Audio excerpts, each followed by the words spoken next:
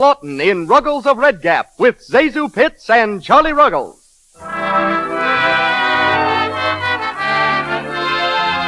Lux presents Hollywood. Tonight's play is the lively and romantic story of an English ballet set down in America's wild and woolly West. Charles Lawton stars in Ruggles of Red Gap with Zazu Pitts and Charlie Ruggles. Between the acts, you'll hear one of the most famous real-life butlers, Herbert Peacock. Our music is conducted by Louis Silvers. This program is brought to the microphone jointly by the makers of Lux Flakes and by you women who are buying Lux Flakes this week and every week. Here's what so many clever women are doing nowadays. They use Lux to care for all their washable clothes and to do their dishes, too. Do you realize how little this costs? Only a few cents, and it saves dollars. Things stay new-looking so much longer. Remember, this is a Luxable year, and to look your best, to benefit from all the loveliness this year's crisp linens, colorful cottons, printed silks, and rayons can give you, be sure to use gentle Lux Flakes frequently. And buy the thrifty big box. Let Lux care for everything you care about. Everything safe in water alone. Ladies and gentlemen, our producer, Mr. Cecil B. DeMille.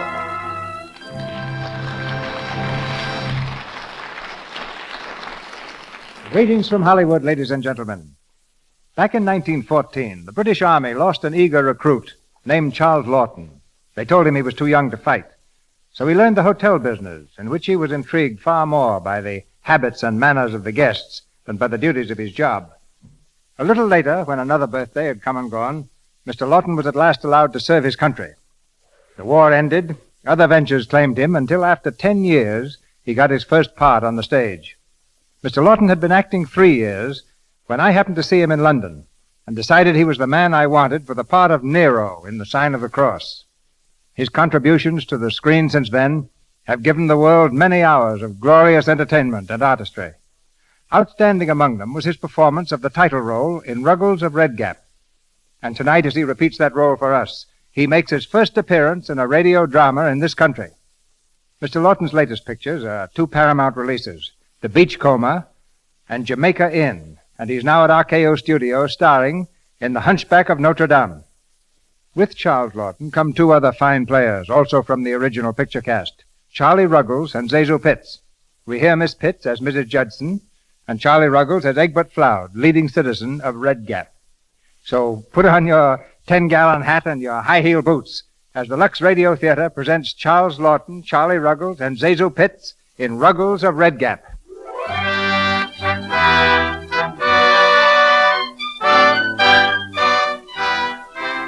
Paris in April. A velvet breeze steals softly through the open windows at the hotel apartment occupied by Lord Bernstead. His lordship, on a visit from London, had had a restless night. By his bedside stands Ruggles, his valet. Immaculate in dress and soft in speech, Ruggles is the perfect gentleman's gentleman. He shakes the coverlet gently and speaks in the liquid tones reserved for awakening the master after a too enjoyable evening. Milord, milord. It's 10 o'clock, milord. What? 10 o'clock, milord. Oh, 10 o'clock what? In the morning, milord. Oh, what day? April the 17th, milord. What year? 1908, milord. Oh, same as yesterday. Is there anything wrong, milord? Everything's wrong. Shellfish again for supper, milord. Well, what of it? You know what they do to your digestion, milord? They don't do a thing to my digestion. No, milord. No, if you want to know, I had oysters and lobster and sherry and champagne. Quite, milord. I had dinner and spent the evening with Mr. and Mrs. Egbert Floud. The, Americans, milord? Yes, they taught me their native game of drawing poker. Quite a horrible experience, milord. Yes, it was. Mrs. Floud telephoned a few minutes ago, milord. I informed her you were asleep. She said you had a surprise for me, milord. She said... Was that all she said? Yes, milord. Your tea, milord? Oh, thank you.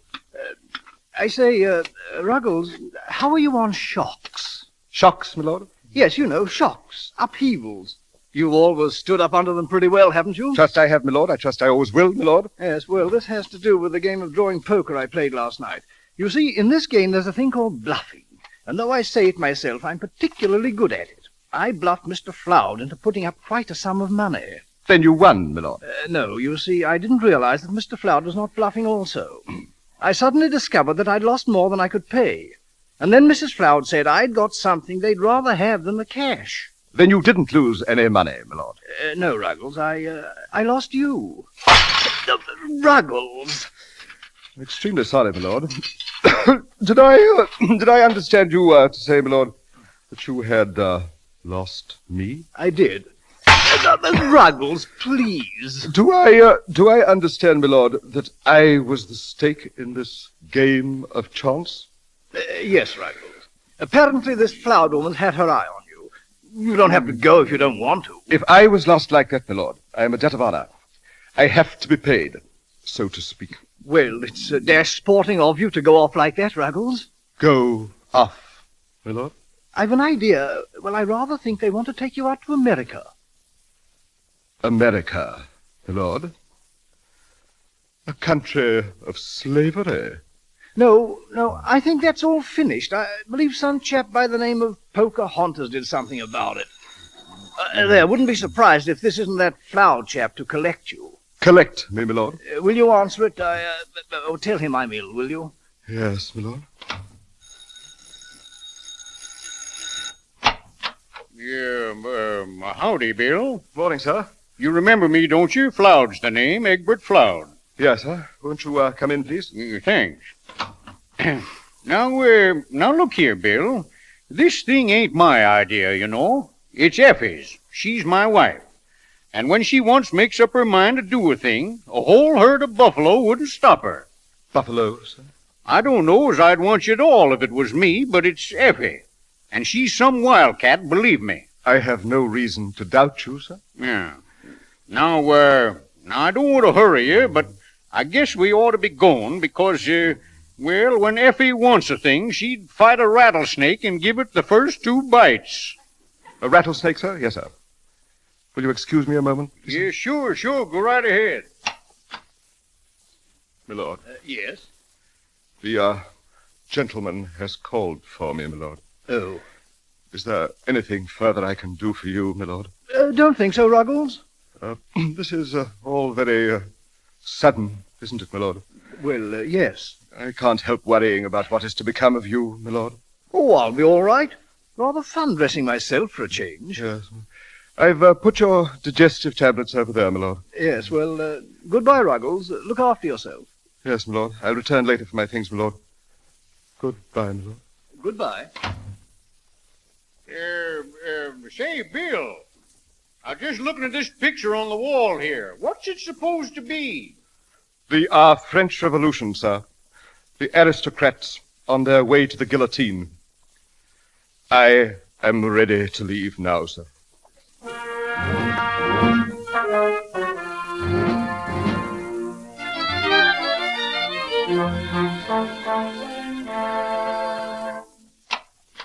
Come on in, Colonel. Hey, Effie, he's here. I got him.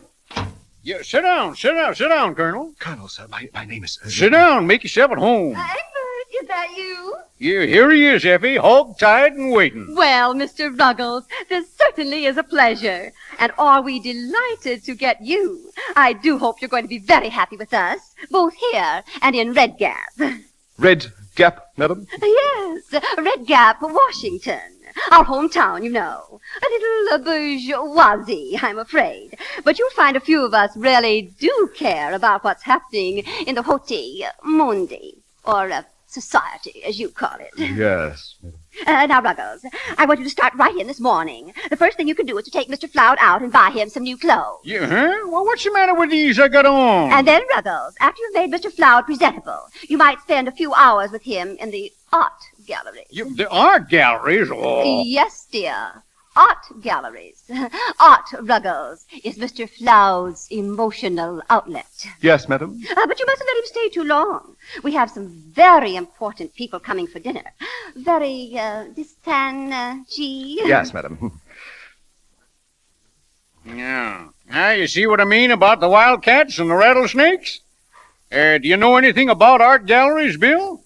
If I may be allowed to say so, sir, we have a common sympathy in the pictorial arts, sir. Oh, yeah. Well, then come on, then. I'll take you to a good one.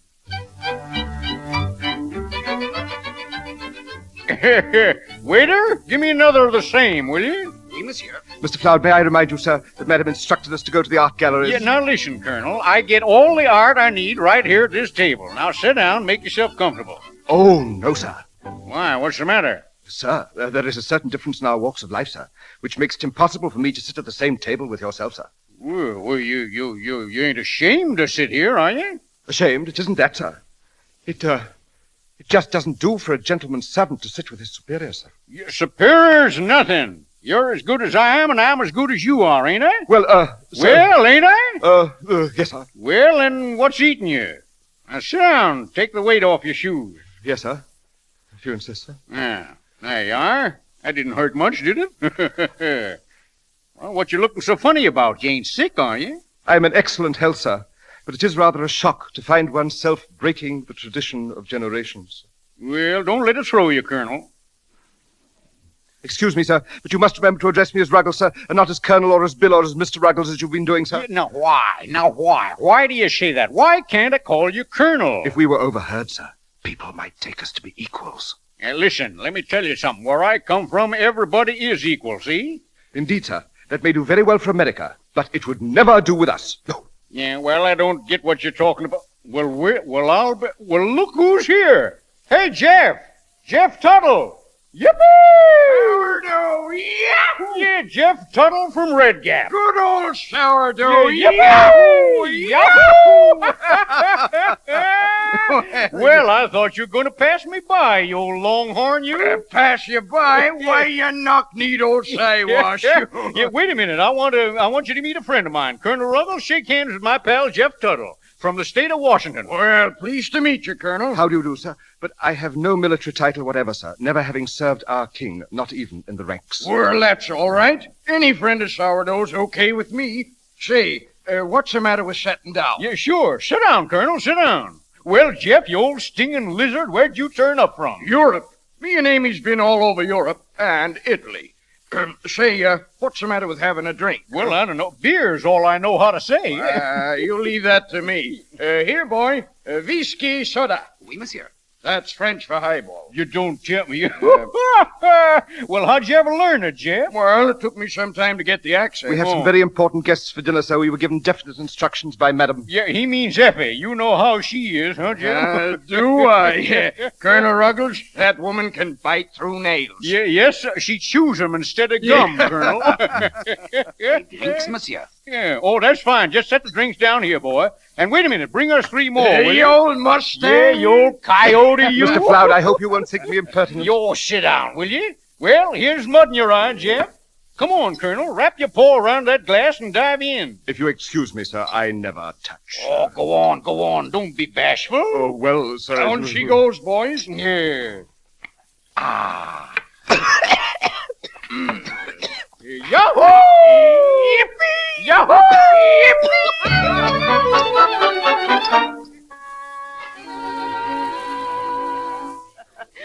Well, how long have you been in Paris, Mrs. Flower? Oh, just a few weeks.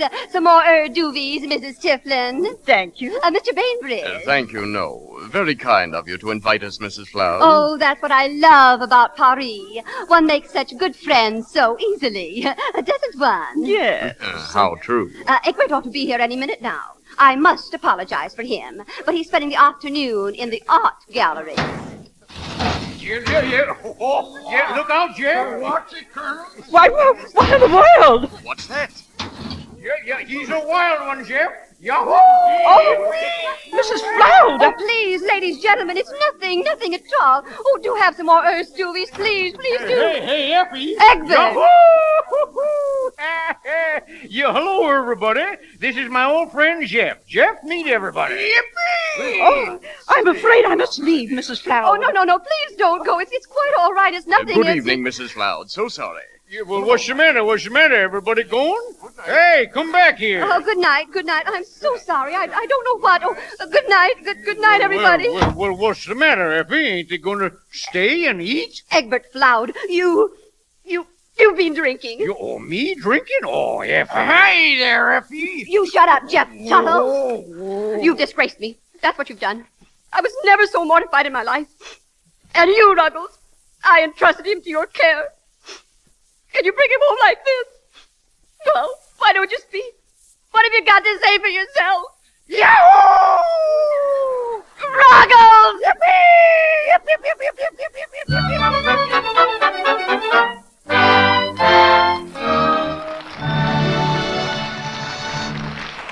The curtain falls on Act One of Ruggles of Red Gap, starring Charles Lawton with Zazu Pitts and Charlie Ruggles. During our brief intermission, we bring you the Browning family. It's a hot summer day, and we find Dot Browning visiting her friend Janie Barrett across the lake. The two girls are talking about a party they're going to next week.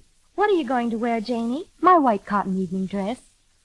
Gee, I wish my hands weren't so red. They'll look dreadful against that white. I know. Hands seem to show so much more in the summertime, don't they? Mm-hmm. And it's awfully hard to keep them nice looking.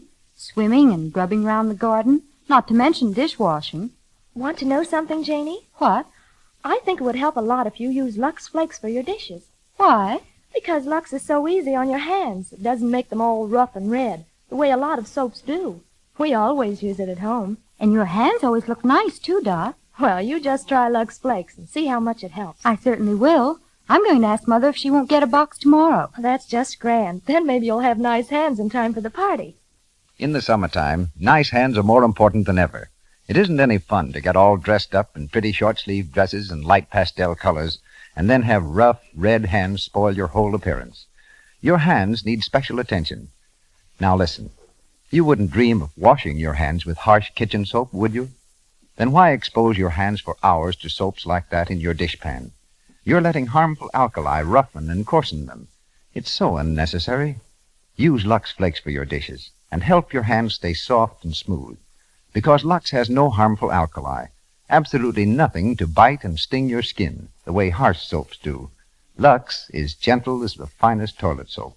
And a little goes so far, Lux is thrifty. And now I see Mr. DeMille is ready for Act Two.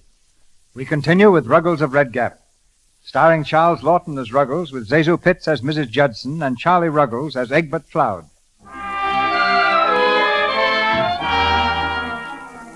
Ruggles has been forgiven for his first misstep, and now, far from his native Piccadilly, far from the comforting notes of London's Big Ben, he journeys fearfully through the vast reaches of the West toward Red Gap, Washington.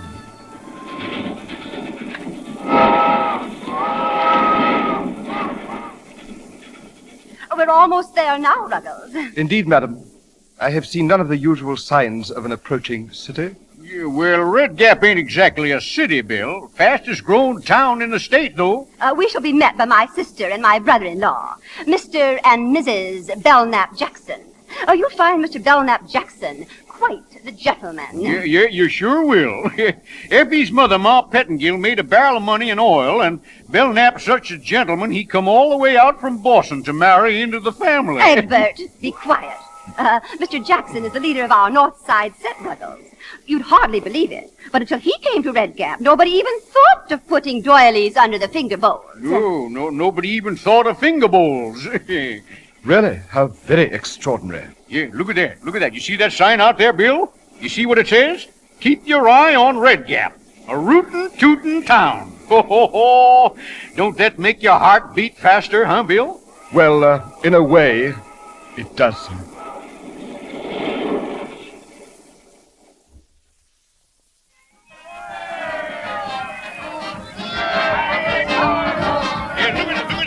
Brass band and everything.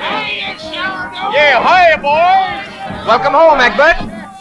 Yeah, huh? Oh, hello, Belknap. Oh, how are you, Effie? Belknap, mon cher Belknap. How are you, mon cher? I have the carriage waiting, Effie. Thank you, Belknap. Oh, this is Ruggles, Egbert's man. We persuaded our friend, Lord Bernstead, to let him come to us. No, really? Take the bags, Ruggles. Very good, son. Egbert, hey, sourdough! Look at there's Ma. Ma Pettingill. Why, you old maverick, you. Sourdough, you old horn toad. Well, you're a sight for sore eyes. You're getting prettier every day. Oh, go on, you bow-legged lizard. Mother, please. Oh, hello, Effie. You're getting fat again. Oh, Ma, listen, I want you to meet the Colonel. Colonel, this is Ma Pettingill. Hi, Colonel. Where's your uniform? Mother, this is Egbert's servant. Shall we leave, Effie? Sure, go ahead. I'll take the Colonel home for you. Mother, you can't. Why not? You ain't going to leave him here, are you? Come on, Colonel. I'll give you a hand with those grips. Thank you, madam.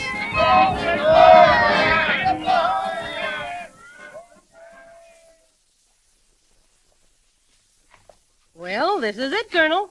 Our little gray home in the West. 20 rooms, and you could drown in the bathtub. It is most impressive, madam. Never mind that madam business, Colonel. Just Ma to you, Ma Pettingill. Yes, madam. Go ahead in, Bill. After you, madam. Well, that's certainly sweet of you. Thanks, Colonel.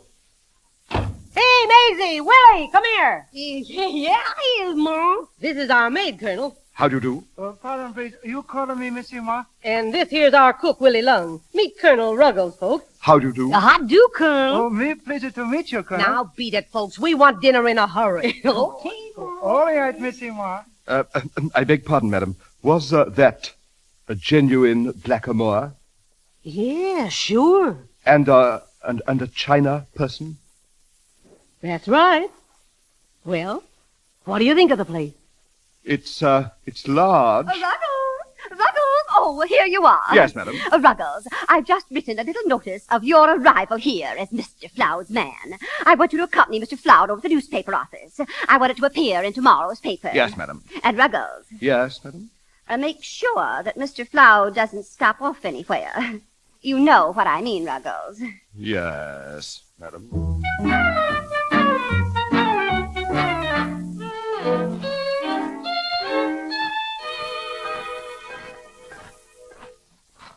Well, come on, Bill. What you stalling around about? Shake your feet. Yes, sir, but are you sure the newspaper office is in this direction, sir? Now stop worrying, Colonel. But I was definitely instructed, sir. Oh, sure, I know. Listen to that. You hear that? That's Nell Kenner singing.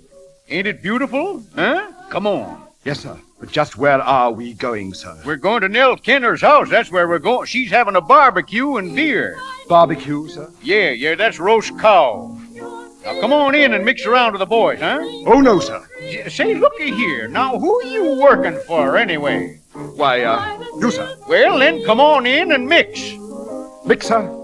Yes, sir. Hey, Sourdough! Hi, Sourdough. Hi, boys. Hi, Sam. Hi, Joe. Welcome home, Sourdough. Well, Jake Henshaw, you old coyote, you. Glad to see you back, eh? Jake, I want you to shake hands with my friend, Colonel Ruggles. Hiya, Colonel. Yeah, this is Jake Henshaw, Colonel, finest newspaper man in the West. How do you do, sir? Colonel, eh? What army? Well, the truth of the matter I is... got it. British Army, retired. Here, wait till I make a note.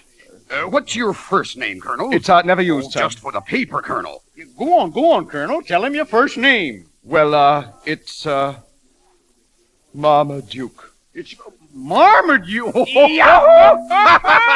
you'll excuse me, Mr. Floud. Yeah, sure, I'll excuse you. Go ahead, Marmaduke. Yeah, go on over there and get yourself around some of that barbecue. Yes, sir. Thank you, sir.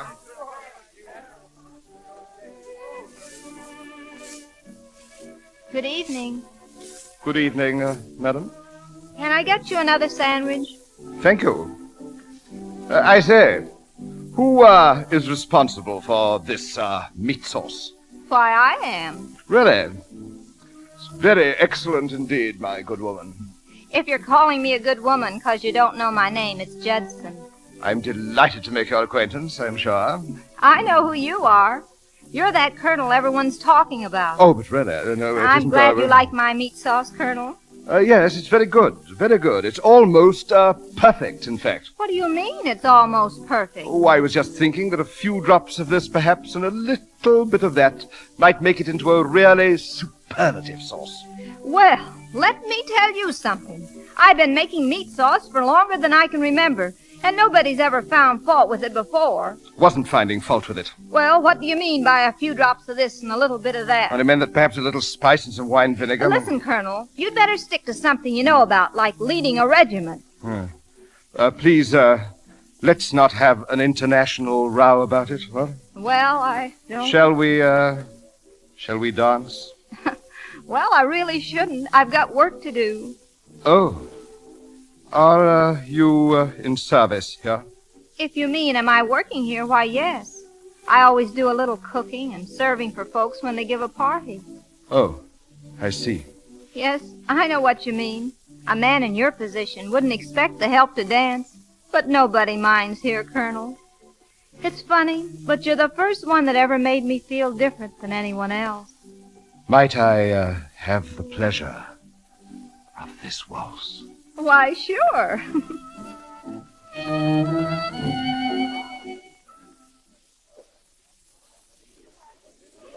It's been a grand evening, Colonel Ruggles. Thank you so much. Please don't mention it. It's been most enjoyable for me also, Mrs. Judson. No, Colonel. Ruggles? Oh, I say, will you excuse me? Mr. Belknap Jackson is calling me from the gate. Sure, go ahead. Ruggles! I hope I shall have the pleasure of seeing you again soon. If you'd like to come to tea someday, Colonel. Ruggles! Yes, I'd be delighted. Good night, Mrs. Judson. Good night. Did you call me, Mr. You Jackson? know very well I did. So this is where you were all evening. Yes, sir. Well, that's fine. What prompted you to mingle with the guests? Oh, sir, I had definite instructions from Mr. Floud, sir, to mix. Well, I'm sorry to spoil your pleasure, but you must come home with me at once. I feel it incumbent upon me, sir, to see if that coincides with Mr. Floud's wishes. Never mind, Mr. Floud. He can stay here. You're coming with me. I think I should speak to Mr. Floud, sir. And I say you're coming with me. Well, are you ready? No, sir. Why, you impertinent... I'm sorry you did that, sir. And I regret that I feel it necessary to retaliate. Why, you... Good night, sir. I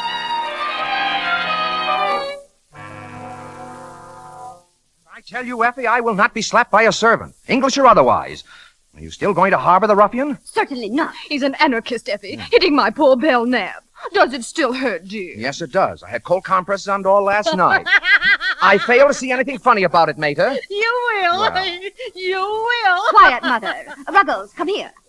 How could you do it?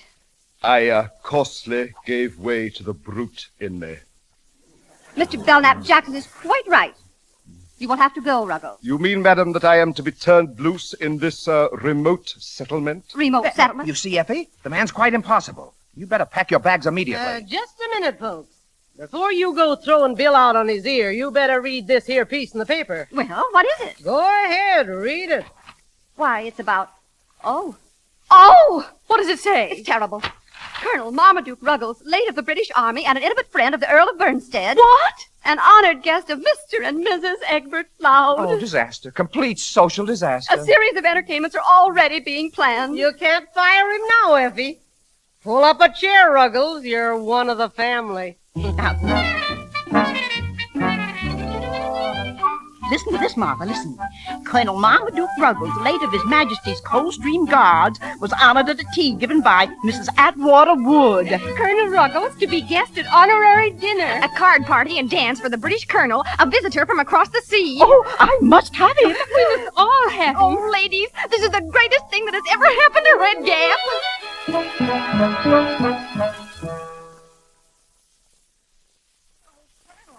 I never thought you'd come here.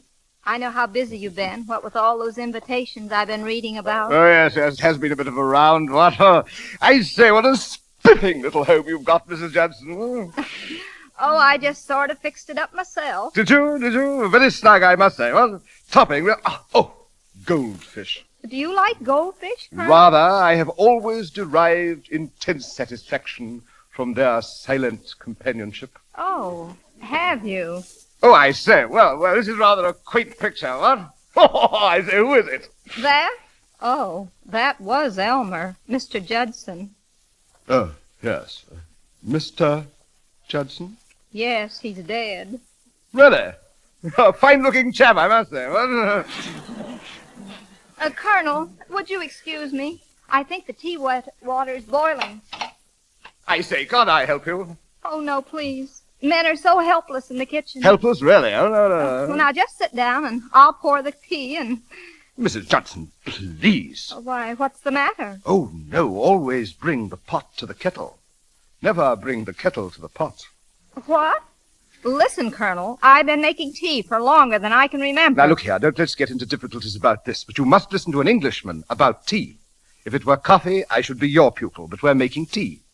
And when making tea, always bring the pot to the kettle, never bring the kettle to the pot. Oh, Colonel, your knowledge is surprising. I don't see why you should say surprising, Mrs. Judson. The best cooks have always been men. I myself have pronounced views as to the preparation and serving of food. Have you? Oh, yes. It would be difficult to describe the intense satisfaction I've always derived from cooking. And goldfish. Huh? You know, Colonel, you were right about that meat sauce, too. It's much better with the vinegar. Isn't that splendid?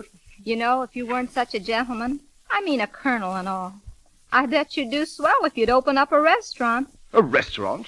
Oh, my dear Mrs. Judson, restaurant. Oh, I know it's silly, and excuse me. Well, sit down, Colonel, and I'll get the tea thing. Oh, thank you. Restaurant. Restaurant. Restaurant.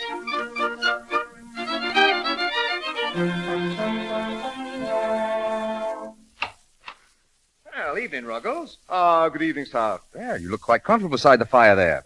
Sit down. Oh, no, thank you, sir. Reading?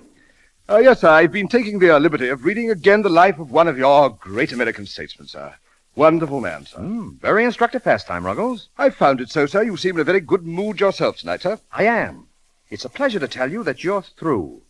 Did you, You're fired, Ruggles. Mrs. Floud instructed me to pay your railroad fare to San Francisco. Yes, sir. There's a train leaving at 9:30. See that you're on it. Train, sir? Yes, train, sir. Yes, sir. Goodbye to you.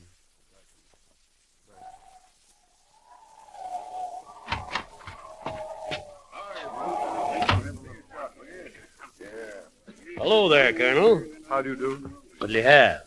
I think I've time for a small glass of beer before the train goes, thank you. Small one, huh? Hiya, Colonel. How do you do? Howdy, Colonel. Hi, Colonel. How do you do? How have you been? In excellent health, thank you. Hey, Bill! Bill! Come over here. Mr. Floud? Come on back here. Well, what are you doing down here, you old lone wolf? Hiya, Colonel. Good evening, madam. Good evening to you, sir.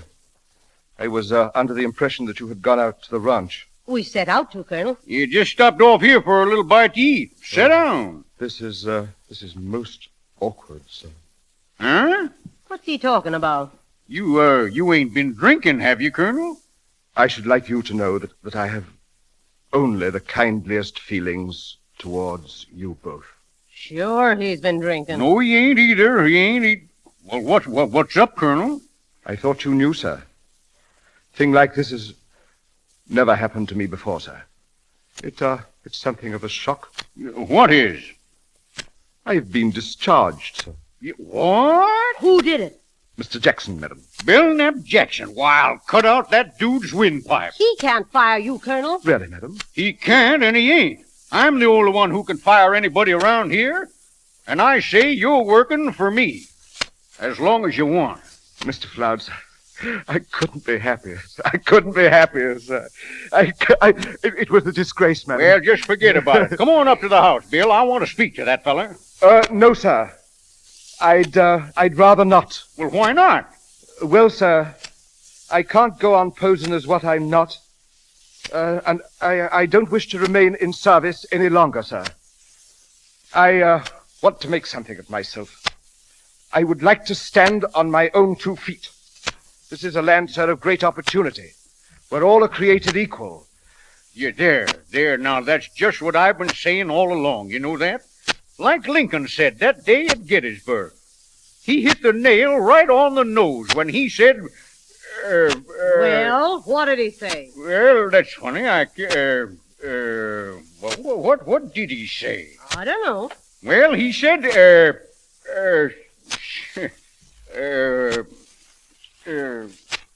hey, Sam. Yeah?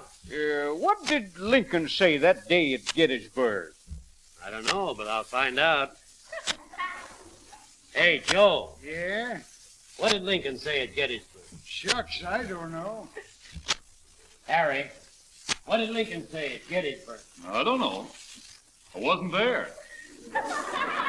Oh, yeah. Hey, Curly. Here? What did Lincoln say at Gettysburg? Well, you got me. Ask Hank. He reads the newspaper. What'd he say, Hank? It's me. Hey, don't anybody know what Abe Lincoln said at Gettysburg? 7 years ago, our father. Guess it ain't no use, Hank. Nobody knows around here. Yeah, well, you're a fine bunch of Americans. Don't even know... Wait a minute. What's that you were saying, Ruggles? What was it, Bill? Go ahead, Colonel. Tell us how it goes. 77 years ago, our fathers brought forth on this continent a new nation, conceived in liberty and dedicated to the proposition that all men are created equal. We are now engaged in a great civil war, testing whether that nation or any nation so conceived and so dedicated can long endure. We are now on a great battlefield of that war. We have come to dedicate a portion of that field as a final resting place for those who here gave their lives, that that nation might live.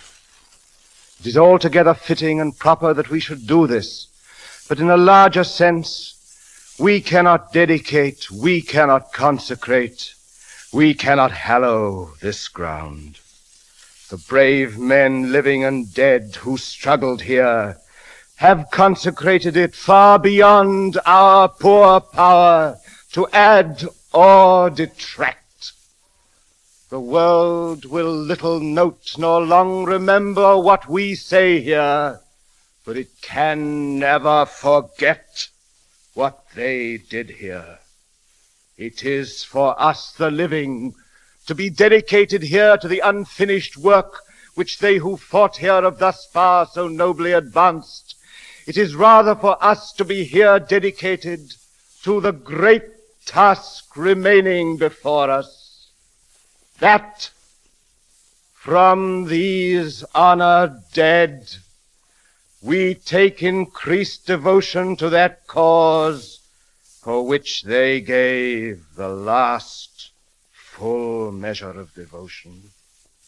That we here highly resolve that these dead shall not have died in vain, that this nation under God shall have a new birth of freedom, and that government of the people, by the people, and for the people shall not perish from the earth.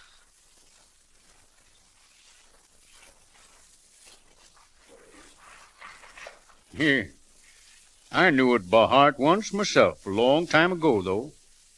You know, it's funny how easy Americans forget the things that are said by Americans.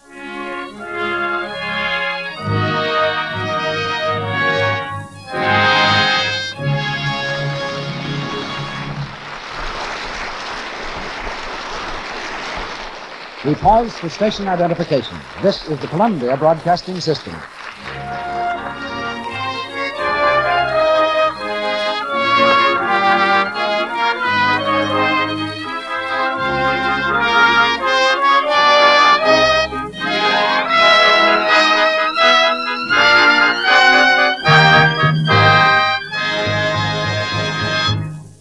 The curtain falls on Act Two of Ruggles of Red Gap, starring Charles Lawton, Zazu Pitts, and Charlie Ruggles. In just a moment, we present a very interesting intermission guest. But first, I want to tell you something very interesting about our product. See this large box of Lux Flakes I have here?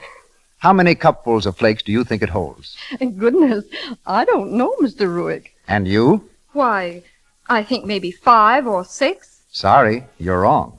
There are 12 cupfuls of delicate sheer flakes in one large box of Lux. That's enough to do your dishes for about 60 meals. Just a few flakes make so many suds, such rich, active suds, too, that it's thrifty to use Lux for dishes. And you know how kind Lux is to your hands. So when you buy soap for your dishes, remember these 3 points.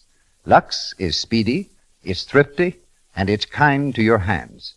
Get the generous large-size box tomorrow. And now, here's Mr. DeMille with our guest. The man we're about to present comes very close to being in real life what Ruggles is in fiction. He's Herbert Peacock, who, like Ruggles, came here from England and devoted his life to attaining perfection as a gentleman's gentleman and butler. For the last 12 years, Mr. Peacock has been a butler in the home of Miss Anne Morgan, distinguished lady of one of our most important families. Going across the country to hear his comments on our play, we bring you Peacock of New York. Thank you, sir. Only a man in service, like myself, can realize what a tremendous shock it must have been to Ruggles to be forced to break the traditions of his time-honored profession and actually sit at that French cafe with Mr. Flower. Although the butler would never presume to overstep the bounds where his master is concerned, he is indeed a gentleman to the staff he supervises. In England, for example, he gets his morning cup of tea brought to him in bed. My father was truly a gentleman's gentleman, and was never known to do a hard day's work in his life. The true butler, wherever he is, sees all, knows all, and makes no sign whatever. Sometimes that's difficult to do, and sometimes it has its humorous side. I have a friend in service who could never allow himself to smile when he overheard a dinner table joke. Of course, no excellent butler would, but he had another reason for saving his laughs for the pantry's ears alone, so he could take his false teeth out and laugh without disaster. Incidents like this made me realize that many household staffs in New York, although they live close to some of the most charming rooms in the world, have few places of their own in which to entertain their friends. So we organized a staff club, of which I am secretary, where we supply all a social club can offer, and have a fine steward who buttles for us. The club publishes a magazine too, written by and for the staffs of homes and estates. We have many out-of-town members, and an honorary member, one of whom we're very proud, Mr. Arthur Treacher, who plays butler's parts in ever so many good movies. Here and Mr. Lawton can get excellent references from us, if they ever needed them.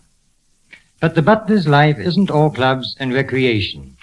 His domain covers everything that happens in the butler's pantry, and that covers a lot. Wines and how to serve them, the making of salads and appetizers, the arrangements of flowers, and many, many other highly specialized functions. You know, Mr. DeMille, that butlers are a class who spend years in one household, and quite naturally we feel, as Ruggles did, the tug of parting with families we get to know and love. We become part of the household. But although a butler is definitely a servant, he tries to make his service so fine a thing, so exact a science, that he maintains not only his own self-respect, but the respect of his master and mistress as well. This very week begins my 13th year with Miss Morgan, so perhaps I'd better get back to my pantry and allow Ruggles to return to his work too. Will that be all, sir? That will be all, Peacock. The service was excellent. Back in Hollywood, we're ready for Act 3 of Ruggles of Red Gap, starring Charles Lawton with Zazu Pitts and Charlie Ruggles.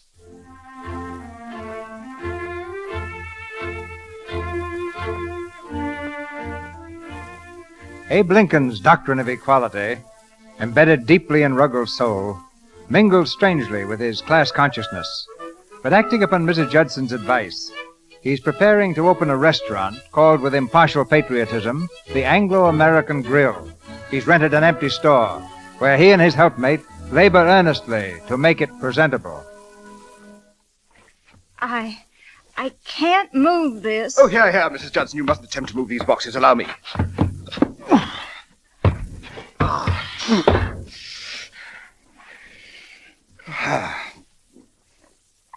It's certainly beginning to look like something. Yes, I'm not at all displeased, you know, not at all. It's going to be a large kitchen, isn't it? I guess I'll have plenty of room. I say, let's hope fervently that we shall need it. Now, I suggest we put a few... Ruggles, it's Mrs. are you Brown. here? Oh, Ruggles, I'm so glad I found you. I've been almost frantic. Is there something wrong, madam? Look at this letter. He's coming here, Ruggles, to Red Gap. He's coming to visit us. Who, madam? Why, Lord Bernstead. Who else? His lordship. Coming here. Yes, isn't it glorious? Of course, I shall be simply frantic arranging dinners, parties, and receptions. But I'm depending on you, Ruggles. Oh, what are you doing now? Are you busy? Yes, rather, madam. Oh, yes, of course, yes. This chop suey joint you were going to open. Well, of course, that's out of the question now. Oh, but here I am, wasting time, and dear George is apt to pop in on us any moment. Oh, Ruggles, you don't know what this means. Au revoir. And don't forget, come to the house as soon as you can, Ruggles. Well, we'd better get on with our work. If you expect to open this place soon. Why, what's the matter? His lordship. He's coming to get me. You're not going to let him, are you? I suppose he needs me. You mean you're going to give up all this to keep him buttoned up? What has he ever done for you? Yes, he did let me down. But I'd be the first member of my family ever to let his family down. And I'd have you know, Mrs. Judson, that it isn't just keeping a man buttoned up. It's heredity and loyalty. I suppose you could call it habit if you wanted to. Well, I call it downright foolishness. Why don't you practice what you've been preaching? First I find out you're not a real colonel. Well, I thought I felt it my duty to tell you. I didn't care. But now I find out you're not even a man. Maybe you better find out what you are. Oh, I feel like jumping in the river. Well, go ahead and jump. And jump in at the bend. It's deeper there.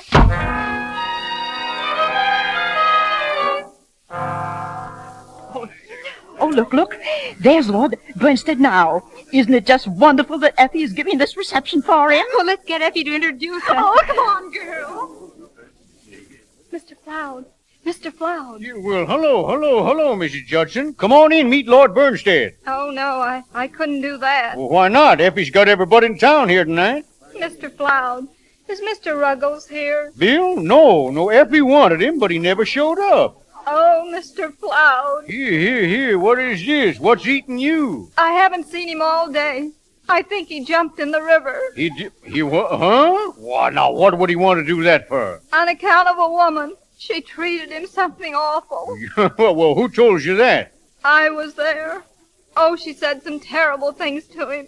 And now he's dead. Now, wait a minute. Keep your hat on now. We'll find him, all right? Good evening, sir. Oh, it's a ghost. Well, good evening, Ruggles. Milord. Good evening, Milord. Where have you been? It's quite all right, Mrs. Judson. Might I have a word with you alone, Milord? Where have you been? Yeah, now, come on, Mrs. Judson. Forget about it. I'll get you something to eat. Come on. Well, where has he been? I thought the Indians had got you, Ruggles. Glad to see you. I'm glad to see you, Milord. I'm sorry I wasn't at the station to meet you, Milord. Oh, that's all right. Come in here, Ruggles. I've had a terrible day, Milord. A terrific fight. Oh, were you outnumbered? An even match, Milord. A woman? No, Milord. I was fighting with myself. Did you win? A decisive victory, Milord. Stout fella. I didn't think you had it in you. You'll find me rather a changed man, Milord. I don't know quite how to tell you, but here in Red Gap, I am considered important. Quite a personage. Oh, yes, Colonel Ruggles, isn't it? Yeah, yes, my lord. Colonel Marmaduke Ruggles of the Coldstream Guards. Horrible mistake, my lord. Quite, if there should be a war. Yes, my lord. Nevertheless, my lord, when people think you are someone, you begin to think you are. That's what I've been fighting about with myself all day, my lord. Am I someone, or am I not? Well, I only just got here, you see, so I wouldn't know. I am someone, my lord. Well, let me be the first to congratulate you. How did you ever find it out? You recollect, Abraham Lincoln, my lord? Oh, yes, fellow with a cherry tree. No, my lord. No, my lord. At any rate, my lord, I am genuinely sorry to have to tell you that I shall not be returning with you to London. I am remaining in Red Gap. Now, wait a minute, Ruggles. It's no use, my lord. My mind is made up. I am entering trade, my lord. A restaurant. It's no good for you, Ruggles. You haven't the background for trade. Nevertheless, my lord, I intend to try.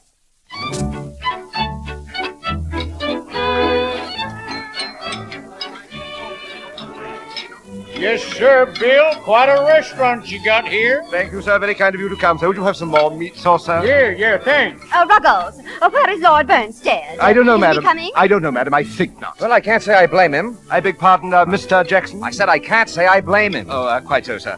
Would you try a little of our meat sauce, sir? Won't make this steak any more tender by any chance. No, never mind. I'll eat when I get home. Take it away. Yes, sir. Sorry, sir. Ruggles, did Lord Bernstead arrive? No. Oh, dear. Why, what's the matter with that steak? Nothing's the matter with it. What happened? I suppose it's wrong to hate anybody, but I dislike Belknap Jackson very much. Now, sit down, Ruggles. I'm going to get you something for your nerves. My nerves are quite all right.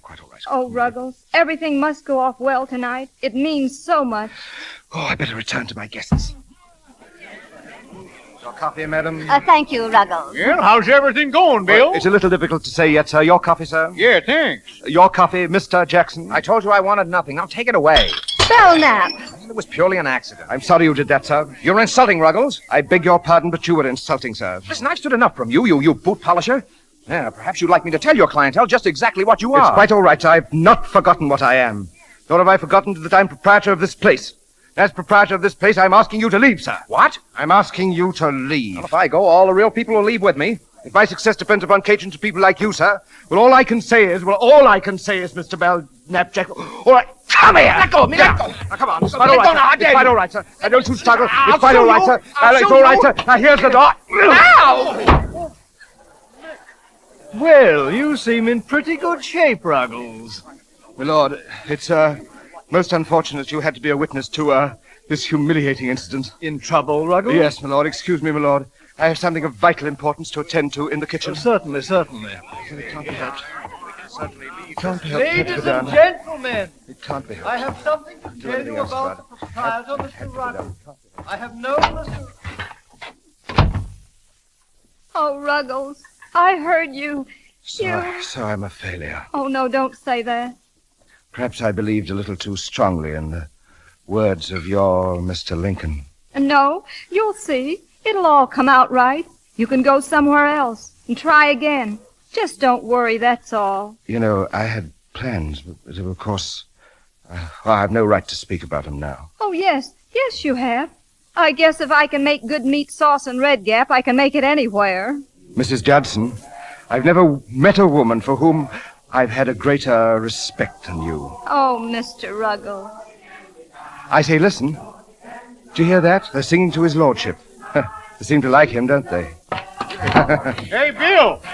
Come yes, on out here. Yes, sir? Come on here.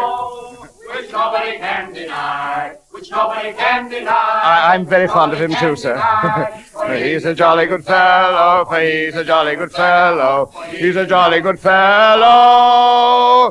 Which nobody can deny. And so say all of us. And so say all of us. For he's a jolly good Bravo! Bravo! Well, wait a minute. Well, you old horse thief, what are you applauding for? They're singing it to you. Yeah, sure, for you. Hey, boys, who's all right? Ruggles is all right! My friends. God bless you all. Good old Bill.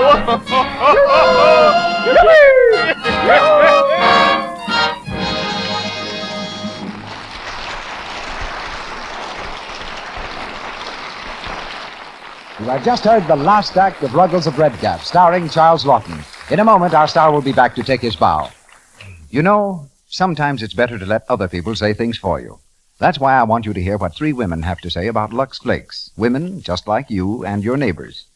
Mrs. A.E. Symington of Long Island says, A big box of Lux does my dishes for 60 meals and takes away the drudgery of dishwashing. Mrs. John V. Deegan of New York says, About a penny's worth of Lux does my dishes for a day, and it helps my hands stay soft and smooth. Another New York woman, Mrs. B.W. Burr, says, It's foolish to bother with soaps that are slow and hard on hands when Lux is so thrifty for dishes.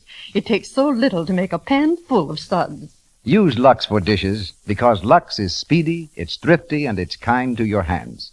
Women have discovered the amazing difference between Lux Flakes and harsh kitchen soaps. Lux has none of the added alkali you find in harsh soaps. Nothing to sting and irritate your skin. It helps your hands stay soft and smooth. And Lux is thrifty. About a penny's worth does your dishes for a whole day. If the water is hard, a little extra Lux softens the water and gives you an abundance of suds. So the smart thing, the thrifty thing to do is use Lux for your dishes every day. Buy the generous large-size box of Lux Flakes. Mr. DeMille. Now we hear our star in a part that he's never played on the air before, that of Charles Lawton. I believe it's been nearly 4 years, Charles, since you were last in the United States. Yes, C.B., it has. It's been about 4 DeMille pictures ago, as they reckon time in this place. I wouldn't count on that as a calendar. Motion pictures depend on inspiration and actors. No, C.B., these actors can get very temperamental sometimes, can't they? Candidly, old boy, as one producer to another, If we could find some way to make these pictures without actors, it would be a very much more profitable enterprise. Yes. I've heard that you've been producing pictures as well as acting in them. How does it feel to be on the other side of the contract? CB, it's a marvelous feeling when the picture's on schedule and everything's going smoothly. Then, of course, there are the other times. And I understand now why many producers are inclined to lose their hair. You've had excellent training for a producer, Charles. Losing my hair? No, being an actor first. This matter of hiring yourself as an actor to yourself as a producer has its problems. I'm never quite certain whether I should pay myself a big salary, far more than I'm worth, and risk a loss as a producer, or pay myself low wages and perhaps make a profit. How can you lose? Oh, I could probably find a way. But now that I'm doing a little producing, if you ever want a job as an actor, CB, just drop over and see me. My advice as a producer, Charles, is to stay clear of DeMille. Confidentially, his acting might be just a bit dated. Oh, I don't know, CB. I've seen you give a swell performance in an office. Seriously, though, I've enjoyed working with you in my first radio play in this country, just as much as I enjoyed our association 6 years ago at Paramount Studios, CB, and that was something. Good night. Good night, Mr. Lawton. We hope your first performance here will be followed by many more. Charlie Ruggles appeared through courtesy of Metro-Goldwyn-Mayer Studio and will be seen in their new film, Balalaika. Zazu Pitt's next picture is the Walter Wanger production, Eternally Yours. Now, Mr. DeMille. As producer of the Lux Radio Theatre, it's my duty each week at this time to tell you about the stars and play for the following week.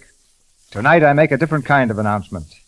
I must say goodbye, not just for myself, but for all of us who bring you the Lux Radio Theatre. Oh, we'll be back with you on September 11th, and that's not so far away. At least once every year, I think I owe you a little accounting, since you, in fact, are partners in our enterprise. You're co-directors in the Lux Radio Theatre. So the 30 people who form our permanent staff and who work throughout the year to make the Lux Radio Theatre what you want it to be, wish to express through me their appreciation of your approval of this theatre, as evidenced by the vast number of your letters and your loyal purchase of Lux Flakes and Lux Toilet Soap. Your support has made this theatre the largest the world has ever known.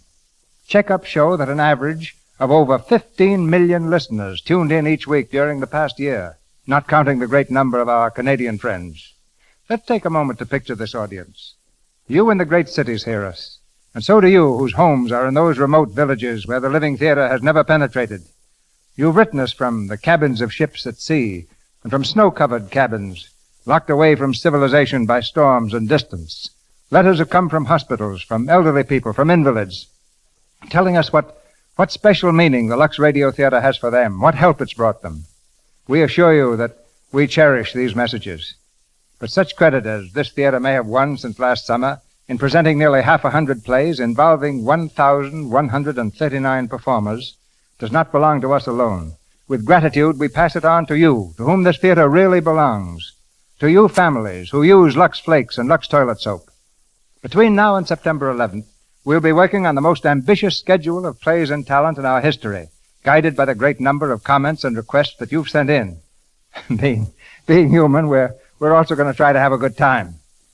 Our real vacation will come not only from our sponsors, but from you, because we know that you won't forget us during this absence from the air, that you'll remember the Lux Radio Theatre in the best way possible by keeping Lux Toilet Soap and Lux Flakes in your homes.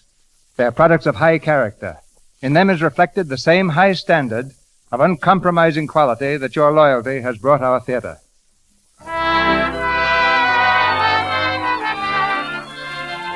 As I say goodbye, I feel as if I'm standing on the peak of a great mountain, which we've climbed together since this theatre first came to the air in October 1934. The glorious panorama that I see is the most thrilling experience that can come to man. Its name is friendship. Wherever you may be on this continent, you have my sincere wishes for a summer of health and happiness. Until September 11th, this is Cecil B. DeMille saying good night and goodbye to you from Hollywood. This is the Columbia Broadcasting System.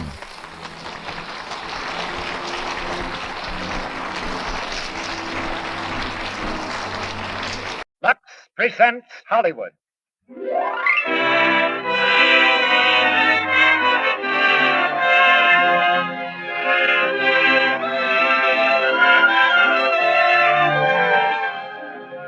Lux Radio Theatre brings you Cary Grant and Claudette Colbert in The Awful Truth with Phyllis Brooks. Ladies and gentlemen, your producer, Mr. Cecil B. DeMille.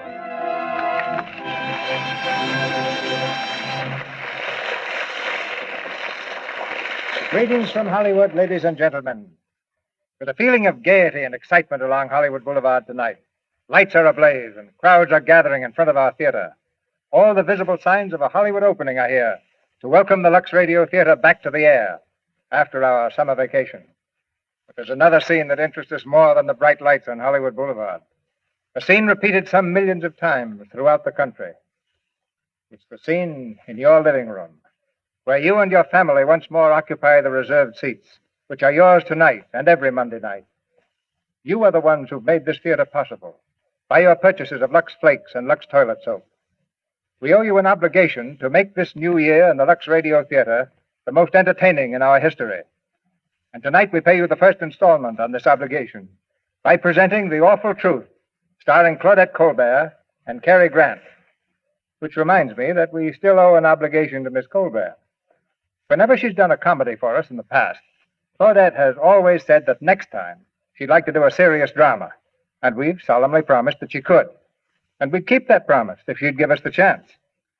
But we're continually finding comedies that she insists on doing. And I'm not a man with either the courage or the inclination to refuse Claudette anything. At lunch not long ago, we talked about plans for the coming season in the Lux Radio Theatre. The moment I mentioned The Awful Truth, I noticed a hungry gleam in Claudette's eye. But quickly explained, of course, that wouldn't interest you. It's a comedy. I was wrong again. Before we came to dessert, Claudette was asking for the script. The memorable performance of Cary Grant as Jerry in the film produced by Columbia Pictures Corporation instantly suggested him for the same role in our radio adaptation, but he was easier to cast than to find. In fact, Cary Grant is probably one of the hardest men in Hollywood to find. Our intelligence service, however, tracked him to the beach, where he'd gone swimming with Phyllis Brooks. That gave us another idea, and we signed them both right there, dripping wet. And so, ladies and gentlemen, the very pleasant truth is that we're ready to give you the awful truth as we raise the curtain on a new season in the Lux Radio Theatre, and Act One of our play, starring Cary Grant as Jerry and Claudette Colbert as Lucy, with Phyllis Brooks as Barbara.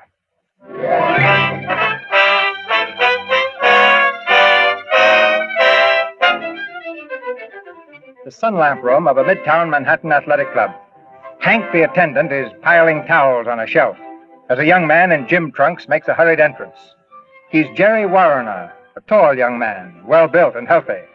But just now, there's a sharp contrast between his decided pallor and the two dark, magnificent circles under his eyes. With a quick movement, he bounces up on the table and stretches out luxuriously. All right, Hank, my man, turn on that sun lamp, give her all she's got. Well, about 15 minutes on each side is all I'd recommend, Mr. Warner. No, 15 minutes, nothing. I've got to get a deep Florida tan if it takes all afternoon. Give it the juice. Well, okay. Attaboy. All aboard from Miami, Palm Beach, and Point South. Hi, Jerry. Oh, hello, Frank. I heard you were in here. Thought maybe you'd like to play a little squash. Sorry, Frank, no time. Say, you're awfully white-skinned for a guy who just spent 2 weeks in Florida. No, that's just what I thought. What did you do down there? Carry a parasol? Or didn't you go? Don't let any idea like that get around. I get it. Pulling a fast one on the little wife, huh? Oh, now look, Frank, I'm surprised at you. I'm supposed to have been in Florida. Now, suppose one of Lucy's friends says, why isn't he tanned? Well, Lucy's going to be embarrassed. Well, I'm going to be tanned. Lucy's not going to be embarrassed. And what wives don't know won't hurt them.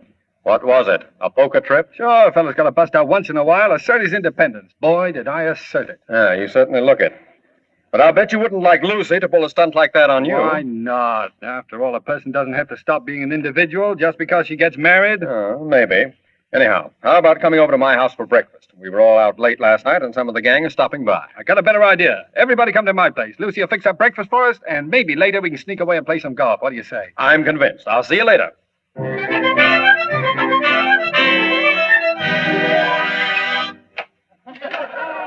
Okay, ladies and gents, come on in. The joint is yours. Jerry, that sunburn. You're positively vermilion. Yeah? Wait till Lucy sees what Florida did for you. Yeah, where is she? Hey, Lucy! Lucy! Surprise! Well, hello, old dog of mine. How you been? Hey, where's Mama? Where is she? Welcome back, Mr. Warner. Oh, hello, Celeste. Will you tell Mrs. Warner I'm here? I'm sorry, sir. Mrs. Warner's not at home. Not home. Where'd she go? I don't know, sir. Oh, well, when did she leave? I'm not sure, sir. I think last night. You mean she hasn't been... Oh, well, okay, never mind. What's the matter, Jerry? No welcoming arms to greet you this trip? Mind your own business, will you?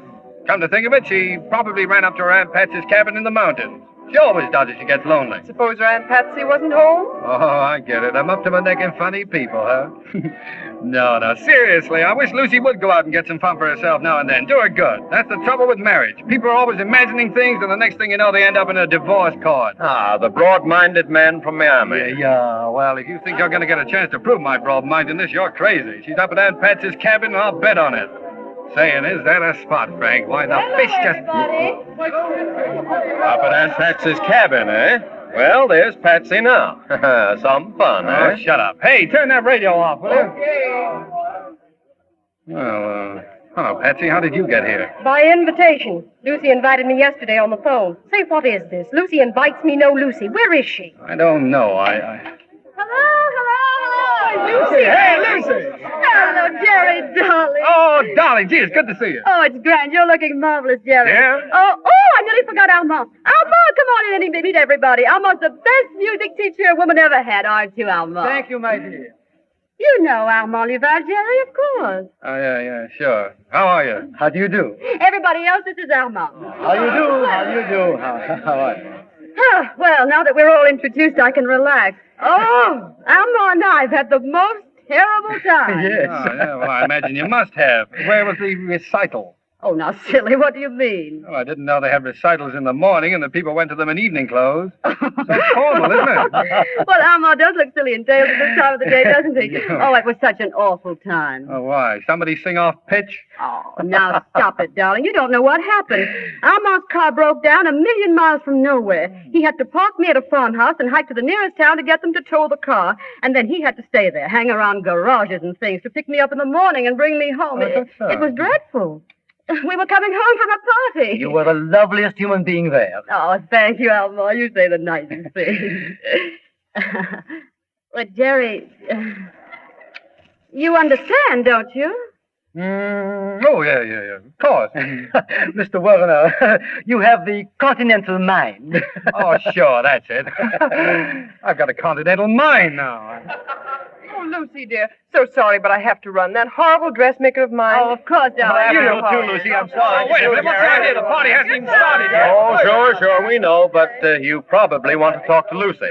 Oh, come on, people. I'll give you all a hint. Okay, Frank, over here. Goodbye, Jerry. Bye. Well, Mr. Louvel, why didn't you let Frank give you a hitch? I wanted to explain. You see, Mr. Warner, the next time I take your wife out, I hope that... I hope you buy a new car, else I'll loan you mine. Are you hungry? Huh? Oh, thanks. Well, yes, I am. Now, why don't you run out and get a bite? Big, strong fellow like you should take care of himself, sitting in drafty garages all night. Mr. Warner, what have I done? That's what I'm going to find out. Oh, now, Jerry. We'll discuss this in private, please. That is, if Mr. Louvel can remember where we keep our door. Very well. Perhaps it's best this way, Lucy. Will I see you soon? Well, of course, Alma. Oh, it's all been so perfect, Lucy. Thank you for everything. And, Mr. Warner, I think you must be out of your continental mind. You know, that was pretty funny at that. I mean, what he just said. Oh, very funny. Brush me off, will you? Well, he's gone. You can speak freely, darling. Well, Lucy, what have you got to say for yourself? Oh, that's so smart. Well, I knew you'd say that, and I'm prepared to answer. Alma was invited to the party by a young man whose sister is a pupil of Alma. Alma invited me to go along. I went because I could think of nothing better to do. Believe it or not, I was lonely. Yes, and then the car broke down. Yes, and then I stayed at the farmhouse. I slept badly because of insufficient blankets. Twice during the night, I coughed. Now, let me see, was there anything else? Now, look, Lucy, this situation isn't amusing, although you seem to think it is. If you had sense enough to see it, you know that our marriage is teetering on the edge of a cliff. Well, you'll try to be funny. But perhaps marriage doesn't mean anything to you. Perhaps you've no sentiment left for me. Look at this on the table, a letter I wrote you from Florida, and you didn't even open it. It's enough to destroy one's faith, isn't it? Oh, I haven't any faith left in anyone. Not even in that conscientious soul at Miami Beach who followed your directions so nicely and mailed me a letter every day? Huh? What on earth are you talking about? Oh, darling, you look so cute and pleased with your little athletic club sunburst. Rather like a small boy who's just had his curls cut off. Well, I don't like to be unpleasant, Jerry, but you were not in Florida. Now, don't change the subject. You weren't in Florida, and you weren't in Montreal that time you said you were going there. Once you even had the letters mailed from the wrong place. Dear Lucy, Charleston is such a quaint city. The quaint thing about Charleston is Charleston's postmark is Perth Amboy, New Jersey. Nice trick your friend played on you. Now, wait a minute. Don't try to justify your behavior by insinuating things about me. What? But I haven't any behavior to justify. I've just been unlucky, that's all. You came home and caught me in the truth. It seems there's nothing less logical than the truth. Oh, a philosopher, huh? You don't believe me? How can I believe you? Oh, listen, Jerry. Now, don't you see that there can't be any doubt in marriage? The whole thing is built on faith, and if you've lost that, you've lost everything. Yes, I suppose when that's gone, the marriage is washed up, isn't it? Do you mean that? Sure. Well, I guess that settles it. I guess it does. And let me tell you something. Well, let me tell you something. I wouldn't go on living with you if you were dipped in platinum. So go on. Oh, go on. Divorce me. It'll be a pleasure. Divorce you? Are you crazy? Do you think I want people to think you preferred that music lover to me? Well, then I'll divorce you. It's customary anyway. I think it has something to do with the husband being a gentleman. Never mind the gentleman stuff. Just get going on it. Go on. I'll call the lawyer right now. By the way, what's the most convenient day for you to be divorced? In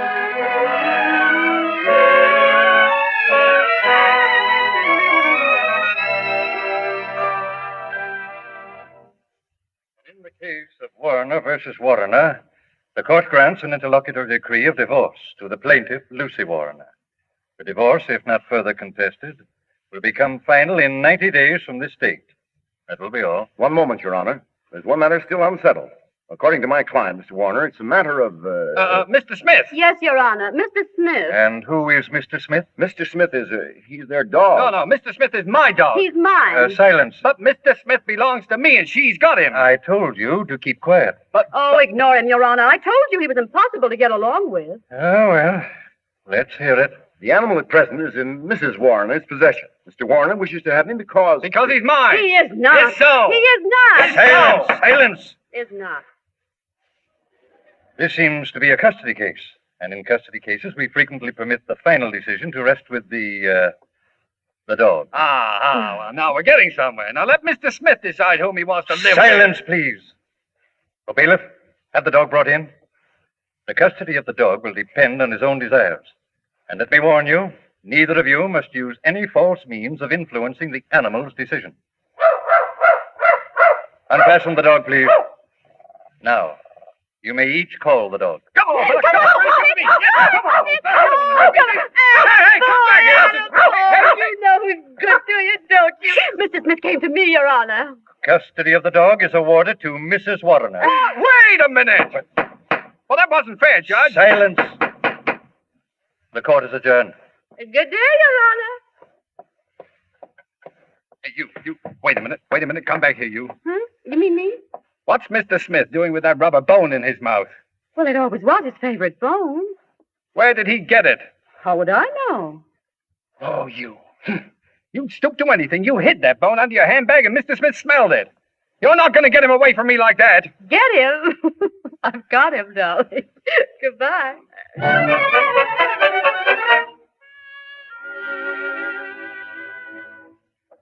Rain, rain, rain. Look at that rain. Oh, why, Aunt Patsy? Is it doing anything besides falling? I don't think so. Nothing unusual ever happens around here. If I'd known we were going to be buried side by side, I'd never have considered to take an apartment with you. Yes, but I needed you, Aunt Patsy. You know the period of readjustment that comes in the wake of a divorce. Readjustment, my foot. Just another word for moping around. Oh, don't be silly. Oh, why, you know dozens of men who turn handsprings at the chance to take you out. But no, you'd rather sit around and readjust yourself. No, you're just an old grouch, that's all. Yeah? Well, this is one old grouch who wants to go somewhere where there's life. And I don't mean plant life. Well, we can't go out without escorts, so that's that. Well, I don't need an escort to go down to the lobby. I'm going down to the newsstand and see Joe. He may be funny looking, but he's a man, and maybe he knocks off early. Oh, Aunt Patsy, you wouldn't. Oh, why wouldn't, eh? You're talking to a desperate woman. Thank you, Mr. Wainwright. Well, I guess I've read pretty nearly everything here, Joe. Too bad, ma'am. Isn't it? I'm so bored.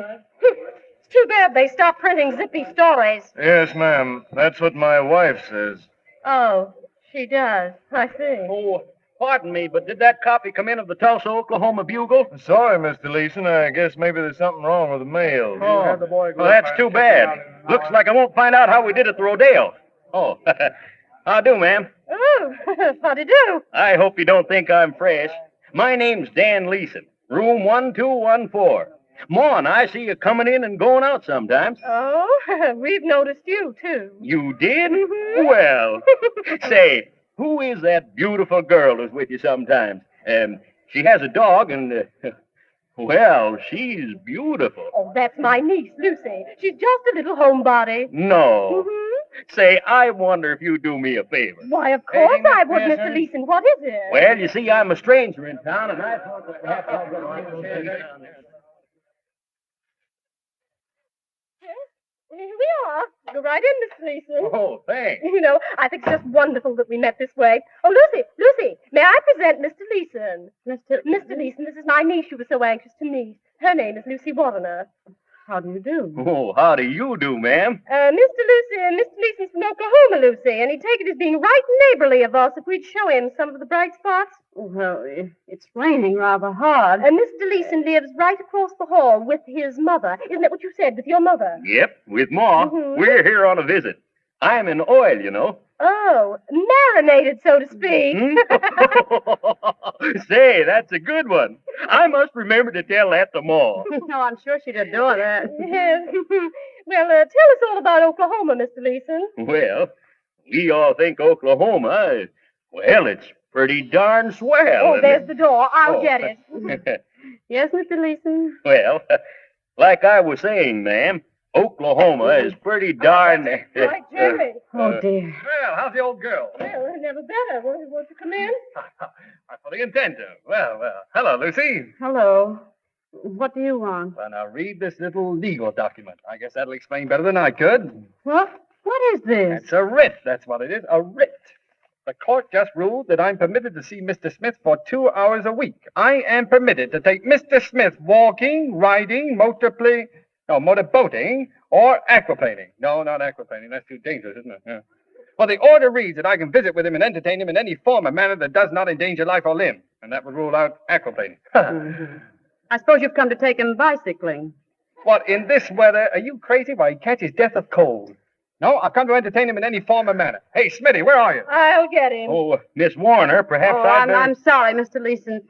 This is my husband. Oh. Well, he's only my husband for... How much longer is it? Oh, 60 days. No. 59. Well, how are you, Mr. Leeson? Howdy. I'm glad to know you. Excuse me, what did you say? I said I'm glad to know you. Oh, well. How can you be glad to know me? I know how I'd feel if I was sitting with a girl and her husband walked in. Yes, I'll bet you do. What's that supposed to mean, huh? Nothing. Why don't you go and play with the dog? Sure, where is he? Hey, Mr. Smith! Where are you, fella? See you, Francis boy. See you, old fella. It's good to see you. Look what I brought you. You're all leather strapped. Come on, let's have a talk about You were telling us about Oklahoma, Mr. Leeson. Oh, yes.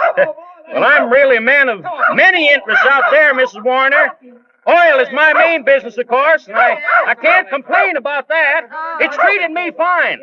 And I have a big ranch. It's more of a hobby than anything. Oh, the lamp, Jerry, you broke the lamp. It's nothing. I'll get you a new one. Oh, don't bother. It's only a little import. Like I was saying, Mrs. Warner, this ranch is just outside of Tulsa. I have just about everything. Good heavens. Jerry, do you have to play that game? Any other ones? Yes. Get his rubber bone for him. He loves that bone. Oh, yes, I remember. Where is it? In the closet, right there. Huh? In here? That's right. I can't find it. Oh, but just keep looking. Hey, what is this? Lock the door on me. Aunt Patsy, what are you doing? Lucy, dear, why don't you run along with Mr. Leeson? Patsy, let me out of here. I'm locked in. Say, is anything wrong? Oh, no. That's just a game Mr. Warner has with the dog. Oh. I want to get out of here. Oh, Lord. Come on, Mr. Leeson. Let's go. Huh? Oh, swear. Good night, Aunt Patsy. I hope you know what you're doing. Good night, dear. Night. Night. Oh, I'll break the door down if you don't let me out of here. Just a minute. Come on out, Jerry. Oh, framed. That's what I am, framed. Ha! You're trying to cook up something between my wife and that Buffalo Bill, aren't you? Your wife? She's still my wife for 60 days. 59. All right, 59, but she's still my wife. Do you understand? And what are you going to do about it? You'll find out what I'm going to do. Stick around and watch. I've got some rights around here. To entertain Mr. Smith in any form or manner. Oh, shut up.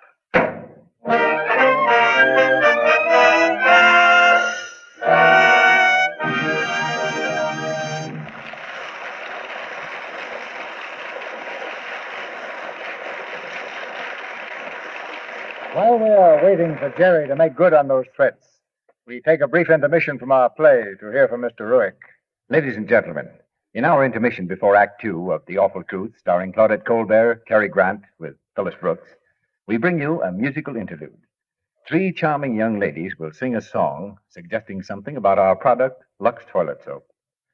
Well, Sally, and what is your song going to be? Sweet Sue, Mr. Ruick. Shall we sing it? Yes, please. Every star above knows the one I love. Sweet Sue, just you. And the moon on high knows the reason why it's you. No one but you. No one else it seems ever shares my dreams. Without you, dear, I don't know what I'd do.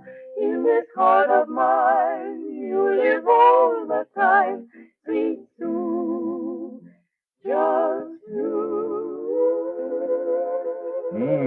A sweet song. And you chose it because... Well, Mr. Ruick, because we think one of the nicest things about Lux toilet soap is the way it leaves you feeling so sweet. So Sweet Sue reminds you of a Lux girl. That's nice. And it's true that Lux Toilet Soap leaves you feeling sweet and dainty. That's why it's such a delightful bath soap. Really, a fragrant Lux Toilet Soap bath is the most refreshing experience you can have when you're tired and feeling sort of, well, uncharming. Its rich, creamy, active lather just floats away perspiration and dust and dirt, leaves you utterly dainty. And when you consider how little Lux Toilet Soap costs, only a few pennies, why, every member of the family can share the luxury of this kind of bath. You know, it's because so many millions of cakes of Lux Toilet Soap are sold that it can cost so little. So everybody, fathers, mothers, youngsters, babies, can have its gentle care. Remember that it's gentle, it cleanses beautifully, it leaves you dainty and sweet and charming to other people, as you always want to be. Buy 3 cakes at a time so that Lux Toilet Soap will always be at hand. Our producer, Mr. DeMille. Act 2 of The Awful Truth, starring Claudette Colbert as Lucy, Cary Grant as Jerry, with Phyllis Brooks as Barbara.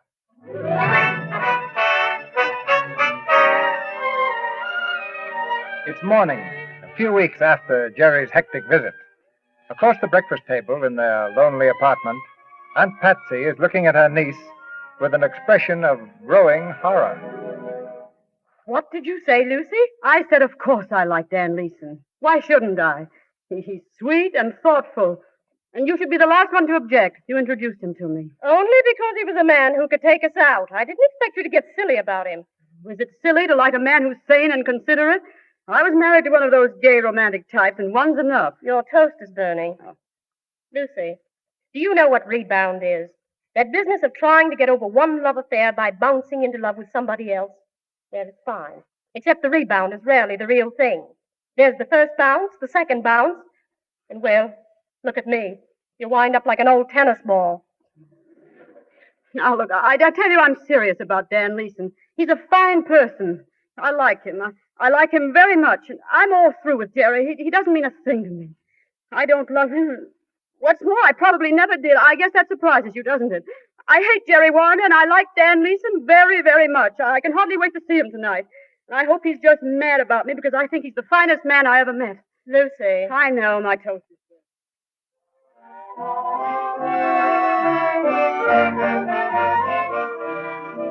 Honest to goodness, Mr. Warner, I think it's simply wonderful of you to come here just to hear me sing. Huh? Oh, yeah, sure. Mr. Warner, you're awful sweet and all that, but you always seem to have your mind on something else. Or maybe it's someone else. Am I right, Sugar Pie? Oh, yeah. I'm in love with love. In the spring, a young man's fancy likely turns to what he's been thinking about all winter. Say, how long have you been talking like Amos and Andy? Oh, for a long time. It helps me in my work. Well, shut my mouth. Who's that dull-just-looking creature just coming in? Oh, where? Oh, my. Well, you've heard that gag that's flying around town. Who was that lady I saw you with? You mean that's no lady, that's your wife? That's my wife. I guess this is our table over here, Lucy. Sit down. Come on over and meet her.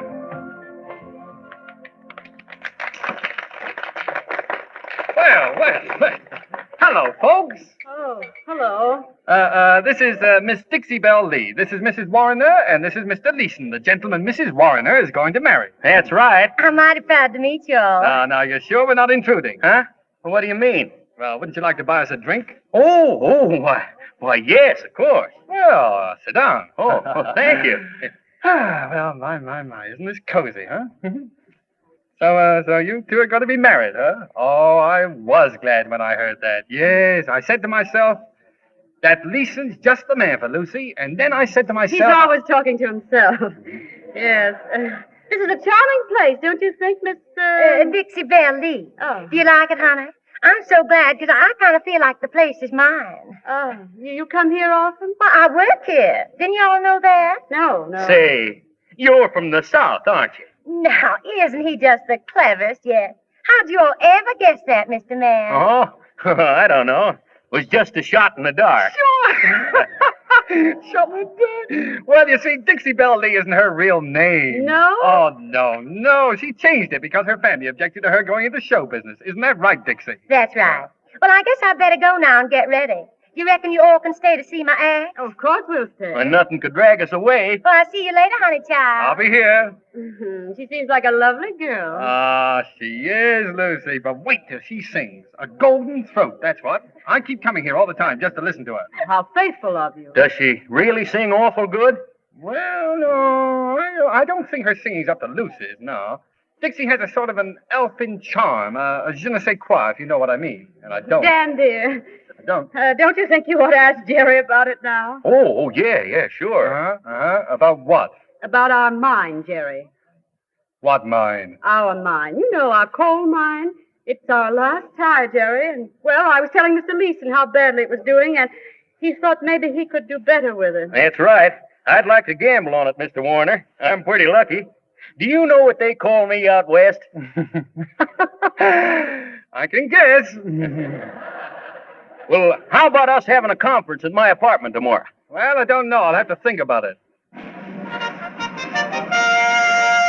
And now, ladies and gentlemen, it is with great pleasure that I present that great little artist, Miss Dixie Belle Lee. Here she comes, isn't she pretty? She sure is. The costume's a little short, isn't it? I mean, unless she does a tank act. Shh. Listen to this. Listen.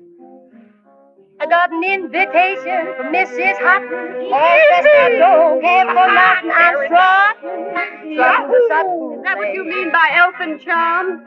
I might be right there. Say, she'd go great in Oklahoma, wouldn't she? Come on, swing it, miss. Yippee! Dan, I don't feel well. Yippee! Why, well, what's the trouble, Lucy? Dan, I think you'd better take me home. But, Lucy, we can't walk out in the middle of Miss Lee singing. Don't you like her, Lucy? Oh, I love her, yes. But I can see now it was easier for her to change her name than for her whole family to change theirs. Come on, Dan. Well, all right, if you want, Lucy. Don't forget tomorrow afternoon at my apartment, Mr. Warner, about that mine. I'll be there, big boy. Mrs. Houghton, all dressed up, don't care for nothing, I'm strutting. Sit down, Warner. I want to hear all about this mine. Well, I've got all the records and history with me. Oh, by the way, Lucy, I searched all over for the report McCall made before we bought it, but I couldn't find it. You must have it. Well, perhaps I have. Well, when you get a chance, take a look through your stocking drawer, will you? You know, Dan, she always hides important things in the top drawer of her dresser. She does? Oh, sure. It's an old habit of hers. Every legal paper we ever had smelled a sachet. Even our marriage certificate. About the mine, Jerry.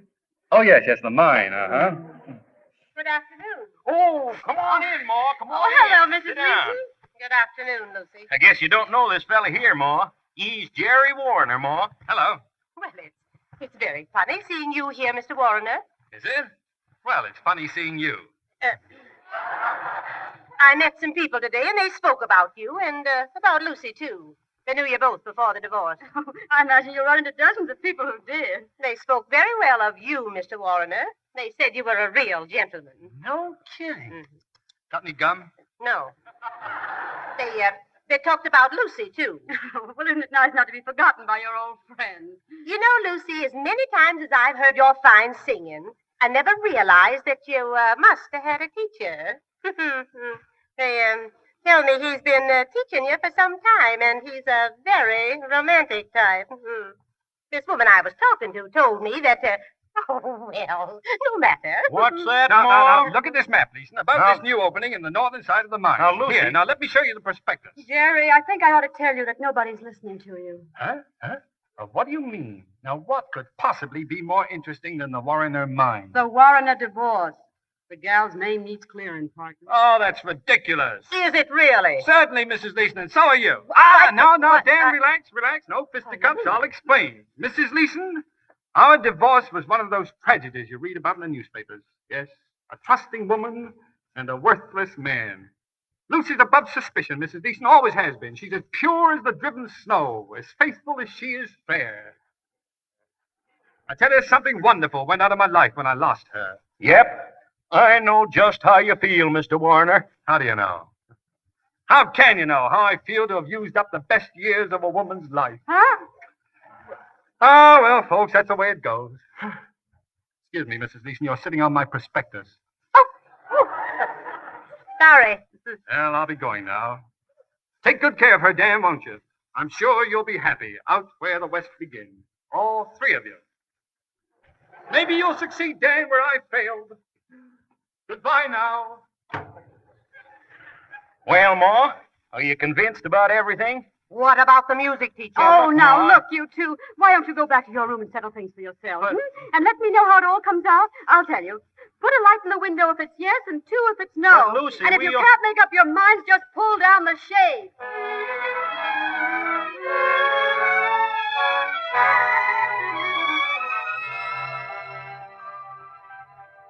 All I want to know is, what has Armand Laval got to do with all this? Why is he coming here? Because I sent for him. You said that. I still say, why? You ruined your last happy home.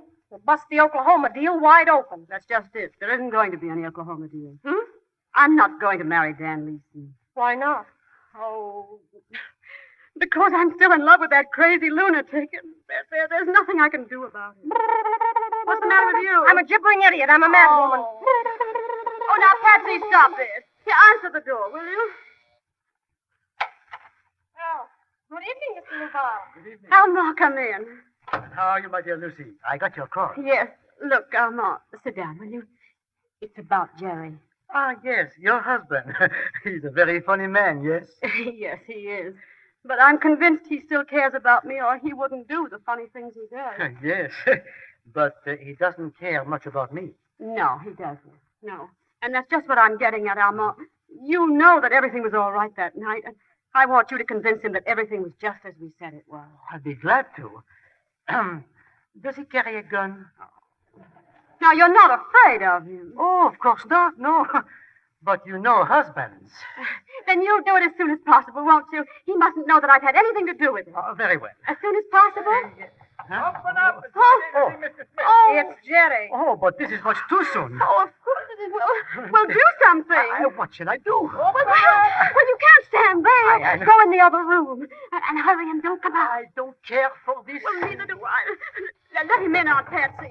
Oh, Lord. You said it. Greetings, Patsy. Oh. Hello. Oh, hello, Lucy. Hello. Hello. What's the matter?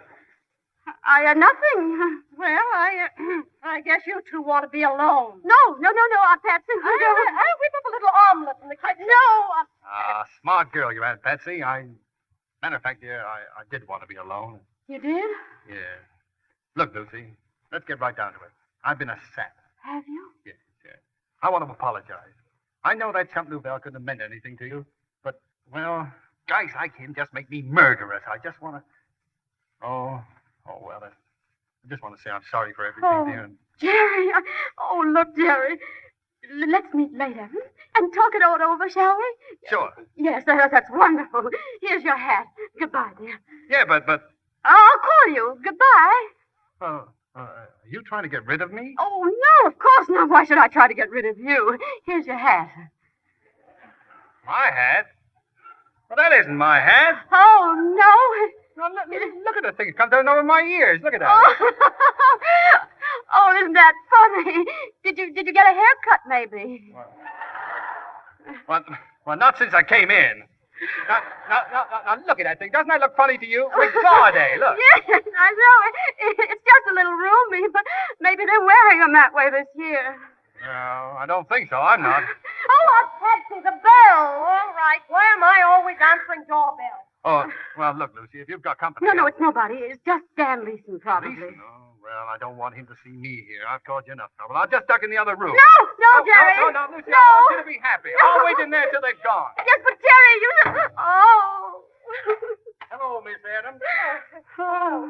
It's Mr. Leeson and his mother, Lucy. Hello, Lucy. Lucy, dear, I've come to tell you something. Hello. We've come to tell you, Lucy. Well, what have you come to tell me? I want to apologize for those awful things I accused you of this morning, Lucy. Yes? Yes? Well, go on. What's that? I think somebody's cleaning up in the next room.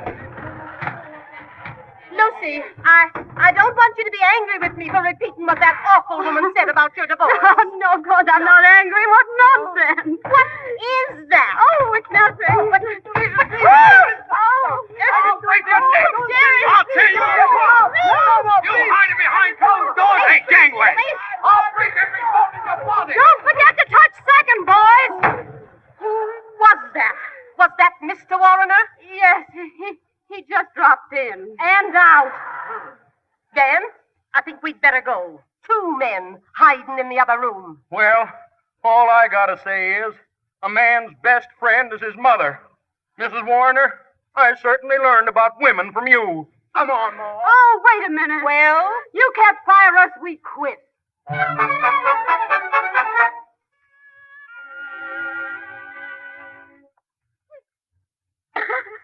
Oh, Lucy, don't. Don't cry, dear. He believed it. He thought Elmore was hiding in that room. Sure. So did his mother. I'm talking about Jerry. Oh, Jerry. It's getting hard to keep track. What's the matter with Jerry? Well, you read this in the newspaper. Oh, I could die. Let's see. Jerry Warrener is being seen these days with Barbara Vance, the madcap heiress. We wonder if there'll be wedding bells when Jerry's divorce becomes final in 2 weeks. 2 weeks? She's going to steal him from me. It's bigamy. She's not married to him yet. No, and she won't be. He said he'd stick to me for better or worse. And if he knows what's good for him, he'd better.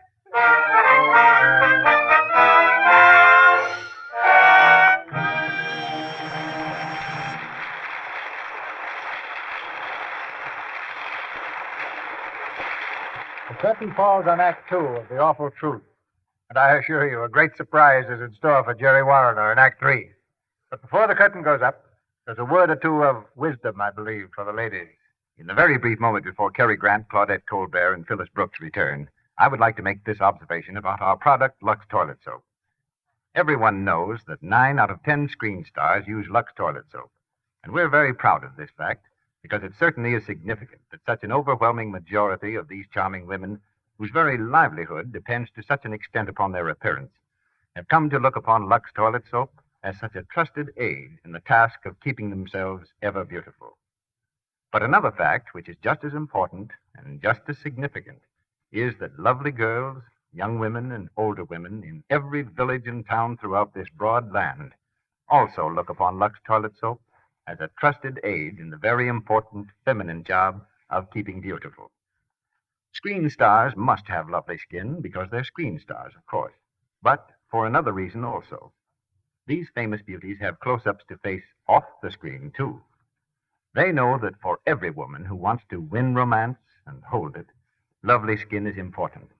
And that's why they are really glad to be able to pass on to other women the happy experience they've had with Lux toilet soap. Here's what Betty Davis says. I use Lux toilet soap regularly, as other Hollywood screen stars do. Why don't you use this fragrant white soap? So I'm going to ask every woman in our audience if she won't go to the store tomorrow and buy at least 3 cakes of Lux toilet soap and use this fine, white, gentle soap with active lather faithfully. And it is my honest belief that if you do this, when the 3 cakes have gone, you will be just as enthusiastic over Lux toilet soap as the screen stars. We pause now for station identification. This is the Columbia Broadcasting System.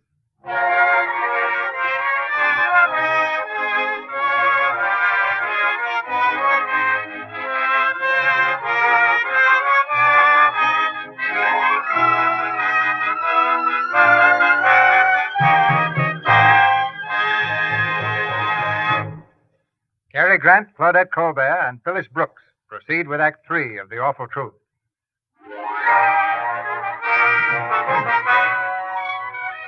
2 weeks have gone by, and the divorce is almost final. Determined to block Jerry's impending marriage to the society heiress, Lucy has tricked her way into his apartment. Just inside the door, she stands facing him, smiling coyly. Hello, Jerry. Well, now that you're in, what's the nature of this visit? Well, I just thought it. You know what today is, don't you? Certainly. Our divorce becomes final tonight at 12 o'clock, and tomorrow we'll both be back in circulation. That's right. I just thought I'd drop up to wish you a lot of luck. Oh, that's very nice of you, but I'm just on my way out. Where to? Well, as you must know, I'm on my way out to a pre-engagement dinner for me and Barbara at the Fancy. Oh, Jerry, you can't. Who says so? You can't because you love me. The things you believe me guilty of couldn't cause aggravation and heartache unless you love me. Of course, I loved you. I said love, not love. Oh, you're so stubborn, Jerry. You're throwing away our happiness. Barbara's a fine girl. We'll get along swell together. But that isn't necessarily happiness, Jerry. Look, you and I fight and we disagree on every subject under the sun. But we were happy. It's no fun for me to come here practically crawling to you, Jerry. But our marriage is worth it. I'd do anything to make you understand that you and I belong together. Tomorrow will be too late, dear. Once you're free, the Vances will officially announce your engagement, and you won't be able to jilt a girl whose jilting would be news for every newspaper in the world. You'll be caught by circumstances. You'll be lost, Jerry. Huh? And very contentedly, too. Oh, no. You'll be miserable. Oh, you dope. Why can't you understand? I'll take it. Oh, no, you won't. I've got it. Hello? Hello. Oh, hello. Who is this, may I ask? Give me that phone. Jerry, I think it's that Hello? phone. You have to answer my telephone. I only said hello. Hello? Shut up. Now give it to me. Tell her to call you back. Yeah. Hello? Hello? Oh, hello, darling. Well, it took you long enough. Have you made up your mind who the woman is? Oh, that's funny. I knew you were going to ask me that. Uh-huh. So did I. Who was she? Well, it's really very simple, dear. That was my sister. Oh, really? Your sister. Now, how are you ever going to get out of there? Quiet. I didn't know you had a sister. Oh, sure. She just got back from Paris. Dropped in to see me, you know, and... Oh, that's lovely. I'd love to meet your sister, Jerry.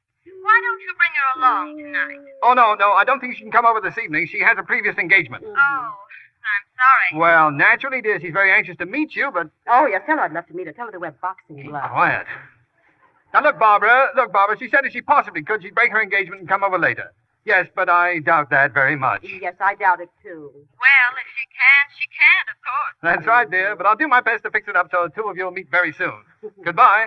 Goodbye, dear. Hurry over. I will. Well, now I'm in a fine fix. She wants to meet my sister. Well? You're a big help. Well, you know me. Anything I can do? Oh, to break it up? I see what you mean. Well, I'm in a fine mess. No, I'm sorry, Jerry. Really, I am. Yeah, sure. But I wouldn't worry about it, dear. She trusts you, doesn't she? Of course she does. Hello? Hello? Oh, I did it again. Give me that thing. Oh, listen, you don't have to take that from Hello? anybody. Quiet. Oh, you don't have to take that from anybody. Put your foot down. You're bringing your sister tonight. But, darling, I told you she couldn't make it. There's no reason for her to call you up every 5 minutes, is there? Darling. Oh, No, look, dear, there's no Tara. reason for you to call me up every 5 minutes, is there? Jerry. Goodbye. Well. I'll keep quiet.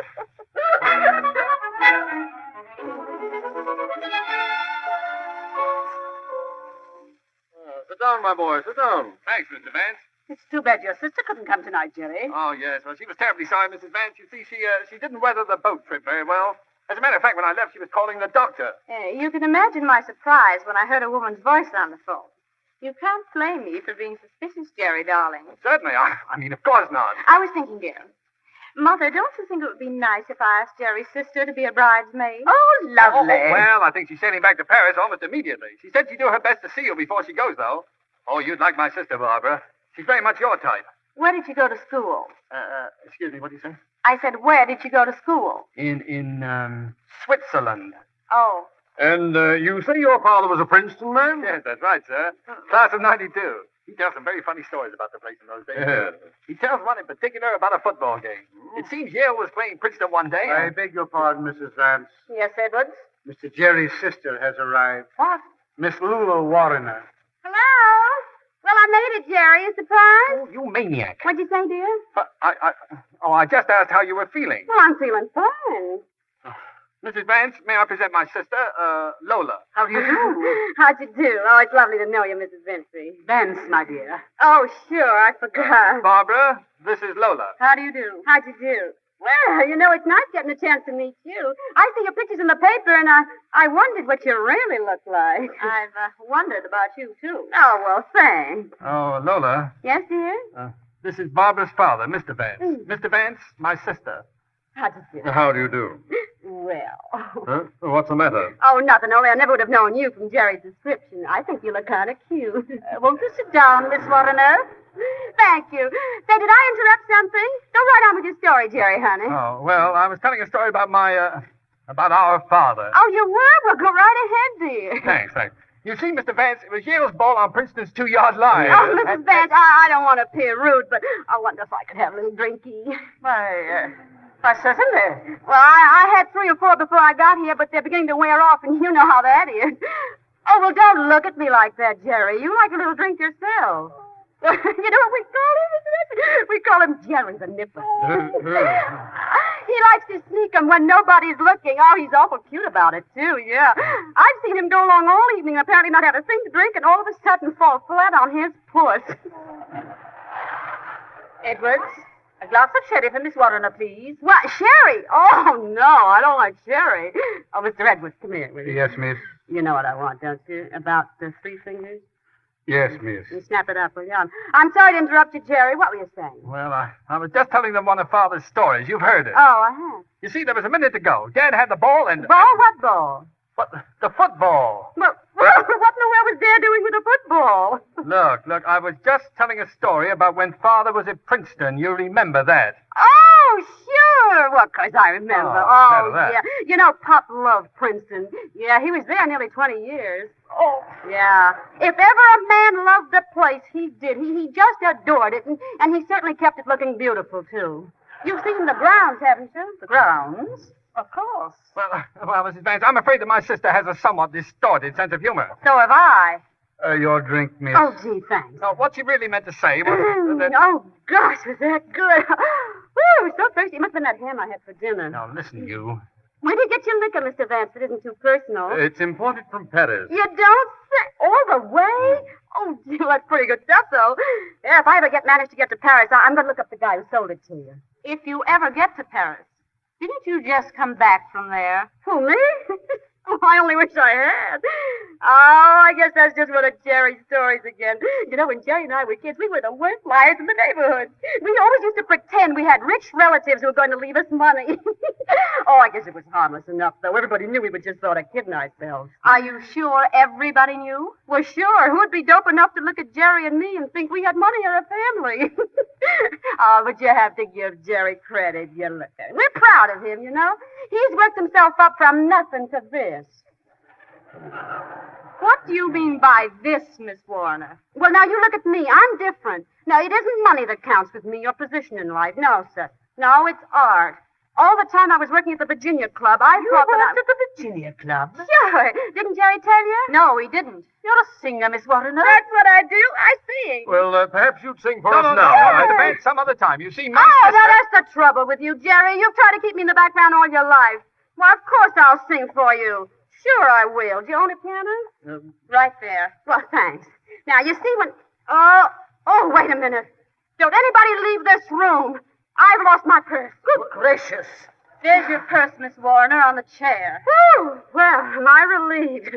Oh, Mr. Edwards, Yes, miss. will you kind of keep an eye on my purse, you know, right? Thanks. Lorna, I think we better go now. It's getting late. Oh, no, now, not before I sing, Jerry. Oh, gosh, who does your tuning? I'm sure I don't know. Well, maybe it's just the piano. What are you going to sing? Oh, it's a surprise, Mrs. Ed. But the first time I sang this number, I killed him. You know, there was a fellow there, I think he was a critic. He said my voice had a... Let me see, what was it? Oh, yeah, elfin charm. Je ne sais quoi, if you know what I mean. Now, quiet, please. Barbara, I'm afraid... Quiet, Mrs. Vance. I got an invitation from Mrs. Hutton. I'm all dressed up, don't care for nothing. Stop it. Come on, get up. You're getting out of here. Place. No, I won't stop. All my life you try to keep me in the background. I said stop it. Stop now. Oh, my finger. I might be right there speaking to Mrs. Vance. I'll tell her how to make Good night. I'm sorry. This way, Lorna, dear. This way, sweetness.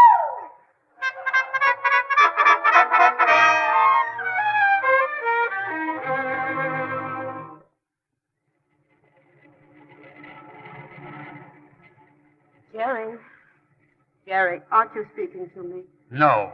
That's better. Oh, it's wonderful of you to drive me up to Aunt Patsy's cabin after all the trouble I've caused you. Shut up. I'm handing you over to your Aunt Patsy, and then I'm leaving for good. I don't blame you, Jerry. I really don't, honestly.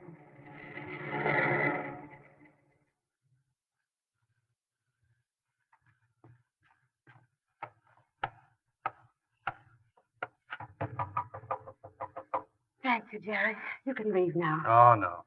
I want to see you safely in the door where you can get in your aunt's hair and out of mine.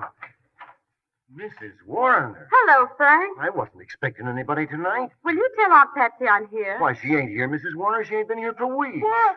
Oh, I get it. Another one of your little tricks, huh? Well, it won't work. I'm going back to town, and I'm going alone. Good night and goodbye. Goodbye, Jerry. Be careful driving, dear. Hey. What's the matter? Well, the keys to the car, where are they? What? The keys to the car, the ignition key, where is it? Well, I don't know. Did you have it when you came? Well, how do you think I drove here? Now, listen, Lucy, you took that key, and I want it back. I haven't got it. You have so got it. Do you want to search me? Yeah, no. Poor Jerry. I'm afraid you're stuck here all night, darling. Isn't it a shame?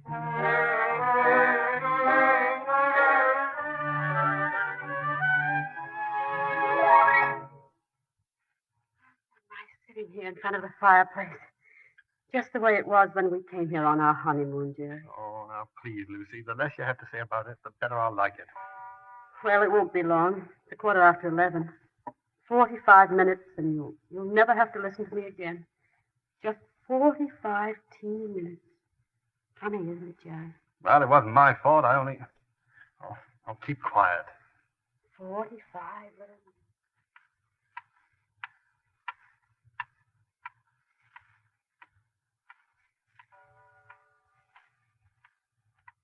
Happy, I expect. All this that happened tonight will be forgotten. I'll tell Barbara Vance myself that it was all a joke, and that I want you to be very, very happy. It's only 30 minutes now, Jerry. Lucy, listen, Oh, what? Nothing. Oh. She seems to be a nice girl, Jerry. I'm sure she'll mean nothing.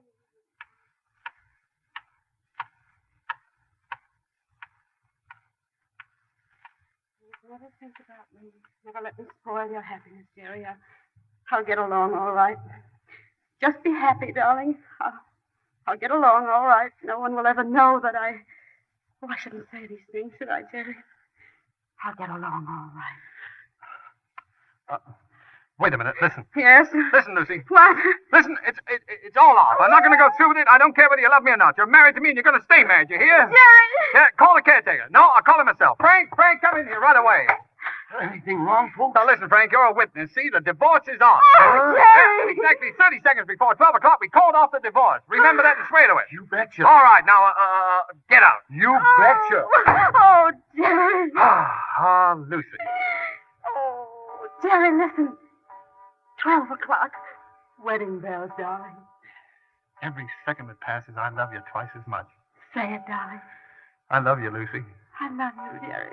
I love you, Lucy. I love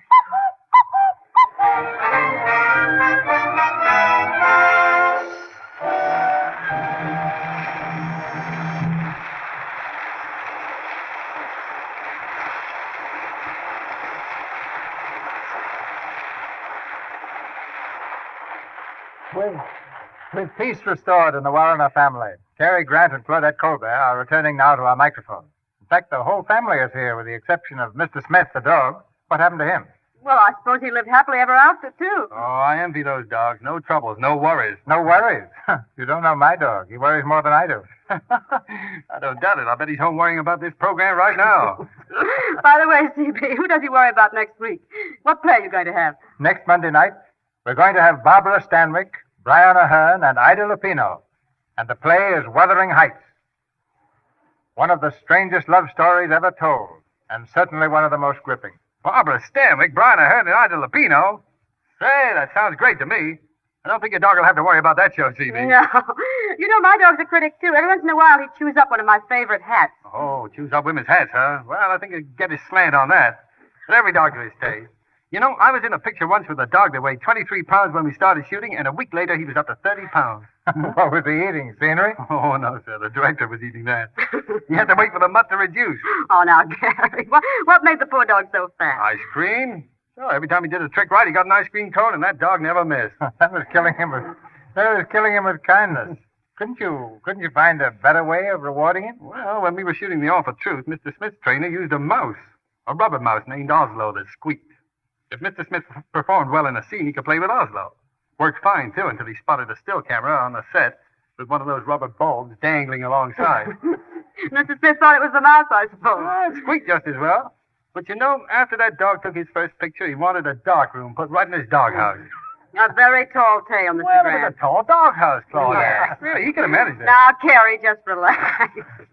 But before I go, I want to say something about the product behind this program. I've used Lux soap now for a good many years, and from my own experience, I can recommend it wholeheartedly. Good night, CB. Good night, Carrie. So long. Good night. And thanks for teaching an old dog fancy us a new trick.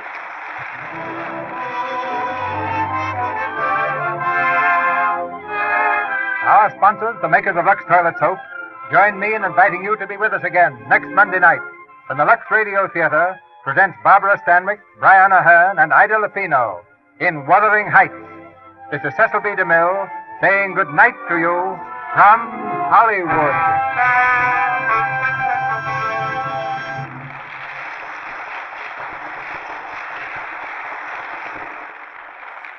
This is Melville Roy, asking you to be sure to listen to the Lux daytime radio program, The Life and Love of Dr. Searson.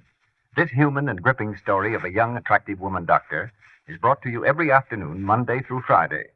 For the time and station, see your newspaper. The Life and Love of Dr. Searson comes to you in addition to the Lux Radio Theatre. Heard in tonight's play were Lou Merrill as Dan Leeson, Gail Gordon as Frank, Inez Seabury as Aunt Patsy, Ralph Sedan as Armand Louvat, John Fee as Judge, Verna Felton as Mrs. Leeson, Forrest Taylor as a lawyer, Mary McDonald as Dixie Belle Lee, Ted Bliss as Joe, Lee Millar as Edwards, Molly Jo Duncan as Gladys, Annalisa as Celeste, and Ross Forrester as Hank. Claudette Colbert has just completed the picture Drums Along the Mohawk for 20th Century Fox.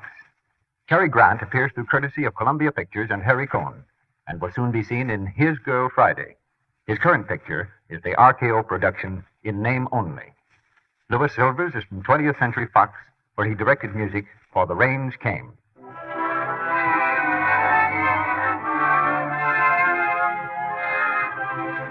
This is the Columbia Broadcasting System.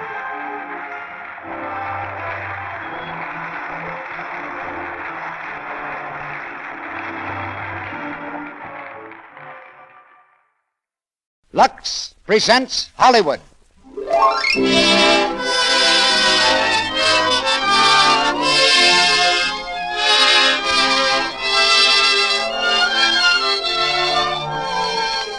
The Lux Radio Theatre brings you Barbara Stanwyck, Brian Aherne, and Ida Lupino in Wuthering Heights.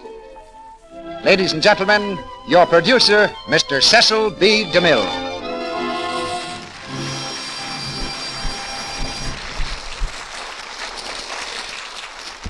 Greetings from Hollywood, ladies and gentlemen. Tonight's play is a powerful, gripping tale, written by a girl whose life was as bleak as the somber Yorkshire moors where the story is laid. It's already stirred many millions, as it will tug at your heartstrings tonight. And it's an actual fact that you, our listeners, are producing it, for it was your letters asking for Wuthering Heights that started me in pursuit of it. May I read you one of the many letters requesting Emily Bronte's masterpiece? This letter says, I'm wondering, could you give us Wuthering Heights? If I thought my request could be granted, I should be thrilled to the skies. I think it's one of the greatest love stories that's ever been told, and leaves you with something to think about. Then our fair correspondent adds, with a twinkle in her pen, if Wuthering Heights is staged, I shall use 2 cakes of Lux toilet soap each week instead of 1. It's very gratifying to me that the products behind this theater, Lux toilet soap and Lux Flakes, are of such incomparably high standards that I have no hesitation in asking you to purchase them. And now just a word about how I came to cast tonight's play. The part of Cathy requires great talent in an actress, but above all it demands sincerity. And that alone was enough to make Barbara Stanwyck our choice. I telephoned Barbara at our ranch to ask if she'd like to do Wuthering Heights, and found she was playing nurse in one of the stables where a blessed event had just taken place. Barbara reported that both mother and son were doing nicely, and gave me a confidential tip that the son looked like a sure winner in the Kentucky Derby of 1942. But of more immediate importance was Barbara's eagerness to do Wuthering Heights. Then we discovered that Brian Aherne had tramped over the Yorkshire moors many times, and that one of his secret ambitions was to play the part of Heathcliff. That solved a very knotty problem, for it's a role that demands rare strength and fire. For the part of Isabella, we selected Ida Lupino, one of Hollywood's rising young dramatic actresses, because she, too, has that emotional power which every character in this play seems to require. From the motion picture cast of Wuthering Heights, we have Sarita Woonton, Douglas Scott, and Rex Downing to play Cathy, Hindley, and Heathcliff as children. Now the players are on the stage, and our drama is about to begin. We raise the curtain on Act 1 of Wuthering Heights, starring Barbara Stanwyck as Cathy, Brian Aherne as Heathcliff, and Ida Lupino as Isabella.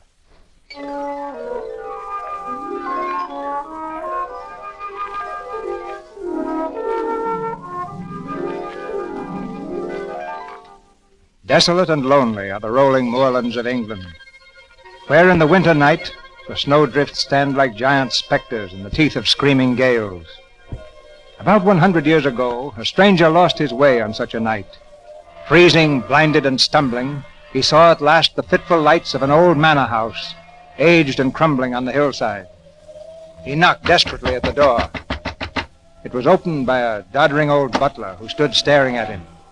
Then, without a word, he led the stranger into the musty living room, where, in the dim candlelight, a man and 2 women sat without moving. The man was tall and dark-skinned like a gypsy. On his face, the stamp of years of bitter suffering. At his feet, a great dog growled ominously. At last the man turned and spoke. Who are you, and what do you want? My name's Lockwood. I've lost my way on the moors. Down, Wolf, down. Strangers have no business on the moors at this time of the year. And no business here at any time. But I couldn't find the village. A man could die out there on a night like this. I'm afraid I shall have to presume on your hospitality until morning. Do as you please. I beg your pardon. I don't keep accommodations for visitors. You'll have to sleep with one of the servants. Heathcliff, you can't. He's our guest. Then suppose you attend to his comfort. Ellen, show the gentleman to the guest room, please. The guest room, mistress? Yes, there's no other place. Yes, mistress. This way, sir.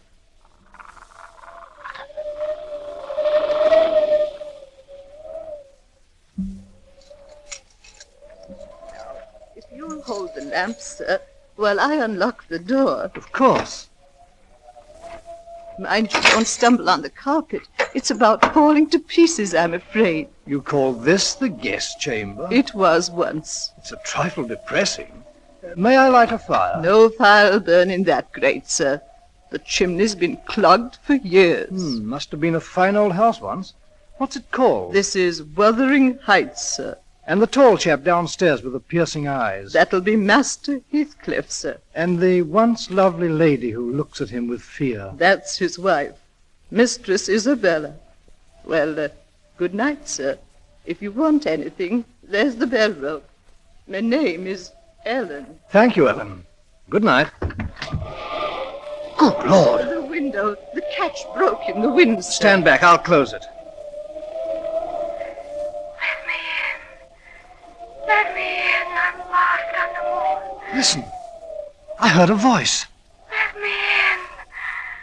I'm lost on the moor. It's clear. Good heavens. A hand. A cold hand grabbed my wrist. A hand? Didn't you hear the voice? A woman shouting she's lost on the moor. What's going on in here? A voice out there, a woman crying that she's lost. Then she's come. She's come again at last. Cathy, wait for me. Wait for me. He's not going out there in that storm. I'm coming, Cathy. This is insane. Come back.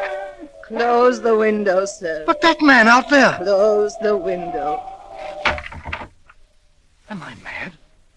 Why did he go out there? What was that voice? You heard him call her name. It was Cathy. Cathy? Who's she? Cathy is a girl who died. I don't believe in ghosts, if that's what you mean. I don't believe in phantoms sobbing in the night. You don't believe. Perhaps if I told you her story, you'd change your mind about the dead returning. Tell me her story. It all began the time I came to Wuthering Heights as a servant. That was 50 years ago, in 1790. The place was different then, a sweet, well-kept estate. Mr. Earnshaw was master, a fine man who dearly loved his 2 children, Cathy and Hindley. One day Mr. Earnshaw returned from Liverpool with a foundling boy he had picked up. A dark, savage-looking gypsy lad with the most dreadful marks of beatings on his back. Mr. Earnshaw called for me the moment. Give him a good scrubbing, Ellen, and put some of Hindley's clothes on him. Yes, sir. Come with me, lad. Don't touch me. Let me alone. Goodness. Now, son, Ellen won't hurt you. You're safe here. No one will ever beat you again, and you'll always have plenty to eat. Papa's home. Papa's Get home. out of my way. Hello, Father. Well, Hindley. Well, Cathy. Papa, who's that boy? Yes. Who is he, Father? Children, this little guest will pay us a visit for a time, as long as he wants a home here. He's dirty. Look at him. Cathy, don't make me ashamed of you. Hindley, he will sleep in your room. In my room? I won't let him. He's a dirty gypsy. That'll do, Hindley. You must learn to share things. Take charge of the lad, Ellen. And what'll his name be, Mr. Earnshaw? His name? Oh, I think we'll call him Heathcliff. Yes, sir. Come, Heathcliff. That dark, brooding boy brought a subtle change to life at Wuthering Heights. The 3 children seemed to play together well enough, going scamping off over the moors on their ponies and climbing the crags together. But neither Cathy nor Hindley were open and frank anymore. And one day the children fought. Your father gave me this pony. It's mine. Give me that pony, do you hear? Or I'll tell Father how you boasted that you'd turn us out when he died. That's a lie. I never said it. Of course he didn't. He did. He worms his way into everything Father does for us. He'll cheat us out of everything. You never had a father, you gypsy beggar. And you'll never get mine. Hindley, don't hit him. No, don't. Heathcliff, look out. He has a stone. Ooh. There, fancy that'll teach you. Hindley, he's bleeding. Serves him right. Gypsy scum. Heathcliff, are you hurt? He hit me with that stone. Please, Heathcliff, Don't look like that. Why don't you ever cry when you're hurt, like other people? Why should I cry? I'll pay him back someday. I don't care how long I wait. If I can only pay him back. Heathcliff, don't say those things. Come, Heathcliff. Now Henley's gone, we can have our game at the castle again. I don't feel like playing at the castle. Please. You always smile and laugh when we're there. Come on, Heathcliff. We'll play our game.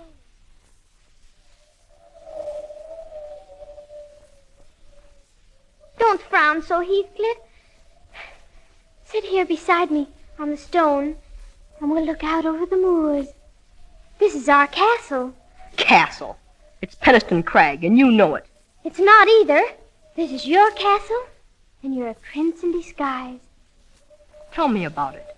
Again. It's all true. Cross my heart. Your father was Emperor of China, and your mother, a Queen of India. You were kidnapped by wicked sailors and brought to England. Don't make fun of me, Kathy. I'm not making fun of you. You're a really and truly prince, and I'm your slave. You're not my slave. You're my queen, Kathy. And you'll always be my queen. Nobody else will make you his queen. You hear? Yes, Heathcliff. You're queen. And that's the way they grew up, wild and free, roaming the moors together. But Hindley grew more and more jealous. Kathy was 18 and Hindley past 21 when Mr. Earnshaw died. Good man. He never saw the evil of life, and had raised Heathcliff like his own son. But on the very day of his funeral... You're not going into that room to look at my father's body. Why? He loved me more than he did you? He's past your wheedling now. I'm master of Wuthering Heights. If you want to stay here, we'd need for a stable boy. A stable boy? That, or get out! And that's what he became. Heathcliff, who had lived under this roof as one of the family, was a stable boy. Well, give me a hand up to my saddle. Very well. Sir, you gypsy beggar! How many times must I tell you? Sir? That's better. By the time I come back in the morning, I want these stables scrubbed. Scrubbed, you understand? And if they're not, I'll thrash you till my arm drops.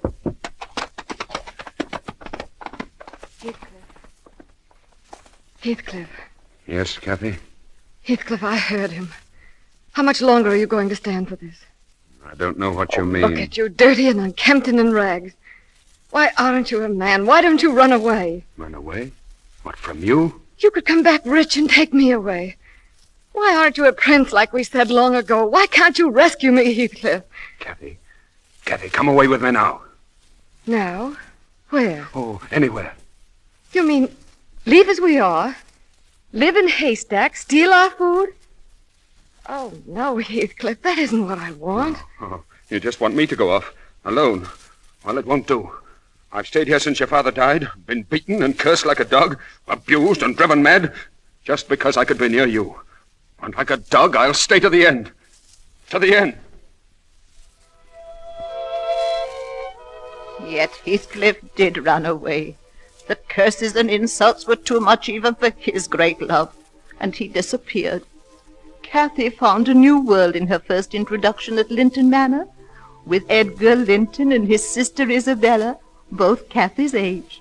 Music and laughter were there, shining eyes and dancing, and it was his escape from Wuthering Heights. Edgar Linton fell madly in love with Kathy. They were constantly together. Then, one evening, Edgar brought Kathy home in the pony cart. As quickly as I could, I tried to warn. My hand down from the cart, Miss Kathy? Thank you, Edgar. Oh, Ellen, we had the most marvelous time. Judge Linton had guests from Liverpool. Kathy, come here. Excuse me, Edgar. Certainly. Something wrong, Ellen? Heathcliff's back. Heathcliff? When did he come? Last night. He looked so strange. Here he is now. Hello, Kathy. Heathcliff. You said you'd stay away until... Why were you gone so long? I didn't expect to find you here. Why were you gone so long? Because I've met the Lintons. Because I was at their house. Because I've learned to dance and had a wonderful, delightful, fascinating time. Are you the stable boy? Would you mind putting my horse up for an hour? Yes, and you might wash your hands and comb your hair, Heathcliff, so I needn't be ashamed of you before a guest. And look after Mr. Linton's horse, please. Let him look after his own horse. Pleasant fellow. How can your brother allow such a beast of a gypsy stable boy to act like this? Beast of a gypsy stable boy. Of course. A roadside beggar giving himself airs of equality. What do you know about Heathcliff? Judging from this performance, all I need to know. He was my friend long before you. That blackguard? Blackguard and all, he belongs under our roof, and you'll speak well of him or get out. Kathy, are you out of your senses? Get out, I said, or stop calling those I love names. Those you love? That stable boy? Yes. Kathy, do you realize what you're saying? I'm saying I hate you. I hate the look of that milk-white face. I hate the touch of your soft, foolish hands. Some of that gypsy's evil soul has got into you, I think. Yes. Some of that beggar's dirt is on you. Yes, now get out. Get out, Kathy, get out. Kathy, please, come back. Miss Kathy. Oh, Ellen, where is he? Where's Heathcliff? Tell me. He's across the moors, towards Penistone Crag. Heathcliff!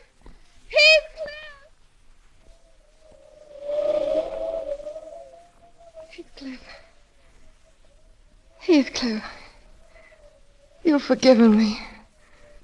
Oh, say you've forgiven me. It wasn't your heart that spoke, Kathy. No, my darling, because my heart is yours. Kathy. The clouds are lowering over Jimmerton Head. Yes. Oh, see how the light is changing. Oh, Kathy, you're such a part of all this. Perhaps we belong to the moors, you and I. Oh, Heathcliff, make the world stop right here. Make everything stop and stand still and never move again. The moors never change. You and I never change. The moors and I will never change. Don't you, Kathy? I can't. No matter what I say or do. This is I forever. Kathy. Oh, smell the heather, Heathcliff. Fill my arms with heather, all they can hold. Kathy, you're not thinking of that other world Oh, now? don't talk, darling, don't talk. All this might disappear.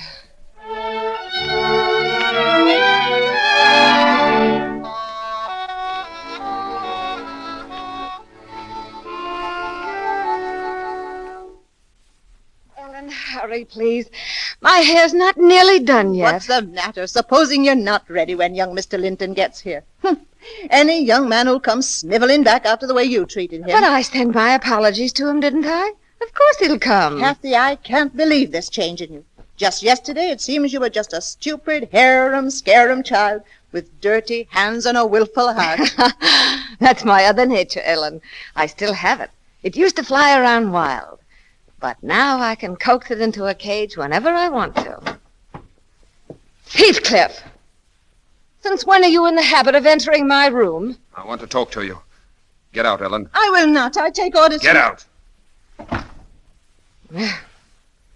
Now that we're so happily alone, may I know to what I owe this great honor? He's coming here again. Who? You know who I mean. That stupid fop, Linton.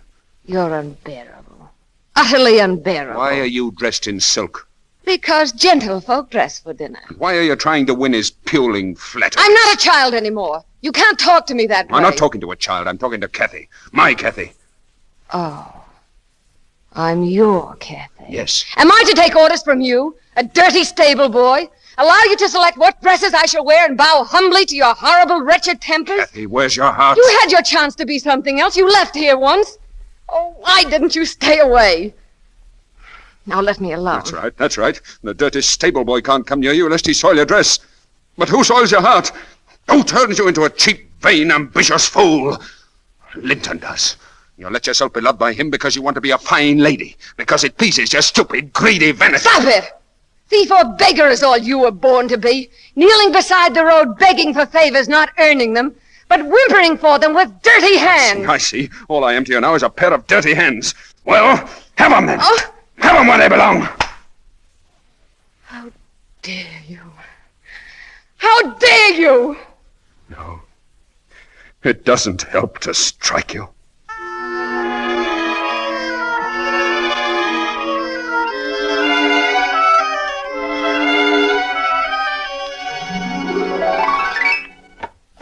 Well, Heathcliff, I'll Thank you to stay out of my kitchen.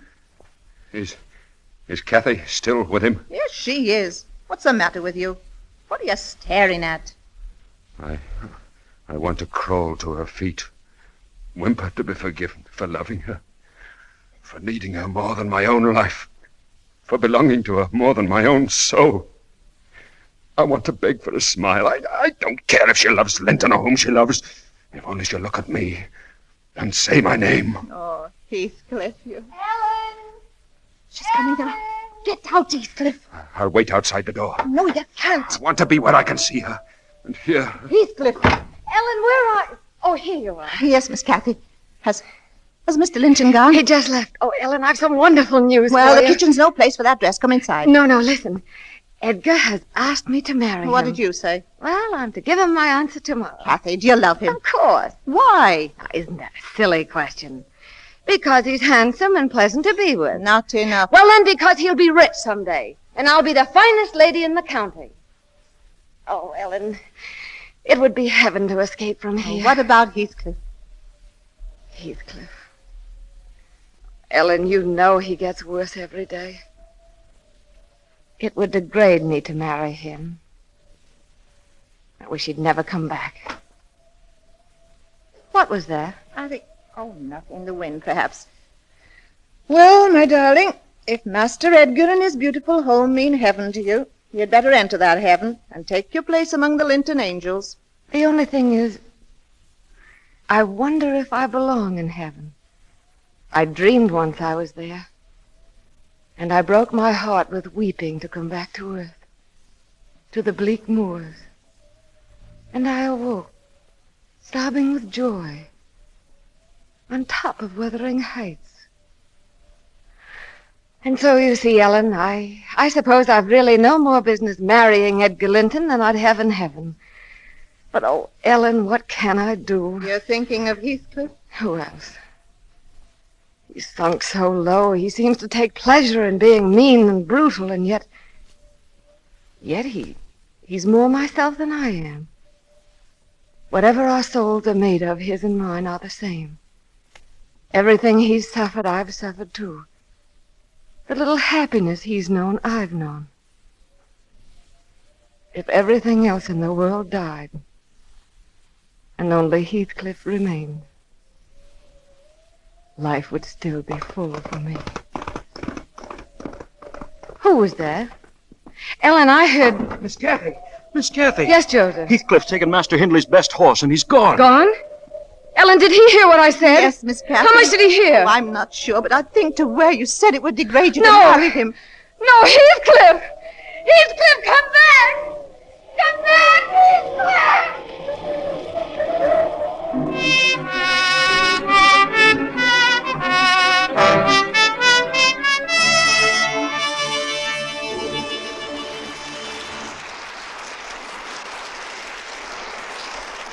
Curtain falls on the first act of Wuthering Heights. Stormy conflict and adventure lie ahead for Kathy and Heathcliff in the second act of our play. But this is intermission time, and Mr. Ruick is going to tell you a little story that he told me at rehearsal yesterday. Ladies and gentlemen, in this brief intermission before our stars, Barbara Stanwyck, Brian Ahern, and Ida Lupino, return in Act 2 of Wuthering Heights, I should like to say a word about the product which brings you tonight's play, Lux Toilet Soap. I just want to tell you what a lovely and intelligent lady, whom I know here in Hollywood, said to me the other day. She knows that I talk to the Lux Radio Theatre audience each Monday night, and we chatted about the program for a while. Then she said something I'd like to pass on to you. She told me that she thought I ought to tell our women listeners of her own experience with Lux Toilet Soap. You'll be interested to know that the lady in question was Joan Bennett. She said, I think you could be even more emphatic than you are about your soap. Here's what I mean. For example, some years ago, I used to buy an expensive soap. Then I found Lux Toilet Soap in a neighboring star's dressing room and tried it. I liked it better than the soap I'd been using. It seemed milder, gentler, and it agreed with my skin. Well, since then, I've been one of your most enthusiastic users. And here's what seems to me so marvelous. For a few pennies, literally, I get a beautifully made, subtly perfumed complexion soap that I like better than the very expensive one. Why don't you tell women what a bargain Lux soap is? It is interesting to realize that for a few pennies, any woman can buy the very same soap that the lovely screen stars use, 9 out of 10 of them, to help keep their complexions lovely. I'm sure I don't need to remind the women in our audience that taking care of your complexion, making the most of your looks, pays rich dividends in the admiration and love of those around you, and in bringing you romance and keeping it. No woman ever quite outgrows the longing for romance, the need for it. No woman ever grows tired of hearing the lovely things that loveliness makes people say. There's a song you may remember that says the kind of things I mean exceptionally well. If there is someone lovelier than you, then I am blind, a man without a mind. If there is someone lovelier than you. But no, I am not blind. My eyes have traveled everywhere in hope that I might find a creature half so fair. If there is someone lovelier than you. By all that's beautiful, such beauty can't be true. Our producer, Mr. DeMille. Act 2 of Wuthering Heights, starring Barbara Stanwyck as Cathy, Brian Aherne as Heathcliff, and Ida Lupino as Isabella.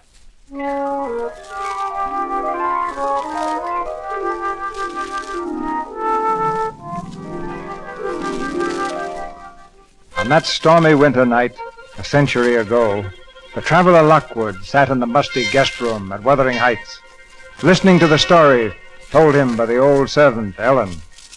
Outside, the wind swept over the moors, shaking the ancient house to its foundations. The lamp on the mantelpiece flickered, casting eerie shadows. That night, Heathcliff went away. Cathy ran far across the moors after him in the bitter cold, calling his name into the wind. Hours later in the morning, Edgar Linton found her, half frozen in her silken party dress, unconscious on the crag the children used to call the castle. For weeks after she was ill, the Lintons took her to their manor house, and I was glad, for day by day the strange influence that Heathcliff had had upon Cathy wore off, and she was happy with Edgar. Why can't you remain here forever, Cathy? Oh, Edgar, you and your sister, you've been too kind to me already. If I can make you happy by just being kind, that should be enough for me. After all, what else can I give you? What else? You've given me a great deal else, Edgar. You've given me your own self, your strength. My strength? You'd understand if you really knew what my life was before. It was like the moors, endless and desolate. And I was lost in them, calling for someone in the darkness to save me, and nobody answered. I couldn't even see the trace of a path. I was so frightened, so terribly alone. And suddenly you were there, Edgar. You held out your hand and led me back to a way of living I thought I'd lost forever. What you said long ago is true. There was a curse on me. It kept me from being myself, or at least what I wanted to be. And that kept me from living in heaven. There. Do you understand now? Cathy, my darling, let me take care of you forever. Let me guard you and love you always. Would you? Would you love me always? Always, Cathy. Then let's be married, Edgar. Quickly. Quickly. If the Linton home had seemed heaven to me before, I don't know what to call it after she became its mistress. The only one who did not seem completely happy was Edgar's sister, Isabella. A year or two after the marriage, the three of them sat in the drawing room, Edgar reading, Isabella playing the spinet, Cathy quietly doing petit point, when the door knocker sounded. When I saw who it was, I went back into the drawing room. Yes, Ellen. Well, what's the matter? Mistress Cathy. Heathcliff has come back. Heathcliff. Tell him I'm not at home, Ellen. Not at home, darling. To whom? It's Heathcliff. Heathcliff? Well, does he seem the same, Ellen? No, sir. I hardly recognize him. Fine clothes. He seems quite the gentleman. Don't prattle, Ellen. I said I didn't wish to see him. Oh, nonsense, Kathy. It's been a long time. Bygones must be bygones. Oh, yes, let us see some kind of caller. Show him in, Ellen. Yes, sir. Edgar, this is a mistake. Why, Kathy, your hands are trembling. Are they? The past is dead, dear. Don't hesitate to smile and be nice to him, because I'll understand it's my wife who loves me who smiles. Thank you, Edgar. You always understand. Mr. Heathcliff. Come in. Hello, Kathy. How are you, Heathcliff? Have you met my sister Isabella? No, I'm sorry. How do you do, Miss Linton? We are glad to see a guest, sir. Thank you. Well, Heathcliff, I must say I've never seen such a complete change in a man. You seem to have prospered. You must have gone to America. I did. We wondered where you went. You must have found at least a gold mine. No, I merely remembered that my father was an emperor of China, and my mother a queen of India. I beg your pardon? So I claimed my inheritance. Kathy will understand. It's an old joke between us. I see. Are you staying long in the neighborhood? I'm staying the rest of my life. Really? I've just bought the horses, the cattle, and the moors belonging to the estate known as Wuthering Heights. No! You mean Kathy's brother Hindley sold out? Yes. But he doesn't know it yet. I imagine it'll be a shock when Hindley discovers that his gambling and drinking debts were paid up for him by his former stable boy. Heathcliff, you can't have done that. That's as underhanded a piece of work as I've ever heard of. If I'd known that his holdings were being stolen by a stranger... I remind you, Mr. Edgar Linton, that I am not a stranger. I'm merely a neighbor. So now, I'll say good night. Wait, Heathcliff. Well? I want you to know that we sometimes have friends who come here as guests. Edgar and I. You're welcome to come, too. But not with the old scowl on your face or the old bitterness in your heart. Thank you, my old friend Cathy, for the warning. I just remembered I forgot to congratulate you on your marriage. I've often thought about it, I can assure you. May I now express my delight? Good night. Edgar, I think you behaved abominably. What? And you too, Cathy. What in thunder do you mean? You could at least have been civil. You dismissed him as if he'd been a servant. Well, do you consider him anything else? Yes, I find he's grown fascinating and distinguished. Really, Isabella, I hope I misunderstand. Well, you don't. We see all too few people. And I, for one, shan't be rude, if he ever calls again. Edgar, I greatly dread what the future will bring. Oh, nonsense, darling. I tell you, the past is dead.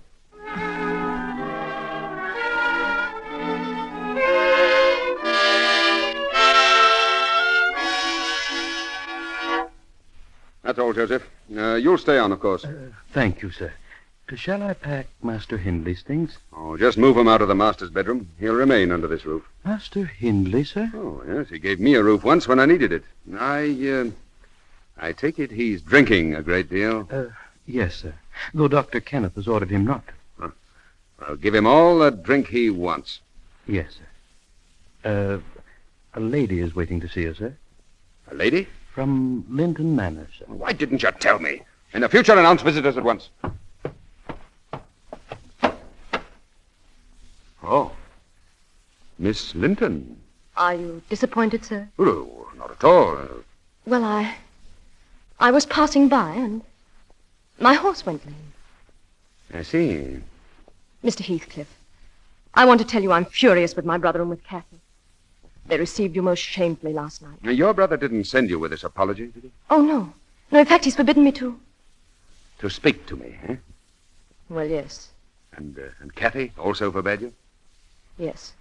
Then in all the moorland, you're my only friend. Well, I would like to be. Thank you. Miss Linton, I enjoy frankness.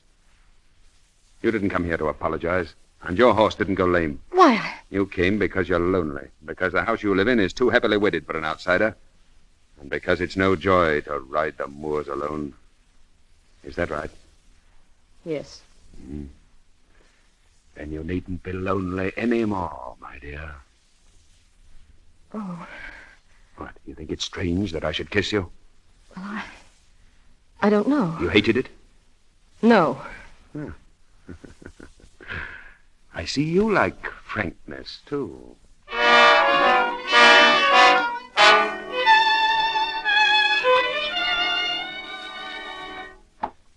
Oh, come in, Kathy. Wasn't it a lovely dance tonight? Though I think you could have been more gracious to my guest. Isabella, may I speak to you for a moment? Well? You behaved disgracefully. How, may I ask? It was bad enough asking Heathcliff here without consulting us or preparing You'd us. have forbidden me. But to make a spectacle of yourself, to throw yourself at him the way you did. Well, nobody else would pay attention to him. You refused to dance with him.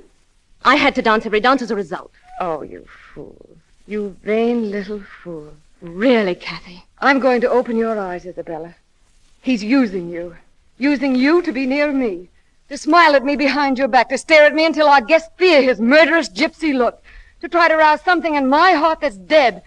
And I'll not let you help him any longer. So that's what you mean. It's you who are vain and foolish, Kathy. Heathcliff's in love with me. It's a lie. It's not a lie. He told me so. He's kissed me. Yes, kissed me. Held me in his arms. Told me he loves me. Oh. I'm going to your brother. Yes, go to Edgar. Tell him Heathcliff asked me to marry him. And that I've said yes. You hear? Yes. You can't. He's not a man. He's something horrible and dark to live with. I know why you say these things. Because you love him. How dare you say that? Yes, you do love him. You're mad with pain and jealousy at the thought of my marrying him. Because you want him to pine for you, dream of you, die for you, while you're safe as the lovely Mrs. Edgar Linton. You won't have him happy. You want to hurt him, destroy him. But I want to make him happy. And I will. You hear? I will.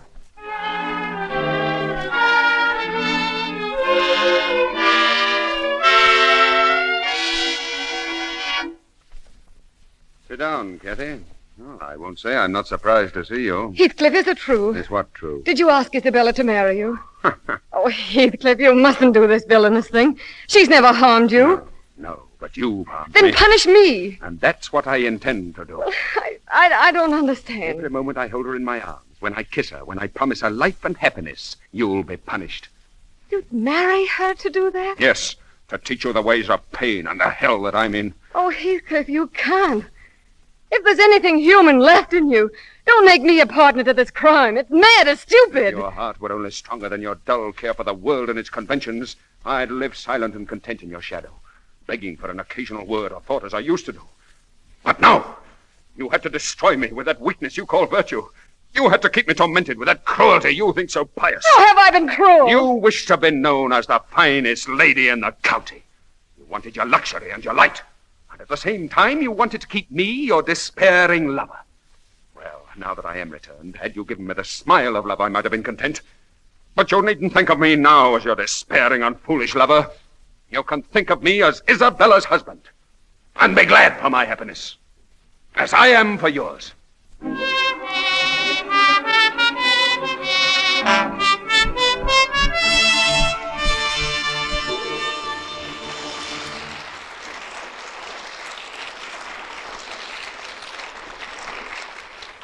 So ends the second act of Wuthering Heights. In a moment, we hear Act 3, and the dramatic way in which the love of Kathy and Heathcliff seeks its own solution.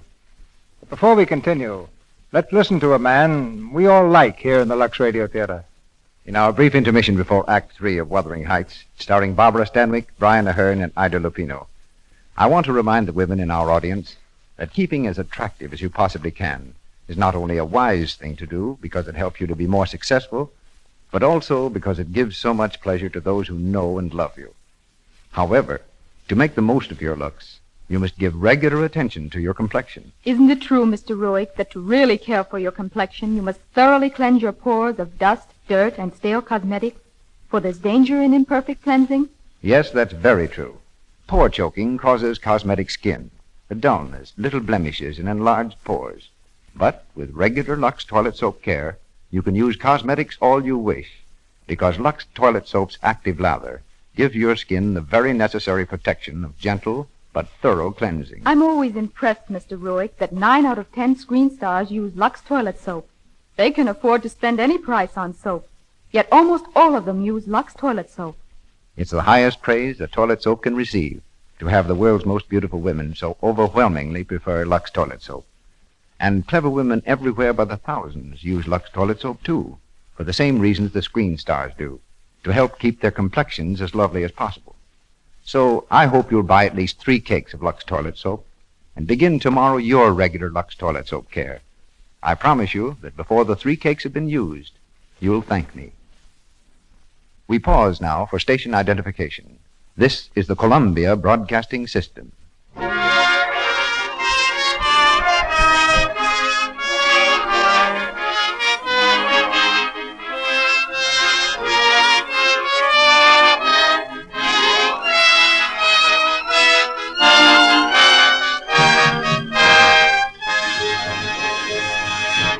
Once again, Barbara Stanwyck, Brian Ahern, and Ida Lupino in Wuthering Heights. In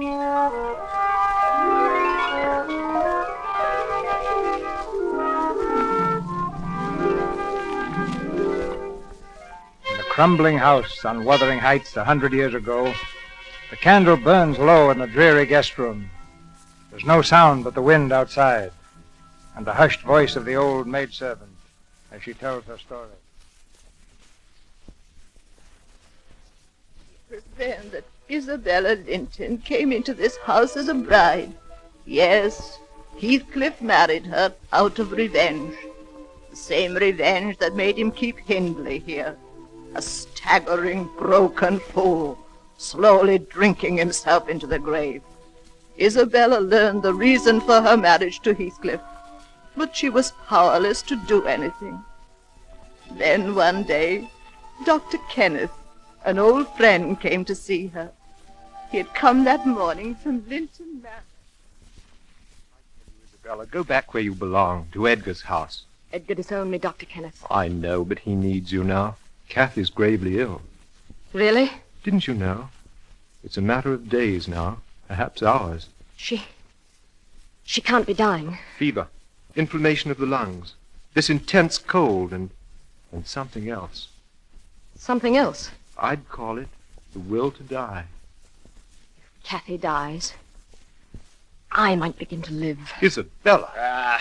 Begin to live. Ha! In this house with Heathcliff, nothing can live. No, Hindley. Nothing but hate. Goodbye. So you think you'll begin to live when Kathy dies? You won't. Oh, Hindley, what is it? This house. I can feel the hate within it like a crushing weight. Of course you can. And you. He hates you even more than he does me. Stop it! He loathes you. Every time you kiss him, his heart breaks with rage that it's not Kathy. Isabella, why don't you do what I've been too weak to do? Kill him. Don't talk to me. Get away! While there's still time to save your immortal soul. Well, Hindley, remarkable. Heathcliff. Really, Hindley, the first coherent speech I've heard from you in weeks. Heathcliff, please don't. I tried to stop him. Thank you, my dear wife. Your loyalty is touching. Your curses will come home to feed on your own heart. Every agony you've given will return. Laugh now, Heathcliff. There's no laughter in hell. Heathcliff, why do you have him here? I can't breathe with him in this house. Oh, existence would be so much less without my boyhood friend under my roof. Oh, Heathcliff, you poison yourself with paying him back what he gave you. Send him away, and love will come to this house. Kiss me, Heathcliff. Tell me you love me. Tell me, darling. Why isn't there the smell of heather in your hair? Heathcliff, let me come near you, please. You're not as black and horrible as they say. It's just you're full of pain, all twisted inside. I can make you happy, my darling. Let me, please. You'll never regret letting me try. I'll be your slave. I'll bring life to you. Life and sunshine and freshness. Put your arms around me. Look into my eyes. Your eyes are empty, like Linton's. They aren't empty. If you'll only look deeper, Heathcliff. Look at me. I'm pretty. I'm a woman. Let your heart see me. Just once. It's no use. Why did God give me life? What is it but hunger and pain? A naked runner in a storm of spears. Mistress Isabella. Ellen. What do you want here, Ellen? I've come from Linton Manor to speak to Mistress And Isabella. you'll do so in front of me. Her brother's asking that she come home for a visit. So he's lost some of his pride, has he? Well, there's none gone in this house. Please, Mistress Isabella, he needs you. Needs her? Now, what is this, Ellen? Why does he need her? Let go of me. Kathy's ill. Yes, She's dying. Tell me the truth. yes, she's dying. Die. Joseph! You're not going, Heathcliff. Yes, Master, he's... Saddle my horse at once. No, she belongs to Edgar. She belongs to me. If she's dying, let her die in his arms where she belongs. Let her die. Let her die. Now, who speaks of hate? Get out of my way. Heathcliff! No! No!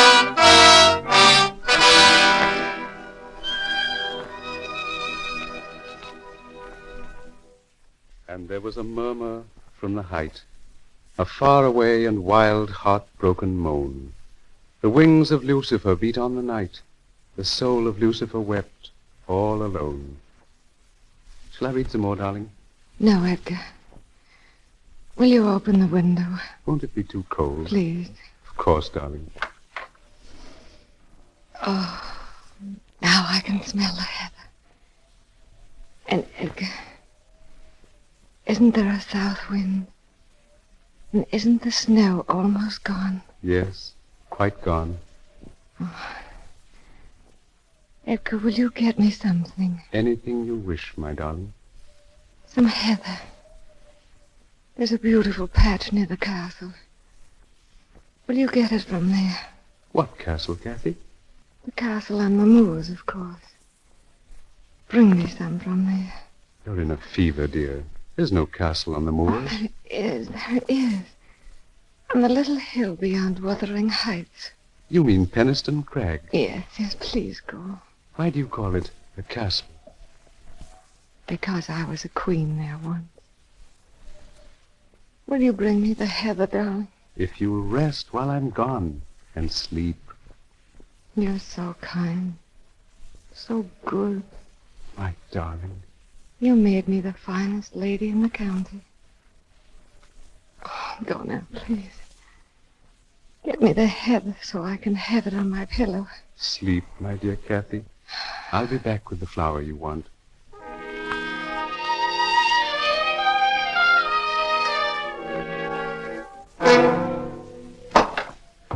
Where is she? Where's Kathy? She's not to be disturbed, sir. Master Edgar's gone for the doctor. Get out of my way.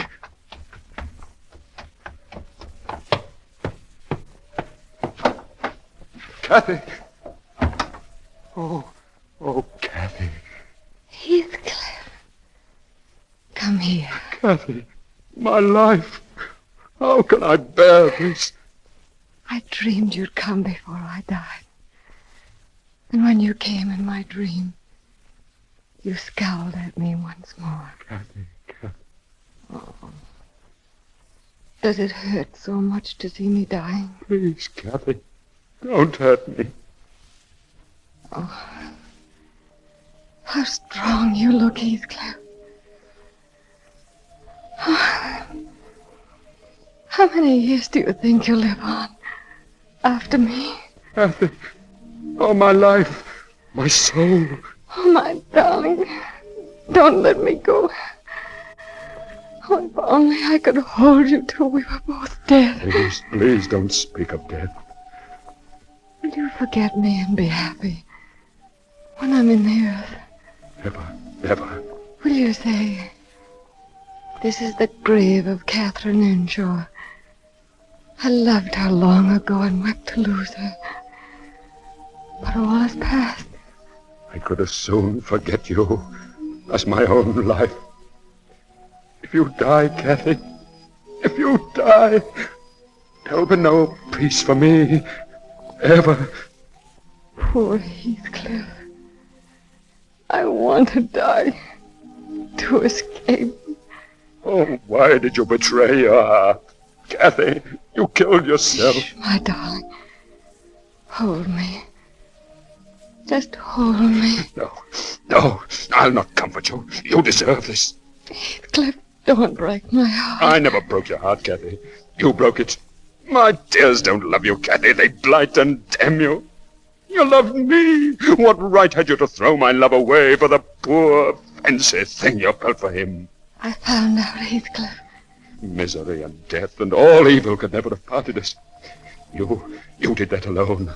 You wandered off like a greedy child to break your own heart and mine. I know, Heathcliff.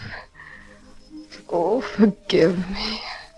Oh, Kathy, your poor, wasted hands. Oh, why didn't someone tell me? I forgive you. I forgive you for what you've done. I love you. I love my murderer. Carry me to the window. Let me look at the moors with you once more. Oh, my darling, once more. Yes, yes, yes. Oh, how lovely the sky looks. And over there is our castle. Remember? I'll never forget. The castle, Heathcliff. I'll be waiting there until you come. I'll be waiting there. Goodbye, Heathcliff. Kathy. Kathy? No! Heathcliff, they're coming. Master Edgar, oh, for heaven's sake, go away and... Kathy. You're dead, Kathy. May your soul hear this before I go. May you not rest so long as I live on. I killed you, then haunt me. Be with me always. Take any form you wish. Only don't leave me when I can't find you. I can't live without my life. I can't live without my soul.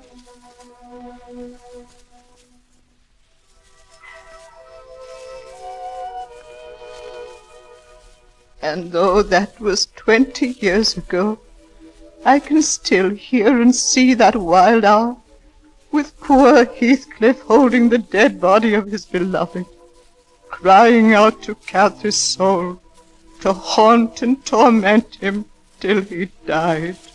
Then the strange hand that gripped my wrist last night, the strange voice that called to me was Kathy, and Heathcliff went to follow her into the storm. It wasn't Kathy herself, but her love. Kathy's love, stronger than time, sobbing for its unlived days. Who's there? Dr. Kenneth, open the door. Dr. Kenneth, what's the matter? I was just crossing the moor on my way home. Did you see Heathcliff? Yes, I saw him from my carriage. He was wandering through the snow with a woman. A woman, you say? A young woman, she seemed, and as mad as himself. They were walking through the storm with their arms about each other. I shouted at them, but they didn't hear. I was nearly up to them when of a sudden my horse reared and plunged. And then I found him, alone, lying in the snow. Heathcliff was dead. Dead? Was it by the castle? By the Penistone Crag? Yes. However did you know?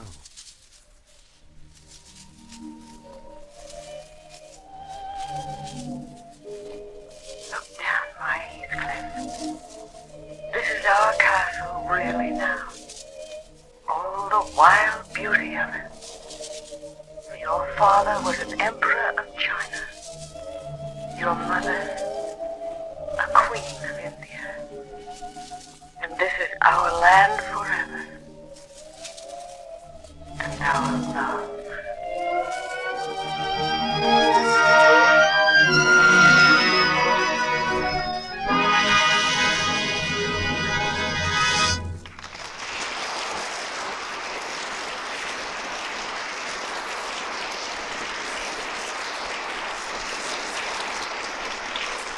Storm and passion of Wuthering Heights fade into the dimness of 100 years ago. We're back in the present with Barbara Stanwyck, Brian Ahern, and Ida Lupino at our microphone.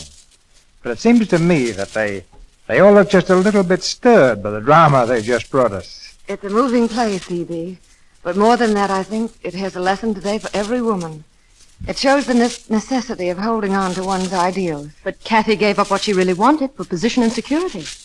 That's a common failing among women, isn't it, Mr. DeMille? On the contrary, Ida. I think women are less likely than men to sidetrack their ideals. Well, whatever Kathy's faults, she was one of the most real characters I've ever come across. Yes. If you know the story of Wuthering Heights, I imagine it'd be pretty easy to hear the voices of Kathy and Heathcliff out on those moorlands when the winds begin to howl. What about it, Brian? You've been there. Well, that wind is one of the weirdest sounds I've ever heard. It's no place to be at night. No place for my Irish imagination. No for anybody's without a good big flashlight. You ask me, the safest way to cross those moors is in an aeroplane. Yes. What have you been doing with your airplane, Brian? Oh, very useful, CB, very useful. Last time I used it, I went up to Northern California and got myself a marriage license. Yeah, that's right. You've taken on a co-pilot. Congratulations and happy landing. Thanks. Perhaps my co-pilot and I can take you for a ride sometime. Or how about you taking us? Yes, you're a pilot too, aren't you, CB? Oh, yeah. But before we fly away from here, I want to tell you how much I've enjoyed working with you again in the Lux Radio Theatre. And that I'm still absolutely loyal to Lux Soap, too. It was a number of years ago that I started using it, and I've been a faithful Lux fan ever since. It does a swell job for my skin. Well, I agree with Barbara. Lux Soap is a wonderful beauty care. And I know we're all looking forward to the Lux Radio Theatre next week, Mr. DeMille. I see by the rehearsal schedule backstage that you're going to have Ginger Rogers, George Brent, and Edith Fellows next Monday night, CB. If you'd read a little further, Barbara, you'd have seen the name of the play, too. She Married Her Boss. A story about a girl who thought the boss's home should be run as efficiently as his office. Ginger Rogers, George Brent, and Edith Fellows in She Married Her Boss. Well, I'll be waiting for that. And good night. Good night. Good night. Good night. I wish I had you three in a picture.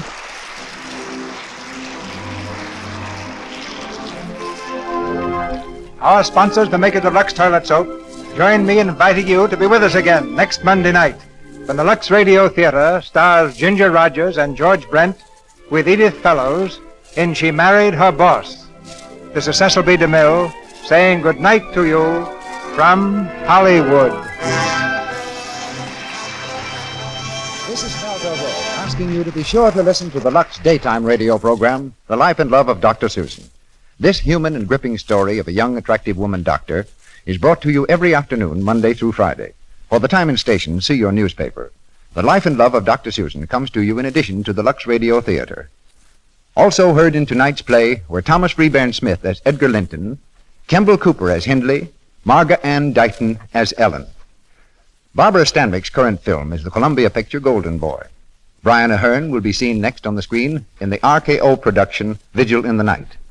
Ida Lupino's latest picture is Paramount Studios' The Light That Failed. Louis Silvers is from 20th Century Fox, where he directed music for The Rains Came. Here is important news for those of you who live in communities not operating on daylight saving time. If you live in a community which does not operate on daylight saving time, you will hear this program beginning next Monday night, 1 hour later than heretofore. And now, ladies and gentlemen, may I take this opportunity to announce that there's a very great treat in store for you. Tomorrow evening, over the Columbia Network, a full hour of top-notch entertainment. First, Edward G. Robinson, dynamic star of stage, screen, and radio, returns to the air, starring again in a new series of the dramatic expose Big Town with lovely Ona Munson. Immediately thereafter, the Tuesday Night Party, starring Walter O'Keefe, with special guest star Sophie Tucker and Bobby Dolan's orchestra. A half hour of thrills, excitement, and dramatic action, followed by a half hour of laughs, song, and music. See your local paper for the exact time and station.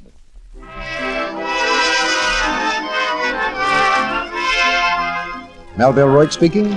This is the Columbia Broadcasting System.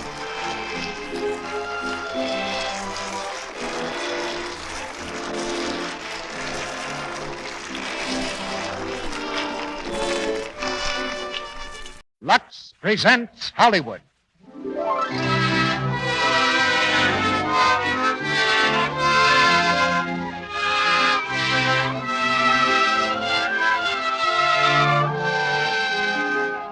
The Lux Radio Theatre brings you Ginger Rogers and George Brent with Edith Fellows in She Married Her Boss. Ladies and gentlemen, your producer, Mr. Cecil B. DeMille.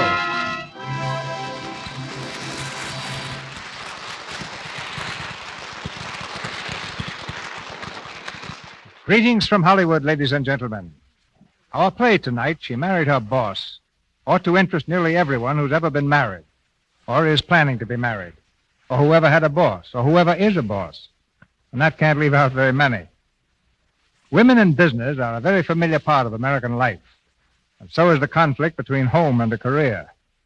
Tonight we have a very efficient young woman in love with a very efficient gentleman who doesn't respond except in business matters. This situation occurs many times in life today when a business girl decides to make a career of love. And because our play is so characteristic of American life, perhaps it was fitting that we cast the heroine at a baseball game. I hadn't thought of Ginger Rogers as Julia Scott in She Married Her Boss until I saw her cheering wildly for a rather dusty gentleman who had just stolen second base at the Hollywood ballpark a few days ago. At that moment, Ginger personified the typical American girl who can run an office or a household with equal efficiency, who drives a tennis ball with uncanny power, cheers as a runner slides into second, and whose hats have more humor than logic. But logic is no mystery to our typical American girl either. The logic of Aristotle and Plato, or the logic of Lux toilet soap. Instead of buying soap the way she buys a hat, she makes a logical deduction. She knows that Lux toilet soap is as fine a soap as she can buy, so she uses it. In fact, it's the American girl's enthusiasm for our product that makes these Monday evenings possible. So perhaps I'd better not say too much about our hats if we want to keep in her good graces. But getting back to Ginger and the ballgame, I talked to her about our play during the seventh-inning stretch. Fortunately, she had a little time off from RKO Studio where she'd just finished the picture, Fifth Avenue Girl, so we made a deal right there.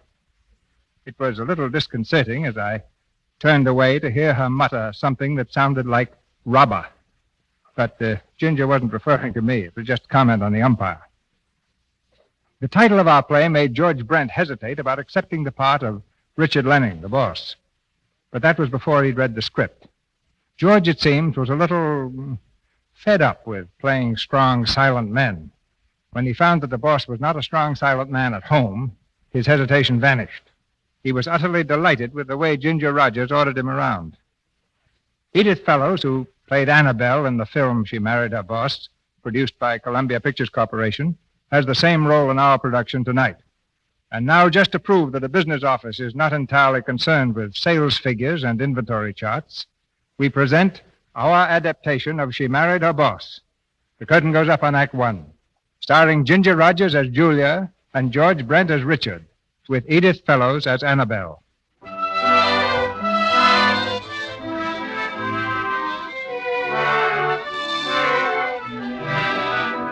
The executive offices of Lenning's, one of New York's finest and largest department stores. It's only a moderately busy day at Lenning's, so that means no more than a minor hurricane of activity around the office of Mr. Lenning, president and general manager.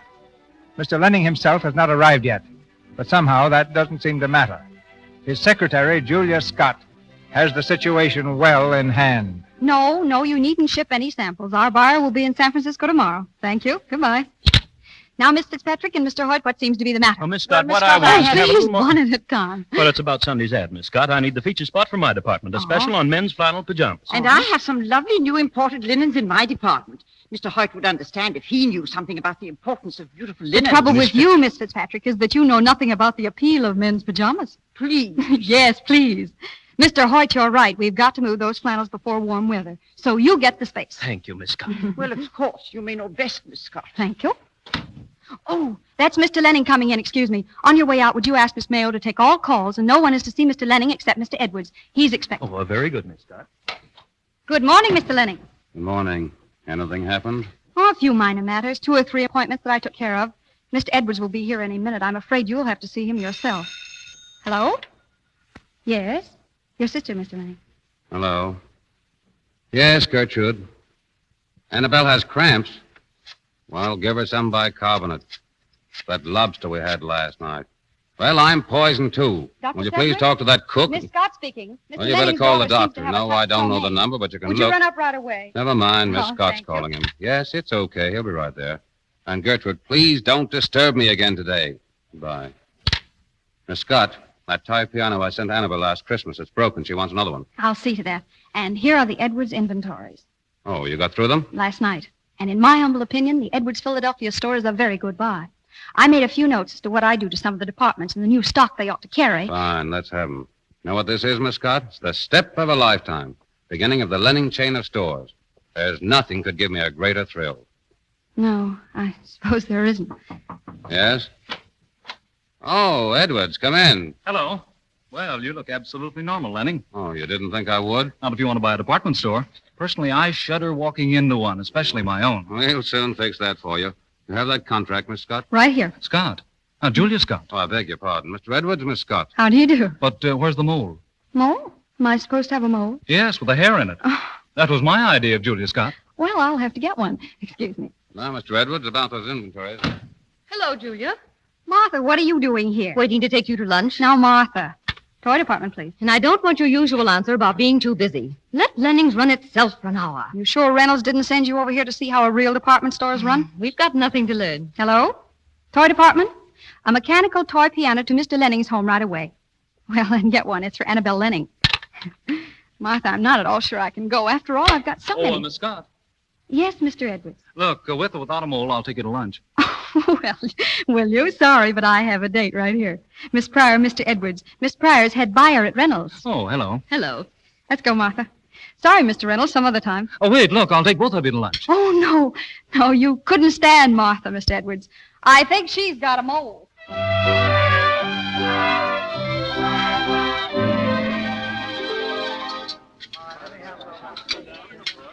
And there it is, Julia, my pet. Reynolds wants a manager for our San Francisco office. He wants the best department store executive he can find. Well, you're it. Says you. Says Reynolds, says everybody. He told me to go out and get you. Eat faster, Martha. I've got to get back. Oh, a real job, paying twice what you're getting now. What do you say? Declined with thanks. Martha. Why? Well, I'm happy where I am. Oh, I knew you had it bad, Julia. It's been obvious to a child you're in love with Richard Lenning. But when you throw over a job like this to slave for that imitation of a man, it's alarming. I dare you to say it isn't so. Well, what if it is? It's hopeless. Oh, you're a cheerful little gal. To begin with, a man's a confirmed woman hater. He's not. He's just forgotten about women. Oh, humbug. That's the one thing a man doesn't forget. Oh, yes, he could, Martha. When a wife has given him a bad deal and divorced him without any reason, when he's buried himself in business just to forget the things that hurt him. Very touching. Well, what's the cure? You haven't found it in 6 years. But when I do, he'll pay up for those 6 years, Martha. He'll pay back like an angel. Oh, moonbeams. In the first place, what do you know about this graven image called Lenning? Ever been in his home? No, but I... Mm-hmm. Well, what's it like? Could you live there? Why don't you find out? And incidentally, maybe you'd find out he was a man instead of that plaster saint you're swooning about up in that office. You might discover a way to tackle the gent. Julia, have you heard a word I said? Yes, vaguely. And you know, I've been thinking. Thinking? Yes, it's too bad that you can't mind your own business.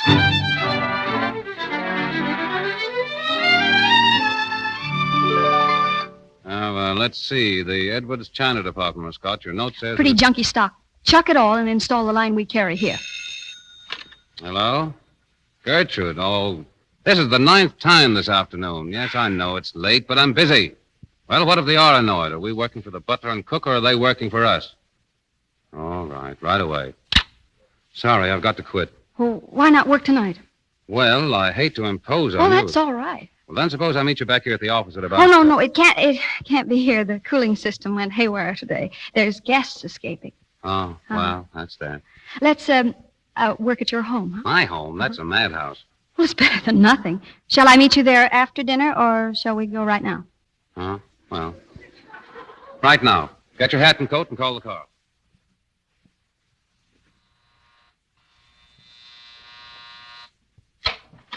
Oh, good evening, sir. Good evening. Richard, here you are at last. Oh. Good evening, Miss Lenning. Oh, that's right. You know my sister, don't Yes. you? Gertrude, Miss Scott's having dinner with us. We have some work to do later on. I tell you I won't! I want to see my daddy! Daddy! Your bathrobe, Miss Annabelle. Put it on, please, for me. Daddy! Daddy. Hello, darling. I thought you were sick in bed. Well, where is it? Darling, give Daddy a big hug. Where is what I asked for? Here it is, Annabelle. Give it to me. Miss Annabelle, you mustn't sit on the cold floor. I thought you were sick. The doctor said she was lying again. There was nothing wrong with her. This is a piano. I said I wanted a music box. Now, Lammy Pie, you said you wanted a piano. That's what I understood. I said a music box. You're supposed to be my father's secretary. Can't you get things straight? Annabelle. Why, Lammy Pie. Dinner is served. All right, come on. I've got a few things I'd like to have understood around. And something will have to be done about those calls during business hours, Gertrude. There are always emergencies, Richard. And most of them brought on by that child. Aunt Gertrude loves to tattle, especially on me. Well, tattling is better than incurable lying. Please, I'm speaking about other things. Water heaters bursting, accounts running low. Such things can't be avoided in the running of a house. Not unless it's run on a very strict business system. A home, Miss Scott, is not a place of business. I beg your pardon, sir. Yes, Russell, what now? Well, sir, about that water heater, it might not have exploded if somebody hadn't fooled with the valve. Well, who did? Well, I couldn't say, sir. But I did see Miss Annabelle go down in the basement this afternoon. I did not. That old butler just doesn't like me. Annabelle, why did you go down in the basement this afternoon? I saw a man go down there. He looked like a burglar. There you are. A fine example of her lying. Like mother, like daughter, I always say. Gertrude, I've asked you never to make that reference again. Oh, this food. What is it? What is it? Maybe it's cat. Annabelle. Well, I did see Mrs. Russell cutting up something funny. It's roast beef. Well, it's the wrong part of the cow. Roast leather. I thought you were going to speak to the cook. Well, I hinted very broadly. Hinted? Oh, please, Richard, be tactful. Do you want the servants to think we're barbarians? Why not? They feed us that way. Miss Scott is right. This place won't be livable until a system is installed. Then why not install one, Mr. Linning? Yes, but how? Oh, if I could only spare you from the office for about a week. I wouldn't need a week. A couple of hours would do if you could give me complete authority. All right, you've got it. All right, fine. Russell, you're just in time. Never mind the dessert. No one's eating anyhow. I want to see you in the library immediately. And your wife. And the governess and the handyman. Get them at once. Now, just a moment. Russell, you heard me. They've been lost, miss. Oh, so they've been lost. Half of the meat and grocery bills have just disappeared. Well, then perhaps you can explain, Russell, why the cost of food coming into this house has doubled, while the quality has gone down until it's not fit to eat. If the young lady knew anything about conditions... I know all about conditions. Russell, it's obvious that both you and your wife are not only incompetent, but dishonest as well. You're fired. Get out of the house tonight. Very well. Come on, Sarah. Richard, I'll not have the Lenning home invaded like this by a common secretary. Sit down, Miss Lenning. Do what she says, Gertrude. Richard. I give her full authority. Daddy? You too, Annabelle. Keep quiet. Now, let's see. You, over there, you're the handyman, aren't you? Yet I find that in the 4 months you've been here... Excuse me, miss. I'm quitting. And now the governess. I am sure I have done my best, mademoiselle. I have been so patient and kind. But Annabelle needs someone with brass knuckles, and who knows how to use them. I'll see that you find a job more suitable to your talents. Thank you, mademoiselle. The very idea. Richard, you know how hard it is to find a suitable governess. That was the point. She wasn't suitable. And Annabelle. What about Annabelle? Yeah, what about me? Well, Annabelle is going to take care of herself and grow into a fine, self-reliant young lady. And the first thing she's going to do is go to bed right now. No, I'm not. And I don't like you. You're going to bed, and this minute. Stay away from me. Daddy! Come on, up those stairs. I won't. And you're a mean, nasty, ugly little thing. I hate you. There. Annabelle, go up those stairs at once. I won't. And it won't do you any good to make me because I won't sleep. So there. Oh, yes, you will, because no. I'm going to give you something to make stay you away sleep. From me. Come here, Lamb Pie. This is marvelous. Why didn't I think of this before?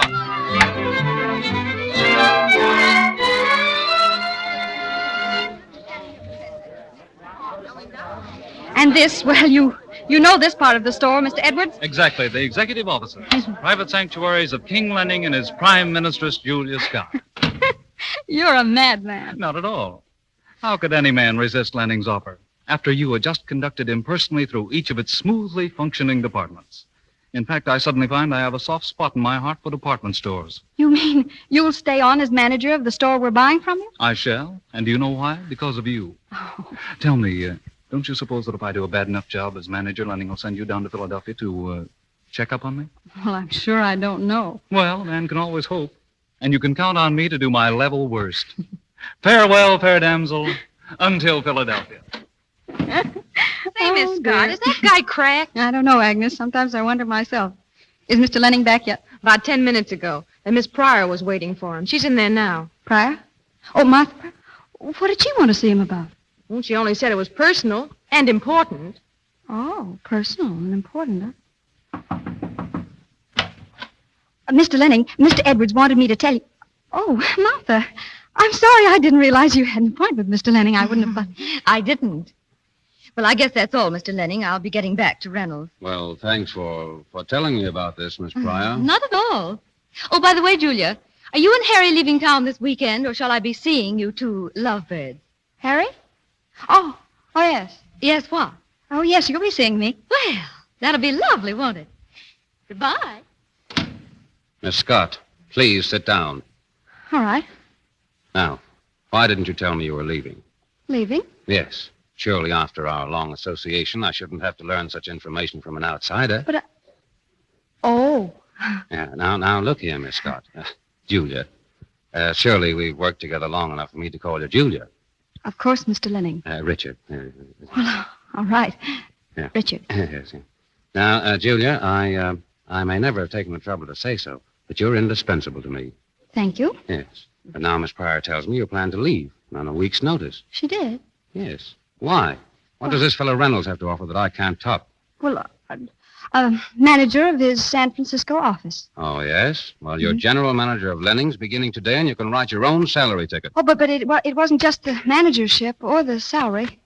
But I was thinking of, well, myself. You mean just yourself? You? Mm-hmm. Me. That is, in relation to things in general, such as, well, marriage, for one thing. Marriage? Mm-hmm. Oh. Well, may I just ask who this Harry is? Harry? Uh-huh. Miss Pryor. Oh, him. I mean, that Harry. Yeah, yeah. Tell me, is he... Is it serious? Yeah. No, he's very nice, but, well, to be frank, you do want me to be frank, don't you? Oh, certainly. Well, it's not easy for me to become interested in men because I'm afraid I demand more than I'll ever find. Such as what? Well, some sort of common interest. Well, if there's nothing more, Julia. Yes? You really must go to San Francisco? Well, yes. Well, you can't. Richard. I need you, and the store needs you. Now, Julia, let's be practical about this. Oh, yes. Now, we must be practical. Yeah. Now, you said a moment ago that you were what you demand in a man was mutual interest. Yes, but... Now, that's sensible. Because you're an intelligent woman, you'd never accept less than that in marriage. No. And you're old enough and wise enough to have outgrown all the nonsense and love and so-called pure romance. Yes. Yes. Well, peculiarly enough, the same is true of me. You know, Julia, I never made a point of discussing it, but I arrived at my present point of intelligence about such things through one very bitter experience. I made the mistake of letting my heart rule my head. Well, I shall never make that mistake again. Naturally, I understand. Of course you do. Of course you understand. And, Julia, the partnership we've known in this office, the dependence on each other has been a marriage in a sense, hasn't it? I mean, yes, the most perfect kind. Yes, Richard. Yes. Well, Julia, what I'm trying to say is this, that don't you think that you and I, sort of without any fuss or excitement about it, we could sort of get a plane and sort of fly over to... yes, I believe we could, Richard. Hello, operator. I had a long-distance call here, and Hello. Hello. Is that you, Gertrude? Richard, where on earth are you? Dinner's been ready for hours, and Annabelle's having tantrums. Well, Gertrude, listen. I'm over in Marysville. Julia and I flew over here this afternoon and got married. Marysville? Well, what on earth Married? Yes, Gertrude. Married? Yeah. Oh. Gertrude? Gertrude? Hello?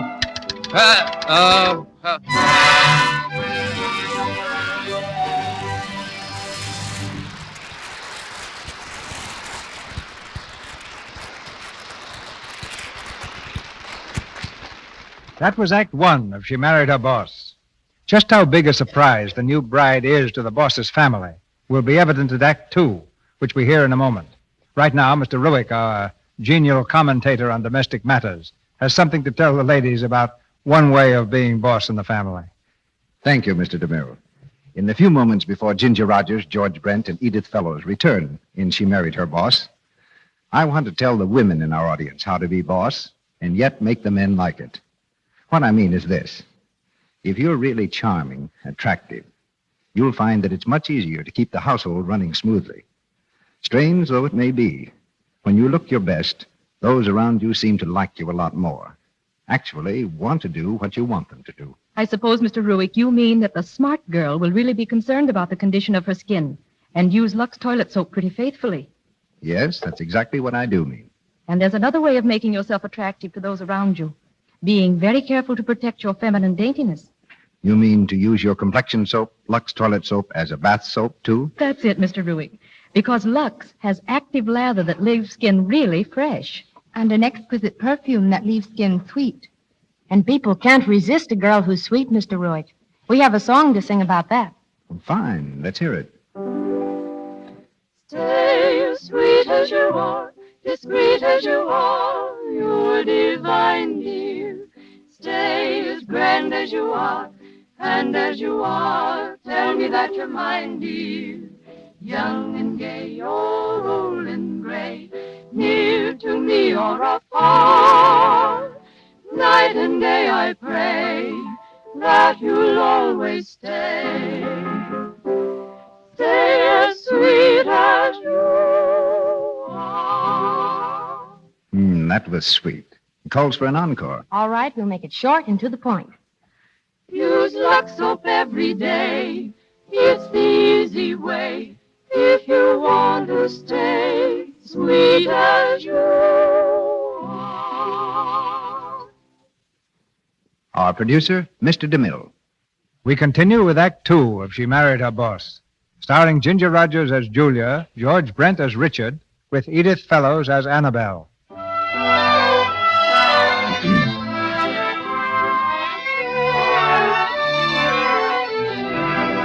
It's late the same evening. Back from their flying trip to Marysville have come Richard and Julia. Now, Mr. and Mrs. Richard Lenning. As the latest addition to the Lenning family, anything but an enthusiastic reception awaits Julia. Only the butler is on hand to greet the newlyweds as they stand on the threshold of the Lenning mansion. Congratulations, Mr. Lenning and Mrs. Lenning. Oh, thank you. Who are you? The new butler, sir, Franklin. Mrs. Lenning's things are all here and put away, sir. Oh, fine, fine. Oh, Julia, come on. What's the matter? Matter? Yes, what are you standing there outside the door for? Richard, a bride is always carried over the threshold of a new home. She's what? Carried. Oh, now, Julia, be reasonable. This is no hour for sentimental nonsense. I wouldn't insist, Richard, but it's always done. Oh, but it's so... Oh, well, all right. Franklin, give me a hand, will you? Oh, Richard. Come on, a seat with our hands. Yeah, that's nice. Nice time of the night for a circus act. There, will that do? That's all, Richard. Thank you. I'm glad of that. Boy, am I tired, and the whole day wasted. What do you mean wasted? Well, no work done. By the way, Franklin, did some papers come out to me from the office? Yes, sir, this afternoon. Good, that'll be the Edwards contract. Got to have it all checked over by morning. Oh, Richard, it's so late. Can't you let it go till tomorrow? Nonsense. I told him I'd sign it at 11. Would it matter so very much if it were delayed a day? Why, Julia, I thought you realized what this deal means to me. It's the beginning of the Lenning chain of stores. You just give me 3 years and I'll have a string of Lennings all over the Atlantic coast.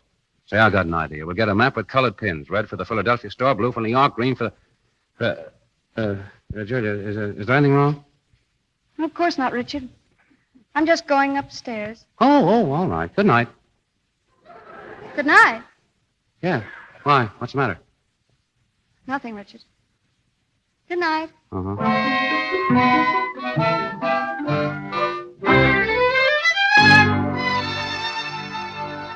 Take it away! Take it away! Take it away! I told you I don't want any breakfast. But, Miss Annabelle, you must eat breakfast. I'm not going to eat breakfast or lunch or dinner or anything as long as somebody is in this house. Good morning, Annabelle. Morning, Franklin. Good morning, sir.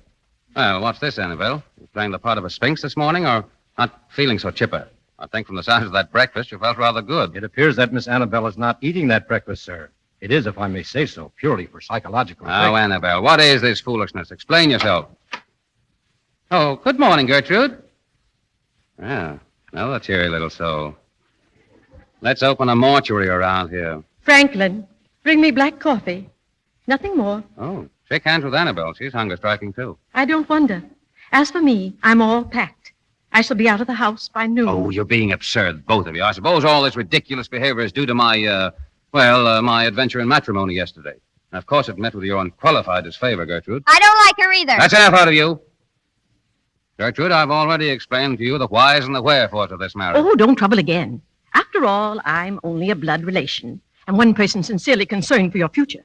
It doesn't matter that I remember where your reckless impulsiveness led you once Reckless, before. impulsive, just because I marry an intelligent business partner, a partner whose duties are now enlarged to include the management of a home. Sensible.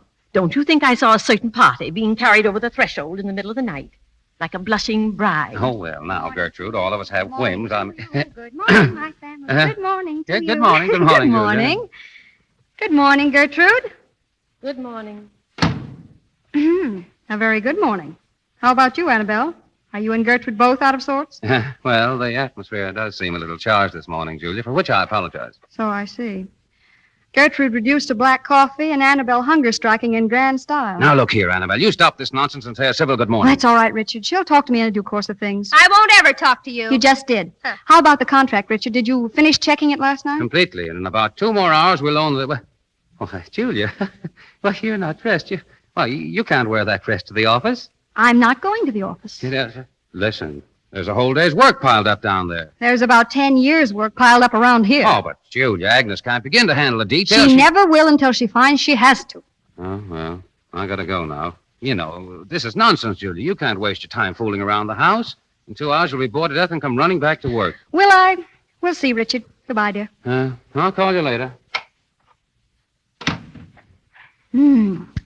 Oatmeal's delicious.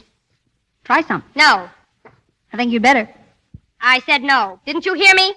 Annabelle, I wonder if you remember the spanking I gave you the other night. All right, spank me again. Beat me. I don't care. You can lead a horse to water, but you can't make him drink.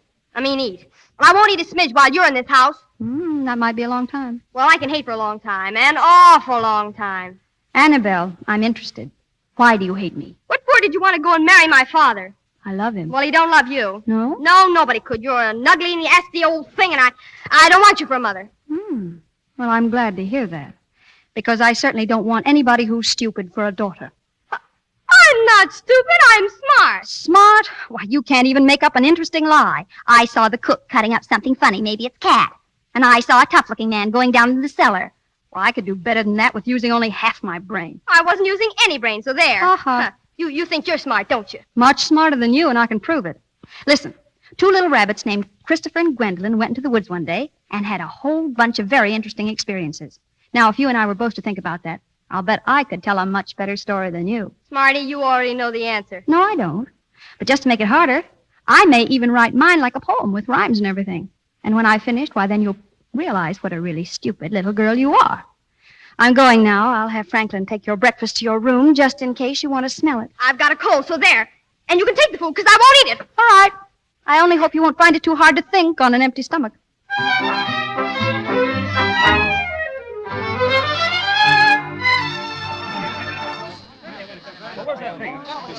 34 sales on shoes, Miss Mayo. I tell you, we've got to have it. I'm looking for it, Mr. Lenning, but nobody but Miss Scott knows where those things are. Oh, Mr. Lenning, about that special sale. Just a moment, Mr. Hoyt. I think my problem is a little more important, Mr. Lenning. Please. Will somebody shut that door?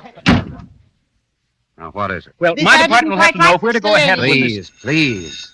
Hello. Don't bother me. Agnes, can't you take some of those calls? I'm sorry, sir, but Miss Scott didn't tell me. Miss Scott, will you stop talking about Miss Scott? I told you an hour ago to get her on the telephone.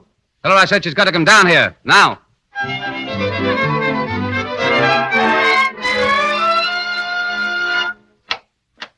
Gertrude, may I come in? Of course. It's your house now. Oh, please, don't just walk out on me. It's very important. Well?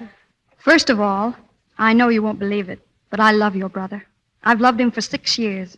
I know what his life has been, and loving him, I want to help him find happiness again. I want him to know for the first time what a real home can mean. I want mostly for his sake for him to recover some normal instincts. Towards you hope. Towards any woman. And why not me? Oh, can't you see? With your help, I could... Pardon me, Mrs. Lenning, but it's the store again on the telephone. Oh, tell them I'm indisposed. But they said it was important. What shall I say, ma'am? Tell them I took poison. Tell them anything you want, but I'm not going down there. Yes, ma'am. Some more of your great consideration for my brother. Yes, it is. He can get along without me at the store. It means inconvenience and readjustment, but he can do it. Where I'm really needed is here. Oh? Oh, Gertrude, now don't freeze up on me. I need your help. I'm asking for it. If from now on we could just work together on this thing. For instance, Annabelle. My niece is not a department of the store, Miss Scott. I'm afraid you can't take an inventory and then reorganize her. But we can. At least I want to try to. Look, Gertrude, you've seen more of her than anyone else. Tell me about her. What are her interests? What does she like to do? What does she Miss Scott, Annabelle's interests are no concern of yours. And the less you have to do with her, or with me, the better I'll like it. All right. I should have known better than to expect your understanding or your help. You're a bitter, frustrated old maid, Gertrude Lenning, and the natural enemy of every woman who loves and wants to be loved by a man. You're going to take out your bitterness on the entire feminine world as long as you live, even if it costs your brother's happiness to do it.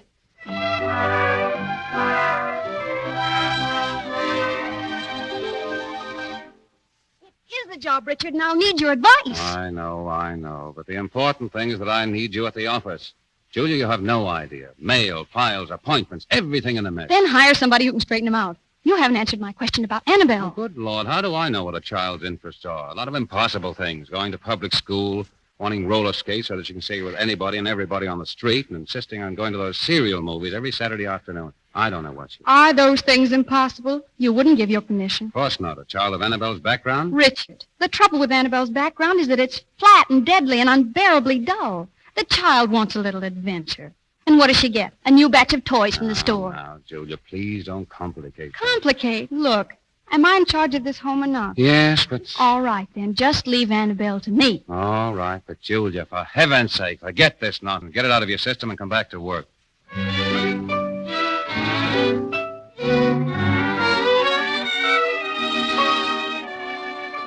You say Annabelle has never attended public school before? No, she's always had tutors. I don't know just what grade she's really eligible for. I ought to be the 5th grade. We'll soon find that out, Mrs. Lenning.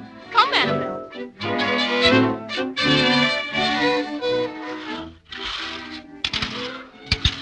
Hey, whoa.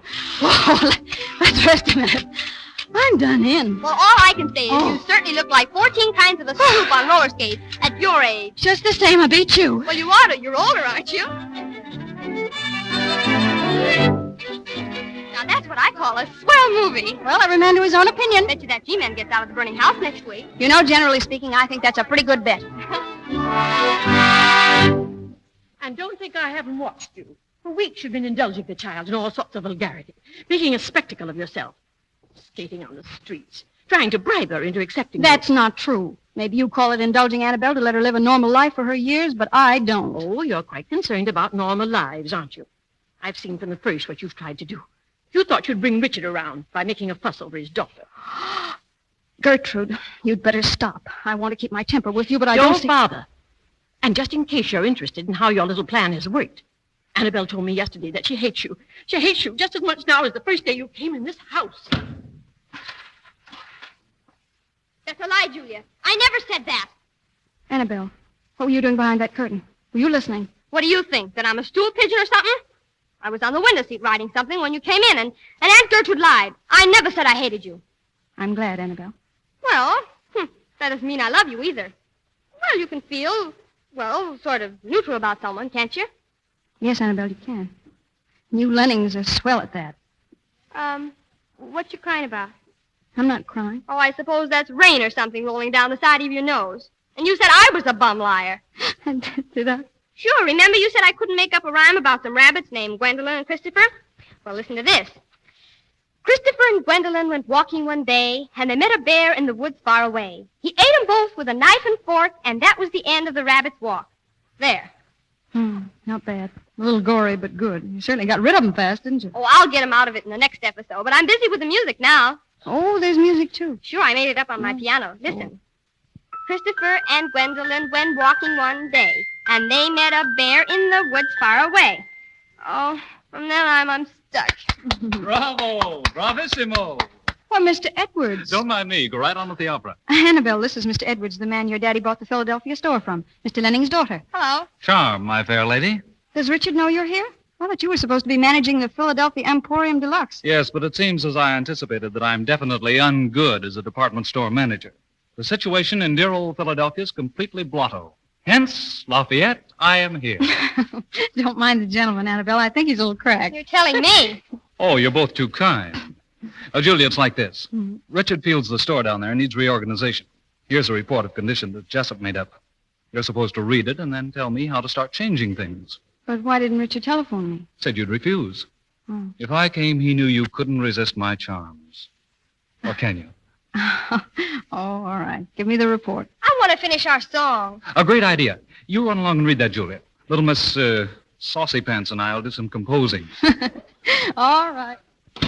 Now, let's see those words. Here, and the music's supposed to go like this.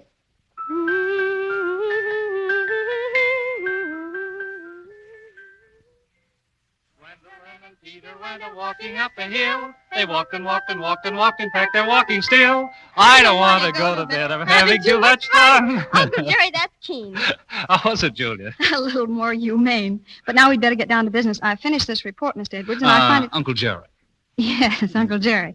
And the first thing you've got to do down there is to reorganize the advertising staff. I find it... yes. And another thing, your window displays, they've got to be made much Wait a more minute, attractive. Annabelle, another verse. Listen. Listen, Jerry, if Richard wants us to straighten out the but store that's business, not we've as got to get important as a new verse for Gwendolyn, is it, But, Annabelle? No. You see? Listen. They saw some snails with great big horns and bonnets on their heads. They lived in shells, and in their shells they slept in feather beds. Come on now, all together. They saw some shells with great big horns and bonnets on their heads. They lived in shells, and in their shells they slept in feather beds. I don't want to go to bed. I'm having too much fun. That's very well. Julia. What's the matter? Oh, hello, Richard. Do you suppose he doesn't like music? Gosh, he looked mad. I'd better go see. You two go ahead. Hello, Richard. Richard. You look terribly annoyed, darling. I sent Edwards here because the Philadelphia store is in a mess. I wanted you to give him advice, and how do you give it to him? By sitting on the floor singing a lot of nonsense. Some high spirits that needed blowing off, that's all. And as for the store report, I've read it and Not just this, Julia. It's everything these last weeks. You've changed. You were someone I thought I could count on, and instead of helping me, you let me down completely. I might almost say criminally. In other words, I haven't lived up to our marriage bargain, is that it? Well, you don't need to put it exactly that way. Why not? Richard, you say I've changed. I have. It happened the moment I stepped foot in this house as your wife. It was home here, and I loved it. I was a woman for the first time, and I loved that, too. In other words, by marrying you, I lost a valuable partner and acquired a woman. Someone who would blithely wreck my business while sitting home singing nonsense in the living room with a man. Oh, Richard, you sound jealous. I am not. Told you once that part of my life is completely dead. With it went all interest in women, as you're trying to be a woman. And furthermore, if you want the truth, it doesn't become you. You're no longer the Julia Scott I can admire. This change has made you ludicrous, if not downright pathetic. Thanks. I was curious about how you really saw me. Oh, no, Julia, I mean... You're right, Richard. Perfectly right. I did let you down. I didn't live up to our bargain at all, so I'm going to do something about it. Now, Julia, I don't mean turning around and going to extremes, but you could help a little right now. For instance, go down and take charge in Philadelphia. Get the store there up to the famous Lenning standard of efficiency. Is that it? Well, yes, Julia, if you could. Oh, I could, Richard. And I shall. You can depend on me. Well, that's fine. I know you understand, and it shouldn't take long. That's where you're wrong, Richard. You have no idea how long it may take. In fact, I wouldn't be at all surprised if I never got back from Philadelphia.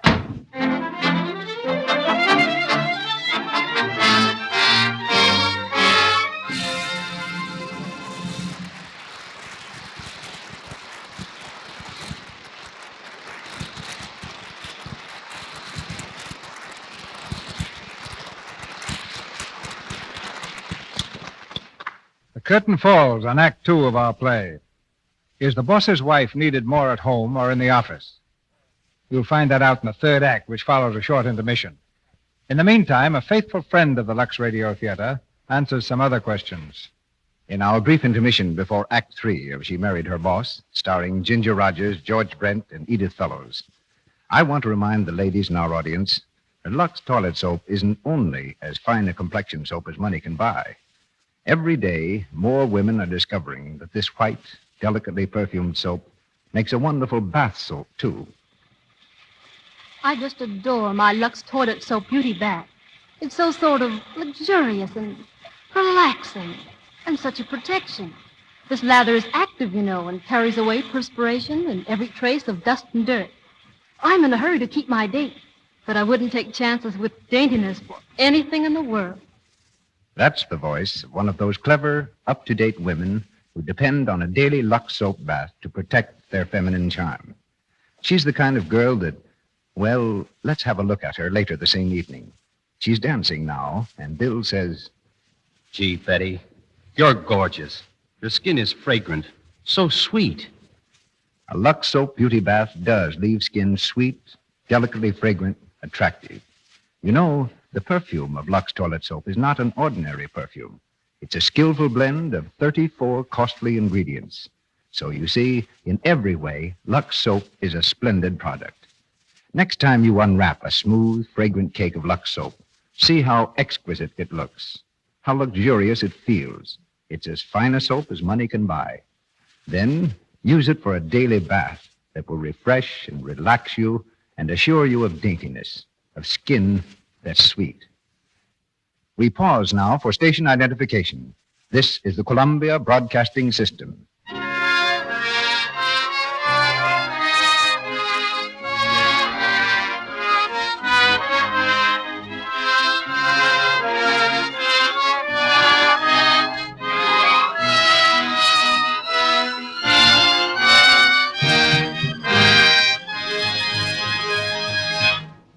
Once again, our play, the third act of She Married Her Boss.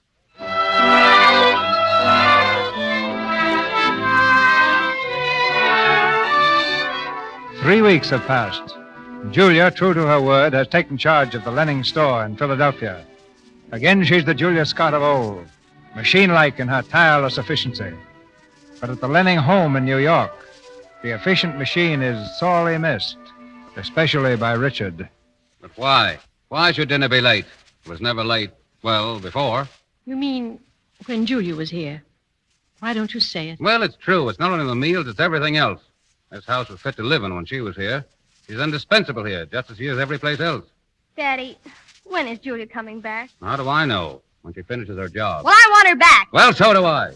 Well, as a matter of fact, well, so do I. Why, Gertrude. The house does need her.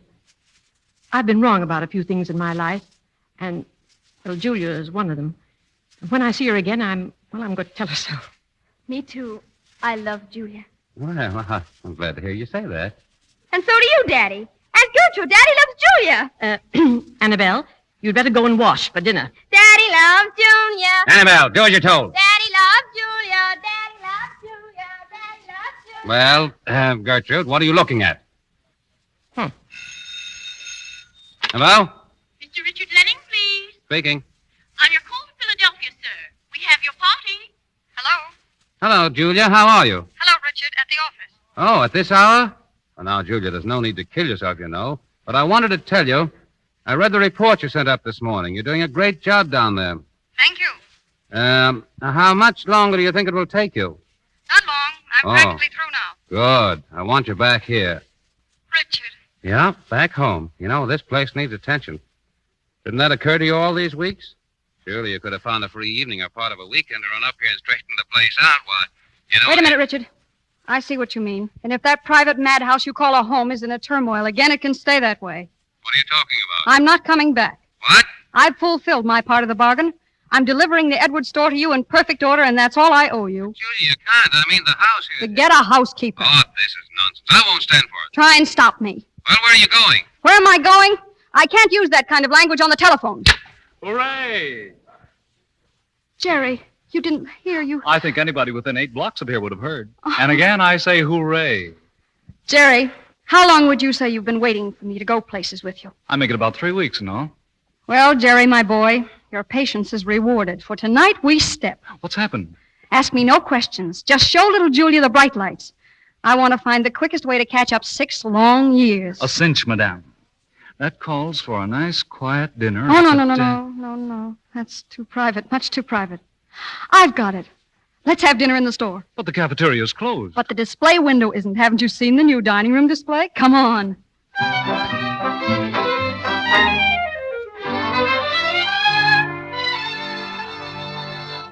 Here you are, Mrs. Lenning. Restaurant fella says you're phoned for Oh, dinner. good. Put the tray right down here on the table. Huh? I mean, you ain't really going to eat here in the store window with all them dummies. That is Why, John, those aren't dummies. They're Mrs. Lenning's family. She told me so. Huh?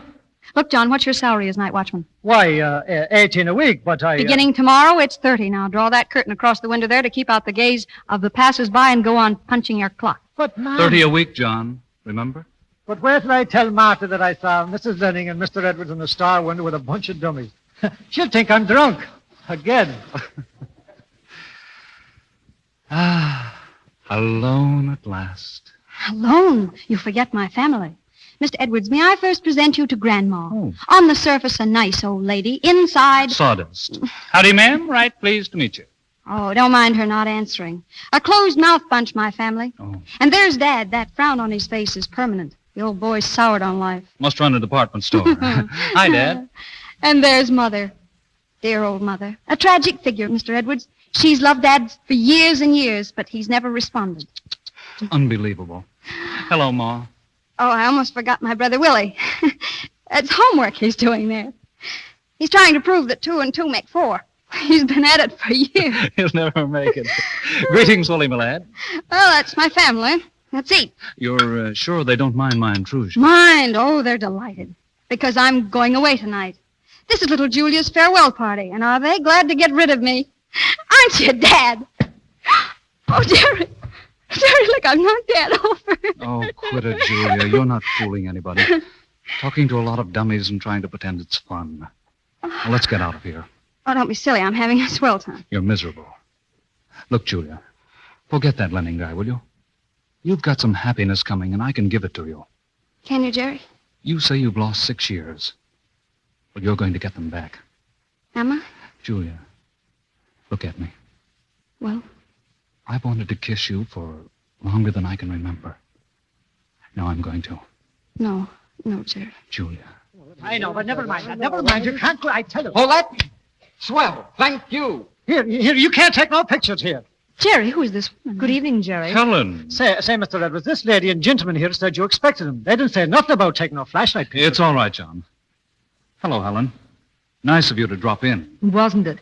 Oh, and if you and Mrs. Lenning are interested in that picture, Jerry, I'm sure it'll be in the morning papers, on the front page. Thanks. Oh, by the way, Julia, excuse me. I'd like you to meet Helen, my wife.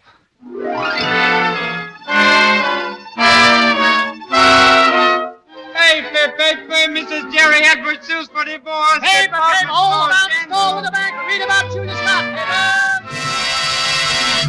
Naturally, I came down at once. What would you expect me to do? I suppose you've seen this newspaper story. Seen it? I practically wrote it. Oh, Julia, you've got nothing to worry about. I figured it all out on the way down. In spite of that picture, they can't prove a thing. You had a perfect right to be in the store at night, and so did Edwards. Besides that, all we need is a character witness and a dozen other people. Outstanding citizens who will testify for Julia Scott. Testify that her name has always stood for the very highest type of American womanhood.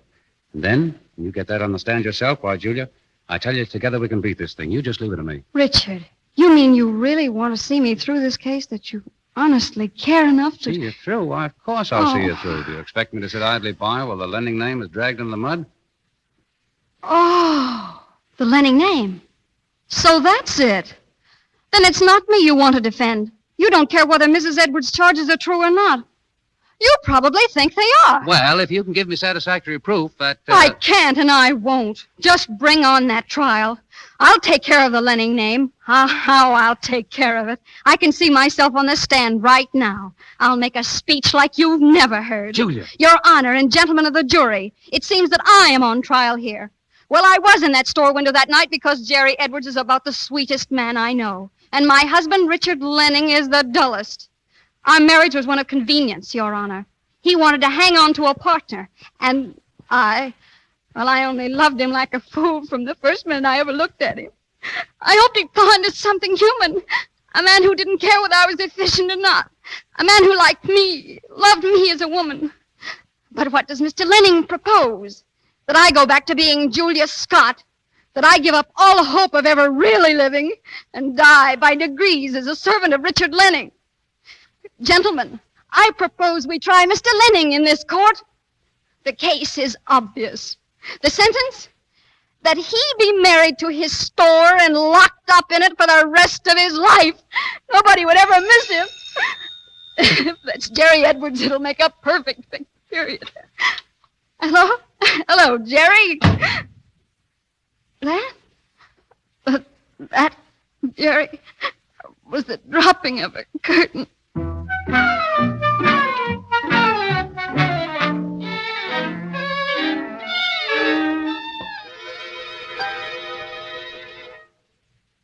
Miss Annabelle, it's no use, I tell you. Your father's been in there for hours, and he won't see anybody. Yeah, well, he's going to see me, because I've got to see him. Now, you let me by. No, now you mustn't. Now, you wait. Miss Annabelle, you can't. Daddy.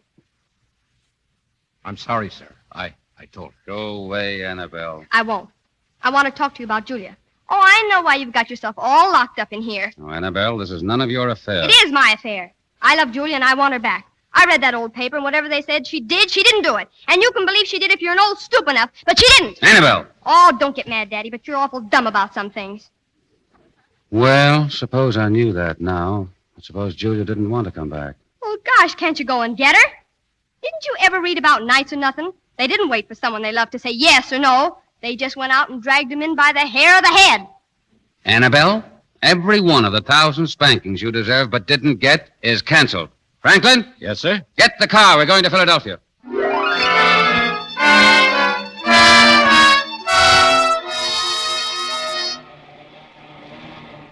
Begging your pardon, sir, but you're going terribly fast. Mr. Lenning! Dick, Frank. Just Dick to you. And I think I need another drink. Oh, yes. Yes, she's gone, Mr. Lenning. Gone? Yeah, she left this afternoon with Mr. Edwards. For New York, I think. Come on, Frank. We're going back to New York. Oh, but while you're here, sir, there's a matter about the toy department. Toy department? My friend, you can take the toy department and ship it back to Santa Claus. Come on, Frank. You sure she wasn't here in the store in the last 2 hours? Oh, no, sir. I ain't seen hide nor hair of her, Mr. Lenning. Frank, that settles it. We go home for one last look, and if she's not there, we'll call in the cops. Right you are, Dick, my boy. Every cop on the force. Whee! Now, wait a minute. Frank, what would you say those bricks were here on the sidewalk for? Why, I would say for the new addition to your store there. But you're wrong. Here, Frank, how's your aim?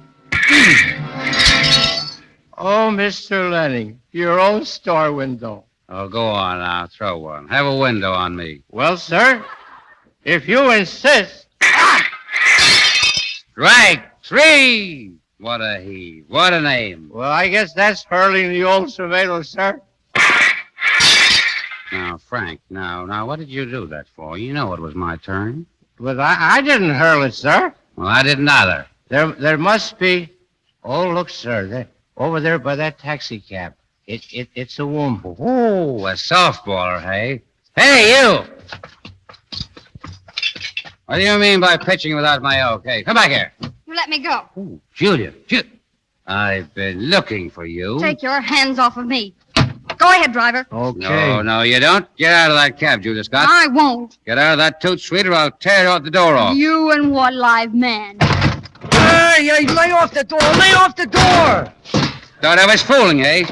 Now get out here. You're pushing me door away. It's ruined. It's ruined. Franklin, buy this guy a new cab. Right, sir.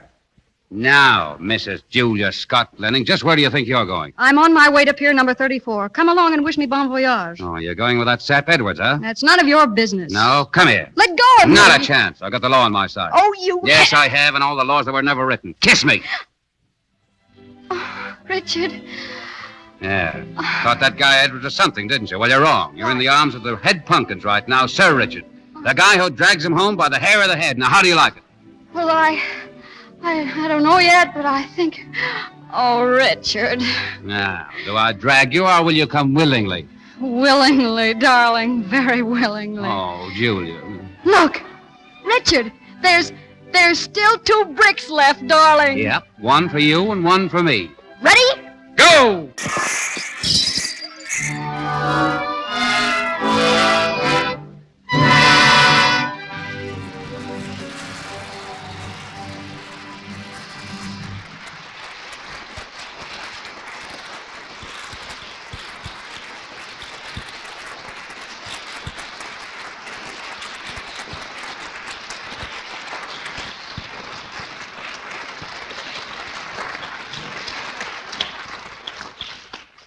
I think we can predict a lasting peace in the Lenning household. But I'm still not sure who's going to be boss. Let's ask Ginger Rogers and George Brent. The hand that rocks the cradle is the hand that rules the world. How's that for a new way of putting it, George? Well, it's about as new as all's well that ends well, or it isn't the heat, it's the humidity. George, if you're referring to the past week, I think this time it really was the heat. It certainly wasn't the humidity that made our thermometer boil over. You know, last week the asphalt in our tennis court was so hot that I fried a couple of eggs. No, not eggs. Onions. Onions? Why onions, Ginger? I don't like eggs. Say, look at that tan George has got. What happened to you? Well, you know, the sun was terribly hot last week, and I just tipped my hat to a lady, and now look at me. A martyr to etiquette. How does a producer behave on a hot day, CB? Well, he goes for a swim if he has the time. I was in the pool every morning before breakfast. Oh, a bathtub scene, huh? The mild touch to a heat wave. And a bathtub scene ought to include a certain kind of lather, shouldn't it, CB? Well, what kind do you suggest, Ginger? I should say Lux. And I can say other things about Lux, too. It's gentle and safe. It's economical, too. I always recommend it because I've used it for so long, and I know exactly how good it is. You've made me forget all about the weather. Let's put the heat on Mr. DeMille and find out what the lights in the front of the theater will spell next week. Yes, what is the bill, CB? Next Monday night, we're going to do You Can't Take It With You. A Pulitzer Prize play and a hit picture. It's a truly American comedy.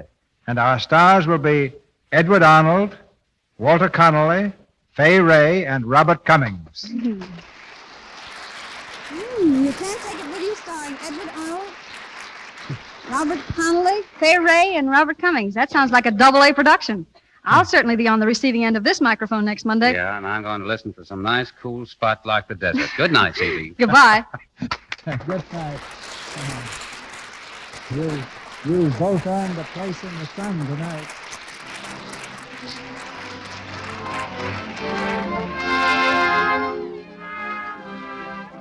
Our sponsors, the makers of Lux Toilet Soap, join me in inviting you to be with us again next Monday night when the Lux Radio Theatre presents Edward Arnold, Walter Connolly, Fay Ray, and Robert Cummings in You Can't Take It With You. This is Cecil B. DeMille saying good night to you from Hollywood.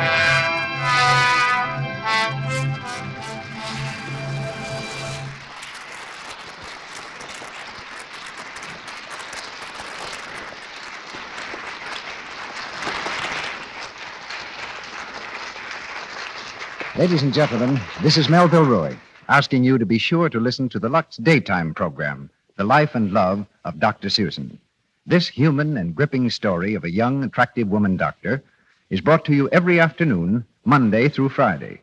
For the time and station, see your newspaper. The Life and Love of Dr. Searson comes to you in addition to the Lux Radio Theatre.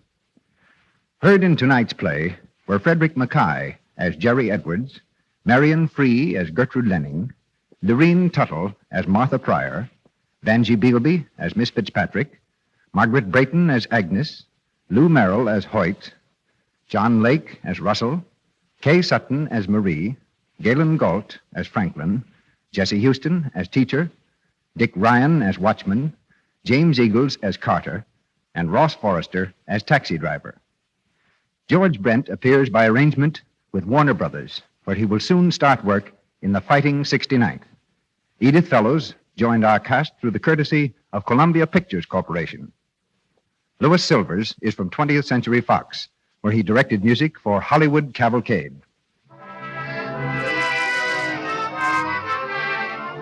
Our Lux Radio Theatre production of She Married Her Boss has come to you with the good wishes of the makers of Lux Toilet Soap, the beauty care that 9 out of 10 Hollywood stars use to help keep their complexions beautifully clear and smooth, flawless as every woman wants her skin to be. This is the Columbia Broadcasting System.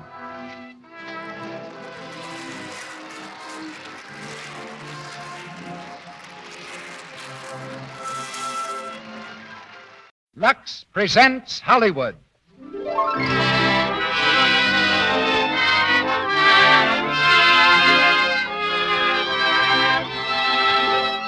The Lux Radio Theatre presents You Can't Take It With You, with an all-star cast headed by Edward Arnold, Walter Connolly, Fay Ray, Robert Cummings, Neda Harrigan, and Lee Patrick. Ladies and gentlemen, your producer, Mr. Cecil B. DeMille.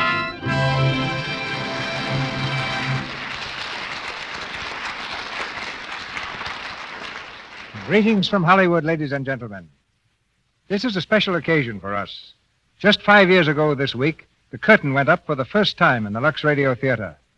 And one of the most gratifying things to me is our box office report. Unlike most theaters, our box office is not situated in front of the building with one ticket seller, but in every city and town throughout the country, with thousands of ticket sellers, in every store where you buy Lux toilet soap. It's your loyal purchase of our product that raises the curtain each week in this theater, and it's all made possible by the exceptional quality of Lux toilet soap. Mr. Ruick has a letter on this subject that I think you'd like to hear. It says, Dear Mr. DeMille, we are all loyal to you, to the Lux Radio Theater, and to Lux toilet soap. I, for one, purchased Lux toilet soap at first as a thank you for the Lux Radio Theater, so the theater might be continued. But, just as you've told us, the quality of the product is so outstanding that I am now writing to tell you that I wouldn't think of doing without my Lux toilet soap. It's a grand help for a woman who wants to keep her complexion as attractive as possible, and it certainly makes a grand bath soap. And special thanks to you, Mr. DeMille, for you can't take it with you. I'll be listening in Monday night. And that, Mr. Ruick, brings us to our play. The ancient Greeks had a gift for philosophy, the Romans a gift for government, and just as certainly Americans have always been blessed with a gift for humor. Prophets of gloom have never fared very well in our country. They've always been overshadowed by prophets of laughter like Morse Hart and George S. Kaufman, who wrote You Can't Take It With You. A Pulitzer Prize play on the Broadway stage, and later a hit motion picture produced by Columbia Pictures Corporation, You Can't Take It With You is a great American comedy.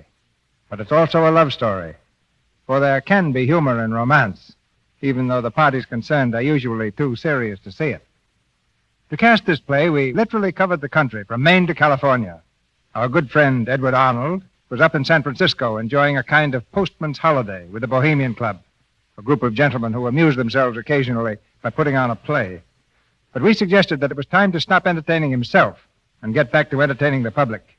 He's here tonight as Banker Kirby, the same role he played in the picture.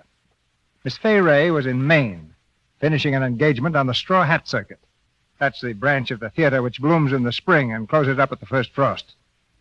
We reached her by telephone and told her about the part of Alice. And above the noise of shifting scenery, she managed to shout across the continent that she'd take the next train for California. We found Walter Connolly, our choice for Grandpa Vanderhoff, solemnly waving a steak knife in the Paramount commissary. When we caught his eye from a safe distance, he explained that he was learning to be an orchestra conductor for the title role in The Gay Days of Victor Herbert.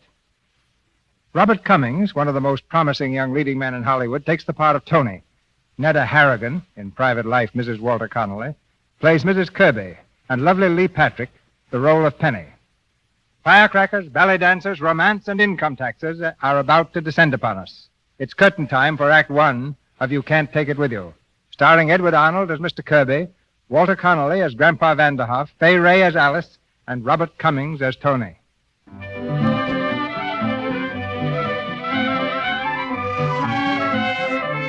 The 57th floor of the Kirby Building, tallest and most impressive structure of a great American city. On a door opposite the elevator is a brass plate bearing the legend, Anthony P. Kirby Company, Bankers.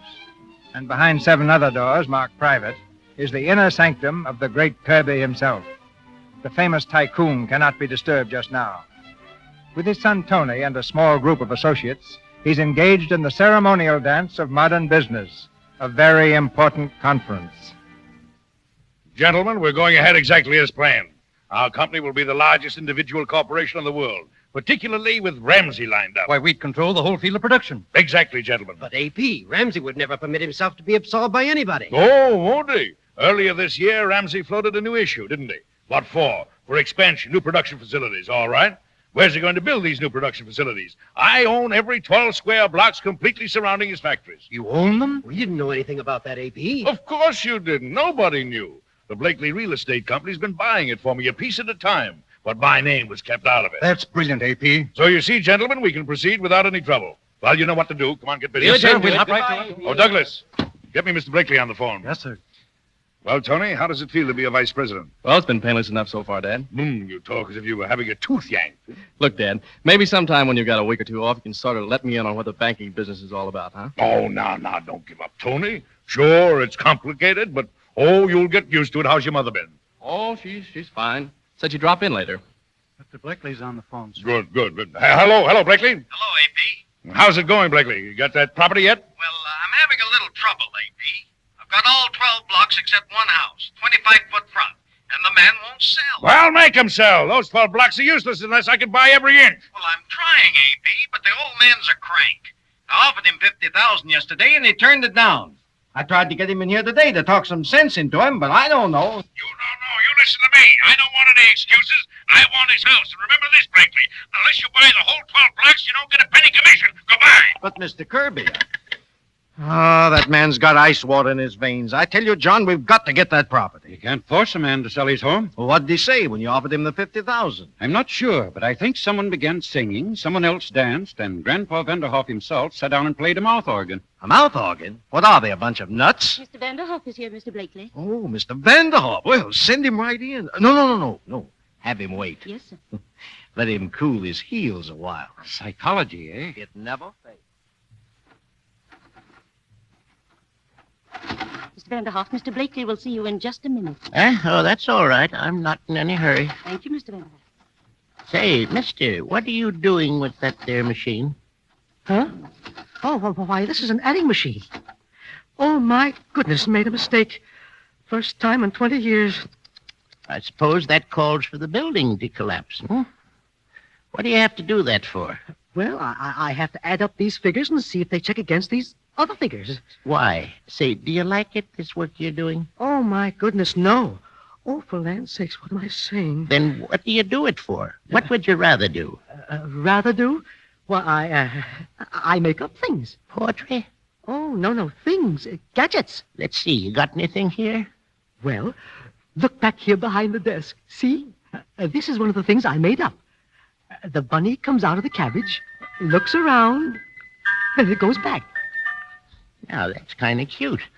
Seems to me, Mr. Poppins. Seems to me, Mr. Poppins, that's the sort of thing you ought to be doing all the time. Yes. Well, maybe someday when my ship comes in. A lot of people waiting for that ship, Mr. Poppins. Meanwhile, they don't have any fun. Look, how would you like to come over to our house for a while and work on your gadgets? Oh, what, to your house? I don't feel bashful about it. Mr. DePinna, he's the Iceman, came over 9 years ago. Got interested in making fireworks down in the cellar with my son-in-law, Paul, and he's been living with us ever since. Over at our place, everybody does exactly what he wants to do. Really? That's wonderful. But how do you live? Who takes care of you? The same one who takes care of the lilies of the field, Mr. Poppins. If you like, you can come over and be a lily, too.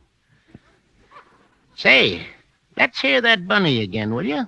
Well, all right. It's a wonderful invention, Mr. Poppins. Ought to be fun making it, too. Oh, goodness, it's Mr. Blakely. What's this? What's going on here? Well, you see, sir, this gentleman... Mr. Poppins was showing me his invention, that's all. Oh, Mr. Vanderhoff. Well. Come in. Come right into my office. No, thank you, Mr. Blakely. I was just going. Going? Well, what are you talking about? Say, that's a bad twitch in your eye. You've been working too hard. You ought to take a vacation. Oh, Mr. Vanderhoff, if it's all the same to you, let's quit playing games. I'm a very busy man. Then I don't want to disturb you. Bye, Mr. Blakely. Oh, look. I have a check here for $100,000 made out to you. You don't say. Look out for that twitch, Mr. Blakely. Coming, Poppins? I'd like to, but I don't think... You, Poppins. This is all your fault. You and your confounded toys. Get it out of here. Oh, you broke it. You broke my... wait a minute, Mr. Vanderhoff. I'll get my hat. If you leave here, Poppins, you needn't come back. I don't intend to. Mr. Blakely, the die is cast. From now on, I'm a lily. Fine. Get your bunny, Poppins.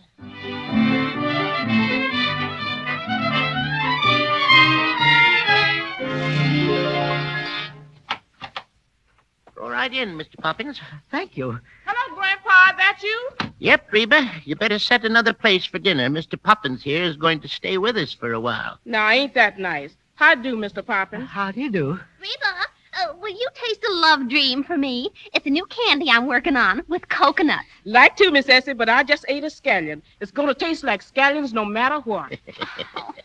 Guess I'll have to ask Mother then. Hello, Grandpa. This is my granddaughter, Essie, Mr. Poppins. Makes the best candy in the city. Hello.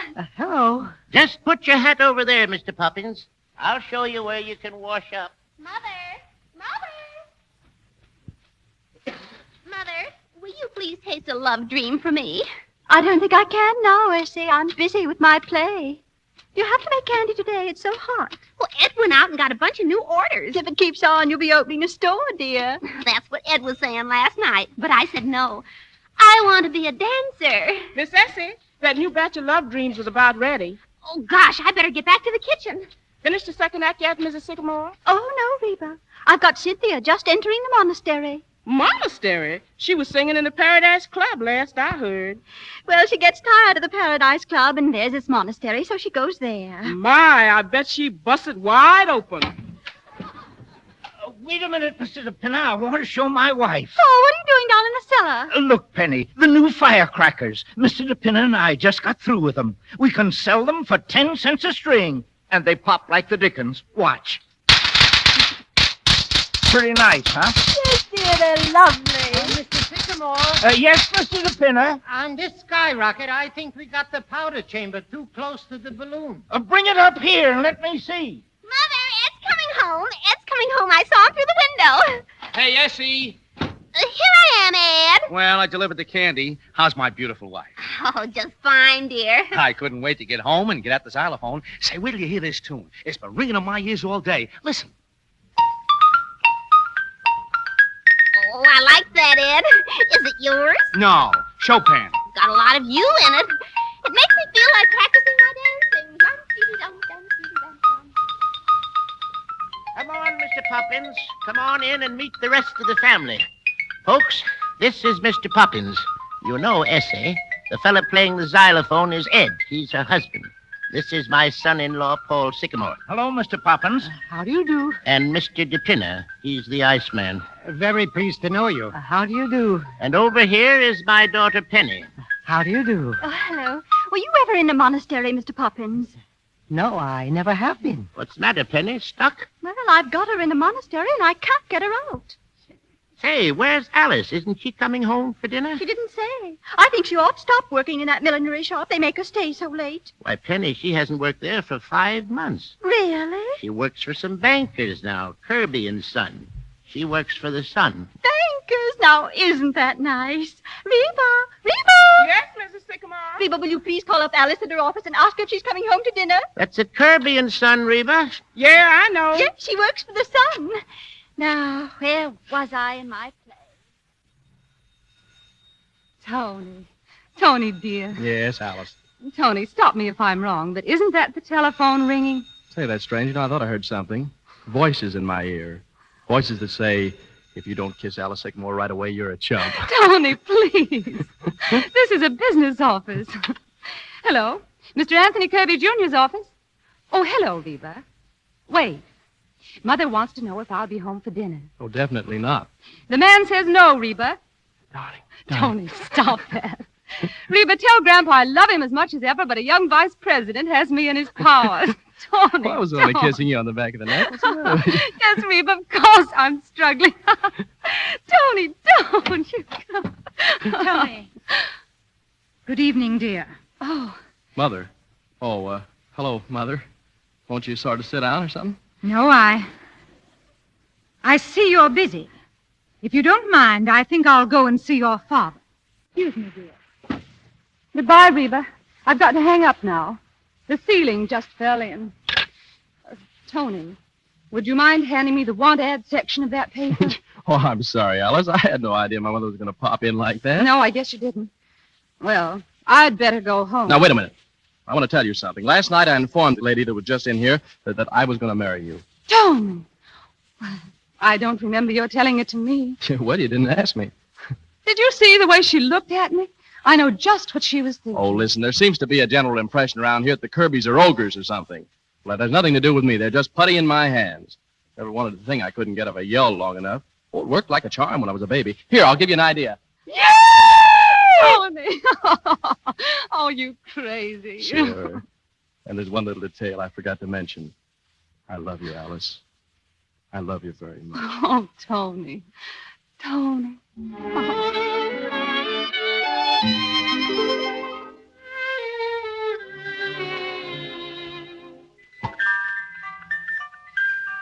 There you are. Do you like it, Mr. Sycamore? I think it's marvelous. Did you make that just the 2 days you've been here? Well, I had the parts, you see. Oh, but this is a wonderful place to work. Say, Mr. Sycamore, Yes? this new fireworks display is going to be the best we've ever made. I guess it is, Mr. DePinner. Did you think of a name up for it yet? No. What we need is something new and big, with plenty of flash. You any ideas, Mr. Poppins? Let me see. I know. The Russian Revolution. Plenty of fireworks there. Why, that's brilliant, Mr. Poppins. What do you think of it, Ed? The Russian Revolution. I think it's swell. Say, you got swell ideas, Mr. Poppins. Say, maybe you got something you'd like me to set up on my printing press. Why don't you print something about the fireworks? Advertising them. Then put it in the candy boxes, and the people who buy the candy will also buy the fireworks. Say, that's great. Listen, how does this sound? Watch for the revolution. It's coming soon. Fine. We got a lot of these red flag firecrackers left. You could write about them, too. Sure. Red flags will sweep the country. Get your red flags from Sycamore. Well, that's fine, fine. Hello, everybody. Oh, hello, Alice. Hear ye, hear ye, hear ye. Don't ring that dinner bell yet, Miss Alice. It ain't even half ready. Gather round, everybody. It's the town crier herself, and I've got an announcement to make. Alice, dear, what's the matter? Oh, it's wonderful, Mother. Listen. A young gentleman is going to call on me in exactly 20 minutes. Who, Alice? What's his name? Mr. Anthony Kirby, Jr. Kirby? Why, that's the boss's son. Oh, yes, Kirby and Son. Yeah. What's all the excitement? Grandpa, I've had a proposal from Tony Kirby, and he's coming to call tonight. A proposal? Well, why didn't you say? And, Mother, please, I want him to take us in easy doses. So please don't read him any plays on his first visit, because I like him. And Essie, I wouldn't dance for him if I were you, because we're going to the Monte Carlo Ballet later. Well, now I've got to dress. Bye. I hope he's all right. So many of these young fellows are just around. Come in. Hello. Hello, Grandpa. Sit down. Thanks. Well, Alice, do you love him? Love him. Oh, I Can't even talk about him, huh? Not rationally. Who's asking you to be rational? Listen, when I courted your grandmother, it took me 2 years to propose. Know why? The moment she'd walk into the room, my knees would buckle, and the blood would rush to my head, and the walls would start dancing. Up to the last, I couldn't even look at her without my heart didn't go thump, thump, thump. That's why I've lived in this house so many years. I never could move out. It'd be like moving away from Grandma. Oh, Grandpa, I've got it that way, too.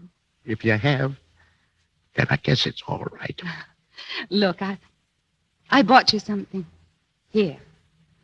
You like it? Well, bless my soul. A new harmonica. Sure is a beauty, too. I guess I'll run along downstairs and have a whack at it.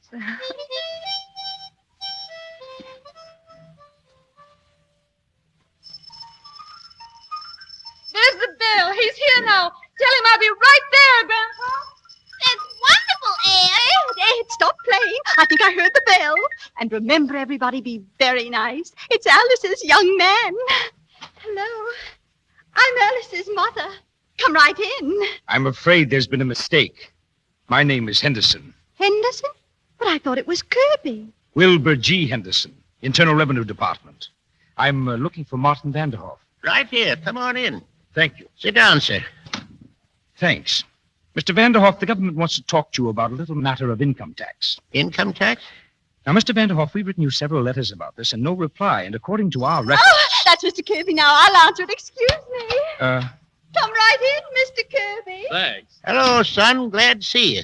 Thank you, sir. Mother, is that Mr. Kirby? Yes, dear. He's lovely.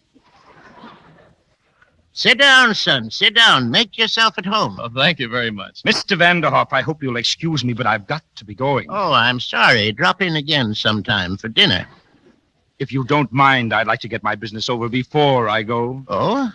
Mr. Vanderhoff, our records show that you have never paid an income tax. That's right. Why not? I don't believe in it. You don't believe in it? No, sir. Well, whether you believe in it or not, you owe the government 22 years back income taxes. Yes? Now, look, Mr. Henderson, suppose I pay you the money, mind you. I don't say I'm going to, but just for the sake of argument. What do I get for my money? Get? What? Why, you get everything. What? Well, everything. Look at Congress and the House and the Senate. We've got to pay them, don't we? Not with my money, no, sir. Now, listen. Well, here I am. Oh. Hello, Tony. Hello, Alice. I hope you all got acquainted. Oh, yes. I think you two will make such a lovely couple. Mother. Look, Mr. Vanderhoff, there's no two ways about it. You've got to pay your taxes. How's that? I said you've got to pay it. Well, they've got to show me. They don't have to show you. I just told you. Look, who's going to pay for all those buildings down in Washington? And interstate commerce and the Constitution. The Constitution was paid for long ago. And interstate commerce, what is interstate commerce anyway? Oh, look, there are 48 states, see? And if it weren't for interstate commerce, nothing could get from one state to another, see? Why not? Have they got fences? No, they haven't got fences. They've got laws. Oh, holy smoke, I never ran across anything like this before. Well, I might pay you about $75, but that's all it's worth. You'll pay every cent, like everybody else. And if you think you're bigger than the law, you've got another thing coming. Ah, holy smoke, what's that? What's that? Let me out of this place. Let me out of here. Let me out of here. You see, Tony, my father makes fireworks in the cellar. Oh, well, I hope you don't get into any trouble, Mr. Vanderhoff. Not me. I don't owe the government a cent. Alice, dear, here's your wrap. Thanks, Mother. All ready, Tony? We'll be late. Hello, everybody. Mr. Kalenko! Oh, Tony, you're just in time to meet Mr. Kalenkoff. He's Essie's dancing teacher. Ah, my little Alice, my little Aliska. Never have I seen you look so magnificent. Mr. Kirby, Mr. Kalenkoff. How do you do? I have a slight pain in the chest. Oh, Mr. Kalenkoff, I practiced today. Oh, my Pavlova. Grandpa, I am in time for dinner, no? Of course you are. If you'll pardon us, Mr. Kalenkoff, we're going out to the Monte Carlo Ballet. Monte Carlo Ballet? It stinks. Yes, well, goodbye, everybody. I'm glad to meet you all. Goodbye. Dinner's ready. Come on, everybody. Well, let Can me you get my imagine place Alice right here, marrying if you the don't Kirby? mind. We can put the altar right in that corner. Thank you very much. Quiet, everybody. Quiet. Did you notice his manners, Paul? Quiet, Penny. Grandpa's going to say grace. Well, sir, we've been getting along pretty good for quite a while now, and we're certainly much obliged. Looks like Alice is going to get married, and I think she'll be happy, because we just met the boy you sent to her, and he looks fine. Remember, all we ask is to just go along the way we are and keep our health, and as far as anything else is concerned, we leave it up to you. Thank you. Now, who has the pickles? Pickles, Mr. Poppins? I'm not very hungry.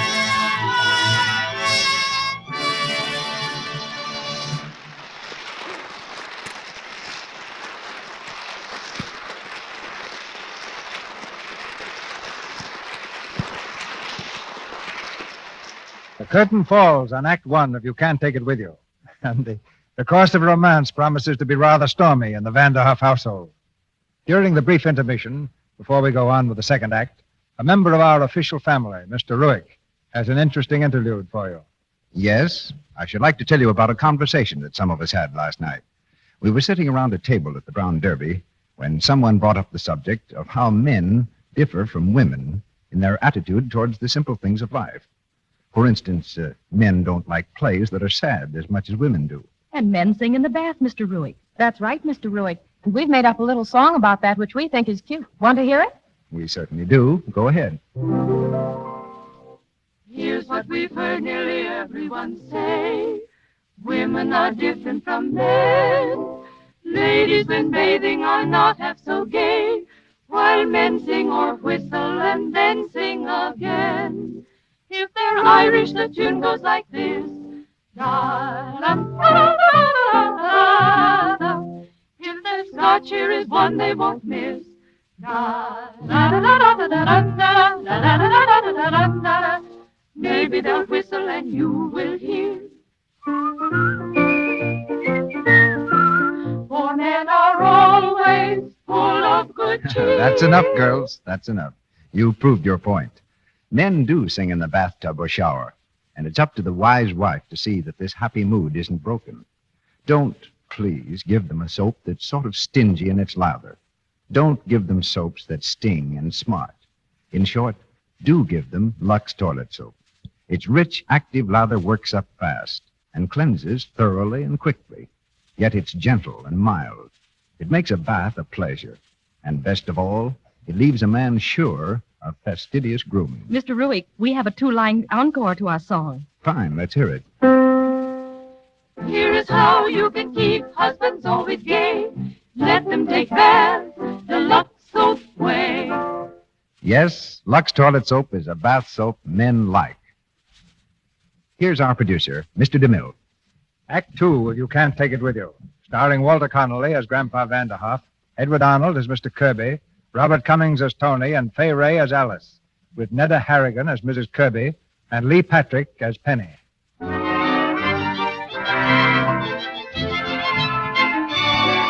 It's later the same evening. On every side of the city park, skyscrapers send up 1,000,000 lights to challenge the stars. But Alice and Tony, who found a secluded bench beneath the trees, are not concerned with the miracles of man or nature. Just now, they have eyes only for each other. What are you thinking, Tony? Thinking how much better this is than going to the ballet. What are you really thinking? About my family. It's not a family you can just ignore. No, it isn't. You know, I think they're great. They seem to do just what they wanted. Yes. Grandpa started it 35 years ago. He suddenly quit business one day. Started up the elevator, came right down again, and never went back. He said he wasn't having any fun. Well, that's exactly what I mean. And Mother. You know why Mother writes plays? Because 2 years ago, a typewriter was delivered to the house by mistake. Well, now I know why you're so different. You know, I think that your family is the answer to what's wrong with the world. People spend their lives building castles in the air, and yet they never try to make them realities. You know, in school, another fellow and I had an idea. Oh, do you mind if I start talking about myself? I'd love it. Well, this fellow and I had an idea how to utilize the energy in grass. You know, grass, just like this. Did you know that every blade of grass has an energetic force that has never been used for anything? No. Oh, yes. Well, we worked on it all the time, every spare moment, all night sometimes. We get so excited we forget to sleep. And, well, then we left school. He's selling automobiles, and I'm in some mysterious thing called banking. Tony, why don't you... No, don't say it. Don't say it. I know what you're thinking. But the Kirbys come from a long line of bankers, and the line simply must not be broken. Gosh, that's been pounded into my head, and it's just given me softening the brain. Oh, that's silly, Tony. You're still young, and there's plenty of time to decide about those things. Besides, I resent what you said about your brain. I think it's beautiful. Do you? Mm-hmm. Gee, that's wonderful. Now tell me, when do we get married? We don't. Oh, darling, What'd you say? I said we don't. Not for a while. Why? Because I've been thinking. We could save ourselves a lot of embarrassment later on if our two families could meet first. Oh, so that's what's on your mind, Mm-hmm. huh? I want you to bring your folks for dinner Wednesday, Tony. Now, wait. I'm not going to put you on exhibition like a freak in a circus. I don't mind. Well, I do. Well, it's worth it if we get their approval. Oh, be sensible, Tony. They've centered their whole lives around you, made all sorts of plans. Suddenly I come along and everything's upset.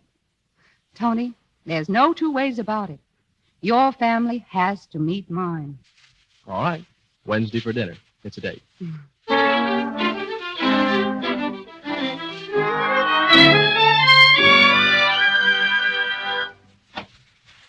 Anthony, aren't you dressed yet? No, I'm not. Well, hurry, dear.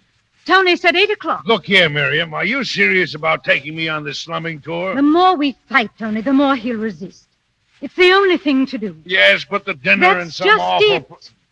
She's probably from some dull middle-class family. As soon as Tony sees us all together, he'll realize how impossible the situation is. Yeah, that I take it is what is known as being subtle. Yes. Oh, heaven only knows what they'll have to eat. You know how sensitive my stomach is, Miriam? They're sure to have some vegetables, Anthony. Probably cooked. You know mine have got to be raw. Anthony, please hurry. They're expecting us at 8 o'clock. All right. Give me a chance.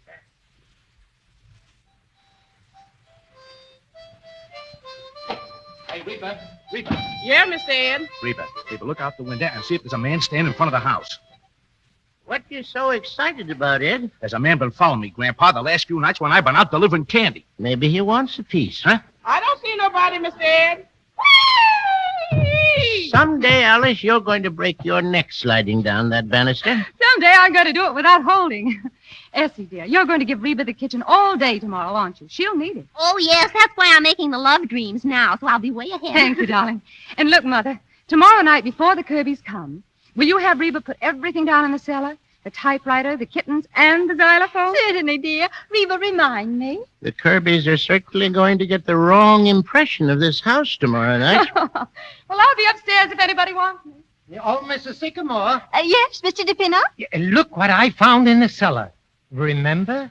Over 8 years ago. Why, of course, Mr. DePinner. It's my painting of you as a discus thrower. Oh, I always meant to finish it, but I got started on my plays and never painted again. Well, it's just as well. I'd have been the next one to strip. You know what? I think I'll finish it tonight. Is the costume still down in the cellar, Mr. DePinner? Sure, we use the bath towel. You go get it, Mr. DePinner, and I'll go upstairs and get my palette and brushes. Oh, boy. Door, Reba. I'll answer, Grandpa. Hello, Mr. Kalenko. Reba's here. Well, Grandpa, I'm in time for dinner, no? Yes, sir, Mr. Kolenkov. Right on time. That is why I like to... What is that thing? That? It's a picture of Mr. DePinner. Penny painted it. It stings. Let's see. Yep, I guess it does. Oh, Mr. Kalenko, I'll get my dancing clothes and be right down. Oh, my Pavlova, you are like a beautiful swan. Is he making any progress in her dancing, Mr. Kolenkov? Well, confidentially, she stings. Well, as long as she's having fun. Oh, hello, Mr. Kalenko. Oh, dear, it seems so nice to get into my art things again. Ah, Mrs. Sycamore, you are like a breath of Paris. Oh, thank you. It's the tam o' shanter does it, don't you think? Yeah, I'm ready, Mrs. Sycamore. Where are you going to work? Right here, Mr. DePinner. The toga looks pretty good, huh? Well, all right now. Pose, Mr. DePinner. All ready, Mr. Kalenko. My new ballet dress. Good, Essie, good. And now, Ed, music, please. For tonight's lesson, we use the dance of the hour. Okay. Now, ready? We begin. 1, 2, 3, 4. Pirouette. Pirouette. Could you pull your stomach in a little, Mr. DePinner? 4. A little freer with the hands. The music must be freer, too. Mrs. Sycamore, Mrs. Oh, Sycamore. wait, but not now. Your stomach in a little more, Mr. DePinner. Mrs. Sycamore, it's the Kirbys. They're here. Oh, my. Oh, hello, everybody. Well, good evening, Tony. Good evening. You're Mr. and Mrs. Kirby, aren't you? How do you do? Are we too early? No. Sit right down and make yourself at home. It's perfectly all right. Why, yes, only we thought it was tomorrow night. Tomorrow night? Tony. Well, that's funny. I thought... Really, this is most embarrassing. Not at all. We weren't doing a thing. Of course, we were just having a quiet evening at home. Now, don't let that bother you. This is Alice's mother, Alice's sister, Mrs. Carmichael, Mr. Carmichael, and Mr. Kolenko. How do you do? And, oh, yes, the discus thrower is Mr. DePinner. How do you do? Don't mind my costume. I'll take it right off. Oh. I'll call Alice. Alice, dear. What is it, Mother? Will you come down, dear? We have a surprise for you. Be right there. Well... I feel very uncomfortable about this. It's very careless of you, Tony. Very. Penny, how about some dinner for these folks? Please don't bother. Oh, no bother at all. Ed, call up Murphy's and get a half a dozen bottles of beer and some canned salmon. Do you like canned salmon, Mr. Kirby? Please don't trouble. I'm not very hungry. We're having frankfurters, but I don't think we'll have enough now that you've come. Make it frankfurters, Ed, and see if Reba has enough. Okay. Hey, Reba. I can do it without holding. Hello, Alice. Oh, Oh, dear. What do you think, Alice? They thought it was tonight. Oh, but Tony, I thought... Oh, I'm so sorry. You see, I was planning such a nice party tomorrow night. Well, perhaps we could come tomorrow night. Oh, no. We'd better see about getting you some dinner. Oh, that's all done, Alice. I sent out. What did you send out for? Mr. Kirby should have told you he suffers from indigestion. Now, Miriam, it isn't as serious as all that. Well, perhaps it is not indigestion at all, Mr. Kirby. Perhaps it is stomach ulcer. Stomach... Oh. Oh, sit down, Mr. Kirby. Tell me, how do you find business conditions? Well, that depends on what side of the fence you're on. Isn't this nice? A real chat. Have you any hobbies, Mr. Kirby? Business is my hobby, Mrs. Sycamore. Tony told me you once raised orchids. Well, that was a long time ago. Grandpa plays the harmonica. Oh, really? Yes. Ever played one, Mr. Kirby? Well, When Mr. Kirby was a boy, the harmonica was associated with street corner loafers. Oh, were they, Mother? Of course. Well, then Dad's been holding out on you. He used to be a champ. He told me so himself. Here's the club. Only they didn't have any more frankfurters, so I got pickled pig's feet. Oh. Never mind, Dad. Just bring everything in the kitchen. I'll fix some scrambled eggs for Mr. Kirby. Well, Alice, wait a minute. I'll help.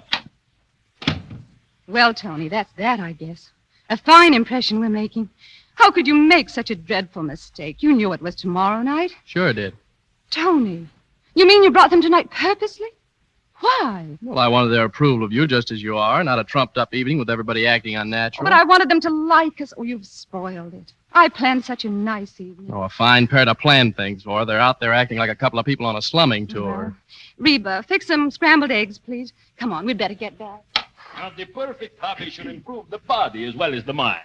The Romans were a great people. Why? What was their hobby? Wrestling. In the wrestling, you have to think quick with the mind and the body. That's quite true. When I was young, I was quite good at it. But unfortunately, as the years go on... Foolish. Once a wrestler, you never forget. I have not wrestled in 6 years, and I forget nothing. Look, Mr. Kirby, stand up. Now, wait a Mr. minute. Galenkoff, leave Mr. Kirby alone. Now, you hold me so, and I hold you so. Now, listen, I don't Now, want to what wrestle. I do this. Mr. Kirby! Oh, look what you've done to Mr. Kirby. Oh, let me help you up. My Mr. glasses. Kirby. Where are my glasses? Oh, here they are, Mr. Kirby. They're broken. Well, I am sorry, but when you wrestle again, Mr. Kirby, you will, of course, not wear glasses. If you don't mind, perhaps we'd better be going. Oh, now, Mrs. Kirby, don't be silly. No use rushing off like this. I want to stay here and talk to you, Alice. I'd rather you didn't. There's nothing to talk about. Good night. Well, it's been very nice to have met all of you. Stay right where you are, everybody. Oh, good heavens. What's all this? Who are Which you? one was it, Joe? This guy here. Hey, Grab what it. is this? What is this? What do you mean? Say, here, we don't belong in this house. We're Keep only your visiting mouth here. shut. You, what's your name? My name is Edward Carmichael. Say, I haven't done anything. Hey, what's all this about? Police department. Ed, what have you done? Nothing, Elsie. I told you somebody was following Shut me. up. This door lead to the cellar? Yes, it does. Go down there, Joe, and look around. Okay, Chief. Now, nobody move. Come here, Carmichael. Ever see these papers before? Huh? Why, sure. They're my circulars. You print this stuff? Yes, sir. And you put them into candy boxes and get them into people's homes? Oh, but I didn't mean anything. Oh, you didn't, eh? Well, listen. Watch for the revolution. The red flag will sweep the country. Radicals, they're radicals. But I didn't mean... Shut up! Chief. Hey, what is it, Joe? Well, you were right, Chief. They've got enough gunpowder down in that cellar to blow up the whole city. But we only use that to make fireworks. Shut up! Oh, everybody in this house is under arrest. What's that? Oh, my heavens. Look here, officer. This is all nonsense. Excuse me, officer, but I've got to go down in the cellar. Oh, no, you don't. What's your name? Mr. DePinner. But I just remembered I left my pipe back down there. But I gotta get my Grab pipe. him, Joe. All right. Let me go. I gotta get down there. You stay right where you are. There, I told you. My pipe. What's that? The fireworks. Get them all out, boys. The whole joint's pinched. Why not? I'm an American citizen. You can't trust me. I'll tell you I'll get my right.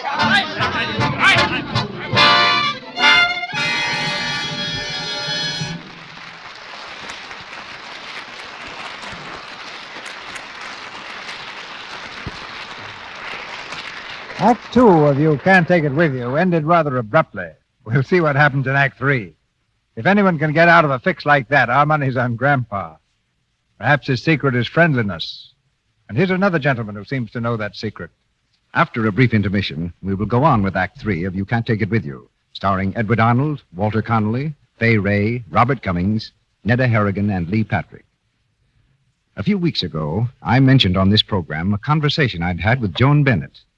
A few days later, I got a letter that made me think that perhaps I'm not always as grateful as I should be. The letter says, well, here, Sally, you read it. Dear Mr. Ruick, so you know Joan Bennett. You big lucky. I wish I knew her. Why don't you tell us some more about the stars you know personally? Shall I read the way it's signed? Well, certainly, why not? Go ahead. Well, it's signed An Admirer. Oh, that. She doesn't mean me, Sally. She means she admires Joan Bennett. And by George, so do I.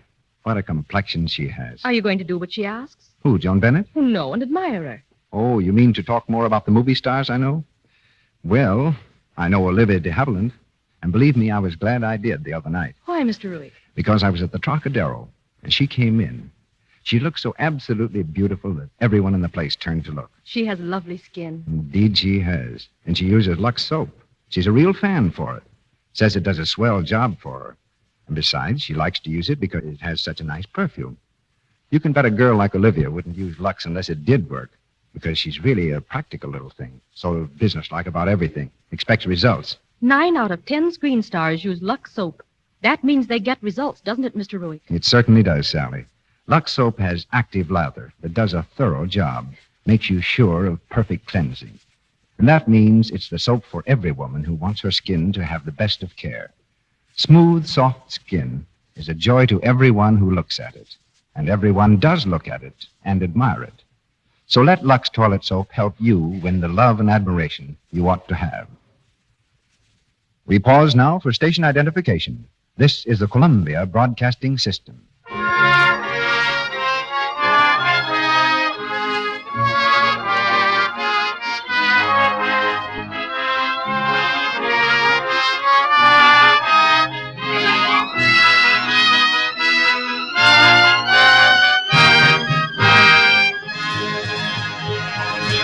We continue with the third act of You Can't Take It With You.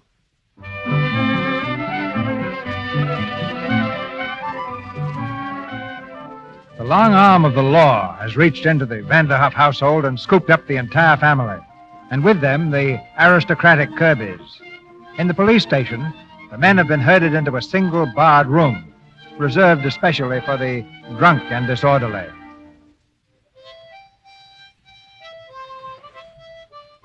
Well, Tony, I hope you're satisfied.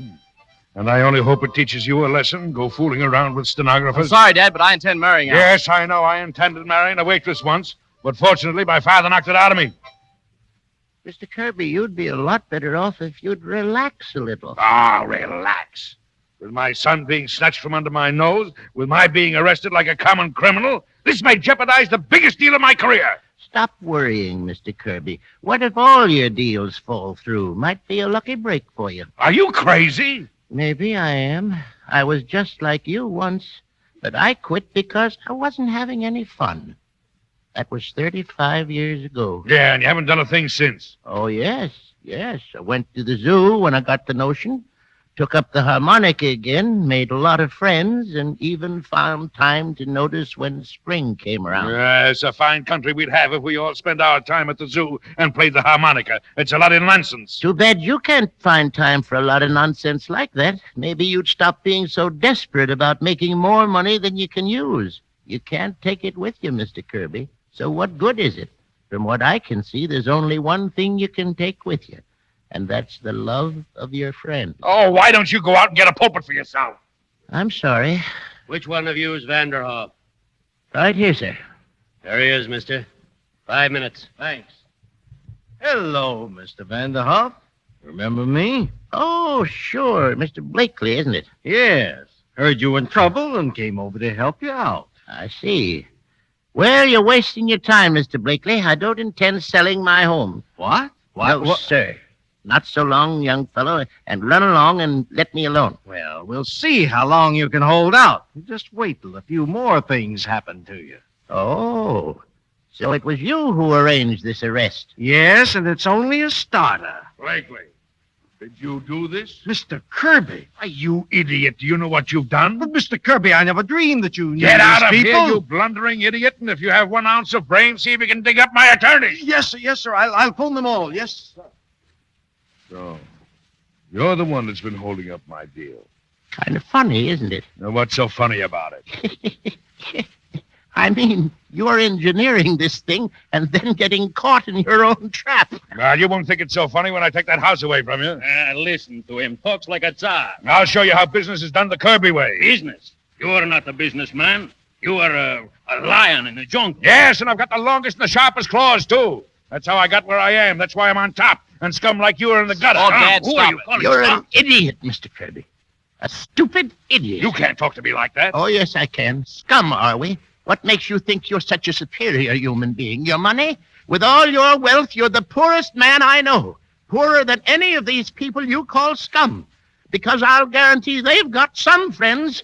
You may be a high mogul to yourself, Mr. Kirby, but to me, you're a failure. A failure as a man, a failure as a human being, yes, even a failure as a father. I'm sorry, Mr. Kirby. I hadn't lost my temper like that in 30-some-odd years. If I could make it up to you anyway, how'd you like to have my harmonica? It's a new one. Here, you might want to play it sometime. All right, everybody. Night court's open. Have your slips ready. Come on, come on. Move along. Silence. Mr. Vanderhoff, for disturbing the peace, you and the rest of your family are, by your own plea, guilty. But I shall suspend sentence. Thank you, sir. But for manufacturing explosives without a license, I'm sorry, but I'm forced to fine you $100. $100? That's a lot of money. Your Honor, I'll pay his fine. No, thank you very much, Mr. Kirby, but I couldn't let you do that. Hey, we got to help Grandpa. He's our neighbor. Order! Silence, please. Oh, Grandpa, don't worry. Why, Maggie. Your Honor, we're Grandpa's neighbors. We'll take care of that fine for him. We'll take up a collection. Sure, we're all with you, Mr. Vanderhoff. Sure we are. Very well, but quietly, please. Thanks, Judge. Okay, folks, let's pony up. You're a lucky man, Mr. Vanderhoff, to have so many friends. Yes, sir. Now, gentlemen, I'd like to dismiss the charge of disturbing the peace against the Kirbys. But if these people were guilty, then I must assume the Kirbys were guilty, too. Unless, of course, they can explain what they were doing there. I don't see that that's important. Haven't we been embarrassed enough? Your Honor, if I may say something? Yes, of course, Mr. Vanderhoff. These people just dropped in to see me about buying my house. Why, of course. That's all we were there for. That's not true. Now, Alice. Now, let me alone. I won't stand for it. I won't stand for our being humiliated like this. Your Honor, they're ashamed to admit that they came to look my family over to see if I was good enough to marry their precious son. Well, I never heard She's of right, anything. Mother. That's just why we were there. It's time you spoke up, Tony Kirby. Why, it's your family that isn't good enough. I wouldn't be related to a bunch of snobs like that for anything in the world. How do you like that?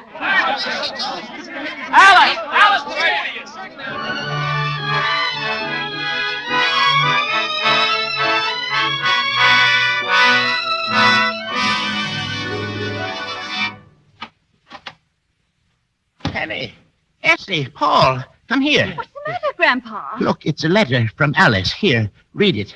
Alice?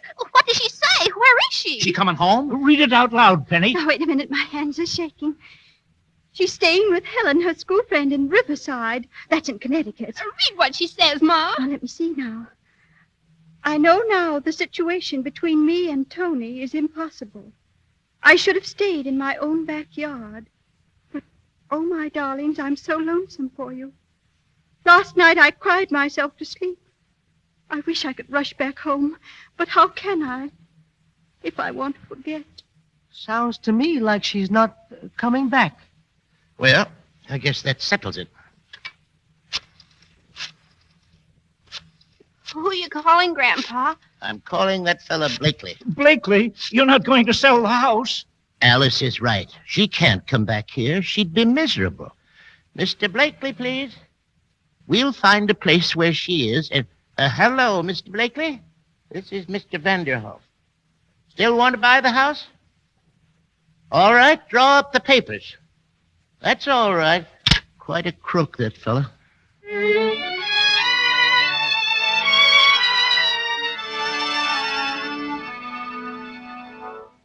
Mr. Vanderhoff, why won't you tell me where she is? Because there's an unwritten law in our family against snitching. And Alice doesn't want to see you, Tony. Grandpa, is the moving man down there? He just took out the xylophone. Pretty busy today here, son, moving and all. Mr. Vanderhoff, if you see Alice, will you tell her, tell her that I've quit the banking business, and I'm going to work on that grass thing. Grass, sure. Grandpa! I just seen Miss Alice coming up the walk. Miss Miss Alice? Alice is home. Heavenly days. But we were going to see her. Mother! Grandpa! I'm back. Oh, Alice, darling. Grandpa, what are you doing? I came as soon as I got your telegram, but...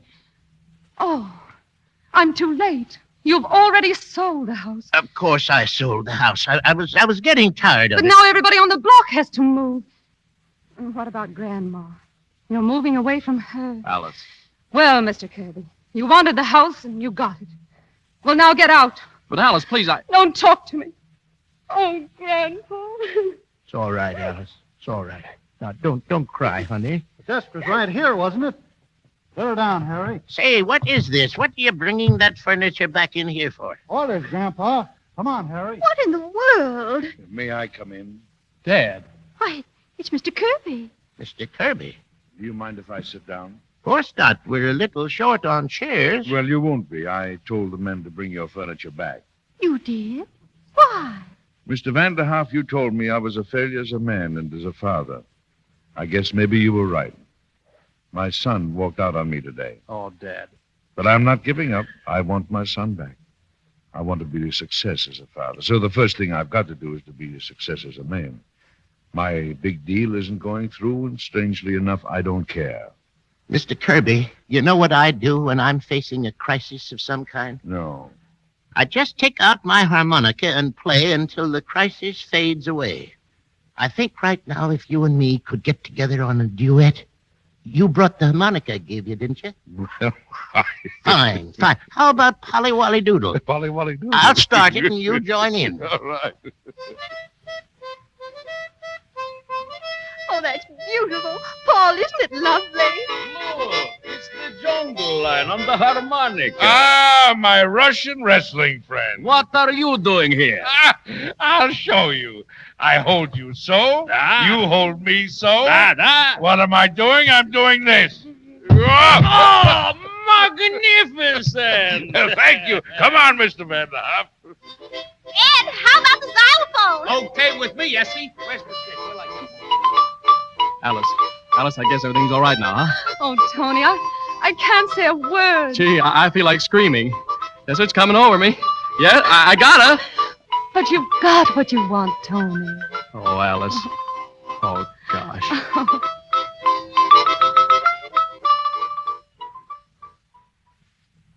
We need more chairs. Don't mind us. Thank you. Yeah, right here. Quiet, everybody. Grandpa's going to say grace.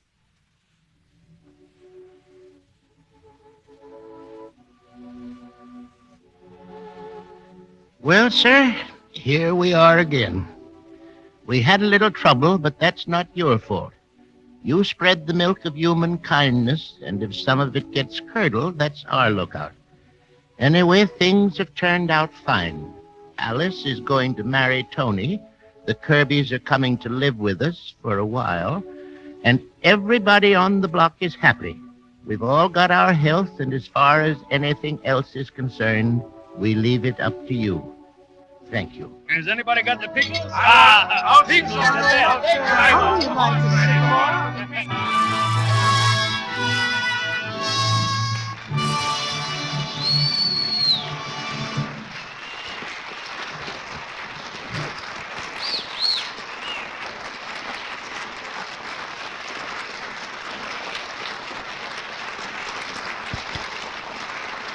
These, the Vanderhoff clan are rather interesting people, and 4 other interesting people are coming back to our microphone now.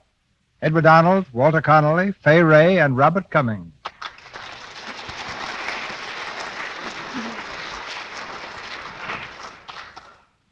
That's quite a mob you got here tonight, CB. Gangsters? Where? Not gangsters, Walter, just a mob. You know, two's company, four's a mob. Why the retrenchment? A DeMille mob scene ought to have about 4,000, shouldn't it? Sometimes 4 good actors can outshine 4,000, Bob. Yeah, but they can't make as much noise.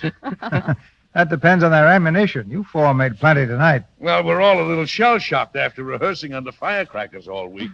Well, I do think it was carrying realism too far when the man put firecracker off under my chair. That was rather a low trick.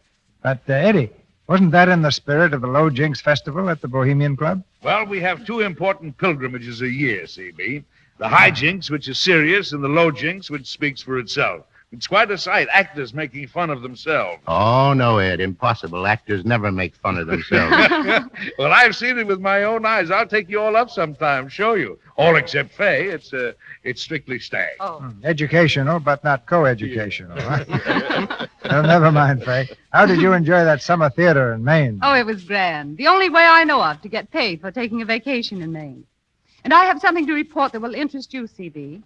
I found in my summer theater that Lux soap is just as popular backstage as it is in Hollywood. Naturally, I took some with me when I went to Maine because I've used it for years. And I discovered that almost everyone else uses it, too. They know, as I do, what a help it is in keeping one's complexion soft and smooth. Reports like that make the heart grow fonder. Well, you know, Mr. DeMille, it's time for you to give a report of yourself. What have you done about next week's play? Next Monday night, we're going to have Irene Dunn and David Niven. And the play... The play, which I think everyone will like, is The Sisters. A story about a girl who cast her lot with a reckless adventurer, fought for love, and won a victory. Irene Dunn and David Niven in The Sisters. That's a wonderful cast and a fine play. I bet a lot of people have been asking for The Sisters. Well, the Arnold family will be listening in, and it's time for me to get out of here. I got to go to work again. I think we all enjoyed doing You Can't Take It With You. Goodbye, CB. Good night. Good night. Good night. Good night. And our gratitude is one thing you can take with you.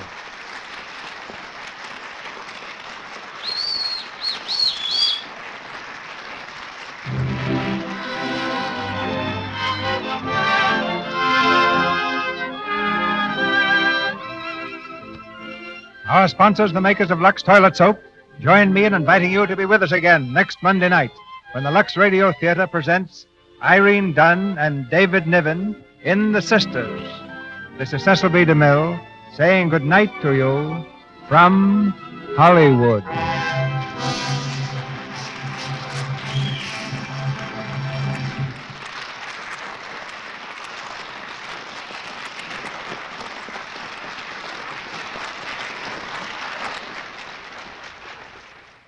This is Melville Ruick, asking you to be sure to listen to the Lux daytime program, The Life and Love of Dr. Susan. This human and gripping story of a young, attractive woman doctor is brought to you every afternoon, Monday through Friday. For the time and station, see your newspaper. The Life and Love of Dr. Susan comes to you in addition to the Lux Radio Theatre. Heard in tonight's play were Lou Merrill as Kalinkov, Sally Payne as Essie, Edward Marr as Ed, Ralph Sedan as Poppins, Wally Mayer as Henderson, Griff Barnett as Hughes, Gil Patrick as Secretary, Abe Reynolds as DePinna, John Fee as First Associate, Victor Rodman as Blakely, Jane Morgan as Secretary, Libby Taylor as Reba, Harry Humphreys as Paul, and Earl Ross as Guard. Edward Arnold will soon be seen in the Columbia picture Mr. Smith Goes to Washington. Walter Connolly is now appearing in the RKO production Fifth Avenue Girl. Robert Cummings' current film is The Underpup, a Universal production. Louis Silvers is from 20th Century Fox, where he directed music for Hollywood Cavalcade.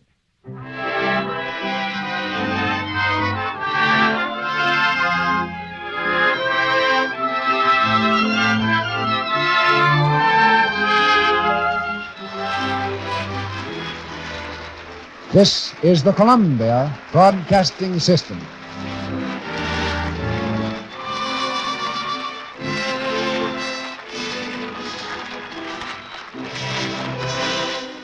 Lux presents Hollywood.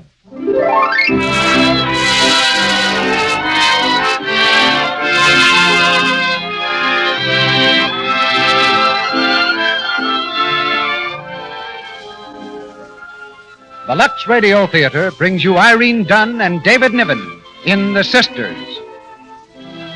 Ladies and gentlemen, your producer, Mr. Cecil B. DeMille.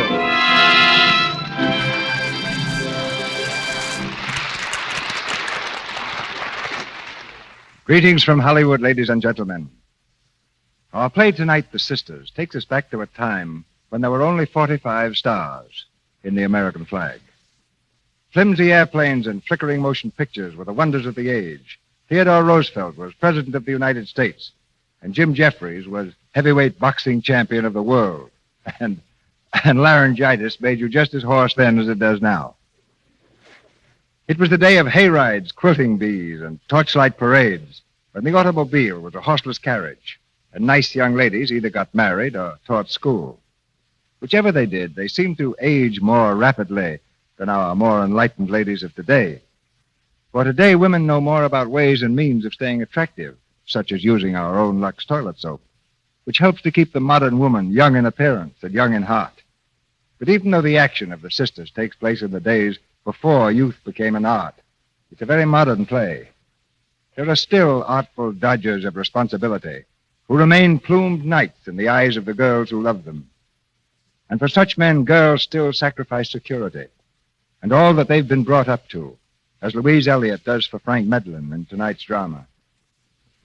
The idea of co-starring Irene Dunn and David Niven was mine, but the choice of the play was theirs.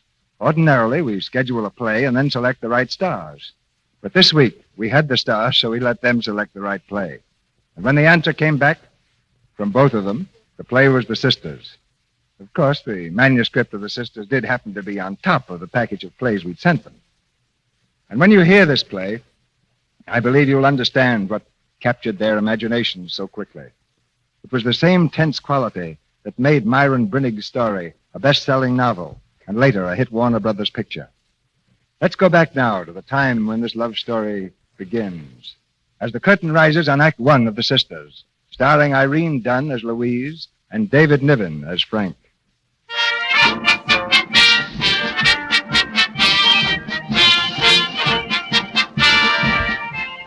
It's election night, 1904, and the prosperous mining town of Silver Bow, Montana, is alive with excitement.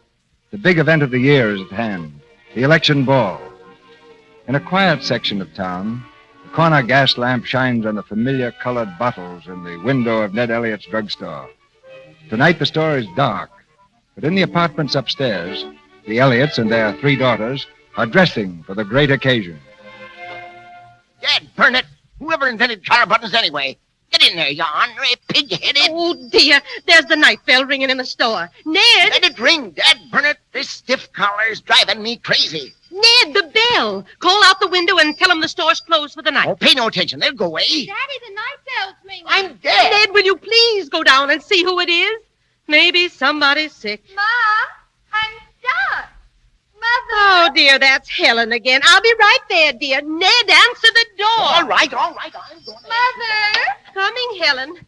Now, what's all the trouble? Oh, Mother, my dress is all caught and Grace is mussing me up. Grace, you're pulling my hair. Well, how else can I get the hook loose if you'll only stand still a minute? Girls, stop quarreling. Now, be quiet, Helen. I'll get it out. Thanks. You're a darling, Mother. There. Now, you'd better hurry. I'm all ready, Mother. Thank goodness there's someone in this family I can depend on. Tom Nivel's calling for us in his automobile. He'll be here any minute now, and we mustn't keep him waiting. Do him good, the old stick in the mud. Helen, don't you dare call Tom names. He's no stick in the mud, and you know it. Someone would think the way you stick up for him, he wants to marry you instead of Louise. Girls, please. Well, she's got no right to talk like that. Tom Nivel's the banker's son, and she ought to be proud she's going to have him for a brother-in-law. That's very true, Grace. Helen, you're too impertinent. Go and see if Louise is ready. All right. Oh, Louise! Louise! What do you want? Louise's mother wants to know if... Oh, golly, you're beautiful, Louise. Mm-hmm. So are you. You'll be the belle of the ball, Helen. Uh-huh. And who knows but what I'll meet a dark, handsome man. And as we dance together, he'll say to me, "Darling, I love you." And I'll say, "Ah, Rudolph, you must forget me, for my parents will not allow me to marry a penniless artist." Mm-hmm. Well, I can't imagine you marrying a penniless artist. Why not? You like good things too well. Maybe I ought to marry Sam Johnson. Helen, he's got a daughter older than you are. Still, he's not at all bad looking, and he's got oodles of money. Oh, my, your flowers are pretty. Did Tom Nibble send them? Yes. When are you going to get married? Well, he hasn't asked me yet. Well, I wish he'd hurry up. Oh, not that I want you to leave, but the sooner you get married, the sooner one of us can have your room. I'm getting awfully sick of sleeping with Grace. Well, I'm sorry, but Tom won't be rushed. Louise, why do you want to marry that old stick in the mud anyhow? Tom is a nice young man. The girl who marries him will be a very lucky person. Maybe. Louise? I'm ready, Mother. Louise? Tom's coming. I can hear the automobile. Mother, Tom's coming. Please hurry. Grace, don't get so excited. Oh, come on, Mother. We can see him from the window. Come on, Louise. Land's sakes. Doesn't seem possible that thing can run by itself. Move over. Let me see. Oh, Helen, stop pushing. Oh, look at it. Maybe it'll explode. Oh, do you think you'll be able to stop it? Good work, Tom. Hello, folks. The chariot's ready to go. Had her up to 15 miles an hour coming down. Land's sakes. Will you keep that thing down to a common sense speed, Tom Nibble, or I'm not going to ride in it? I'll come down and let you in, Tom. You don't mind, do you, Louise? Why, of course not. Hey, Tom, get a horse. Helen, stop being so fresh. Ned, aren't you ready yet? Get your coat on now, or we'll all be late for the election ball.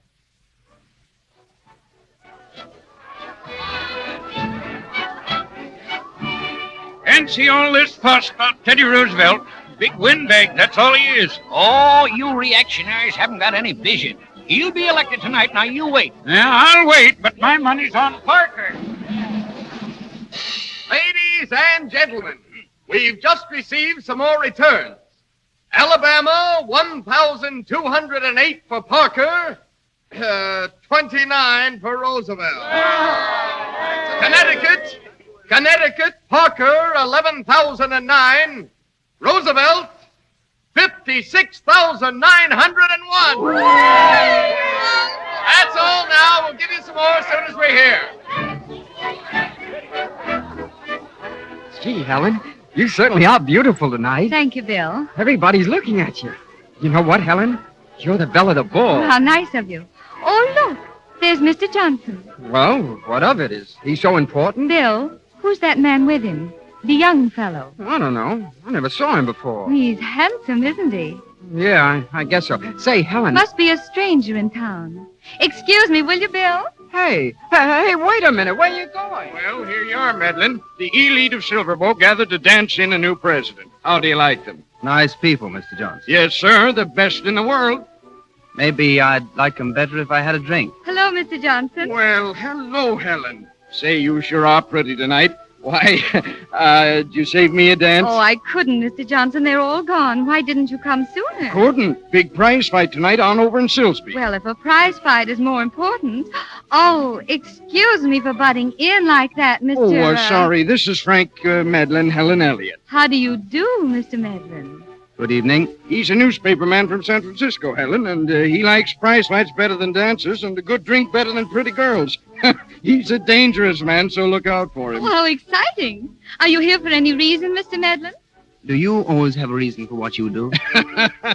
Got her there, Medlin. This young one doesn't know what the word reason means. Come on, Helen. How about stealing this dance? All right. Excuse us, Madeline. I'll fix up some dances for you, Mr. Medlin. No, thanks. I don't dance. Excuse me, mister. Can you tell me where the bar is? What's that? The bar. You're in the woman's club, mister. Oh, yes, the woman's club. Thanks. But if you really want to drink, mister, down those stairs on the other side of the dance floor, out that door, and just a turn to the left. Oh, thanks. You're a pal. I'll see you there in a few minutes. I haven't thanked you for the flowers, Tom. They're lovely. They are when you wear them, Louise. Hey. Sorry. Hey, what's the idea? You're not supposed to walk across the dance floor? My apologies. My mind was on the shortest distance between 2 points. Too bad you haven't got wings. Oh, please, Tom. I'm sure he didn't realize what he was doing. I assure you it was an unintentional but delightful encounter. Well, next time, look where you're going. Come on, Tom. Let's dance. Hey, mister, off the dance floor. Listen, who is that beautiful creature in blue just rounding the corner there? Her? Oh, that's one of the Elliott girls. Elliott? Louise Elliott. Oh, not a sister of the little one dancing with Sam Johnson. Yeah, that's right. Oh, thanks very much. Gee, you sure dance elegantly, Louise. Oh, thank you, Tom. Louise, maybe this isn't the right place, but, well, it kind of seems like the right time to ask you If what, Tom? Well, what I mean is, I I've been meaning to ask Hello, you. remember me? Say, what do you mean? Excuse me, Miss Elliot. Your sister said I should introduce myself. Oh, did she? Yes, hello. Hello. Louise, we're in the middle of a dance. Now, that's just the point. Look, you're an honest, respectable citizen with a heart of gold. I'm just a lonely soul who'll soon be vanishing into eternal darkness. Give me one bright memory to carry me off with me, will you? Let me dance with this lovely lady. You will? I knew you would. Thanks very much. Hey, listen, come back here. Goodness. Do you always take the shortest distance between 2 points? Always. If the end is desirable enough. So my sister said you should introduce yourself. Mm-hmm. Your sister is very beautiful, Miss Elliot. Yes, she is. You're more beautiful. Oh, Mind you, I've seen plenty of beautiful women all over the world. The most beautiful women I know are the Turkish women. Their faces are covered, so I use my imagination. afraid I don't understand. You don't right now because you're a little bewildered. But ordinarily, you understand everything. Let's find a place where I can explain what I mean. Well, I really don't think I should. Then don't think. Look, I could get us some supper, and we could have it outside somewhere, out of this jam. Oh, no, I'm afraid. No, you please. see, this is- I'm a harmless person, honest. Yes, I think you are.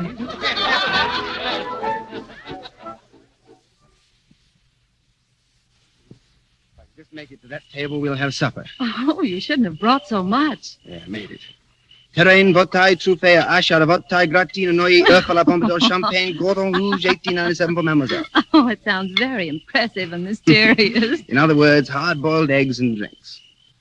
Mademoiselle, I offer a toast to Silver Bow for harboring unsuspected beauty. Oh, What's that?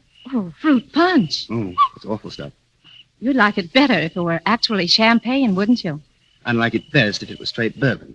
Well, we haven't either, so let's go back to imagination and Turkish women. You know, I imagined a face like yours behind every veil. What an unusually clever compliment. Oh, I'm not clever. I'm really very stupid. I have no ambition. I never know what I want.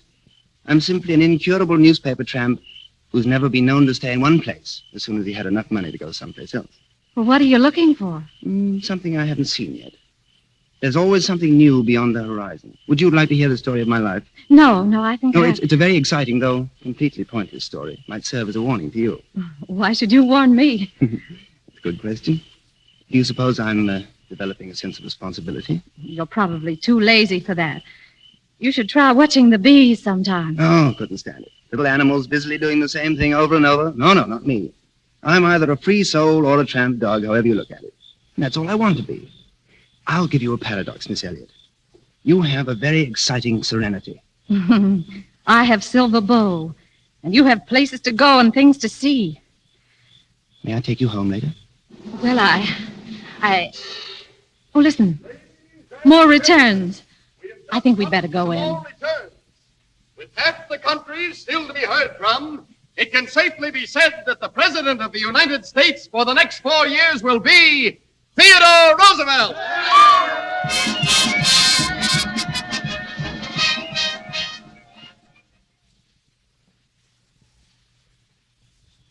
Roosevelt's showing us the way in government, and this fellow Theodore Dreiser is doing it in literature.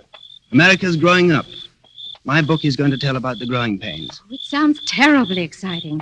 How far have you gotten? Oh, you can't just plunge into a book like that. You have to think about it a long time. Oh, I see. Well, here's where I live.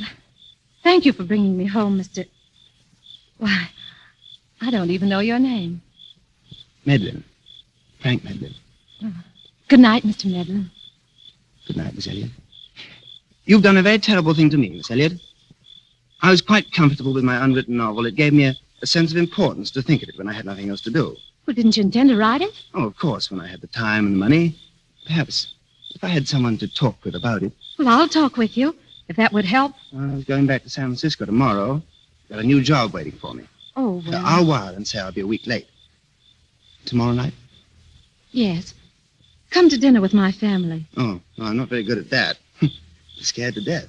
But spend every evening with me, and I'll come to dinner the day I leave. Will you start your book? Absolutely. Then it's agreed. Good night. Good night.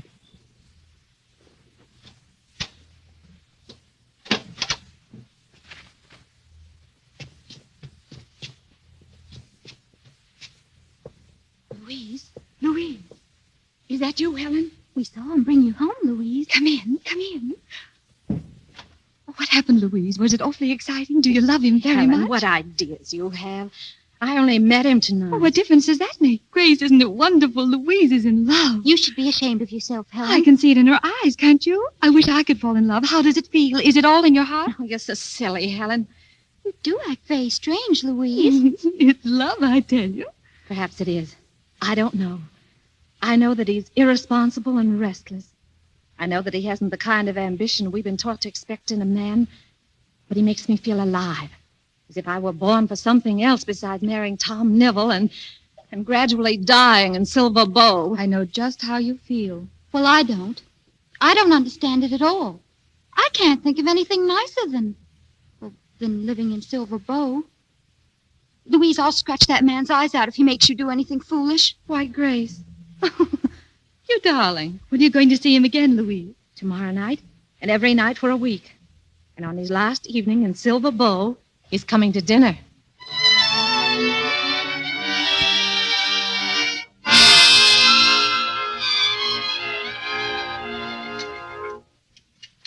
Have some more roast beef, Mr. Medlin? Thanks. I understand you're from San Francisco, Mr. Medlin.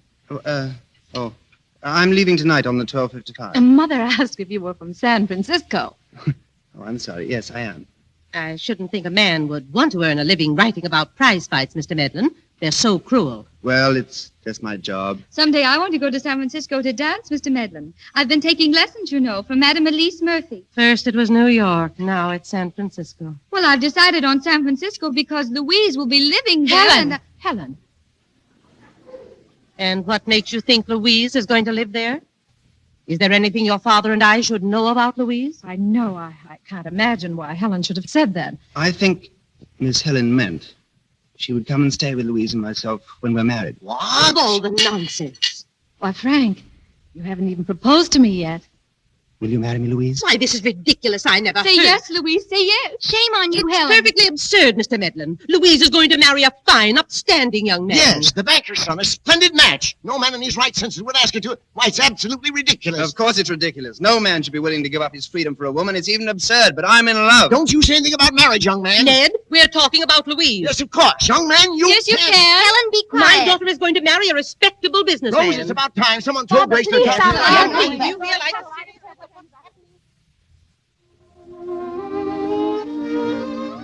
Frank, please don't go. Oh, I'm sorry, Louise, but I've got to. It was all very beautiful and very hopeless. And I do love you. I'll always love you. Frank, I can't have you running off like this. Oh, it's hopeless, Louise. I have no right to love you. It's not fair. But I love you, Frank. Oh, you say it very simply, without emotion, without heroics, as if it were an irrefutable fact. Yes, it is. Then come to San Francisco with me tonight. Oh, darling. I'll I arrange can- for a licensed minister, everything. We could be married by the time the train pulls out. Tell your family. Oh, no. No, I'd rather not tell them. I think I'll need all the courage I have to marry you. Yes. I guess you will.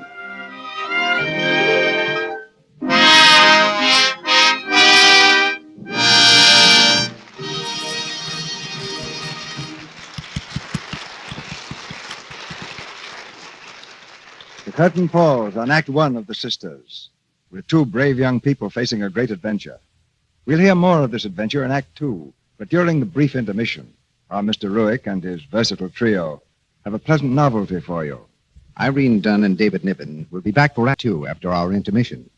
And that gives me just time enough to take up a little matter with our trio. It's about a song they promised to have ready to sing to you tonight. And here we are, Mr. Ruick, all ready to keep the promise. That's wonderful. You see, ladies and gentlemen, I was talking to our trio the other day about Lux Toilet Soap's distinctive sampler wrapper, how easy it was to recognize it anywhere. The girls agreed that I was right, but added that there were more important things about Lux soap that one would always recognize. And they said they'd explain in a song tonight just what they meant. Are you ready to explain, girls? Lux Toilet Soap is a soap that we hope you will know anytime, anywhere. But we're emphasizing what you'll recognize in this marvelously mild beauty can. If it's soothing, if it's smooth, that's Lux Toilet Soap. If it's quite the purest white, that's Lux Toilet Soap. If it lathers luxuriously, if it cleanses your skin thoroughly, perfumed exclusively, then quite conclusively, that's Lux Toilet Soap. Thanks very much, girls. But you've left me one thing to explain. Why it is that Lux Toilet Soap cleanses your skin so thoroughly. This is the reason. Lux Toilet Soap has active lather, quick, rich lather, that takes away swiftly, completely, every bit of dust and dirt and stale cosmetics. No hidden traces remain. Lux Toilet Soap really helps you keep your complexion soft and smooth. It doesn't matter how much you use cosmetics. What does matter is that you give your skin the protection of perfect cleansing, the protection you get with active lather. So please, don't take any chances. Make gentle, white Lux Toilet Soap your regular complexion care. Use it before you renew makeup, always when you go to bed. Here's our producer, Mr. DeMille. Act 2 of The Sisters, starring Irene Dunn as Louise and David Niven as Frank.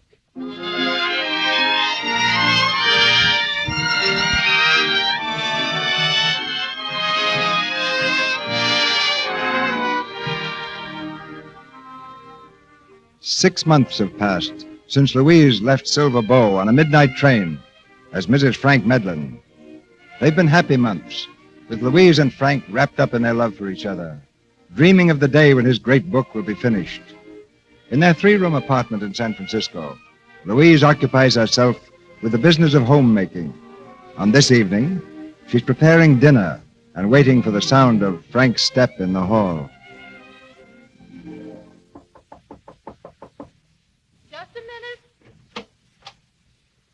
Oh, say, dearie, I hate to bother you, but I wonder if you could spare me a little butter. I've been called to Oakland to see my mother. She's took sick, and I was just going to have a bite before I go when I see there ain't a speck of butter in the icebox. Why, yes, of course. Come in, won't you? Thanks, dearie.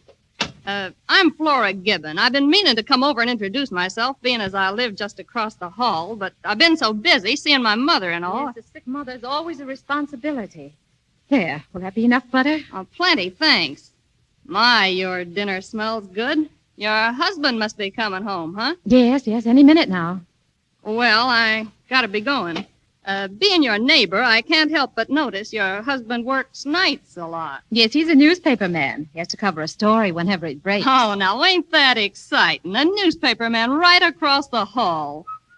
Oh, I guess that's him coming now. Well, thanks for the butter, and don't take any wooden nickels.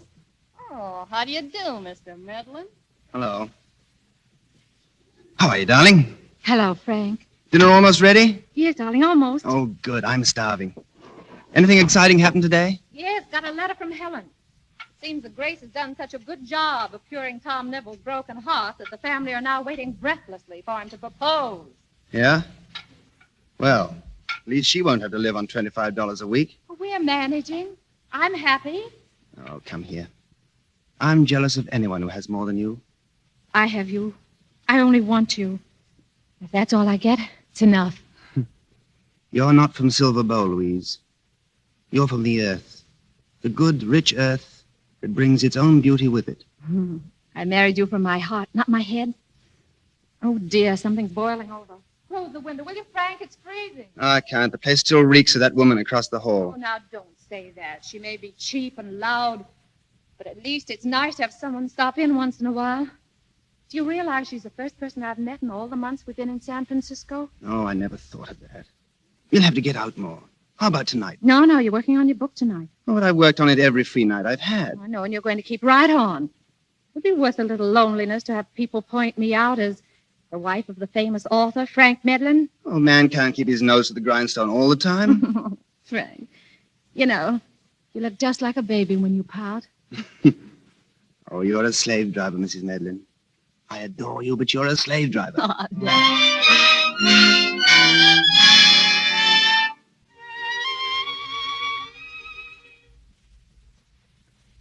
Dear Dad, it's raining and it's warm and snug in my apartment.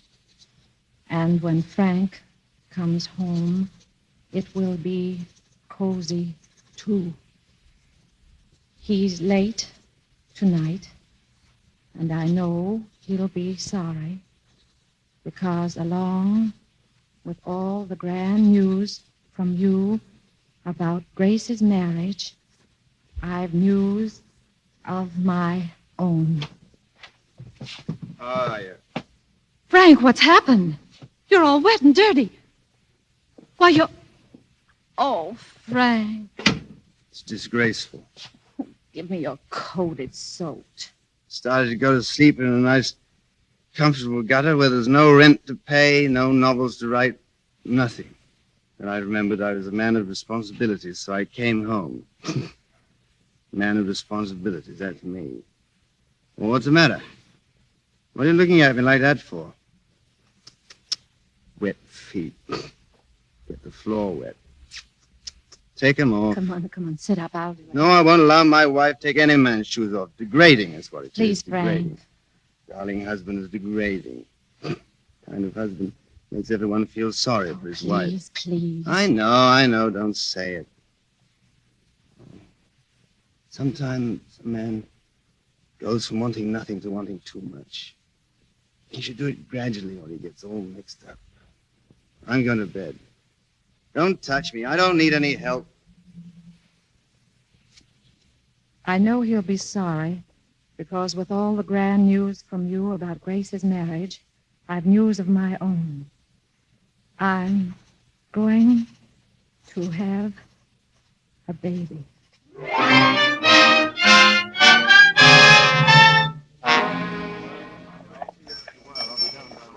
Come on, Louise. You can get through the crowd over this way. Oh, dear, we late? No, just the preliminaries on now. Sure you don't want to change your mind, honey? No, I've always wanted to see a prize fight. Liar. But I love you, darling, even if you won't trust me out of your sight. Come on, let's go in.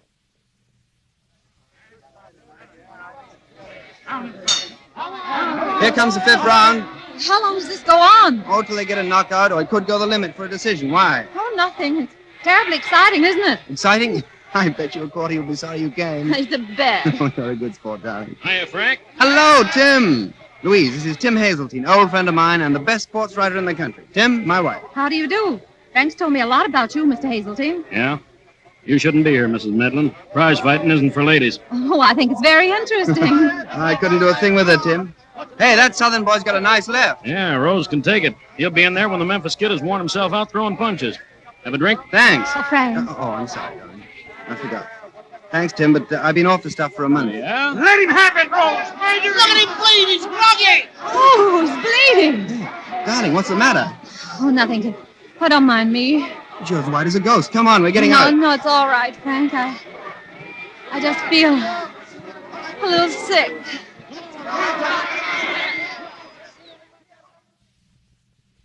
Yeah, darling, drink some water. Oh, I'm sorry, dear. Oh, don't be. I'm proud of you for getting sick. Now, I'm going to take you home. Oh, no, Frank. No, you get back in there and take care of your job. I'll get home alone. I said I was going to Now, take... please. I want you to write the best fight story you've ever written in your life. Something people will talk about. We can't take any chances now. What's all the emergency about? Frank, I'm going to have a baby. Louise, darling. No, don't darling me. Be a good reporter. Write a good story. It's a miracle. I'm going to be a father. Frank, Me. look, I don't feel very well. I want to go home, but I won't go until I know you're in there covering that fight. All right, I'll go. And don't worry, darling. Everything's going to be fine. So long, Mother. Goodbye, darling. I'll see you. Oh. Hey, what's the matter with her? She fainted. Get a doctor, somebody. What do you think, Doctor? How is she? Perhaps too much strain, Mr. Medler, both physical and mental.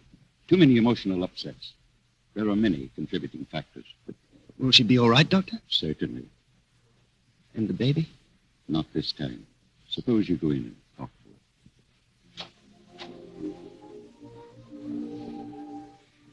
her. Louise. Who won the fight, dear?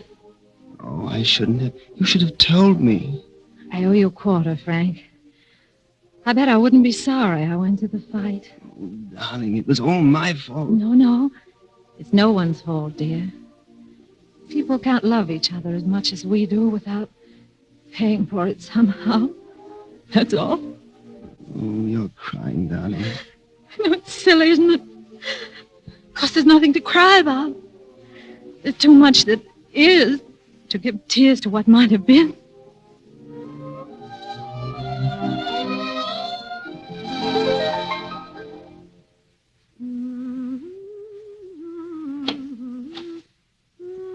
Hello, honey. Why, Frank, what are you doing home so early? It's only 4:00. Well, I got my story out and thought I'd take it easy for a change. Oh, what's this? Letter from home? Yes, what do you think? Helen's going to marry Sam Johnson. He's taking her to Europe, and then they're going to live in New York when they get back. Well, that's fine. Now, both your sisters are sitting pretty. A banker and a millionaire. That's great. What's wrong, darling? Nothing, except the old man gave me an unexpected Christmas present, that's all. Yes? He fired me Why? because I asked him for a raise. There was something else. You fought. Say, where does he come off telling me I drink too much? He kills a quart of whiskey a day himself, right there in the office. I see. Oh, I'm sorry, darling. I lost my temper and acted like a fool. Don't worry, I'll get another job. Plenty of jobs for good sports writers. Of course. In the meantime, I'm going to take a job myself, Frank. Job? What kind of a job? In a department store, a secretary. I'd rather you forgot it. Well, I'm sorry, Frank. I can't forget it. If I can help, I'm going to. We can't be partners in everything. What sense is there to marriage? I'll not have my wife slaving away in a department store all day. Well, I'd rather do that than worry about unpaid bills, money for rent, food. That's right. Throw it up to me. I can't make enough to support my wife properly. No, it isn't that, Frank. No, if it hadn't been for the baby... Oh, I suppose that was my fault, too. Oh, Frank. All right, well, go to work if you want to, but I won't hang around. I can tell you that. Everything will be different between us. Now, make up your mind. Are you going to take that job? I've got to. I can't live anymore in a house full of bills. All right. Where are you going? I'm going out. You mind, or would you like to keep me on a leash? Oh, Frank. Merry Christmas.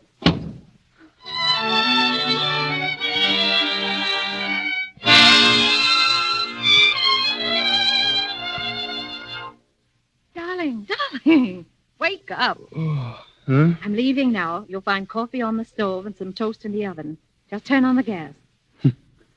That's wonderful, isn't it? Wife works. Husband has nothing to do but turn on the gas. Frank, please. Oh, sorry. Will you be home for dinner tonight? I don't know. We're still taking inventory at the store. Which means you'll probably have dinner with Mr. Benson. And Mr. Benson is very considerate when he keeps me late. I'd be, too, if I had a secretary as beautiful as you. I happen to be your wife, Frank. Oh, I'm sorry. Darling, I love you.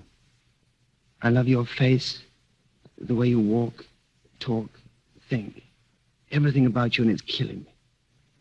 I'm a no-good tramp, Louise. I had a job, and I fell down on it. I can't write. You can write. You must. Oh, there's a kind of quiet assurance about you that bewilders me. I've never been sure of anything, except that the next job was more exciting than the one I happen to have. Well, you warned me, dear. Yes, I thought I was very clever. Worst comes to worst, I said to myself. She can't say I didn't warn her. Well, then forget you warned me. Pretend you made a bargain you've got to live up to. Oh, I wish I could, but I can't. Frank, I'm going to quit my job. From now on, I'm going to depend on you. If you starve, I starve. If you die, I die. That's a great sacrifice to make for a man. No, I'm being completely selfish. I love you. I want to keep you. But I want you to be the strong one, not I. Oh, and you can be, dear. I know it's in you. Look, it's your fight now, if you love me. If I love you. If I love you.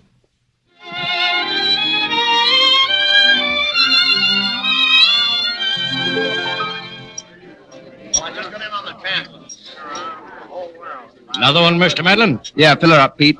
Hello, Frank. Oh, it's you, Tim. Hello. I heard you were making the rounds today for a job. News travels fast. Did you also hear no one would give me one? What are you waiting for, Frank? A miracle? You know you're washed up in San Francisco? Do you know why? I'll pay for my drinks for you, Tim. So long. Wait a minute. What's next, Frank? I don't know. Oh, I've got a lot of thinking to do. I want to find out why I've become a walking corpse, why marriage made my wife strong and me weak. Oh, a lot of things. You know, maybe what's wrong with you, Frank, is that as much as you want love, you want freedom more. That's a very tragic love story, Tim. So long. Okay, if that's the way you feel about it. I'll be around if you need me. Seen them all, lad, up and down the coast of Africa, from Tangier to Somaliland, from the Straits to Yokohama. Set them up, Nate. Rye. Rye it is. You ain't seen nothing till you followed the Mediterranean from Tetuan along the North African coast, making port at Tripoli. And then through the Suez Canal down the Red Sea to Djibouti. Hot, stinking holes, every one of them. Yeah. Me for the North Atlantic. Hey, you fellas, you happen to know of any ship sailing tonight? Huh? Well, the Piranha sails tonight. She's a tramp freighter heading for Singapore first. No telling where next. She's a rusty tub, mate, and the skipper's a man killer. If I was you... Thanks. Thanks very much. Look at him beat it. That guy must be awful anxious.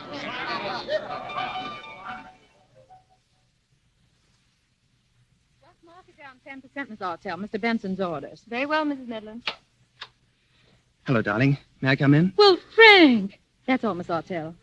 Well, you finally came up to see my office. It never seemed quite opportune before, but I had a funny feeling I couldn't last a day unless I saw you. Well, that's all. So long. Well, aren't you going to kiss me?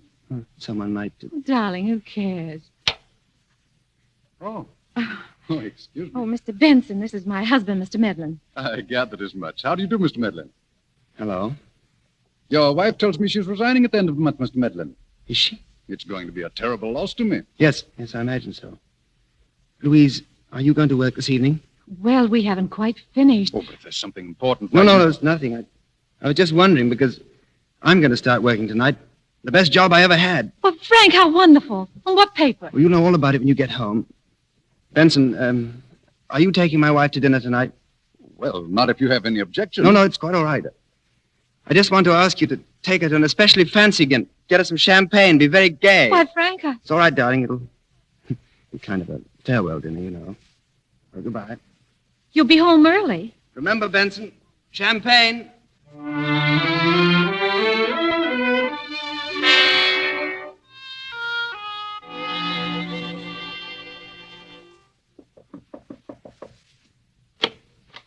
Oh, it's you, Flora. Oh, dearie, I seen you come home. Yes, I just got in. I'm awful nervous tonight. I ain't never had such a peculiar feeling before, like something was going to happen. Well, that's strange. I feel that way, too. What do you suppose it is? Oh, it's something in the air. Too quiet. I got the feeling like I didn't want to be alone. Why, well, what's the matter, dearie? It's a note. Frank must have left it for me. Oh, had to work late, huh? Gee, reporters ain't got no easy time, I guess. I used to think... Oh, no, Frank. Why, what is it, dearie? What's the matter? Oh, Flora, how can I find out what ships are sailing tonight? Why, I don't know. Maybe if you... Please, stay here, will you, Flora? If my husband comes back, tell him I went out to look for him. Tell him I'll be right back. Dear Louise, I've figured it all out and made my decision. Love in a flat dies a tawdry death. It dies more beautifully beyond the horizon.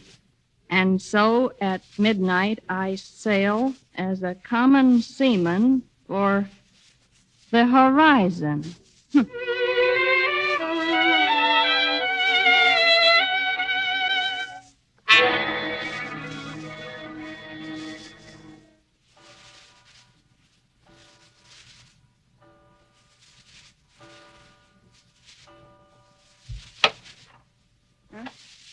Who's there?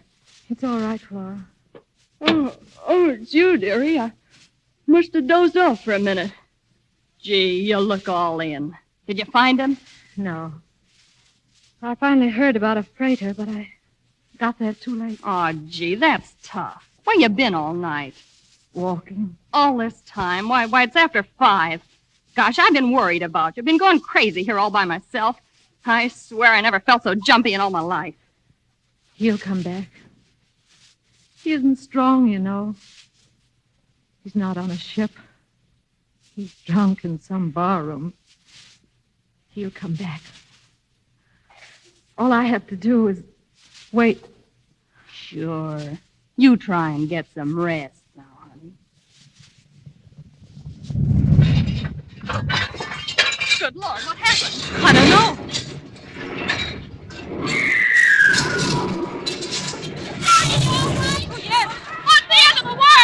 The end of the world. An earthquake! We gotta get out of here! The whole wall fell out! Oh, no, I've got to wait for Oh, friends. there ain't no time! Come on! Come on, wait as long as I can. But you'll be killed! I tell you, get out of here! I can't. I've got to stay.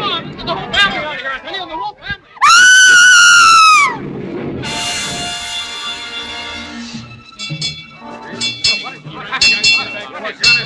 Great show! That smoke we seen on the horizon must be the fire! They say the city's in flames. What's the matter, Captain? What's the excitement? Big earthquake and fire in Frisco. In Frisco? Captain, I've got to get back there. You're heading for Singapore, Madeline. Get back on your watch. But my wife's there, don't you understand? She needs me now. Please, I've got to get to her. I said get out. I'm going back if I have to swim. Get that guy, put him away. Let go of me. I've got to get to her. Be crazy to think he can swim ashore. Louise!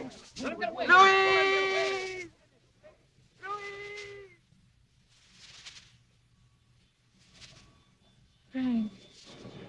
Frank. Where are you? Frank.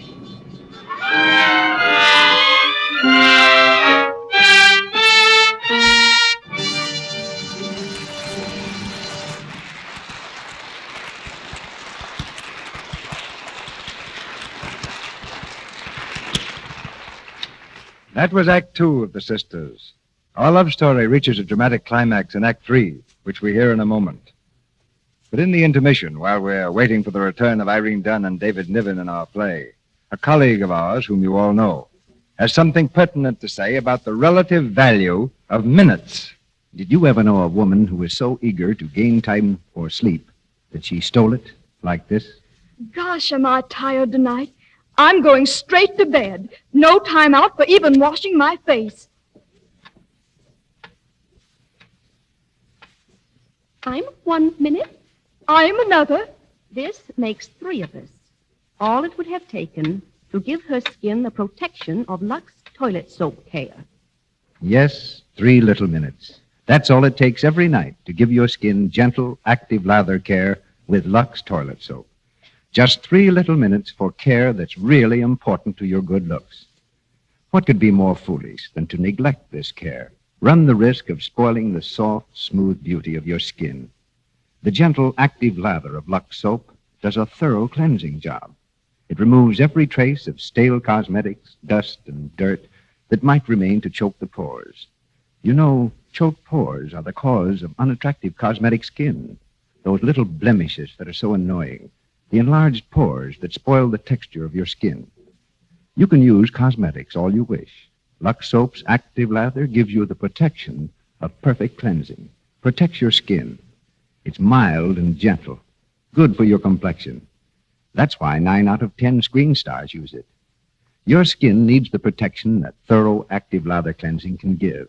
Needs it regularly, every day. So use Lux Soap every night before you go to bed. Make the few minutes you spend on bedtime beauty care for your complexion count. Start your Lux Soap beauty care tonight, won't you? We pause now for station identification. This is the Columbia Broadcasting System.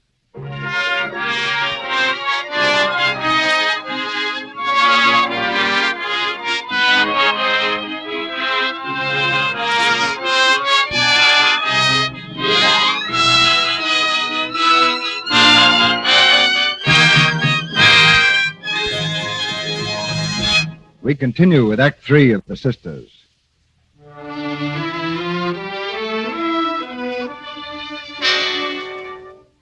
It's been 2 years since that tragic April night when San Francisco lay in ruins and Louisa's life seemed as shattered as the city.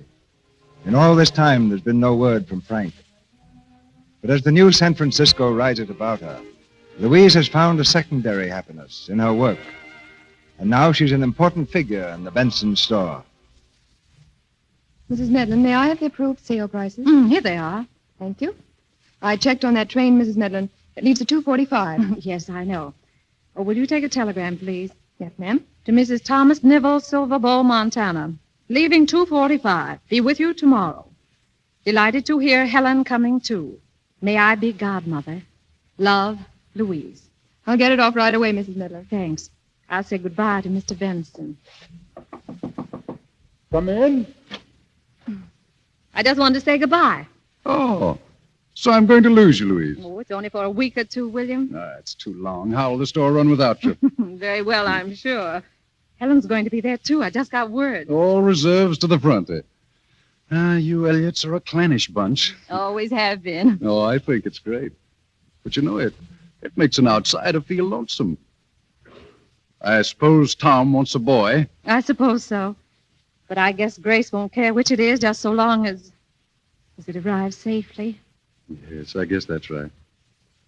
Louise, you won't be staying more than a week, will you? No, why? Because when you come back, I want to have a talk with you. I want to ask you a very serious question. What is it, William? When you get back. Very well. Goodbye, William. Goodbye, Louise.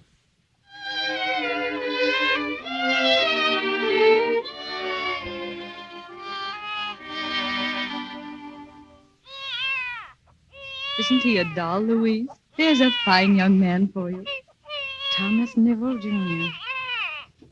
May I hold him, nurse, for just a minute? Certainly, Mrs. Medlin.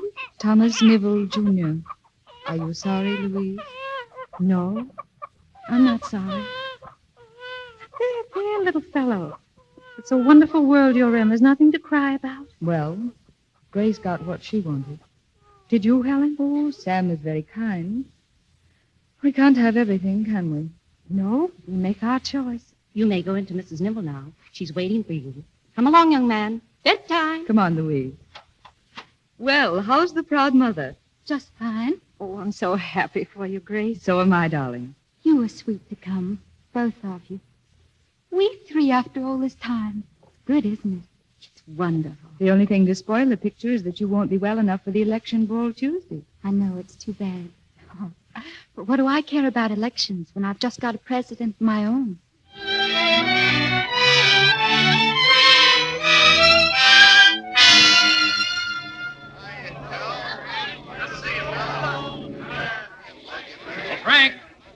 Frank Medlin. Oh, hello, Tim. Nice of you to come down. I got your letter. Where have you been? Everywhere? Nowhere? Why, Frank, you look like somebody forgot to bury you. Sick? I've got a lot of tongue-twisting things the matter with me. I should be dead, only I couldn't go without seeing Louise again. Kind of late, aren't you, Frank? What do you mean? I mean she's better off without you. She's got a good job. Benson is ready to marry her anytime she says yes. Is she in love with him? Oh, I don't know, but I do know this. Give her a little more time and she'll get over you. I don't want her to get over me. I love her. Want to come along with me now? Why, where are you going? To Benson's. Yeah, sure. I'll get a cab.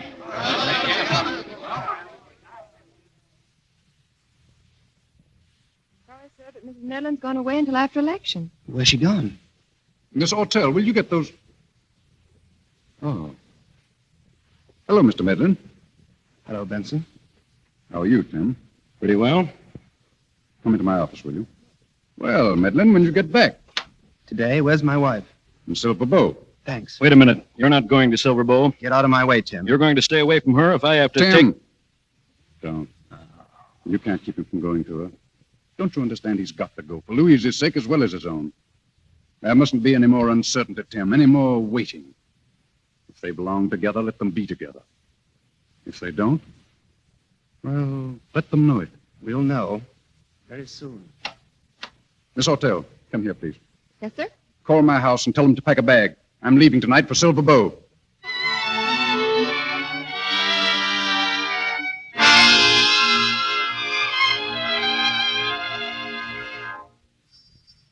Dad-burned, ornery, pig-headed. Why does a man have to wear a collar anyway? Ned, the night bell's ringing. Well, let it ring. It might be important. Daddy, the night bell's ringing. I'm Dad. Ned, will you please answer it? Oh, all right.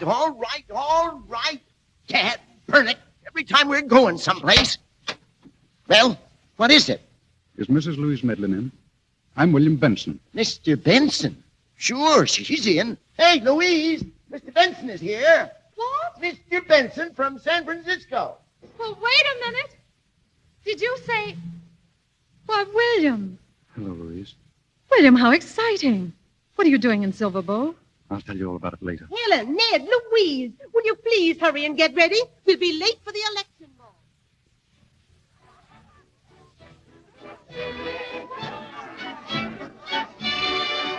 I tell you, it's Brian Landslide. Who is this fella Taft, anyway? Who is he?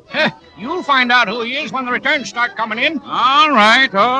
But I'm betting my money on Mr. Brian. 4 years ago, Tim, it was just the same then. Time has turned a somersault. Yeah? There she is. Tim, she's more beautiful than ever.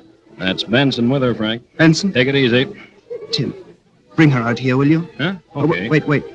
Honey, I'm afraid all of a sudden. Yeah, I know. Maybe, Tim, maybe you should talk with her first, kind of prepare her. Well, sure. I'll be right back. Now you can tell me, William, why you came. You'll know soon, Louise. And if I was wrong, I leave as quickly as I came. What is it, William? Something wrong? No. But there is. Oh, Louise, Tim, how did you get here? could I see you for a few minutes, please? Well, Go ahead, Louise. I'll wait. Come on outside, Louise.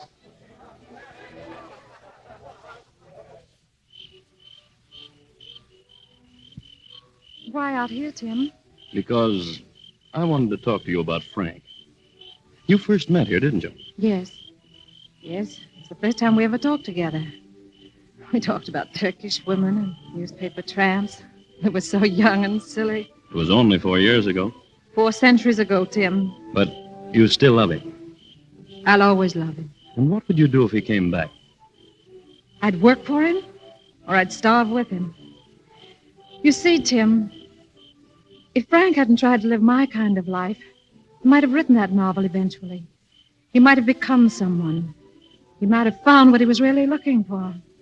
If it hadn't been for me, he might have gone on looking for something new and being happy even if he couldn't find it. That's not true.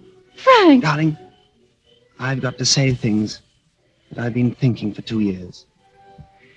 We must stop blaming ourselves for what happened. We can't help what we are, but time changes people. Time and the things one learns.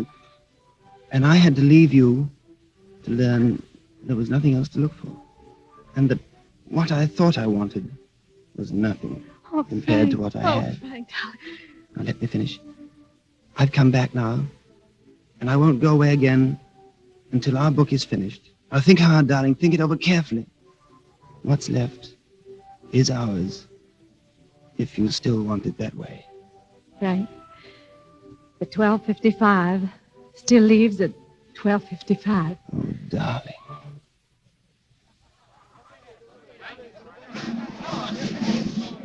Ladies and gentlemen, the latest returns to come in give Taft a substantial lead. It looks very much like William Howard Taft will be our next president. Why, here comes Louise now, Mr. Benson. Doesn't she look strange? Yes. Well, I think I'd better leave. But, Mr. Benson, what... Louise? Oh, Helen, I want to see William. But he's gone. He's just left. Gone. Then he knows. Louise, you look so strange. Like you're in love. It's the same love, Helen. And it's come back to me.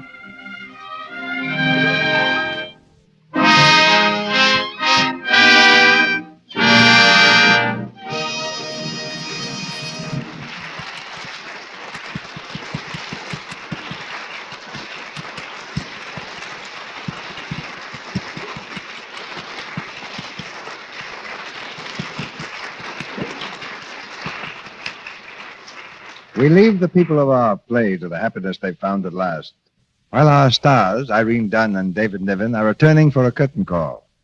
And it's been too long, I might add, since either of them has taken a curtain call here. Well, I hope it won't be so long again. It won't be if I have anything to do with it. You know, I'm puzzled why no one has ever teamed you two on the screen. Well, who knows? Perhaps you've started something. Anyway, it's a very nice compliment, C.B. Isn't it? You know, whenever I try to be diplomatic, I always put my foot in it. One time, I was visiting a friend of mine in Washington, and he took me to a party. A diplomatic affair, or did you have a good time? This was a diplomatic affair. I was warned to be careful because a lot of important people were there. Well, I was introduced to a girl, and we were dancing. There didn't seem much to talk about. I just met her, so to be on the safe side, I pointed to a man by the window and said, "That's a peculiar-looking bird." She said, "That's my brother." But I was much smarter than that. I said, "Oh, no, not that one. I mean the rather stupid-looking one sitting down." She said, "That's my father, and I'm glad my grandfather isn't here." Just then, we danced into rather an elderly couple, and the girl said... And the girl said, "May I present my grandfather?" Well, you weren't there, were you? No. Oh, it's amazing. How do you suppose she knew that, Mr. DeMille? That's a phenomenon. That's always baffled science, David. Woman's intuition. They even play golf by it. Tell me, Irene, how is your golf? Oh, I gave it up. Ever heard of a golfer who gave it up? My mere masculine intuition tells me we're in for a jolt. Why did you give it up, Irene? Oh, the whole thing's too easy. I got disgusted after I made the second hole-in-one, so I took up swimming. Just like a woman to take a hole-in-one for granted. Oh, women always take the best of things for granted. Lux soap, for instance. Most women take it as a matter of course because it's such a dependable help to a good complexion. I've used it for years, but I only remember how good it is when I don't have any. By the way, CB, what do you have scheduled for the Lux Theatre next week? Next Monday night, we're going to have Douglas Fairbanks Jr., Francis D., and Sir Cedric Hardwicke in If I Were King. It's a rousing romantic drama of the vagabond poet who suddenly found himself king of France. The poet was Francois Villon, and he found that the king business wasn't everything he'd expected it to be. An excellent choice on your part, CB. I know everyone will like it. Good night. So long, Mr. DeMille. Good night. And if I were king, I'd command a return performance from both of you very soon.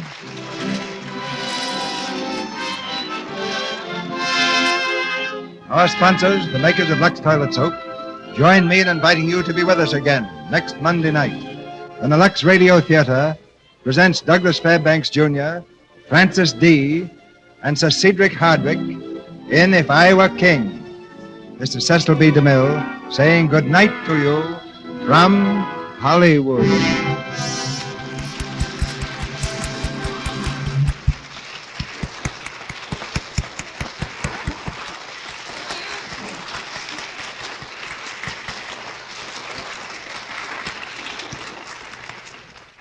This is Melville Ruick, asking you to be sure to listen to the Lux daytime radio program, The Life and Love of Dr. Searson. This human and gripping story of a young, attractive woman doctor is brought to you every afternoon, Monday through Friday. For the time and station, see your newspaper. The Life and Love of Dr. Searson comes to you in addition to the Lux Radio Theatre.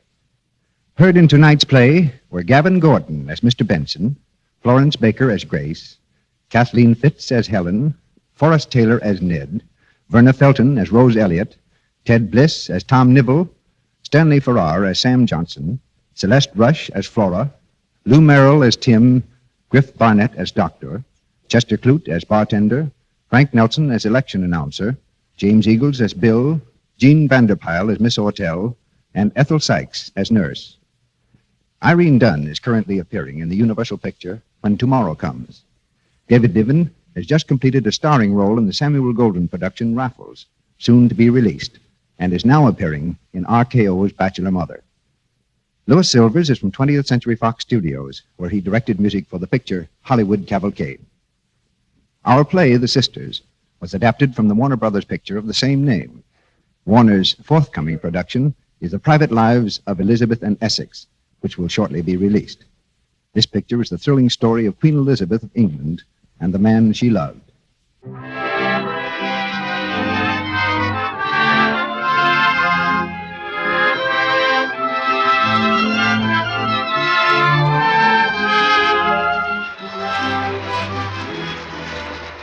This is the Columbia Broadcasting System.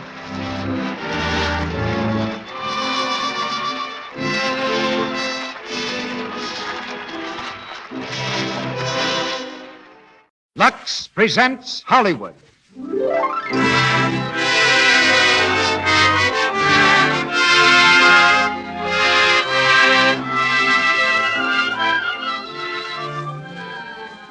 The Lux Radio Theatre brings you Douglas Fairbanks Jr., Francis D., and Sir Cedric Hardwicke in If I Were King. Ladies and gentlemen, your producer, Mr. Cecil B. DeMille.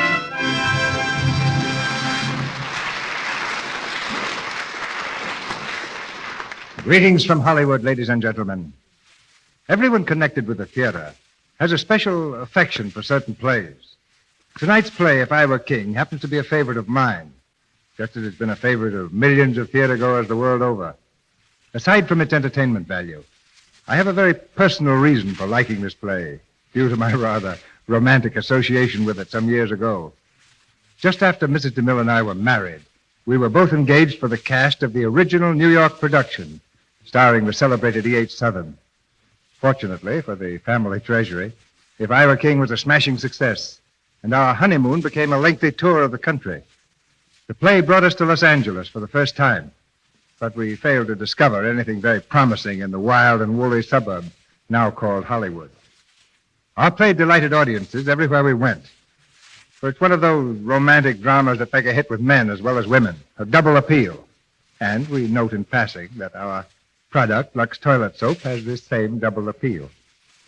In fact, we've heard from a number of men in our audience that they were the ones who first introduced Lux Toilet Soap into their homes, only to have the idea and the soap appropriated by the ladies. If I Were King is a story of medieval Paris and Francois Villon, who really lived in the reign of Louis XI.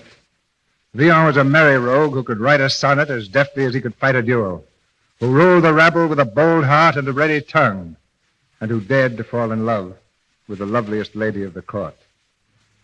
If the Lux Radio Theatre had been presenting If I Were King about 15 years ago, our cast would probably have been headed by a gentleman named Douglas Fairbanks.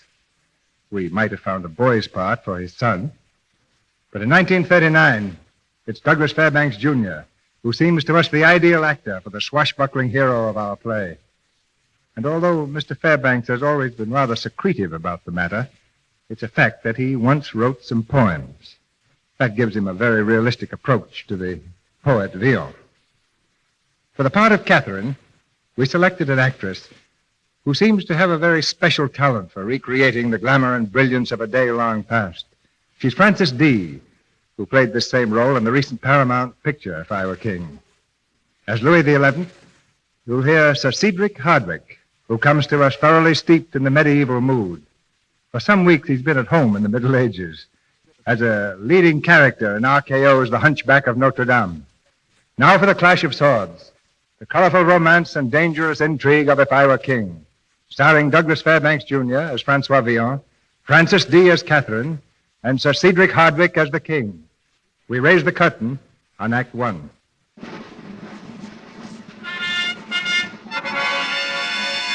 Paris in the 15th century. A Paris torn with conflict, her inhabitants facing starvation. For besieging the city on all sides are the troops of the Duke of Burgundy, determined to wrest the throne from King Louis XI. In the cold, misty dawn, a file of Louis's guards marches through the silent, narrow streets, their footsteps ringing out against the stones. Perhaps they've heard a whispered rumor that even now a band of cutthroats, led by a certain Francois Villon, is plundering the king's private warehouse. And the rumor is true. In the cellar of the warehouse, the watchman stands bound to a post. Shadows move quickly in the darkness, filling great bags with the king's good food and wine. Hey, gently, my friends, gently with that box. Have a little more respect for the king's cheese. And for our necks.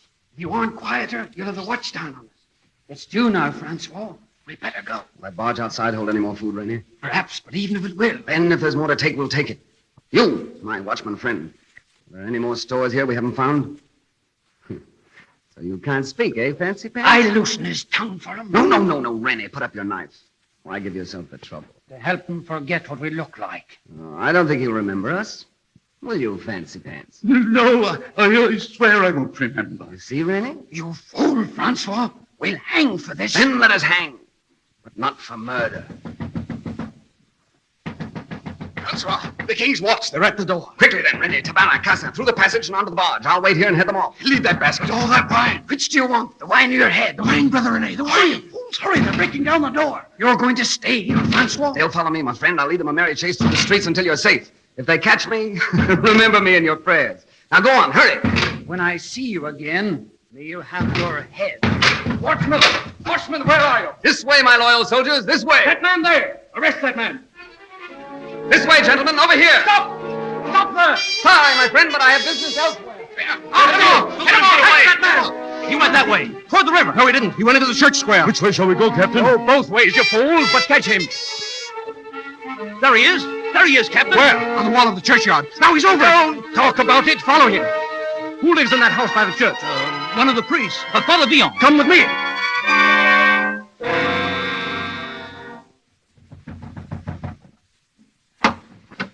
Yes. Good morning, Father Villon. I regret disturbing you, but one of the king's storehouses has just been robbed. The king's storehouse robbed? Yes.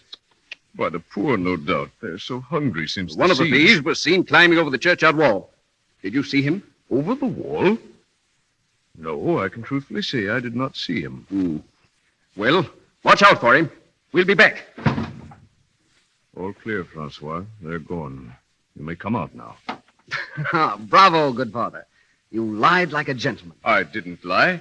He asked me if I saw you coming over the wall. I didn't. Never mind, Father Villon. I'm hungry. Now, how about some breakfast? Not one morsel, not a smell of food, you young wastrel, until you tell me what this means. What trouble are you in now? You wound me. You wound me deeply, Father. I've just returned from the country. My first thought is, naturally, of my foster father. I fly to your domicile, and how am I received? Like a fly in the soup. In the first place, you haven't been in the country because you couldn't get through the Burgundian lines without wings. And if there's one man in France who hasn't got wings, it's you, Francois. And in the second place, I understand that you were drinking every night last week in a dirty den called the Fir Cone Tavern, guzzling wine with a young wench named Huguette. Oh, that's not true, Father. Well, I choose to believe it. And why shouldn't I? Have you ever shown me anything but ingratitude or brought me anything but misery since I took you in at the age of 6? Ah, that is true, Father. At 6, you were skilled at breaking windows. At 7, I was an expert. At 8, you stole a chicken from the spit of Monsieur Ledoux. Oh, but that was a very small, thin chicken. Now, don't cloud the issue. At 11, you stole a goat. A fat goat. Lovely view from this window, Father. So impressive to see the faithful coming out from early mass. And at 14... At 14, you were carefully avoiding your classes in the university to spend your days fishing and gambling and writing bad verses. Name of 1,000 saints. Francois, you're not listening. What's wrong with you? Who is she, Father? Tell me. Who's who? There, that girl that just came out of the church. I don't know. Now, Francois... Look at her, Father. The face of a saint. The figure of an angel. And what is that to you? She's a lady, Francois. From the court, perhaps. She's getting into a coach alone. The princess must never ride alone. Francois, come back. You can't knock that girl. You're mad. Francois! Drive on, please, coachman. Yes, milady. Wait, please wait. Oh, I was afraid I wouldn't catch you. Who are you? Not a word, fair princess. Your coachman might hear and misunderstand. Princess, what have I done to offend you, ever? What? Well, I've never seen you before in my life. Oh, but you've forgotten my dreams. I've dreamt of you always. Each night we've roamed the starry way together. Each morning I've wakened with despair in my heart to realize no mortal could be so fair. Yet here you are, the loveliest lady this side of heaven. I think you're a madman. Coachman, will you please? Wait, may I read you a poem? No, you may not. Thank you, milady. If I were king, love, if I were king, what tributary nations would I bring to stoop before your scepter and to swear allegiance to your lips and eyes and hair? Beneath your feet, what treasures I would fling. The stars would be your pearls upon a string. The world a ruby for your fingering. And you should have the sun and moon to wear. If I were king. That verse.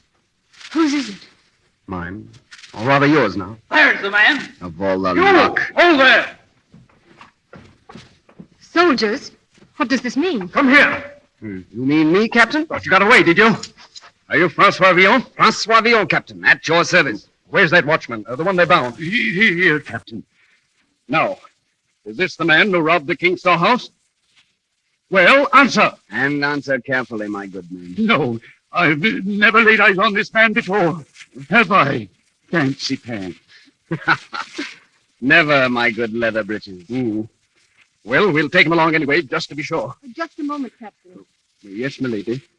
There must be some mistake. I saw this gentleman at his prayers back there in the church. He's an acquaintance of mine. We've met before on starry nights. What? Well, let the gentleman go, for the present at least. Forward! Thank you, fair princess. Drive on, coachman. Yes, milady. Farewell, princess. To the palace, Lady Catherine. To the palace, please.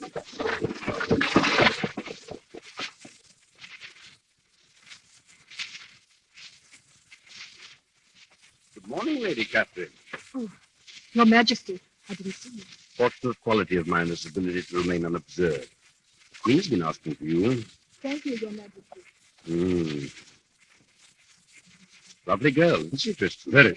But, Your Majesty, you were telling me of the arrow that came over the walls last night. Ah, yes, last night, Tristan, an arrow came over the walls from the Burgundian camp. There was a note in the feather, obviously intended for one of my more important traitors. Who is it, Your Majesty? The note didn't say. A soldier, probably in the pay of my traitor, was seen to pick the arrow up. I had him tortured all the evening. Did he speak? Yes, just a few minutes before dawn, he whispered the name of a person high in my favor. A traitor? Here at court? Who is it? It's a secret, Tristan, which you may know tonight. You see, the note was to be delivered to the landlord of the Fur-Cone Tavern. We will deliver it, you and I, in person. The Fur-Cone Tavern, a retreat for every scoundrel in Paris. You can't go there, Your Majesty. In disguise, Tristan, in complete disguise. The landlord will in turn give the note to the person for whom it was intended. When he does so, we have our traitor, Tristan. But, Your Majesty, I tell you, the Fur-Cone Tavern... The harbor of cutthroats, beggars, thieves, the scum of the earth. Interesting. I should like to see this scum alive. I've only seen it before at the end of a rope.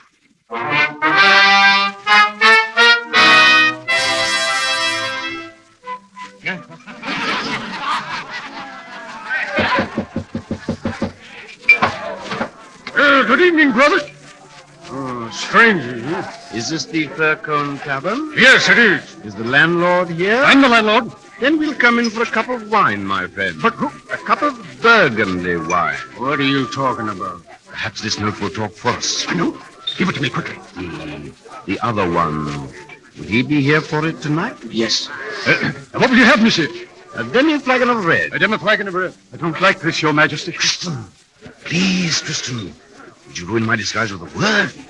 Careful. We have a guest. A drink for our company, gentlemen? Charmed. What will it be, mademoiselle? You can buy me wine. Colette, come here. They are going to buy us wine. Get out of here. Who's speaking to you? I'm interested in Horseface. Hello, Horseface. My name is, Huguette. Huguette? Oh, lovely. Did you say wine, Huguette? Oh, welcome, monsieur. Get off my lap. Oh, no, pussycat. Come in, all of you. Look, it's Pygmalion. Francois, what is this? Those baskets of food and wine. Help yourselves, everybody. Tonight you're the guests of His Majesty the King, because last night we robbed his storehouse. Interesting. Very interesting, Tristan. Very interesting. Francois, here. Huguette, my little love. Oh, Huguette, I'm sorry to see you in such poor company. With Father Time himself, I see, huh? Who is this rope? It's Francois, the poet. He probably rhymes badly. Oh, a tinker of verses, gentlemen. No offense. Poetry is its own worst enemy.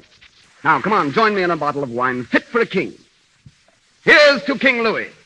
May his hide rot on his carcass, and may the Burgundians take the city away from him.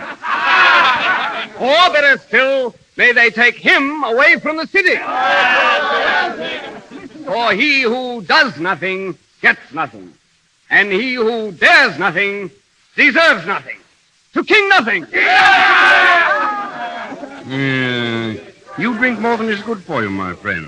What can a man do but drink when France is going to the devil and an nincompoop sits on the throne? I suppose you could do better if you were king. I don't want to appear boastful, Brother Longnose, but a child of 2 could do better. Really? Yes, really. Well, if it's so easy to be king, how would you begin, my friend? Well, first I'd clean house. The vermin who infest the palace, disguised as advisors, I'd hang in clusters. And then? I'd try to know my subjects. Try to win their love instead of their loathing. By abolishing taxes, I suppose. No, by substituting hope for despair. By seeing my people as they are.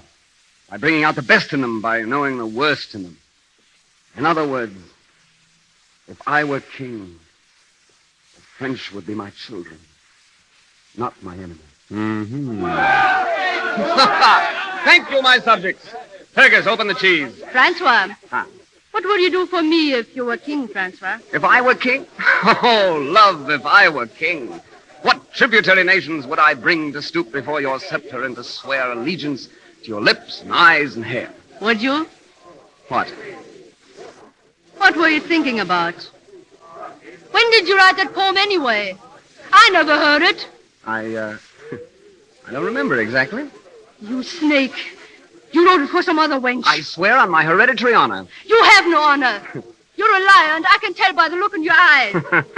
Here, clown. A coin for your rhymelets. Well, that's more than I usually get. I suppose you're going to keep it, you imp. You get my little dog. Open here.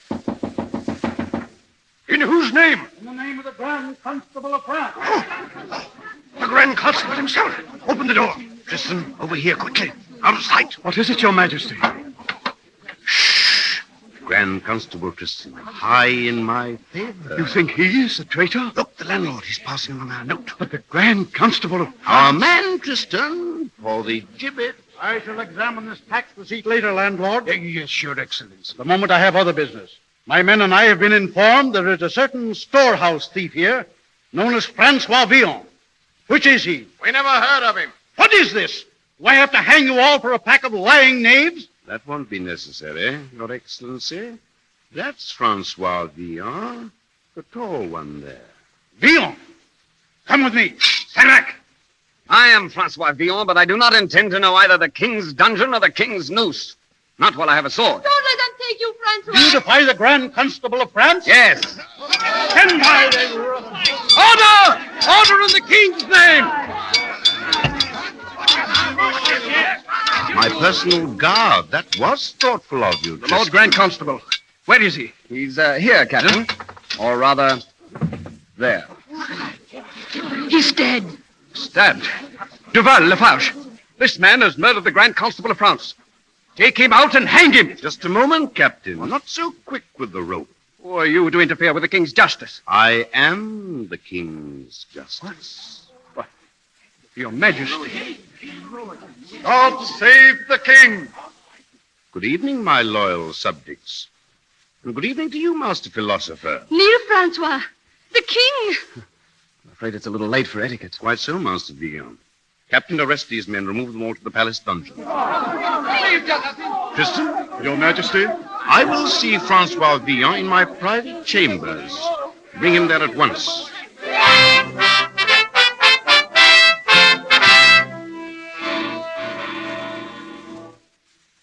And now, Master Villon, I suppose you wonder what I'm going to do with you. Well, Your Majesty is not of the imaginative type. I can almost guess. Isn't that a dangerous tone to use in the circumstances? Villon, tonight you have insulted me publicly. You have made revolutionary speeches naming yourself as my successor. You have even robbed my storehouse and eaten the loot under my very nose. I didn't know it was Your Majesty's nose. Well, don't be impertinent. You did know it was my storehouse, and then you topped off the evening by assassinating my Grand Constable. Oh, he started the fight. But you finished it. And for that piece of work, your king is indebted to you. Indebted? My Lord Grand Constable was a traitor. Oh. Which leaves me with the problem of at once punishing you and rewarding you. A problem for Solomon himself. A greater king would hang you at once. A lesser would forgive you. I probably fall somewhere between the two. And this is my decision. Since you have deprived me of my Grand Constable, and since you think it so easy to rule these cockroaches who call themselves my subjects, I hereby appoint you Grand Constable of France and Brittany. Grand Constable? Defender of the crown, commander-in-chief of the armies, and dispenser of justice. High, middle, and low. Is this a jest, Your Majesty? Not at all. Heretofore, I've selected my Grand Constables from the noble families of France. They've been either traitors or cowards. Oh, it's true you come from the gutter. But you have a certain degree of loyalty, courage, and practical common sense. This time, I'm going to appoint a Grand Constable from the people. And, oh, yes, yes, you'll need a title to go with it. Title? But I... On your knees. Francois Villon, cutthroat. I dub you Count de Montcorbier, hereditary Knight of the Golden Buckle. And now I think you need a bath. This way, my lord. Your Majesty. My Lord Grand Constable.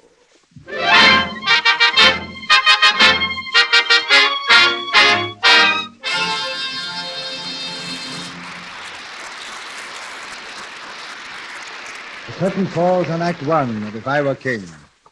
In the second act, we watch the amiable Monsieur Villon adjust a beggar's philosophy to the king's palace. But during this brief intermission, the amiable Monsieur Ruick and our merry trio have something to say and to sing that I think will interest you. Douglas Fairbanks Jr., Francis D., and Sir Cedric Hardwicke will be back in a few minutes to bring you Act Two of If I Were King. But while we're waiting, let's ask our friend Sally what makes her so thoughtful. She looks as if she had a real idea. Let us in on it, Sally? Well, tonight's play, If I Were King, makes me think a lot of ifs. You know, a woman is always dreaming of the wonderful things she'd have if she had money. Oh, if she had talent, if this and if that. Yes, and sometimes she doesn't value the priceless things she does have right now. Like a Lux toilet soap complexion? Of course. A smooth, soft complexion is something you can't buy and wouldn't take any amount of money for. Yes, I should think any woman would realize that the beauty of her complexion is priceless. A possession that ought to be cherished most carefully. But why do I do the talking? This is a subject dear to every woman's heart. Why don't I hand it over to you girls? We'll handle it with care, Mr. Ruick. Beautiful complexion should be handled with care. You cannot buy a new one anytime, anywhere. So in taking beauty soap, make it your affair. That you are experimental, that your soap is really gentle. That's the reason Lux soap is the right soap for you. That's why we advise you as we do. Choose the soap with active lather, for we know you'd really rather handle your complexion with care. Thank you very much, girls. Oh, you don't need to thank us, Mr. Ruick. It's fun to sing about Lux toilet soap. And it's fun to use it. Honestly, I never saw such smooth, rich lather. When you make Lux toilet soap a regular bedtime habit, you go to sleep with a clear conscience. You know you aren't leaving traces of dust and dirt or stale cosmetics to choke your pores. Use cosmetics all you want to, but remove them thoroughly every night with Lux toilet soap. The fine white soap 9 out of 10 screen stars use. The gentle soap that's good for your skin. It will only take a minute from the time that you begin it. Don't forget your Lux beauty care. Here's our producer, Mr. DeMille. Act Two of If I Were King, starring Douglas Fairbanks Jr. as Francois Villon, Francis D. as Catherine, and Sir Cedric Hardwicke as the King.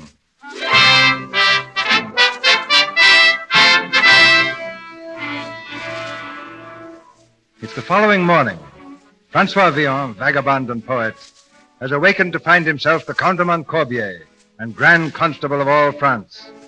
In his luxurious apartments in the royal palace, he stands before a long mirror, wondering at his own transformation. A specially appointed aide addresses him. And now the cape, Your Excellency. The final touch. Oh, yes. Thank you, Oliver. Now, your name is Oliver, isn't it? Yes, if it please Your Excellency. It does please my Excellency. Ah, I look very different in fancy dress. You know, I'm not quite sure myself that I am myself. Oh, well, then I'm not, am I? Incidentally, has the king informed the court in general as to my real identity? Oh, no, my lord. No one knows save His Majesty, Lord Tristan, and necessarily myself. Mm-hmm. And to all the rest? You are a strange nobleman, From the provinces. The Count de Montcorbier. The Count de Montcorbier. Do you spell that with a small d or a capital D? Small, Your Excellency. And now, if I may remind you, sir, you were to be presented to the court at 11 o'clock.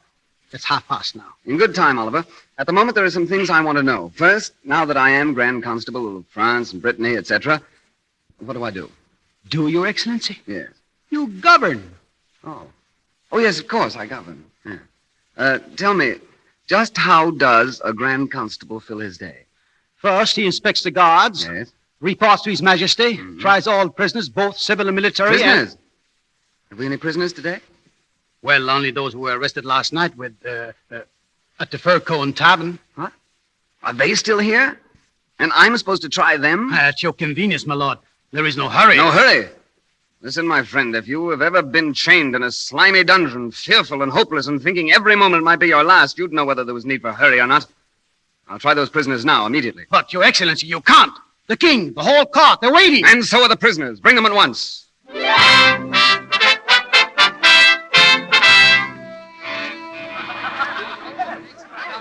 The man must be mad.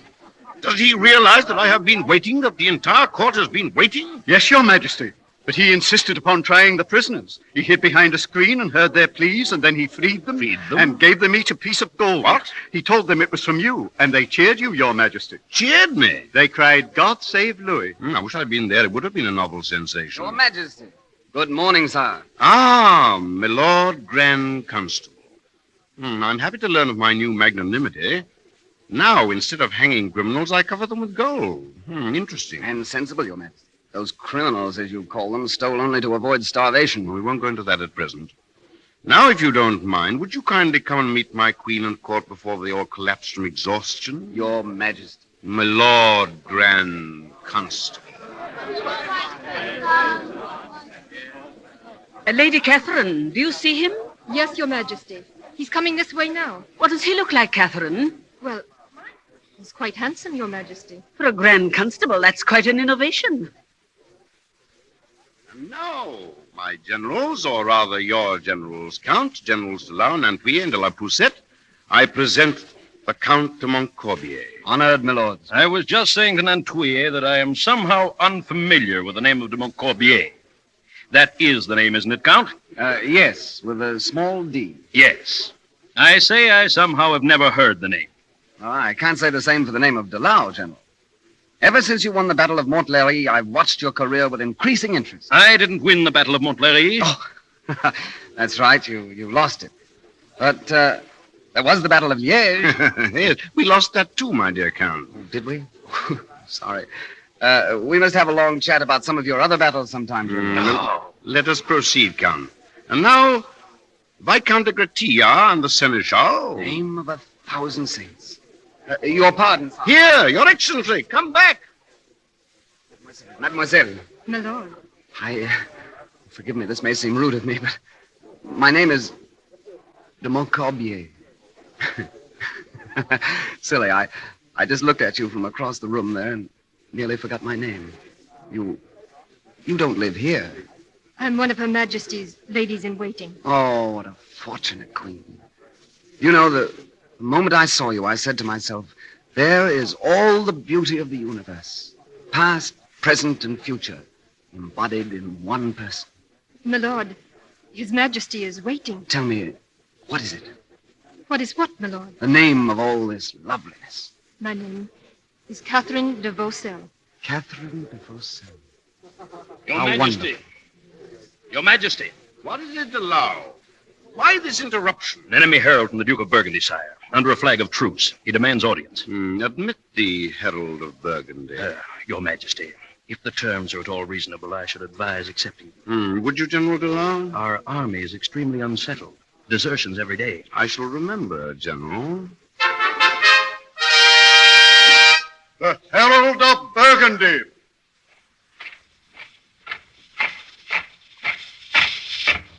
Well, Sir Harold, I suppose you have something to say. I have. Then say it, friend. In the name of the Duke of Burgundy and his brothers-in-arms, assembled in overwhelming numbers outside the walls of Paris, I hereby summon you, Louis of France, to surrender unconditionally and throw yourself upon my master's mercy. And if I refuse, Sir Harold? For the city, famine to the end. Then fire and the sword. For yourself, no hope of pardon. And if I surrender the city? For yourself and your court, an honorable retreat to the Duchy of Épinay. You mean a dishonorable retreat, don't you? Who are you? The Count de Montcorbier, Knight of the Golden Buckle, Grand Constable of France, Chief of the Armies, dispenser of all justice, high, middle, and low. No, don't bother to look around. I'm replacing the traitor who was in your master's employ. Do you dare to... Don't make any more movements like that, or I'll have you sent back to your master in a bag. You've very bad manners, my friend. And you rate yourself too highly. You're not the envoy of a conquering hero, but the servant of a group of shabby little vassals, rebellious serfs of a noble lord. Now, go back and tell them this. Kings are great in the eyes of their people, but the people are great in the eyes of God. And it is the people of France who are speaking to you now. We're well-armed and provisioned. We're warm and comfortable behind our strong walls. We laugh at your threats. But if we who eat were starved, if we who are warm were frozen, our answer would still be the same. We laugh at you. We, the people, and the king. And this is your answer? No, not all. We give you 1 week to disband and get out. If at the end of the week you're still cluttering up the outskirts of our city, we'll attack and destroy you to the last man. Now, we don't wish to be annoyed further. But, your majesty, is this your... You've heard, my Lord Grand Constable. Get out. Why, this is the most astounding thing. What does it mean? It means, Your Majesty, that a man has come to court.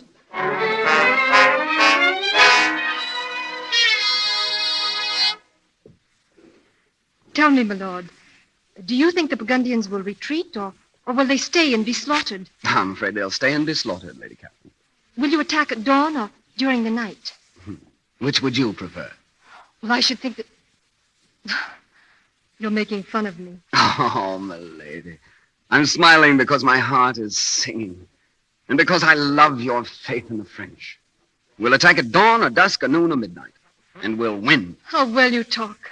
Yeah, I only hope I can fight half as well. Yet, you may be killed. Not if I can help it. And yet, what a glorious death. To die for France. Well, it's better than some I can think of, but death in any form should be avoided if possible. My lord, tell me, have we met before? Have we? I've never been that fortunate. Why do you ask? Because there's something about you, some note of your voice, a look in your eyes that I seem to remember. I wish we had met a long time ago. I think I wish it, too. Lady Catherine. Well, what is it? Your pardon, my lord, but the generals are assembled and waiting in the council chamber. Oh, yes, Tristan. I'll be there at once. Very good, my lord. Generals? Yes, I've called a council of war. To decide when you shall attack. Will you bring me word? Where shall I find you? I shall wait right here. Well, you might catch cold. Haven't you, haven't you some little corner you call your own? Well, you might find me behind the fourth door on the right on the third floor of the east wing. Can you remember? It's engraved on my brain in letters of fire.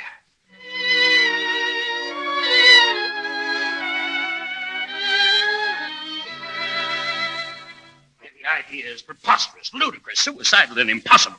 My soldiers would refuse to obey such an order if I were mad enough to give it to them. There's the answer to your proposal, my Lord Constable. General de Lau, I order you to break through the Burgundian lines and attack within a week. And I refuse. And so do I, Your Majesty. And I. It's impossible. Your Majesty, it's evident that your Lord Grand Constable's plan is completely impractical. We're wasting time. Have we your permission to rejoin our command? You have my permission. Thank you, sire. Cowards. Well, my friend, it's not so easy as you thought, is it? Give me a little time, Your Majesty. Ah, yes, but you haven't much time, have you, Count? I don't understand. Didn't I tell you? Oh, careless of me. How many prisoners were taken from the Fur-Cone Tavern? 8. But you're wrong, my friend. You tried 8 and disposed of them most generously with the king's gold. But there was a 9th. Oh? A troublesome fellow named Francois Villon. What sentence will you pass on him? What does Your Majesty suggest? Boiling him in oil or breaking him on the wheel? Nothing so melodramatic, my friend. This Villon rendered me a slight service, which we are repaying with a week of exalted splendor. A week? 7 days. At the end of that time, I shall expect you to build me an extra fine gibbet, and from it hang Master Vignon. I see. A week. You know, for a few hours, Your Majesty had me disappointed in you. I'm glad your faith in me was sustained. Good night, my dear Count, and pleasant dreams.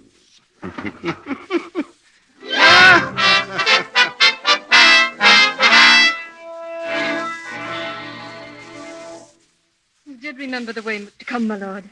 Engraved in letters of fire. Pray sit down, my lord. Here, by the fireplace. There's a cushion for your back. And I had some food brought. What would you like? Oh, I'm not hungry, thank you. I know. You're worried, aren't you? I'm beginning to be. Oh, but think, in a week, in one little week, all your troubles will be over. The city will be free.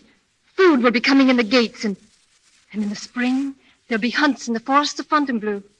The poor will go for picnics, and... Will you take me on a picnic? Lord, when do we attack? We don't. We don't. No, it seems you never attack from the inside out, or when you're afraid of the enemy. The generals were very firm about that. Then get new generals. There are too many to replace within a week. Then attack in 2 weeks. But you see, His Majesty gave me only one. Catherine, I'm afraid that I won't be able to take you on a picnic in the spring. Why not? The spring is some time off. And time does strange things to people. I wonder in what misty isle the voice of Sappho fills the air. In what green valley of the Nile does Cleopatra still despair for Antony, the debonair? The wind has blown them all away. The good, the bad, the foul, the fair. Where are the snows of yesterday? Who wrote that? Oh, person of no importance. Who's to be hanged? Pity. Oh, you shouldn't feel too sorry for him. The wretches are born and live in the shadows of the gibbet. They're starved and tortured. The slightest wrong they commit is punishable by hanging. So at last, when they do hang, well, they've always expected it. Aren't we lucky we're not in their shoes? Yes, 'tis nice, isn't it? Oh, starving people. The generals would fight soon enough if they didn't have so much food to stuff themselves with. Yeah. Huh? What'd you say? The generals, the army. Big fat pigs. Well, that's it. Of course that's it. What? Of course they'd fight. When their stomachs are flapping against their backs, they'd fight soon enough. Why should they fight now with 6 months' food in the storehouses? But if it were taken away from them...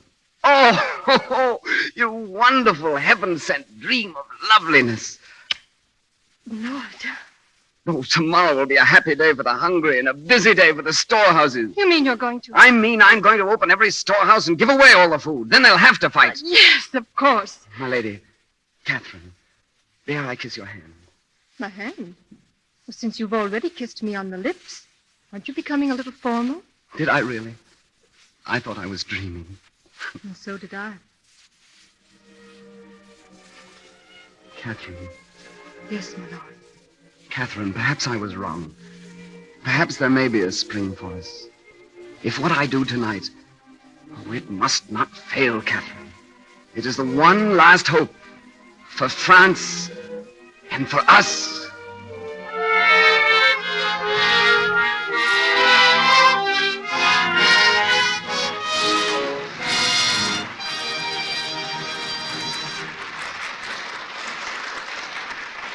That was Act 2 of If I Were King. The vagabond poet has become a man of action, but Francois Villon meets his greatest test when he tries to save his country from the invader. Before we begin Act 3, a friend of ours and yours is going to tell you a little personal gossip.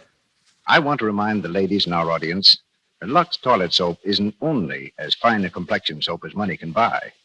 Every day, more women are discovering that this white, delicately perfumed soap makes a wonderful bath soap, too. I just adore my Lux Toilet Soap Beauty Bath. It's so sort of luxurious and relaxing, and such a protection. This lather is active, you know, and carries away perspiration and every trace of dust and dirt. I'm in a hurry to keep my date, but I wouldn't take chances with daintiness for anything in the world.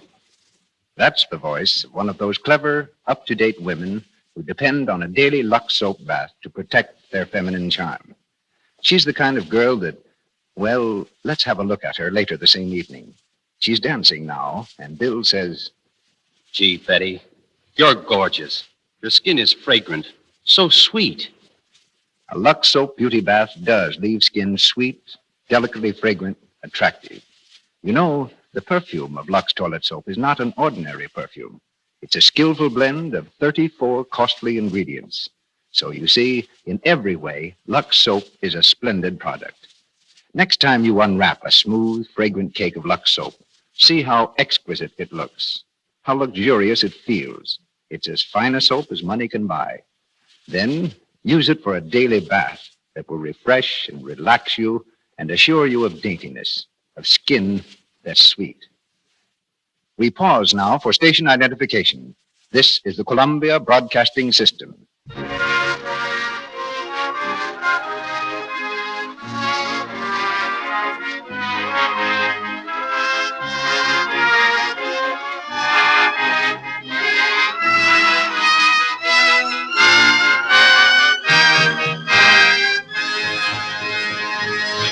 We continue with the third act of If I Were King.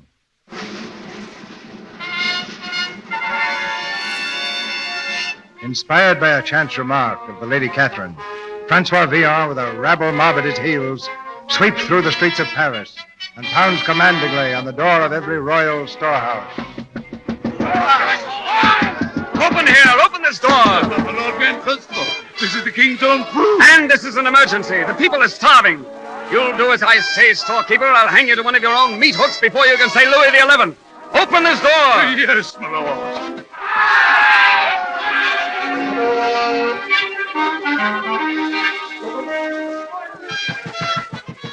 Another one, my friend. Smash the door down.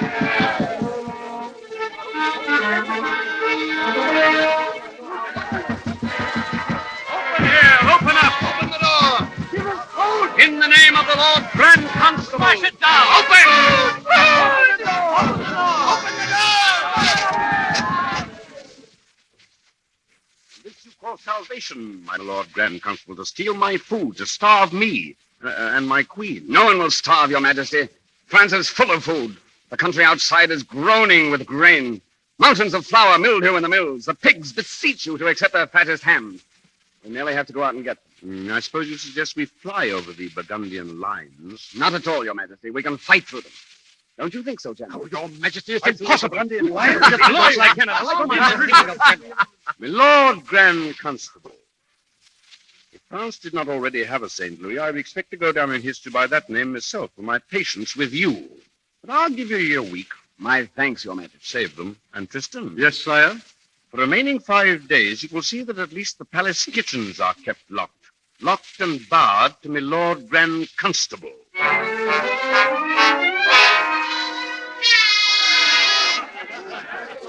Eat, my people of Paris! Eat, scum of the streets! The king's food's none too good for you! There's something about this I don't understand. There's nothing to understand, Rene. We have no food, so the king gives it to us. I say, long live the king! Don't worry about the likes of us you get. To me, it's all very fishy. My chicken isn't. Is yours? You get? Oh, good evening, Father Villon. My child, weren't you with Francois when he was arrested? I was, Father. I heard that you and the others had been released, but what of him? He wasn't with us. Then the worst has happened. No, nothing has happened to him, Father, How can you be sure? because I sleep at night. And I'd never sleep again if Francois were not well. I love him, Father. My child, my poor child. My lord. Catherine. Well, it's happened. Tonight His Majesty had his last meal. Now they'll have to fight. Will they? You don't know them very well. What do you mean? I've been in conference all evening with our noble generals. Our glorious army has determined not to resist Burgundy. Neither cold nor starvation will swerve them from that noble impulse. Then we've failed. My weak ends tonight. Is that the reason you've avoided me? Why did you avoid me, my lord? Catherine, did you ever ask yourself where the Count de Maccorbier came from? No. Has it ever occurred to you that he might have come from the streets of Paris? My lord, for a moment I thought you were serious. If I were king, ah, love, if I were king, what tributary nations would I bring to stoop before your scepter and to swear allegiance to your lips and eyes and hair? That verse. I heard it from... Who are you? I am Francois Villon. Francois Villon. Why did you do this to me? I never intended to. It started as the jest of a king, and then I loved you. Love. With all the meaning that the word can have in paradise. I couldn't give you any godlier thing if I were king. Go. Please go. Forgive me, Cat. Your Excellency! Your Excellency! What is it? The Burgundians. They've broken through the west gate, and our troops refuse to stop them. Of course they do. And there is an old man, a priest, who says he must see the Grand Constable. His name is Father Villon. Father Villon? Take me to him, quickly. I must see him. I must. Father, here. Oh, thank you, my lord. Francois. Yes, Father. What are you doing here? Dressed like this? I thought you were dead. Later, Father. What is this message of yours? Oh, I must see the Grand Constable. I am the Grand Constable, Father. Oh, Francois, this is no time for nonsense. René de Montigny has assembled all the rabble of Paris, all your old comrades in the Court of Miracles. Hundreds, thousands of them. They're planning to sack and loot the city while the Burgundians are attacking. But, Francois, if you were there, you could stop them. They would listen to you. Yes, they would. They will. And fight for me, too. There he is, Tristan. Guard, arrest him. Your Majesty, I have a plan. So have I. I suppose you know what's happened. I gave you your week, and you failed. Arrest him, I say. Not yet, sire. I have still 5 hours, and I intend to use them. Stop him. Guard that window. Au revoir, Your Majesty. He got away, Your Majesty. And have him followed. He's to be cut down or arrested on sight. Yes, Your Majesty. Your posts, generals. Do the best you can, and God save France.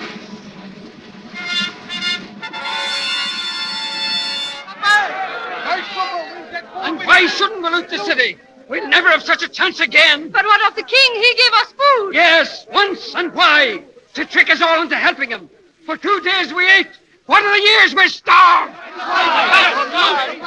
If you're with me, what are we waiting for? But common sense, René, and that's something you never had. Who are you? It's Francois. Francois Villon. Yes, Francois Villon. Come to tell you a few things my friend René has forgotten to tell you. Now, we all know there's no honor among thieves, so I won't talk of honor. And I'm not appealing to any patch of decency I know you've never had. But think of this. As we stand here, Paris is falling. Falling to thieves like ourselves. A bunch of cutthroats who've come all the way from Burgundy to take what belongs to us. Beggars to beg the bread out of our beggars' mouths. Cut purses to cut our purses. Well, what about it? Are we going to let these poachers move in on our preserve? Or are we going to let a lot of country louts show us how it's done? Then I tell you that no city can be conquered if it doesn't want to be. And, my brothers, we are part of this city. The part that knows how to fight. Or don't we? Then I say, let us fight. Come to the West Gate.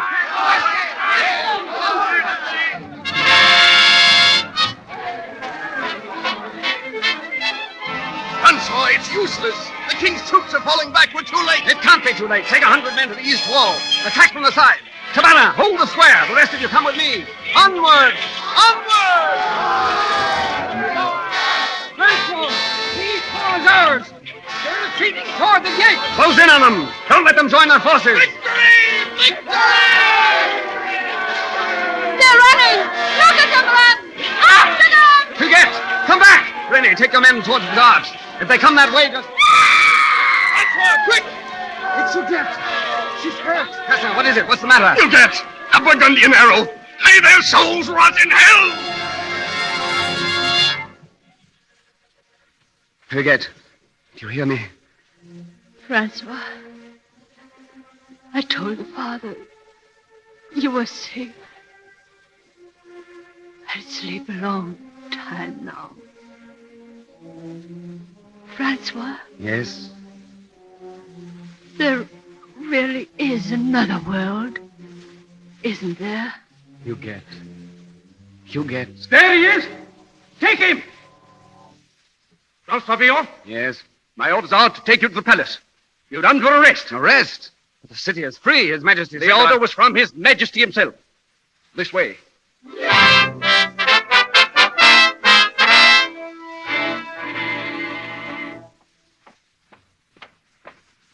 He's in the dungeon, Your Majesty. Open it. Good morning, Master Cutthroat. Good morning, Cousin Blackheart. Does this mean that I'm to have the honor of your personal escort to the gibbet? I'm given to understand that you and some other footpads had something to do with defeating the Burgundians last night. Is that true or not? Well, suppose I did. Only this, my friend, once again you made everything very complicated. You have a devilish talent for seating me on the point of the sword of justice, which is becoming uncomfortable in the extreme. I'm sorry I have no cushion to offer for your Majesty's comfort. Oh, please spare me your witticisms. It's difficult enough trying to be King of France. Ah, I found that out, Your Majesty. That's the first nice thing you've ever said to me. Well, Francois Villon, in recognition of your heroic but murderous services to the crown, I hereby commute your sentence of death to life imprisonment. Life imprisonment? Don't interrupt. You shall be imprisoned within the confines of our beautiful France to wander or dally as you see fit. The stars shall be your roof, and your bed the lush meadows of Normandy or the warm sands of Brittany. That's almost poetry, isn't it? The most beautiful I've ever heard, Your Majesty. But there is one condition. As you are an inveterate mischief-maker, rabble-rouser, and sower of dissension, I forbid you to ever show yourself again inside the walls of Paris. You can have the rest of France, but I must have peace.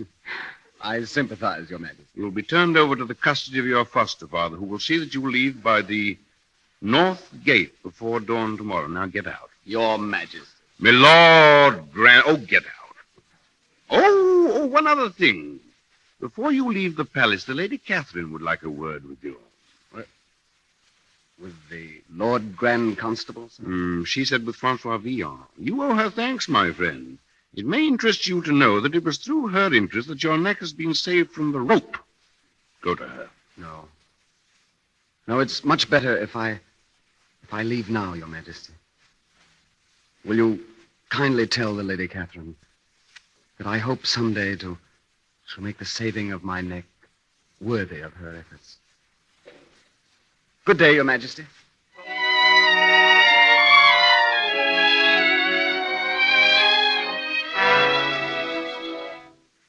Go on, Father, quickly. He told me to tell you that it was the end, my lady. That he could never accept your sacrifice until he knew for certain that he was deserving of it. That he was going on, hoping to find a further understanding of the things that now have come to him. Which road did he take, Father? I promised not to tell. Was it the east? No. South? No. North? I promised not to tell. Oh, thank you, Father. Thank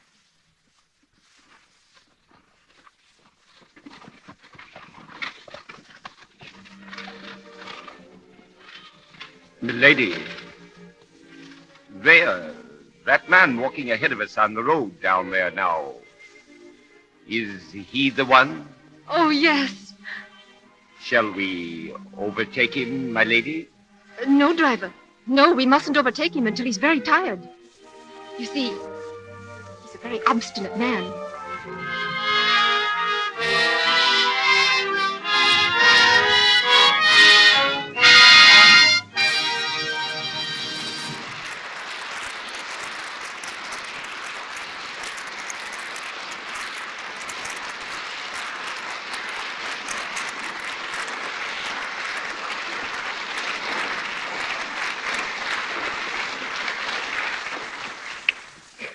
It's the 20th century again.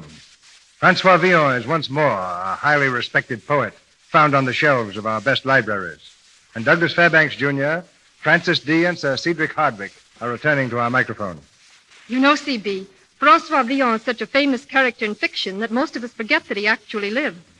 Are you a Villon admirer, Sir Cedric? Well, as a literary critic, I'm a good cricket player. But people are still reading what our friend Francois wrote 500 years ago. Don't you think so, Doug? Well, I studied in Paris for a couple of years and discovered that the fellow's still pretty much of a live hero at the University of Paris. He corresponds to the halfback who ran 90 yards in the Yale game of 1908. Except that Villon was a member of the class of 1440-something. Probably won his letter in dueling. And graduated with the law at his heels. But I doubt whether these motion pictures we make will be as much alive 500 years from now as Villon will. 5 centuries from now? The audience for our 1939 pictures will probably consist of archaeologists and termites. I'd like to see the expression on a termite's face when he sees a couple of the pictures I've made. Well, if you want to send a personal message to the archaeologists, I'll bury it for you in our back pasture. There's one farmer to another, Francis. How are crops out your way? Well, alfalfa's good, but the chickens are taking a month's vacation. Well, they're probably entitled to it like everyone else. Well, there's one thing that never gets a vacation at our house, and that's Lux soap. I've decided that it's really a daily necessity because it's such a splendid help to a smooth complexion. I started using it soon after I came to Hollywood, and I've been a faithful Lux soap fan ever since. Now, what are you planning for faithful Lux Radio Theatre fans next week, C.B.? Next Monday night, we're going to present Invitation to Happiness. And our stars will be Fred McMurray and Madeline Carroll. This is the story of a prize fighter who fought his greatest battle outside the ring, a fight for the love and respect of his own son. Fred McMurray and Madeline Carroll. Oh, that'll be a great show, C.B. I'll be listening in. In the meantime, long live the Lux Radio Theatre. Good night. Good night. Good night. Good night. Good night. You three have given Master Villon new life tonight.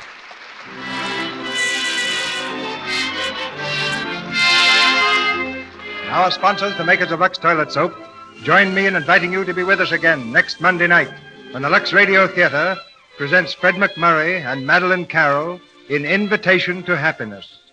This is Cecil B. DeMille saying good night to you from Hollywood.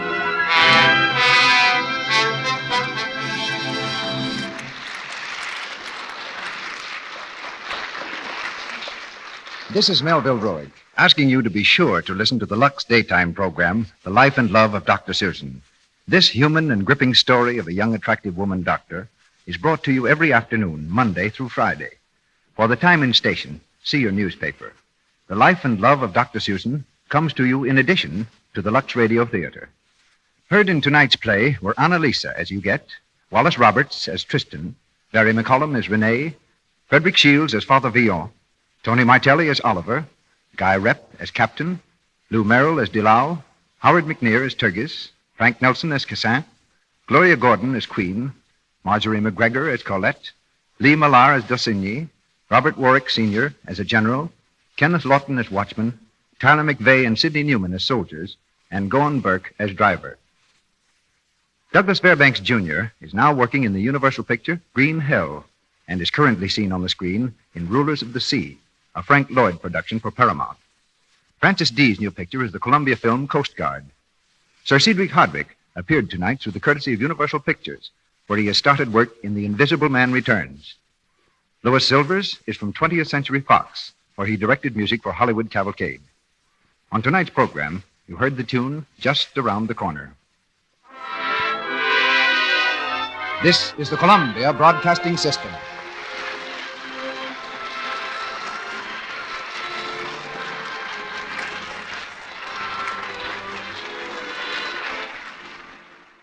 Lux presents Hollywood.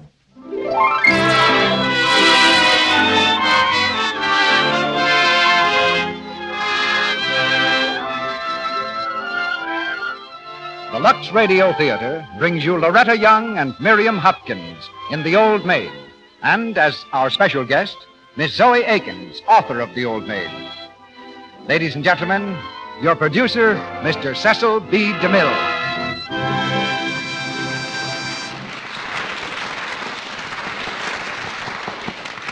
Greetings from Hollywood, ladies and gentlemen. Tonight we bring you the drama of A Strange Masquerade. The story of a woman who remade herself for the eyes of the world, who suppressed forever the yearnings of a great heart and lived a magnificent lie. Charlotte Lovell was called an old maid, but tonight we reveal her romantic secret. We go back to the days when she was young and beautiful and discover the reason for the deliberate sacrifice that her life became. The Old Maid is an intimate play, so intimate that it could never have been written by a man. It reveals too great a knowledge of the feminine mind and heart.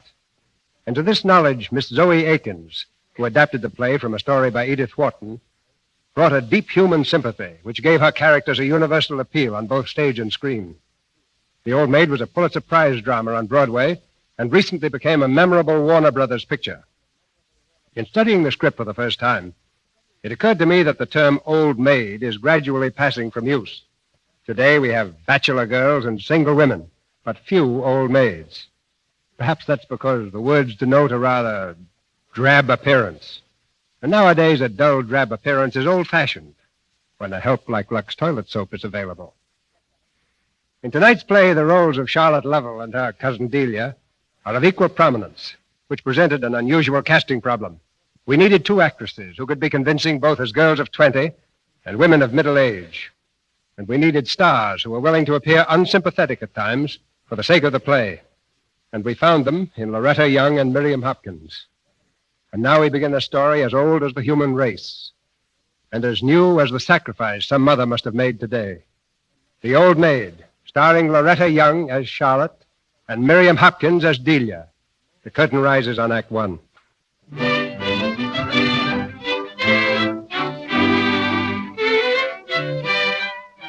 In the past 100 years, the tempo of life has quickened, and the ideas of a century past have been laid aside with the quaint dress and customs of their day.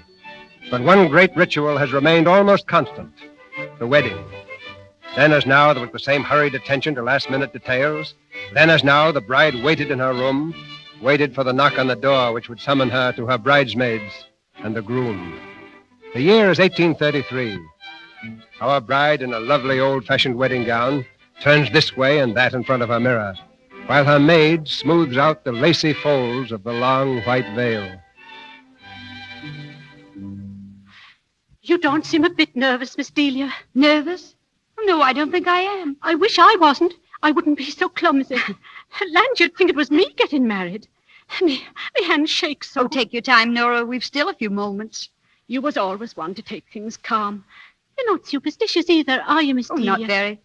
All the same, you're to have something borrowed and something blue. I know, something old and something new. Well, my lace is old and everything else is new. But I've nothing borrowed and I've nothing blue. I'd feel easier in my mind if you had. Oh, Nora. Then you'll have to lend me something. But what if I got missed that you'd wear? Now, let me see. A garter. Lend me a garter. Gracious. Do you mean it, Miss Delia? Yes, of course. Why not? Well, please to look the other way, then. Go ahead. I don't see you, Nora. Delia, may I come in? It's your cousin, Miss. Charlotte. Oh, of course, Charlotte. I've something for you, Delia. Oh, how pretty you look. I never saw you look so well. Did you, Nora? No, Miss. I could hardly believe my eyes. It must be the dress. Why, of course it's the dress, Nora. I don't often have a dress that's been made especially for me. Here's the garter, Miss Delia. Thank you. This is something borrowed, Charlotte. You haven't anything blue I could carry, have you? It's odd you should ask me that, Delia. Here. This is blue. What is it? A cameo. It's a present for you, Delia. A present? From whom? From Clem Spender. Clem Spender? Here we go, Nora. Yes, Miss. Charlotte, tell me. He asked me to give it to you. But I thought Clem was in Italy. He came home today, just in time for your wedding. He hadn't heard you were going to marry someone else, Delia. He thought you must be ill because you'd stopped writing. Oh, Charlotte, I'm afraid. Of what? Of Clem. Of what he might say or do. Oh, you know Clem. There'll be champagne, and if he should take a glass too much, oh, watch him, Charlotte, will you? And be kind to him. I don't see how anyone could ever be unkind to Clem. Oh, don't. Please don't. Why, I didn't know you cared that much, Delia. You knew I loved him. I knew you told him so. Why, I mustn't cry. No, you won't cry. You won't cry if you keep saying to yourself over and over, I'm marrying a Ralston. I am marrying Jim Ralston. Oh, yes, I'm marrying a Ralston, and I'm glad. Yes. You know, Delia, when Clem went to Italy to study painting, you promised to wait for him. I did wait. I waited almost 2 years. If Clem wanted a wife, he should have stayed here and made something of himself. Oh, Delia, why didn't you have the kindness at least to write to Clem that you were going to marry someone else? I intended to. I tried to. But you were ashamed. No, I wasn't ashamed. I'm fond of Jim, and it seemed so hopeless to wait for Clem. I couldn't bear to be an old maid, Charlotte. I shall be an old maid, because the man I love doesn't love me, and not for any other reason. Charlotte. Oh, I'm so sorry. I didn't know there was anyone. No one has ever known.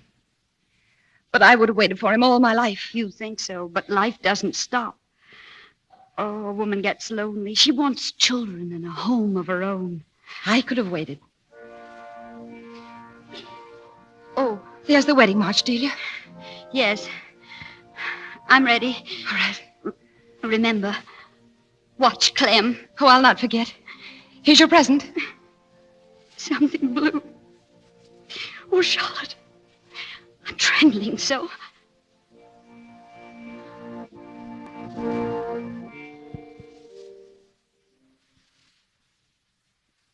God hath joined together, let no man put asunder. I now pronounce you man and wife.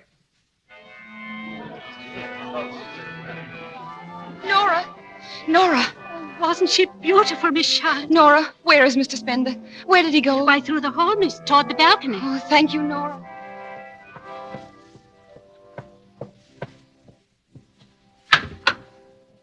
Clem. Oh, Clem. She seemed very happy, didn't she? Yes. Well, why not? She's married to a fine person and rich. We mustn't forget that, must we? The Ralston millions. How important they must be to her. Oh, Clem, please don't. Oh, don't pity me, Charlotte. I don't want pity. I'm glad. Because you don't need pity, Clem. If Delia wanted the things that, well, Jim Ralston could give her, if she wanted them more than she wanted you could never have been happy, could you? I might have been. I might have made her happy, too. Why didn't she give me the chance? Oh, Clem. What will you do now? Do? Go back to Italy, I suppose. There's a packet sailing next week. Oh, is that wise? I mean, to go off alone? You shouldn't be alone now, Clem. You should have friends around you now. Someone who could, well, help you forget, perhaps. Who? Well, I could try, Clem, if you'd let me. What? Oh, I'd like to try. Well, Charlotte. Oh, please. Please don't look at me like that. Don't make me feel ashamed of myself, Clem. Oh, Charlotte, forgive me. You're so very sweet. And you could help. I'm sure you could. Oh, Clem.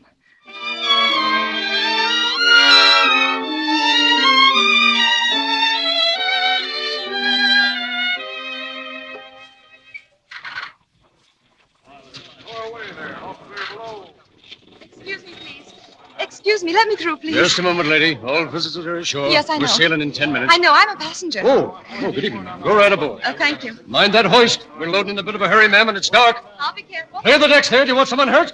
Move along now, miss. The tide's with us sharp on the hour.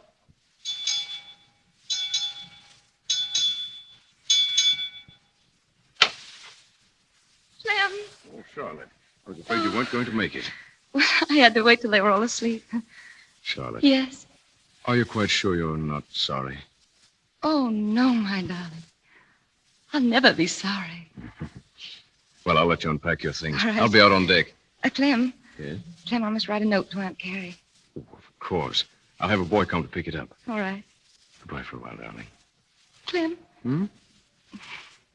kiss me. Oh, Charlotte. Mm. Goodbye, sweetheart.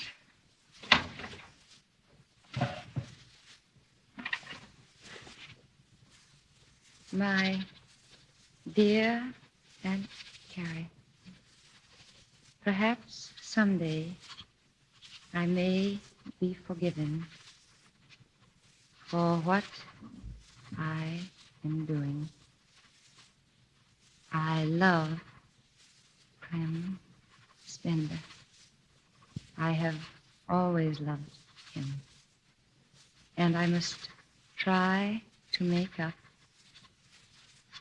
for the hurt he has suffered.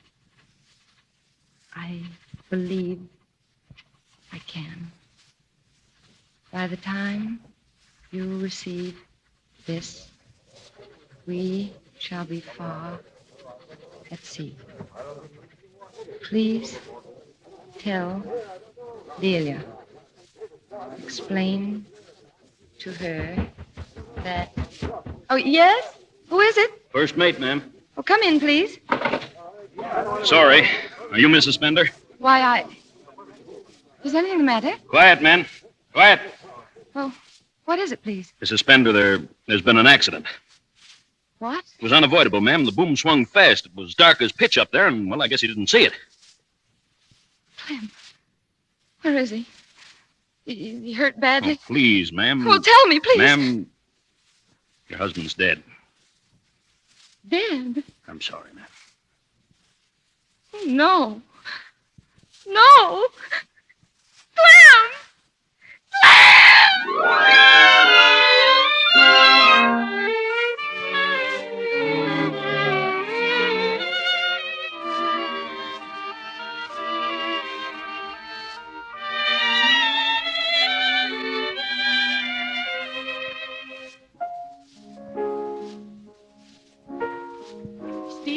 Miss Delia.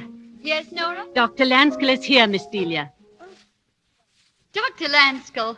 How are you, Doctor? Good morning, my dear, and many happy returns of the day. Oh, thank you, Doctor. And many happy returns from me, too, Miss Delia. And thank you, Nora. Miss Delia, I've been married exactly 6 years, and Nora still can't get used to it. Perhaps because you're still as lovely as a bride, Miss Delia. Oh, Doctor, sit down. I'm so glad you've come. You seem to be looking quite well. Oh, it wasn't for me. I wanted to speak to you about Charlotte. Oh. What's the matter with Charlotte? Well, I don't know. Perhaps nothing, but... Doctor, you know she's going to marry Jim's brother next month. Of course. Why? Well, I've been Jim Ralston's wife for 6 years. When Charlotte becomes a Ralston, she'll learn that they're very exacting about some things. Go on. Doctor, is there any reason why Charlotte shouldn't marry Joseph Ralston? None whatever, so far as I know. I'm talking about her health. You remember about 5 years ago, she took a trip south. She was gone almost a year. Yes, lung fever. Yes. Oh, but you may take my word, Delia. There's no danger of a recurrence. Charlotte is perfectly well. Oh, thank you, Doctor. I am relieved.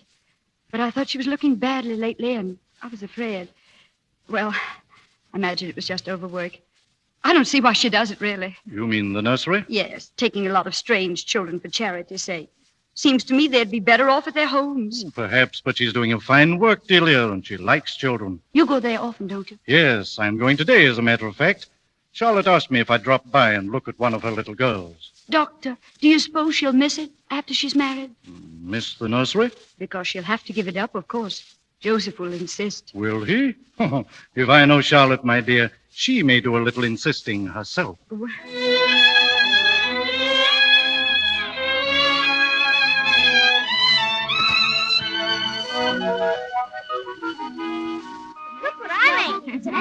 Good night, girls. Good night, children. And remember, be early tomorrow. We will. Good night, Miss Flubber. Good night, dear. Good night. Good night. Good night. Bridget. Bridget, where are you? Come in, Miss Noble. Tina's supper's on the table Oh, now. thank you, Bridget. Tina, dear, your supper's ready. I want to play. I know you do, darling, but aren't you hungry? No, ma'am. Well, just the same, you must eat. Now run along into the kitchen. All right. That's a good girl. Bridget, did you give Tina her milk today? Oh, yes, ma'am. Oh, thank you. I'm afraid Tina needs more attention than the others. Yes, I noticed she was a little pig-head. Well, it's not only that. She's had a cold, of course, but... Well, the chief difficulty is that she's very shy, and the other children like to tease her because... because she's a foundling. May I come in? Oh, Dr. Lanskill, of course. I've brought some very distinguished guests to see you. Well, here, let me light the illuminating gas in the passage. Too late, Charlotte. Delia. Well, how nice of you to come. And Joseph. Good evening, darling. I told Delia I was stopping by to see you, and she wanted to come. Oh, not of her own free will. Oh. She's never been here before, you know. But that doesn't mean I haven't been interested, Charlotte. Of course not. Where are all the children? Oh, they must have gone by this time, haven't they, Charlotte? Well, all but one. She lives here with Bridget. She lives here? Yes. Oh, may we see her? Well, oh, yes, of course. Bridget, will you bring Tina in, please? Yes, ma'am. How is her cold, Charlotte? Well, I thought you might look at her, Doctor. Oh, come in, dear. This is Tina. Good evening, Tina. Don't be shy, darling. This is Mrs. Ralston, Tina. Now, what do you do? Curtsy. Oh, that's right. Tina. Tina what? What's your other name, child? Clementina. No, your other name. She doesn't understand, Delia. How old are you, Clementina? You're 5, dear. 5. And don't you know your parents' name, Clementina? No, she doesn't. Oh. Bridget, you better take Tina now. Yes, ma'am. Oh, no, let us stay a moment. Do you want to stay, Tina? Yes, ma'am, I'd like to stay if you do. Well, oh, how affectionate. Yes, ma'am. I never saw her take to anybody like that before. She's very sweet, isn't she? Tina, Bridget is waiting, dear. Good night. Good night. Good night, Tina. Oh, she's a lovely child. I wouldn't worry about her cold, Charlotte. She looks much better today. Delia, I'm afraid I've got to run. Can I drop you at the house? Oh, so soon? Well, if I must. Goodbye, Charlotte, dear. Goodbye, Delia, and thank you for coming. Good night, Charlotte. Good night, Doctor. Are you coming, Joseph? I'll see you later. All right. Good night. Well, are you ready, Charlotte? To go? Oh, no, I have some things to do yet, Joseph. Can't they wait, dear? I'm afraid not. Charlotte, do these children need all of your time? Why, no, not all. Why? Then I should think you could spare some for me. I'm very jealous, Charlotte. Jealous of my waifs? Oh, darling, you needn't be. Why, you can give me what I want most for them. What is that? Oh, your interest, your advice, your presence. My presence? Where? Here, Joe, with me. Charlotte, you're not really counting on still coming here every day after we're married. Why, certainly. It never occurred to me that I wouldn't. It never occurred to me that you would. But why shouldn't I? Why should you? Well, you know, because of all these unfortunate children mean to me and all I mean to them, because it's my duty. Duty? A married woman's first duty is to her husband, her home. Joseph, you mean because I'm making a good marriage, I'm supposed to get rid of these poor darlings as if they were dolls I'd finished playing with? Oh, no, I can't. I won't. You refuse? Well, they need me, Joe. And I need you. Oh, but it's not the same. I'd be giving them only a little part of each day. Why can't I do that? Because people might think it odd. Oh, people. That shows you're Ralston, Joe. Afraid of everything that everybody else doesn't do. Charlotte. It's not fair of you to ask me to give up these children. Very well, it's not fair, but I ask it all the same. Joseph, let's not talk anymore. Not now. Goodbye, Joseph. Don't say that. After all, what I'm asking isn't much. You'll see that.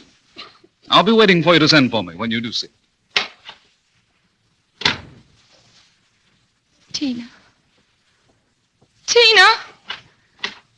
Did you call, ma'am? Why, no, I just wanted to see Tina to kiss her goodnight. Here she is, ma'am. All ready for bed. Good night, Tina. Night. Oh, my darling. My sweet little angel.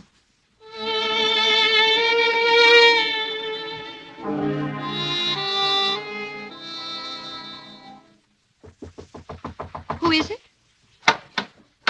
Why, Charlotte. What are you doing here at this hour?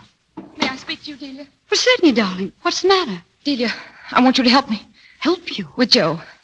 Delia, he wants me to give up my children. Oh, well, of course he does. Now, any man would. But I can't. I've told him I can't. Well, now, you must try to be sensible, Charlotte. Whether you agree with Joe or not, you must realize you'll never have another chance like this. After all, one's own babies have the first claim. That's just it. How can I give up my own baby? Yours.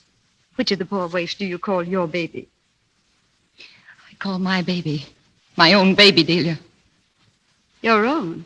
Yes, my little girl, Tina. No. Yes, she's mine. She's mine, Delia. Charlotte. Oh, my poor darling. Oh, Charlotte. Tell me everything. Oh, what do you want me to tell you? That's all you need to know. You love someone. Oh, my poor Charlotte. I can't give up my own baby, can I? No. I can't, Delia. No, of course not. We must think of some way. Well, Delia, if you could talk to Joseph, persuade him that no harm can come of my going on with my nursery. Oh, please, Delia. Oh, don't cry please. like that. I'll do my best to help you. Oh, Delia, if only you can. If you could just tell Joe. No, I couldn't. He'd never forgive me No, for that. you're You know right. that. You couldn't tell him, of course. Charlotte, when was it? When you went south that time? Yes, Delia. Then Dr. Lanskel knew, didn't he? Yes. Yes, he was very kind to me. But he can't help me now. You're the only one I can turn to. Oh, if I only knew what to do. If there was only something I... Oh, Charlotte, we're talking as if there weren't someone else to consider. Tina's father. Does he know? No. You never told him. Well, I couldn't. Why? Why, darling, you... Because he's dead. Dead? Yes. Charlotte, don't you want to tell me who it was? Oh, what does it matter, Delia? You wouldn't understand it. But how can I help you if you don't trust me? But haven't I told you all you need to know? How did he die? Was it 6 years ago? He was killed. An accident. Delia. Clem Spender. Yes. You and Clem Spender. Oh, Charlotte, how could you? When he didn't even pretend to love you. Oh, I knew you wouldn't understand. Oh. I shouldn't have told you, Delia. No, I don't understand. Hadn't you any pride at all? Well, you needn't be so contemptuous. I've never been sorry. Not really sorry, Delia. Now you've come to me. Well, what do you expect me to do? Oh, have you forgotten so soon that you were going to help Well, me? what can I do? Do you think you can marry Joe with a thing like that on your conscience? But what he doesn't know, what nobody knows, can't hurt him, Delia. And I'll make up for it in other ways. Oh, he won't be sorry he married me. But you don't love him as much as you love Clem Spender. Well, I love him differently, perhaps. As you love Jim. Oh. Differently. And I need Joe's love. Well, I don't know what to say. I can't think. You must give me time. No, there is no time, Delia. I must decide now, tonight, and I can't think either. Oh, please, Delia, do something. Whatever you do, you can't make things worse. Whatever happens, yes, you'll have to trust me. Leave it entirely in my hands.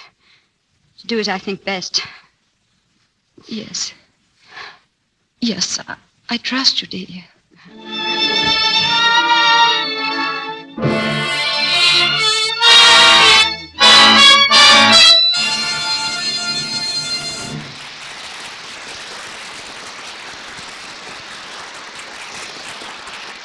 That was the first act of The Old Maid. Act 2 sets the course that determines the rest of Charlotte's life. But during this intermission, Mr. Ruick has a short presentation for you. Before our stars, Loretta Young and Miriam Hopkins, return in Act 2 of The Old Maid, let's hear what our trio have on their minds this evening. Hello, Mr. Ruick. What's on your mind? Hello, girls. Well, first of all, I've been wanting to ask you what it was you were humming just before the show tonight. Oh, everyone's humming it, Mr. Ruick. It's called In an 18th Century Drawing Room. Oh, yes. It's a very romantic song about two old-fashioned lovers. The man in silk and lace, and the girl... Yes, the girl. What was she like? Well... Here is one thing that we know. This lovely girl of long ago must have had a smooth complexion. It is natural to assume, for she was enchanting in that 18th century drawing room. He was in love with her, and it's the same today. Gentlemen still prefer beautiful skin, they say. Nothing else can compare, no other charm can win, and you'll have charm to spare if you have lovely skin. Why, girls, you've turned the description of a beautiful girl in an 18th century drawing room right into a message to girls in 20th century living rooms. Well, we want to remind them how lucky they are to have swift, easy complexion care. We want to be sure they appreciate Lux toilet soap. Most women do, because Lux toilet soap is real beauty soap. It makes your skin feel so much softer and smoother. That's because Lux toilet soap active lather removes every bit of dust and dirt that might otherwise remain to choke your pores. Active lather gives you the protection of perfect cleansing, and every woman knows how important that is to complexion beauty. Don't take any chances on losing your complexion appeal. Use the soap that 9 out of 10 famous Hollywood stars use every day. And never forget that 3-minute Lux toilet soap complexion care at bedtime, Smooth, soft skin is so important to your appearance, your charm. Why don't you decide now to get 3 cakes of gentle white Lux toilet soap tomorrow? Our producer, Mr. DeMille. Act 2 of The Old Maid, starring Miriam Hopkins as Delia and Loretta Young as Charlotte, with Helen Wood as Tina.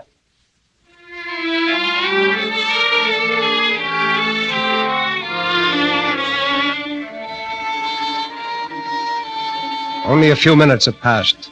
Shocked and jealous at the news that Tina is the child of Charlotte and Clem Spender, Delia is determined to break up the marriage. Downstairs, in the dim candlelight of the drawing room, she faces Joseph Ralston, but cannot bring herself to tell him the truth. Perhaps in her place, Joseph, I'd feel exactly as she does. And since it seems to be a matter of deciding between you and the children, well, I don't see what you can do if she chooses them. If she chooses them, it's because she thinks she's doing what is right. In that case, I must be the one to give in. Joseph, you mean you've decided that Charlotte's to do exactly as she likes in this matter? Exactly as she likes, so long as she doesn't overtax her strength. And I'm going to tell her so at once. No, it's no use. What? It's no use. You were talking just now about her health. I tell you, Charlotte can't marry you. She can't marry anyone. I don't understand you. Charlotte's ill. She's coughing again. You know what that means. She can't marry anyone, I tell you. Ill? But why wasn't I told at once? Well, because, such things aren't easy to tell. Charlotte, ill. Good evening. Fine concert tonight, Delia. You should have been there. Is something wrong? Dr. Lanskell. Yes? When Charlotte went south 5 years ago, it was for lung fever, wasn't it? Oh, I thought everyone knew that, Joe. That disease is in her family, isn't it? Well, everyone knows that, too. Why do you ask? Suppose she began coughing again. Has she coughed? What would it mean? It would be a very bad sign, of course. That's all. Good night. What did he mean, Delia? He's not going to marry her. But I don't understand Dr. this. Lanskell, Charlotte didn't go south because of her health. I know why she went. That's why she mustn't marry Joe. Who decided that? I did. With or without her consent? Without. You've taken a great deal on yourself, Delia. You think I've done wrong? I think it's a sacrilegious thing to lay so much as a finger on another person's destiny. But she came to me herself to beg me to help her so she wouldn't have to give up her child. This was the only way. And I can make it up to her. I'll take the baby into my own home. Delia. And Charlotte, too. We'll have a proper home here. Clem Spender's child must have every advantage. Clem Spender's child. I think I understand. Good night. Dr. Lanskell, Yes? you're right. I've done a sacrilegious thing. Deliberately. The wisest of us make mistakes, my dear. And sometimes we never learn whether or not they were mistakes. I hope yours wasn't.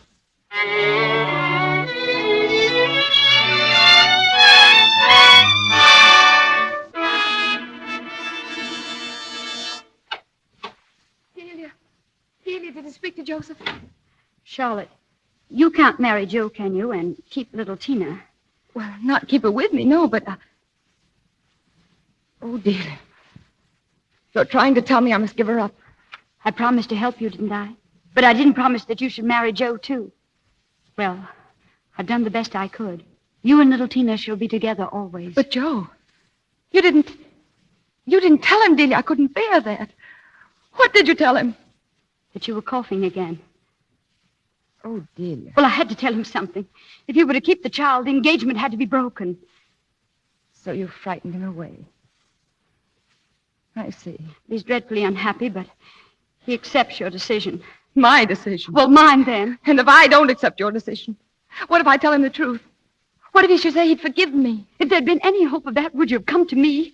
Or give up these foolish thoughts, Charlotte, and try to realize what it's going to mean to be with your child always. That's what you wanted most, isn't it? Well, yes, but Well, I've done what I could. I've spoken to Jim about it. You're to come here. You and Tina. Here? In this house? Yes. Oh. But not as her mother. Well, that would be impossible. She must never know. You realize that, don't you? Yes. Yes, I do. Don't, Charlotte. Don't. Everything will be all right. Oh, I promise you.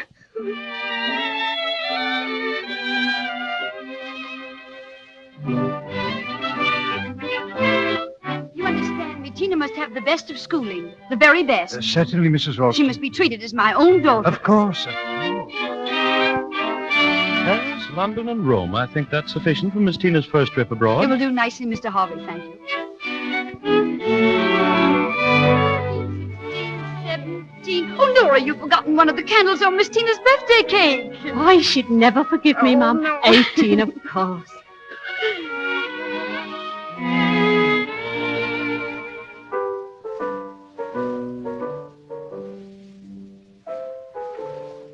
Ah, Tina plays beautifully, doesn't she?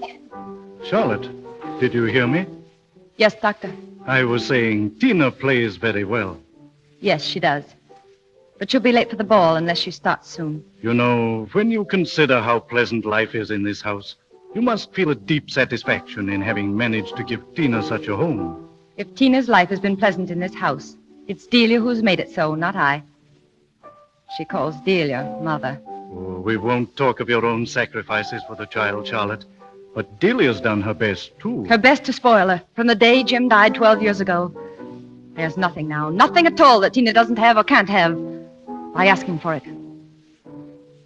Oh, well, I must be going. Doctor, you leaving? Yes, Delia, I have a patient to see on my way home. Good night, Doctor. Oh, Tina. Oh, let me see you. You're very beautiful tonight. We're going to a ball. Dr. Lanskull, you know Lanning. Oh, of course. Well, how do you do, sir? May I help you with your coat? Thank you. Well, good night, all. Good night. Tina? Yes, Aunt Charlotte. Tina, the carriage has been waiting for 20 minutes, and horses don't like standing on a cold night like this. They're going now, Charlotte. Yes, we're just going. It doesn't matter if we're late at a ball. It's not unbecoming to anyone to make a habit of being on time. I know. The early bird catches the worm. Take care of the pennies, and the pounds will take care of themselves. Tina, I see nothing to laugh at.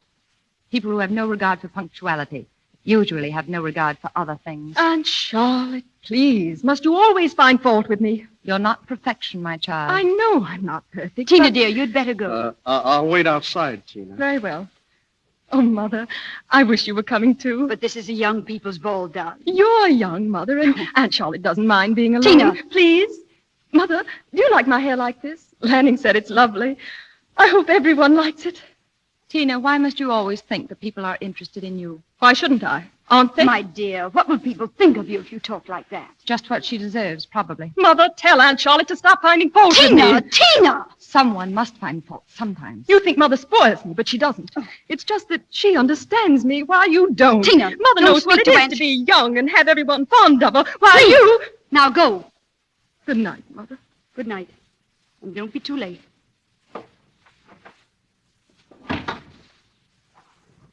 I suppose you felt you had to scold Tina because of the way she spoke to me. I wanted to realize what it is to be respectful. She thinks I can't understand her because she considers me an old maid. Shut Yes, a ridiculous, narrow-minded old maid. What else can she ever think? Oh, my dear. Oh, you needn't pity me. She's really mine. I do scold her. But I don't want to be hard on her. As it is, I always practice what I'm going to say to her if it's anything important. So I'll sound like an old maid aunt talking and not a mother. I know, Charlotte. I know.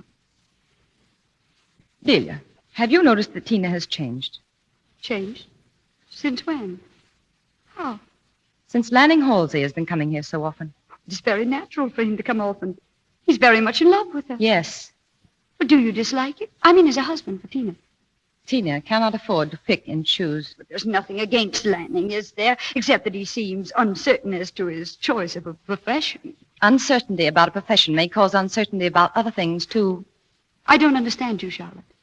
He hasn't asked Tina to marry him. How could he? He earns nothing, and his allowance will be stopped if he marries against his parents' wishes. Oh, but Charlotte, you... Unfortunately, Delia, my girl has no fortune and no name. And every careful mother we know has warned her son against becoming interested. But after all, Tina's happy with us. She doesn't need to marry anyone. Tina, an old maid? Never. My child shall have her life. Oh, Charlotte, why do you twist my words? I mean, the Tina's young. She isn't 20 yet. She can wait. No. We've waited long enough. What are you thinking of, Charlotte? What are you going to do? I don't know. You'd better go to bed, Delia. There's no need in both of us waiting up for her, and it's my duty, not yours. Very well. Good night, Charlotte. Good night.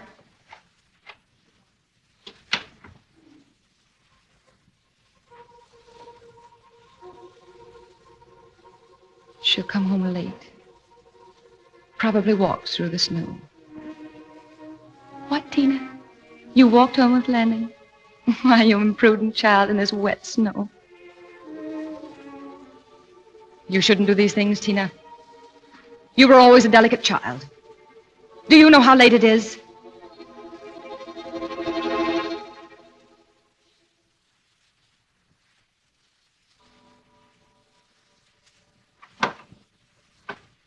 Tina. Shh. You must go, Lanning. Not yet.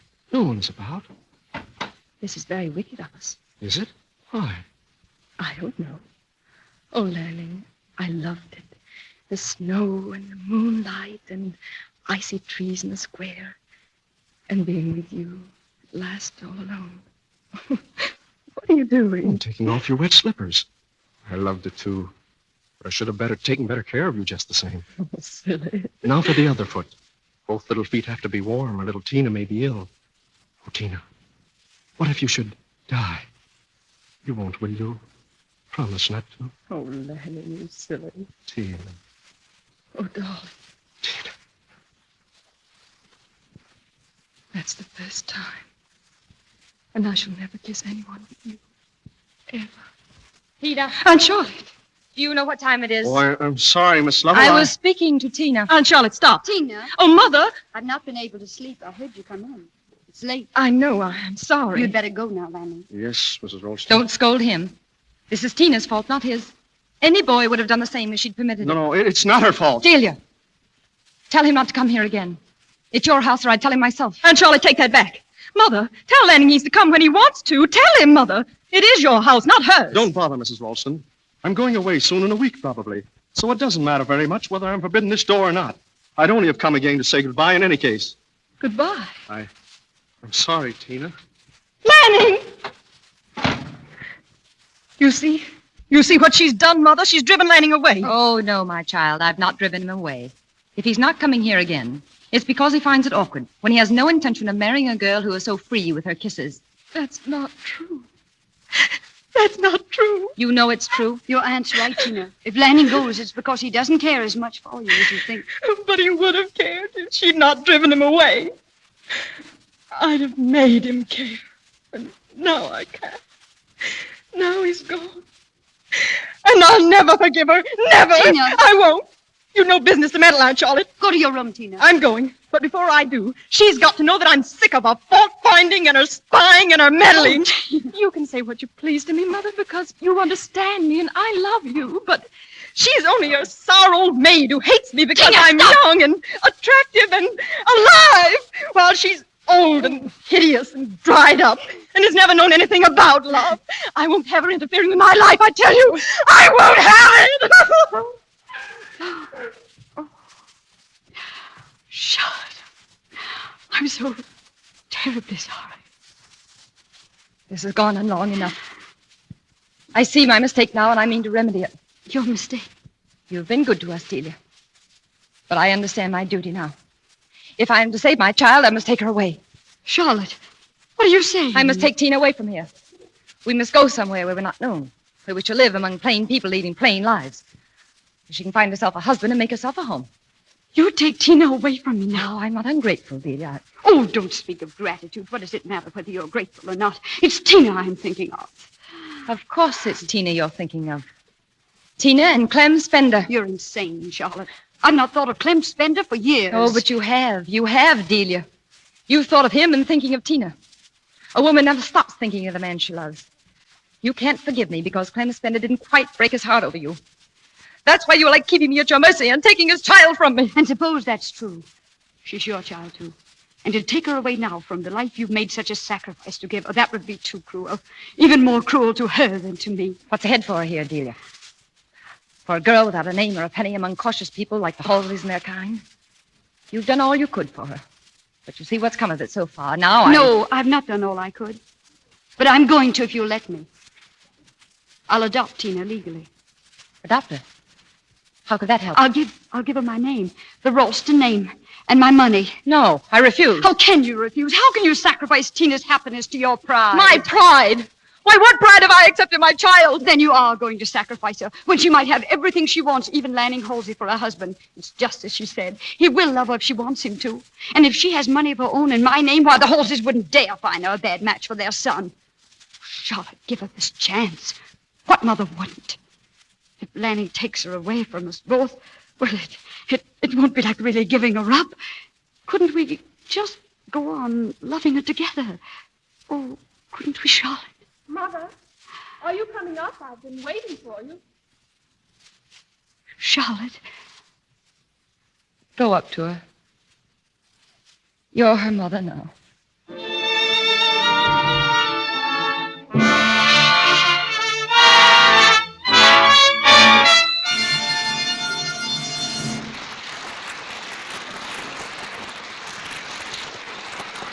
Curtain falls on the second act of The Old Maid.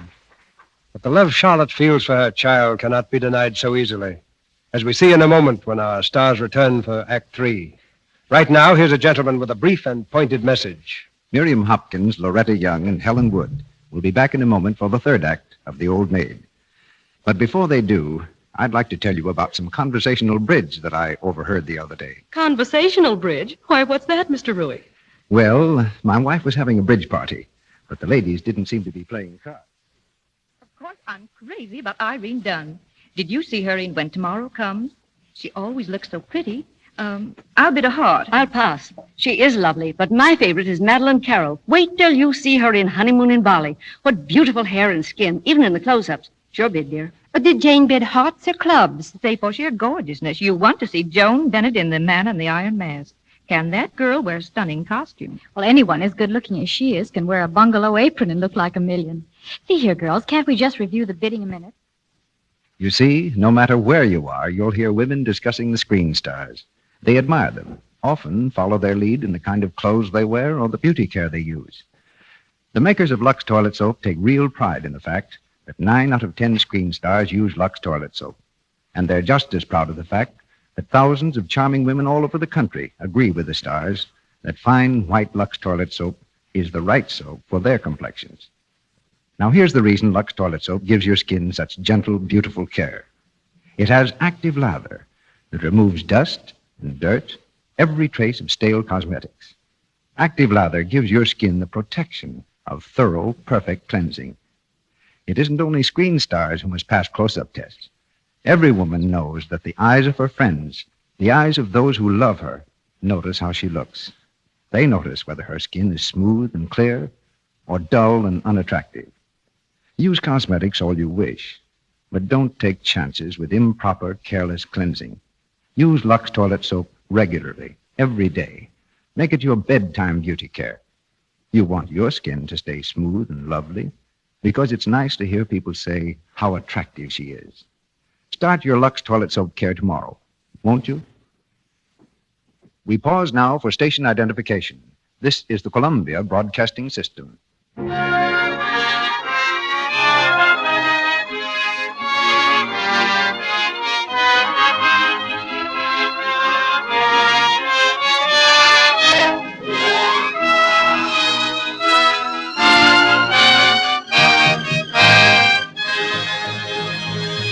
We continue with Act 3 of The Old Maid.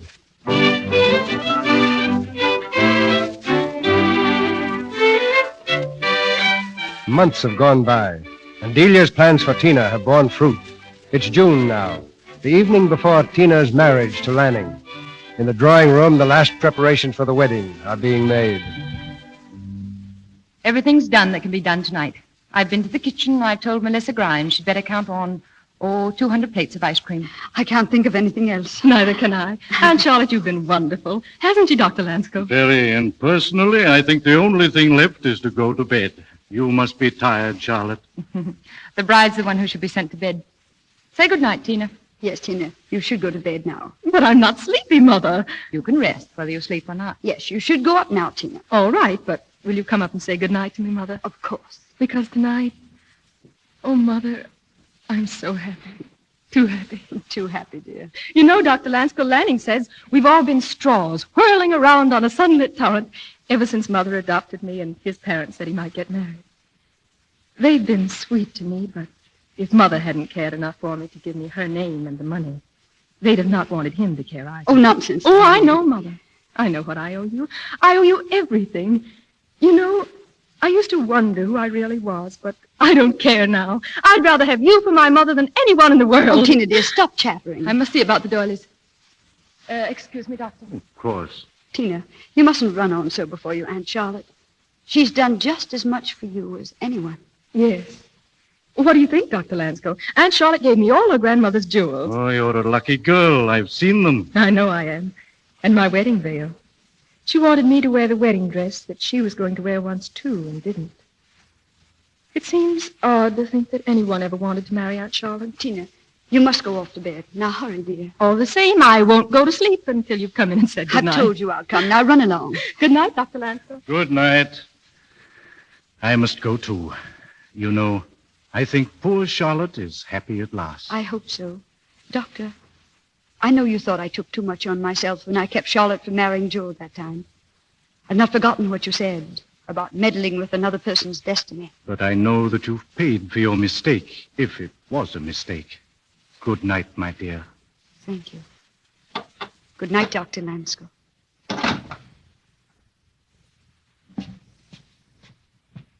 Delia, Yes, Charlotte? you're going up now to speak to Tina? Yes, unless there's something you want to talk to me about first. I told her I'd go up to her. I understand.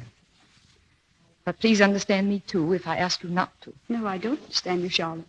Surely you realize on the night before her wedding, a girl ought to have a mother's counsel. Naturally. That's why I must be the one to talk to Tina tonight. Just tonight, I am her mother. Charlotte, you're not going to tell her that. Not now. You hate me so much for it, is all that. Hate you? Oh, what a word to use between us. It's a word that's been between us since the beginning, Delia. You hated me from the moment you knew that I was the mother of Clem Spender's child. And there's been hate between us ever since. Because his child is mine instead of yours. I realize now that you believe I've hated you because you've hated me. Hated me in spite of everything I've tried to do. Nothing was for me, Delia. It was all for Clem Spender and his child. Charlotte, our lives are over. And so is Clem Spender's. But Tina's is ahead of her. And if you love her as I love her, you couldn't stand there and talk of hatred. Not here, where the very air's filled with her happiness tonight. Oh, it's wicked of you, Charlotte. It's wicked. I'm not wicked. I wouldn't have done to you what you've done to me. From the beginning, you've deliberately divided me from my daughter. Do you suppose it's been easy all these years to hear her call you mother? You perpetually came between us. If you hadn't, she'd had no one else to turn to but me. She'd have had to love me. And that's why I can talk of hatred.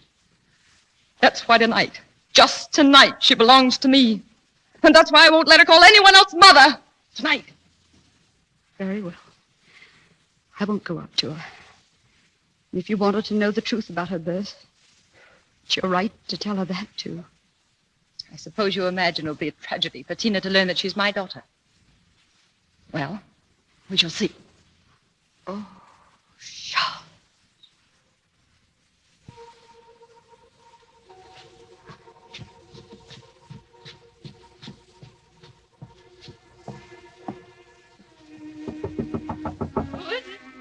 Who is it? Is that you, Mother?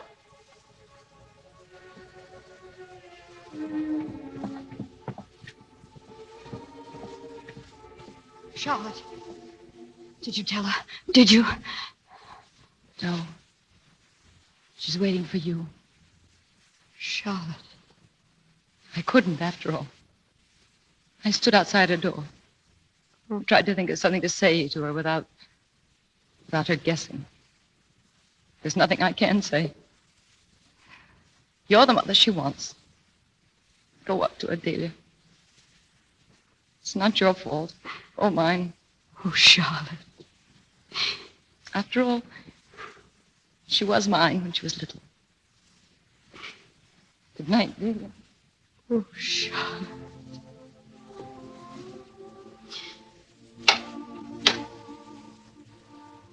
Tina. Come in, Mother. I've been waiting for you. Tina, do you want to do something that will make me very happy? Anything, darling. Then find your Aunt Charlotte. She's just gone to her room. And when you found her, remember this. She didn't marry a man who loved her very much and who would have given her everything she wanted because she wouldn't give you up. That's why she's an old maid. Oh. Why didn't anyone ever tell me that before? Well, sometimes people don't think. Sometimes they're selfish. But you remember. And you try to make her glad of the choice she made without letting her know I asked you to. I've always been so horrid. And there's one thing more. Yes? When you go away tomorrow, at the very last moment, you understand, after you've said goodbye to me and to everyone else, just as Lanning helps you into the carriage. Yes? Lean down and give your last kiss to Aunt Charlotte. Don't forget. The very last. I won't forget. And I'll go to her now.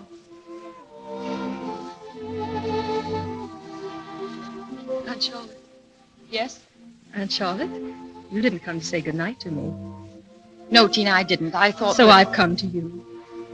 Good night. And, oh, Aunt Charlotte, I'm so grateful for everything. And I love you so very, very much.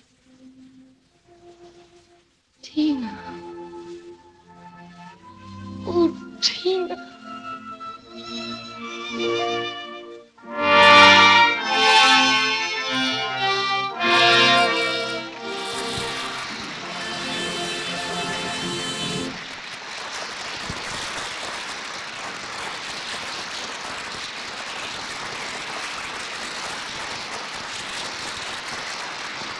The curtain falls on the third act of The Old Maid. In a moment, our stars, Loretta Young and Miriam Hopkins, are returning for a curtain call. First, however, I'd like you to meet the author of tonight's play. There are two groups of playwrights who've contributed to the vitality of the American theater. The first group is made up of those who write one successful play and are never heard from again. In the other category are those who've written not one but many hits. Writers like Zoe Akins, author of The Old Maid and our special guest tonight. At the last count, she had seen 22 of her plays produced. And there's a brand new one called Starvation on Red River, soon due on Broadway. Miss Akins, you should be used to taking curtain calls by now. Unfortunately, they're not always curtain calls, Mr. DeMille. Sometimes one looks round for the closest exit and runs instead of walks. But I do remember one night, the first time I heard an audience shout, "Author," and found myself somehow out on a stage. I don't know exactly what I said now, but it must have been something intensely original, like a thank you, not being exactly a silver-tongued orator. And I do remember also the little speech the producer made afterwards in the wings. "This is wonderful," he said, "if the audience is on the level." You say you're not a silver-tongued orator, Miss Akins. And I've noticed as far as politics and economics are concerned, you keep your characters off the stump, too. Yes, I've never gone in for propaganda in my plays. That's a rare virtue, when so many dramatists are going in for propaganda instead of plays. You regard the theater solely as a place for entertainment, then? Oh, not at all.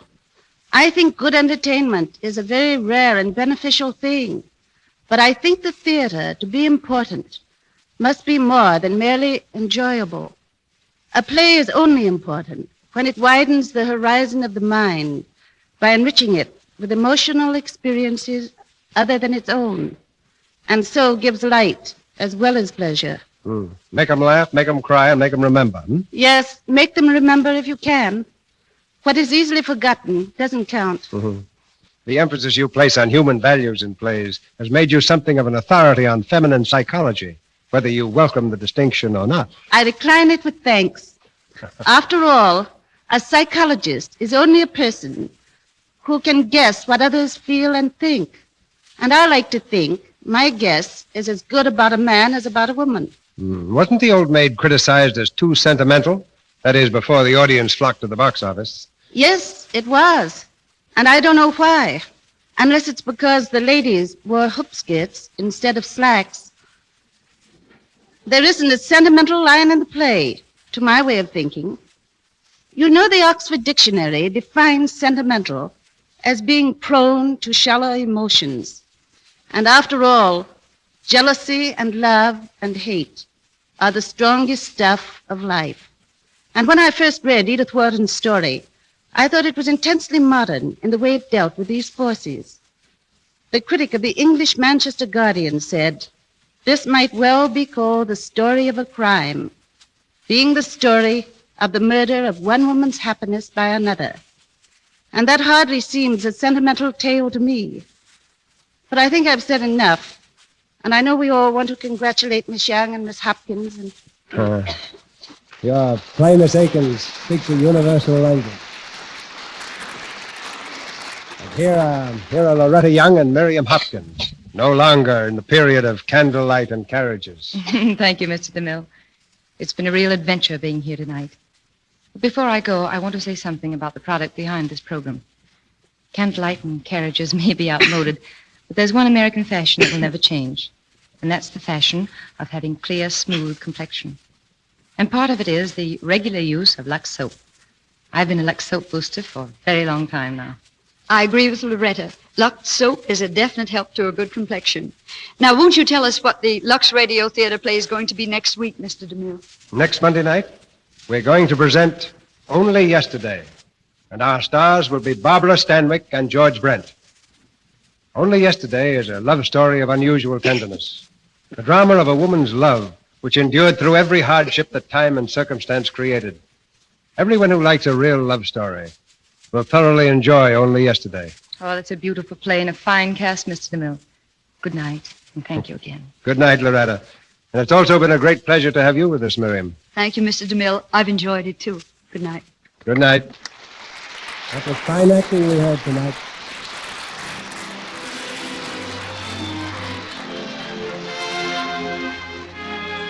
Our sponsors, the makers of Lux Toilet Soap, join me in inviting you to be with us again next Monday night when the Lux Radio Theatre presents Barbara Stanwyck and George Brent in Only Yesterday.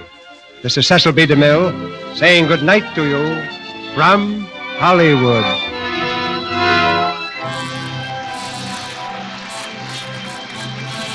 This is Melville Roy, inviting you to enjoy the increasingly popular Lux daytime program, The Life and Love of Dr. Susan. In today's episode, Dr. Susan helped perform a delicate operation on her own son. Tomorrow, she will learn the startling result. Listen then. For the time and station, see your newspaper. The Life and Love of Dr. Susan comes to you in addition to the Lux Radio Theatre. Heard in tonight's play were Juanita Quigley as Tina as a child, Doris Lloyd as Nora, Jack Lewis as Dr. Lanskel, Fred Shields as Clem Spender, Fred Mackay as Joseph Ralston, Harold Daniels as Lanning Halsey, John Fee as clergyman, Lou Merrill as mate, and Howard McNair as seaman. Loretta Young's current picture is Walter Wanger's Eternally Yours. Miriam Hopkins appears through the courtesy of Warner Brothers Pictures and is now appearing in their production of The Old Maid. Louis Silvers is from 20th Century Fox, where he directed music for Drums Along the Mohawk.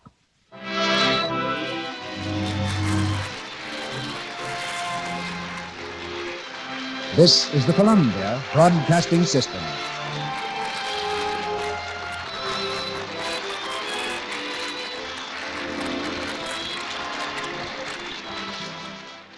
Lux presents Hollywood.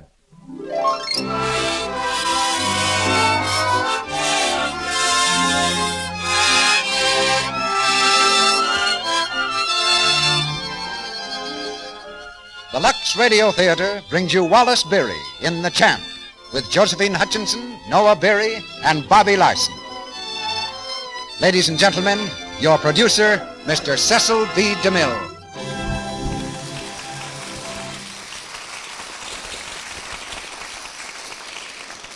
Greetings from Hollywood, ladies and gentlemen. There's a very select gallery of screen portraits that have become living memories to the people of our time. and that's about as near as any screen mortal can come to immortality.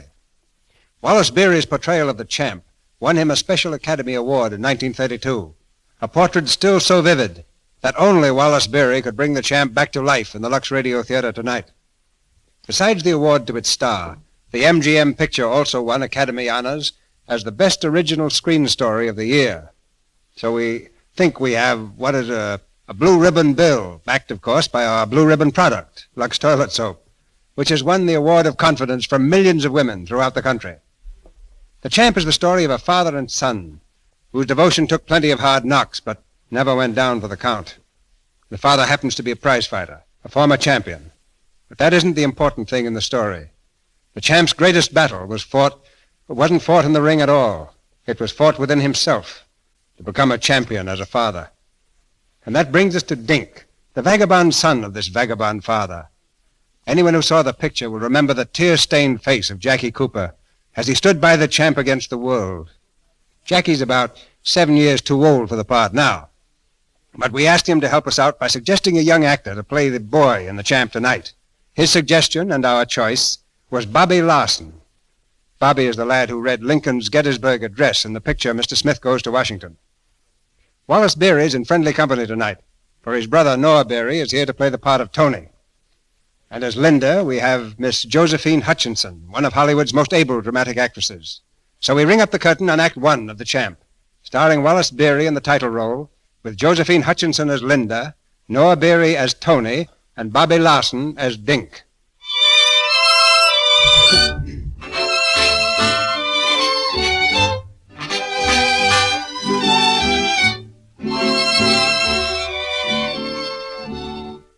Just below the California border lies the sprawling little town of Tijuana, famous during the Prohibition era as a mecca for American tourists. Its muddy, unpaved streets were an endless procession of bars and gambling halls, where tourist and native rubbed shoulders in an atmosphere of desperate gaiety, of noise and smoke, and the spicy odors of Mexican food. The streets are ablaze now, for it's Saturday night, and the town is at its merriest. Threading his way through the crowd comes a ragged, dirty-faced boy, Dink Purcell. Though he's only 7, he walks with confidence, for Dink is at home in this boiling border town. Hello, Dink. Hello, Zay. You seen the champ? Your papa? No, I've not seen him tonight. Well, if you do, tell him I'm looking for him, will you? Sure, I tell him. Hi there, Dink. Hello, Mary. You seen the champ? Try Goldie's bar. I did. He ain't there. I wouldn't know then. I got the jackpot. Hey, Dink. Dink, where you going, Dink? Come here, Jonah. You ain't seen the champ, have you? Not me, no, sir. I gotta find him. There's a couple of guys waiting up at the creeks. They got a fight lined up for him. A fight? Your old man ain't had a fight in a long time. That don't make no difference. He's still the greatest fighter in the world. Sure, Dink. I didn't say nothing. If the champ wins this fight, he said he's gonna buy me a horse. A real horse? Now what you think? A wooden one? A real horse. Man, oh man. Come on, Jonah. Help me look for the champ. Okay. Maybe he's down to Louis' place. Yes, sir. I'm telling you, Louis, if I get a crack at this big Mex, I'll be right back where I was, Louis. Yeah, top of the heap. World's champion again, eh? I'll be the world's champ again. You watch and see. Sure, I'll watch. That's $1.40 you owe me, champ. You want to pay now? Sure. Hey, champ. Well, if it ain't the little spitball. How you, Dink? Gee, champ, I've been looking all over for you. Those promoters are up at the creeks. They're waiting for you. They are? Doggone, I forgot about it. You gotta straighten up, champ. Come on. Sure. Hey, Jonah, get some ice. And tell Curly to open a can of tomatoes. Okay, Dink. Say, what's the matter with you? I'm all right. They've been there for over an hour. Gosh, champ, what did you have to go forget? You might have spoiled everything. Hey, Louis, listen to that kid of mine bawling me out. He's rough on me, that kid is. Oh, Dink, I'm going to be good from now on. Honest, no kidding. Yeah, you said that yesterday. I know, but this time I mean it, honest. Here's the ice, Dink. Okay, put the back of his neck with it. Oh, cut it out, will you, Dink? Tomatoes, kid. Come on, champ. Drink this. Listen, I don't like that stuff. You gotta straighten up. Come on, drink it. 1, 2, 3. That's right. Attaboy, champ. That's terrible, that stuff. Feel all right now? Sure, I'm fine. Fix your hat. We gotta look right when we meet those guys. Where are they? Come on, bring them on. They're at the Greeks, I told you. Sponge is there, too. He's giving you a big build-up. What do you mean, Sponge is giving me a build-up?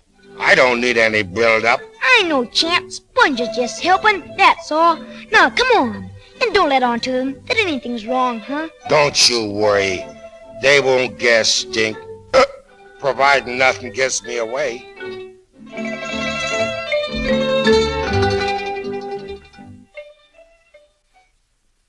Here's another one here, fellas. This picture shows the champ wearing a diamond belt. Looks great, don't he? Yeah, he looks fine, Sponge, but that was 6 years ago. What we want to know is, how does he look right now? Same way, absolutely. He'll be here in a minute. You can see for yourself. Yeah, that's what we're waiting for, Sponge. Well, now, suppose we talk dough, huh? Now, my idea was this. Andy can still draw a big gate in San Diego or anywhere. Hiya, now, what? boys. How's Champ. everybody? I found him, Sponge. He's working out in the gym. Well, sit down, champ. You must be tired. Yeah, thanks. Well, gentlemen, what's your proposition? I was just talking that over with the boys, champ. I was Wait saying... a minute. Let us do a little talking for a change. How's your condition, Andy? Who, me? I'm fine, better than ever. You only have to look at me to know that. Yeah. You tore 3 punching bags loose last week, didn't you, champ? Sure. Stand up, Andy. What for? We want to take a look at you. Okay, sure. What do you think, huh? Feel that arm. Hard as a rock. I'm as good now as... Pardon me, must have been something I ate. Yeah. Seen enough, Harry? I guess so. Well, now that we're all set, what about the gate? We ought to get 20% at least. We're giving it to you, Sponge. All of it. Huh? The fight's off. Sorry, Andy. No can do. I don't get you. No? You've probably heard this before. Maybe the night you lost the championship. Booze fighting and prize fighting don't make sense. What are you talking about? There's nothing the matter with me. Nothing, see? Sit down, Andy, before you trip over your stomach. Come on, Harry. Yeah. Sorry, champ. Well, that settles that. A fine time you picked, champ. The night of all nights you had shut up, shut up. Right. Go on, get out of here. Okay. Get out. Here, Dink, come here. You don't believe what that guy said about me not being right when I lost the champion, do you, Dink, huh? No. You know I wouldn't lie to you, would you? Yeah. Sure. Boy, I guess I'll hit the hay, huh? Oh, don't bend over. I'll unlace your shoes. Oh, no, I can do that. Oh, give me your foot. Dink, listen. I would have been all right tonight, only there was some people invited me. Well, you know how it is, don't you, huh? Sure. Lay down on the bed. I'll pull your pants off. Oh, you don't have to treat me like I couldn't take care of myself. Oh, go ahead. You ought to get some sleep. Oh, what's that? $1. Here, the last we got, huh? Yeah, guess so. Here, Dink. Spit on it, Dink. Go ahead for luck. Spit on it. Okay. Hello, boy. You know things are going to change now, Dink. You wait until you see I'm going to behave myself from now on. Word of honor. I'll even quit gambling. You'd like that, wouldn't you? You hear what I said, Dink? Yeah, I heard you. Are you coming to bed? In a little while. Dink, I'm awfully sorry. Honest, I am. Good night, Dink. Good night, champ.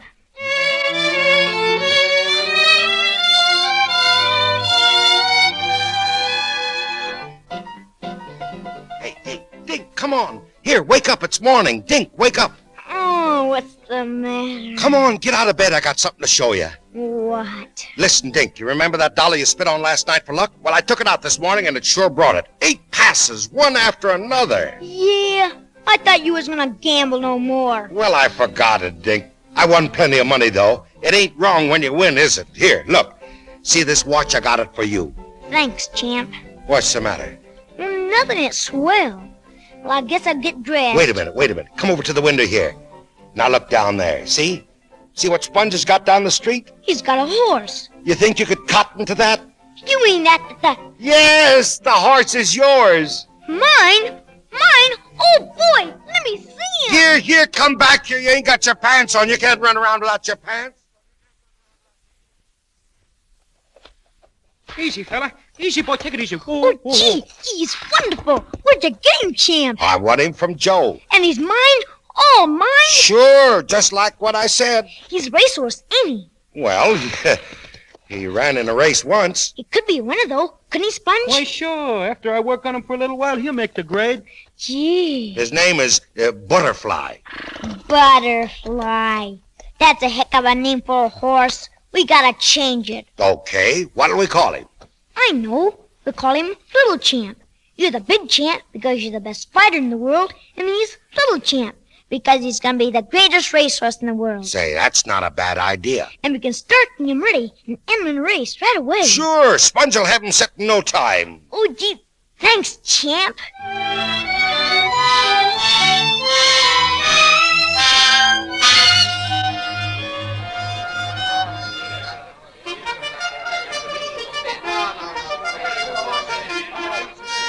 Dink, here I is over here. What'd you find out, Jonah? The odds is way against us, Dink. Huh? Little Champ, they've got him now 20-1. Yeah. Who's the favorite? Horse by the name of Blue Boy is the favorite. There he is over there. See? They're taking pictures of him. Come on. I want to take a look. One side, please. One side. Oh, Mr. Carlton. Mr. Carlton. Yes? I'm from the San Diego Herald. Would you and Mrs. Carlton mind posing for a picture with Blue Boy? Not at all. Well, Linda, we're going to have our pictures taken. Oh, how nice. Blue Boy is Mrs. Carlton's horse, isn't he? Is? A birthday gift from my husband. And he's the favorite today. Who? My husband? All right, now, a little to the right, please. There, that's it. Thank you very much. Not at all. Horses to the post, please. Jockeys up. See, lady, I wouldn't bet on that horse if I were you. You wouldn't? No. If you got any money, you better put it on my horse. There he is, just going out. He does look mighty good. Good? He's gonna be the winner. Then we'll be sure and bet on him. What's his name? Little Champ. And what's your name? Dink. What's yours? Linda. I think Dink's a very nice name. Well, Linda ain't a bad name neither. Tony, dear, put $50 on Little Champ. Sure. I'll see you up in the box. You won't be sorry, lady. No, ma'am, you sure won't. Oh, I haven't been introduced to this gentleman. Oh, he's Jonah. I pay her. Jonah, shake hands with Mrs. Linda. How do you do? Yassam. He's colored. So he is. A very nice color. Snap it up, folks. Snap it up. Oh, hello, Mr. Carlton. Hello. 50 to place on Little Champ, please. Hey, give me 20 on Little Champ. 20 on Little Champ, excuse me. Hello, Andy. Oh, hello, Carlton. I thought you never came out west. We're spending the winter in California. We? Meaning, Yes, Linda and I. Yeah, well, that's good enough. No more bets, folks. They're at the post. Get off! Tony, what took you so long? Why, you look as if you'd seen a ghost, Tony. I have, Linda. I saw Andy. Andy? Where? Look down there, by the rail. Yes, I see him. You see that boy with him? Why, it's the same one who... Tony! Yes.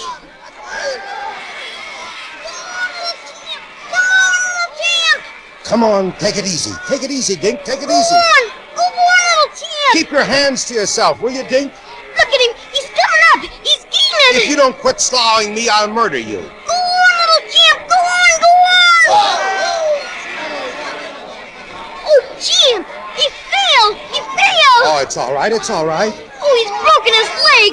Oh, Champ. Take it easy. He's all right, kid. Look, he's getting up. He's okay. He's just winded, that's all. Oh, gosh. I gotta see him. I gotta see him.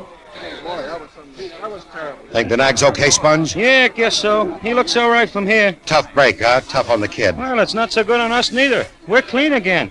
We've been broke before. Come on, let's get out of here. Andy. Yeah. What do you want? I'd like to see you alone. Okay. Come on. Well, spill it. Andy, is Dink Linda's child? Is he? Yeah. What about it? She'd like to see him, Andy. Yeah, so what? Well, I think you ought to let her. Why? She washed the both of us up a long time ago, didn't she? Didn't she? Well, it was a mistake, Andy. Your marriage to Linda. I'd known her since she was a child and loved her. Yeah, you was her class. I was just a runner-up who couldn't make the grade, so she gave me the gate. I'm sorry, Andy. Yeah, that does a lot of good. Let Linda see the boy. Not a chance, not a chance. The courts gave me custody of the kid, and I'm keeping it. Besides, you got a kid of your own, ain't you? Yes, we have a little girl.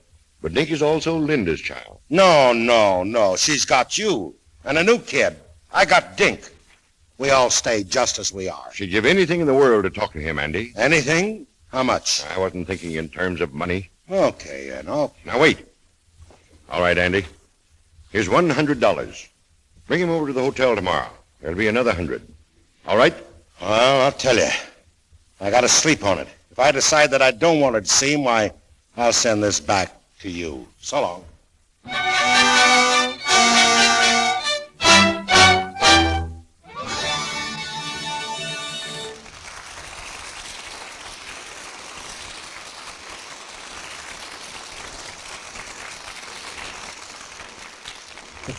The curtain falls on Act 1 of our play, as the champ debates whether or not to let Linda see their son. Before Wallace Beery and Josephine Hutchinson return for the second act, we have a brief intermission, and Mr. Ruick and our trio investigate an interesting subject. Are you ready, Sally, and Irene and Mary? Yes, but first I'd like to ask you a question, Mr. Ruick. All right. Do you ever read the Lost and Found section in the newspaper? Why, yes, once in a while I do. Why? Well, the other day we were looking at the Lost column, and here's the thought that came to us. Lost and found columns have items so solemn of lost a cat, lost a hat, yet they could add something even much sadder than lost a purse. Much worse. Yes, if the lost and found section said lost a lovely complexion somewhere between the time I was 16 and today, reward Miss J. That would be tragic. And you could read between the lines, too. Miss J probably didn't know when she lost her complexion beauty or how. She just woke up one day and realized her skin was no longer smooth and clear. But we know that a nice complexion didn't disappear in one day. No. Probably Miss J had been making one mistake for a long time.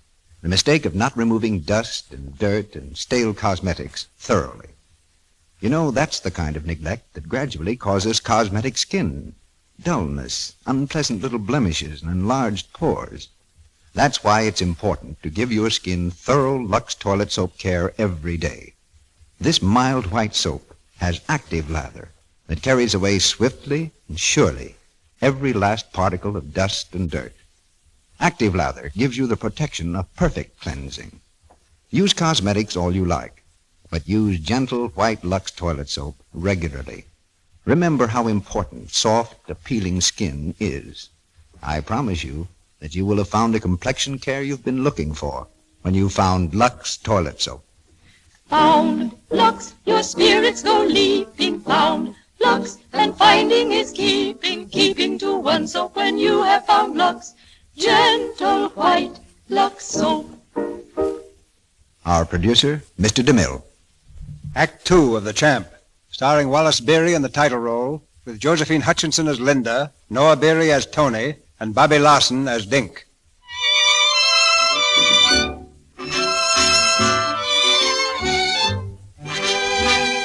It's only a few miles from the Champ's dingy quarters in Tijuana to the sedate beauty of the American Hotel in Caliente, but it's a new world to Dink. In the living room of his mother's apartment, where the Champ had sent him without a word of explanation, Dink is bewildered and ill at ease. At last the door opens, and Linda comes in. Hello, Dink. Oh, hello, Linda. I'm so glad to see you again, Dink. Yeah? I was wondering. Why?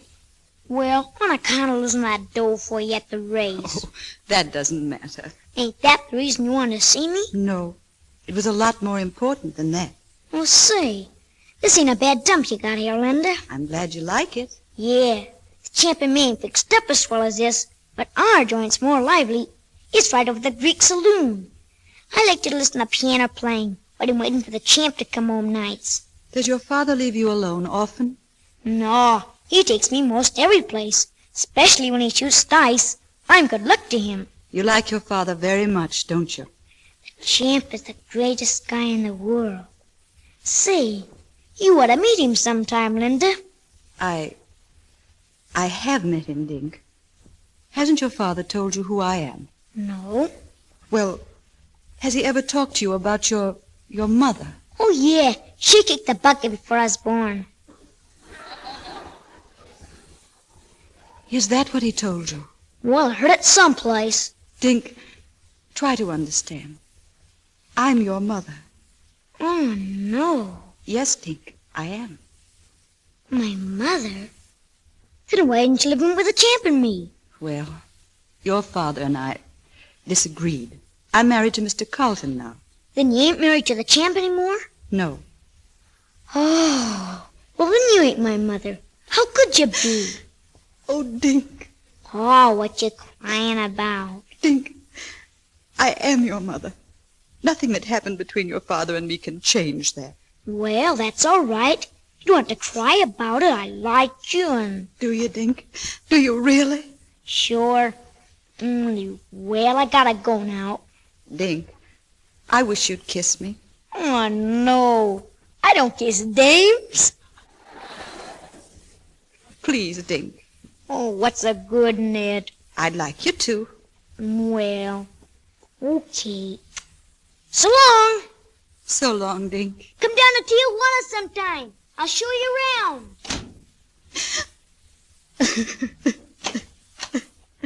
Oh, Linda. Oh, what's happened, darling? He doesn't even want to know me. Why, don't say that, darling. He just doesn't understand yet. How could he? Oh, Tony, if he grows up in that background, I'll blame myself all my life. We've got to get him out of it, Tony. We've got to.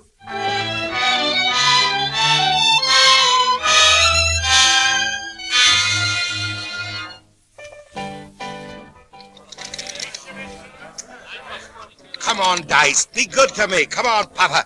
1 mile to go, yeah. There she is, little Phoebe.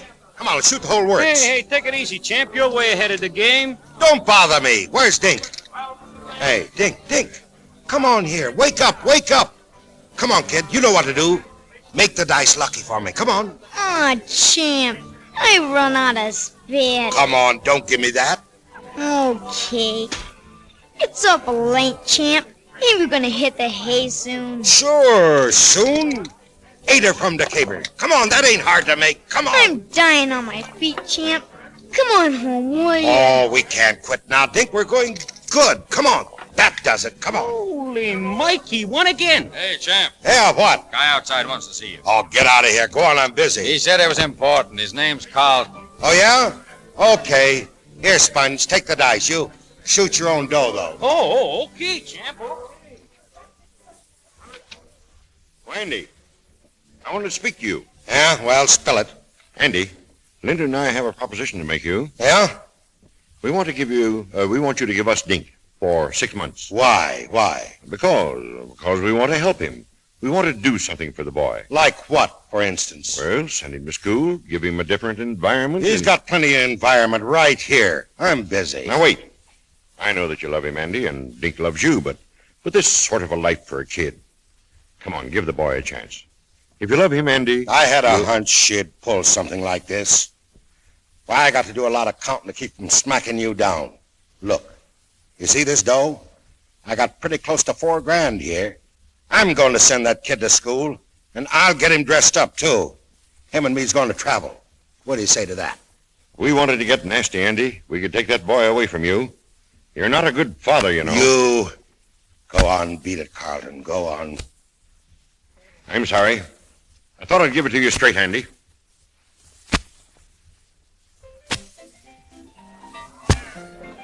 Here's the champ. Come on, champ. It's still your roll. All right, give me those dice. Come on. Give me those dice. Come on. Spit on him, Dink. Oh, he's asleep, champ. He's out like a light. Hey, Dink. Never mind. Let him alone. I'm shooting $100. Come on, dice. Show him some rolling. Come on, dice. Hot doggy, watch him go. Come on.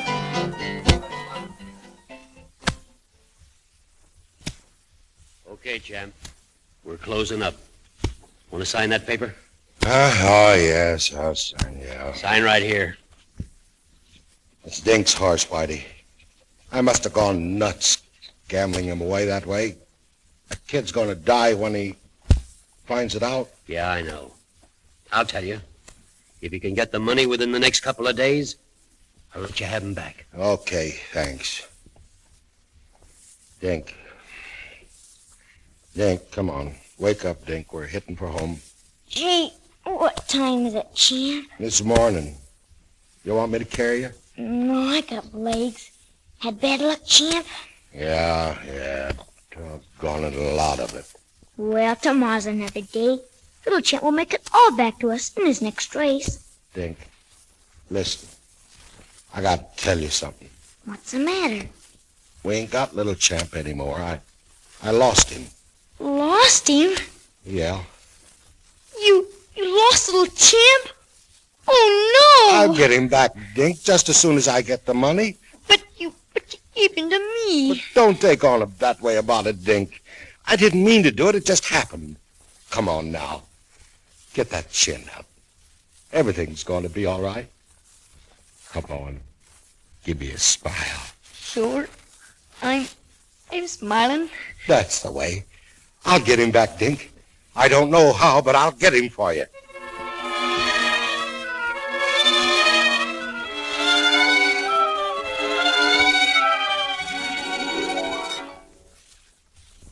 It's $300, Linda. I wouldn't have come to you for it, only, well, the kid loved that horse, and I promised to get him for it. You understand, don't you, Linda? Yes, Andy. I haven't got it now, but I can send it to you. Gee, thanks, Linda. I can't tell you how I appreciate it. If there's anything that I can do for you, of course there wouldn't be, would there? There might be, Andy. You could reconsider about letting us have Dink. Take him away from me? Can't you see how much we could do for him? A good home, a decent atmosphere, friends. We'll send him to a good military school. Yeah, where... I know all about that. Yes, and you've said no. But what right have you to say no? Why don't you let Dink decide? Perhaps he'd like to stay with us. Ask him. Okay. Linda, I'll ask him. You will? You promise? I promise.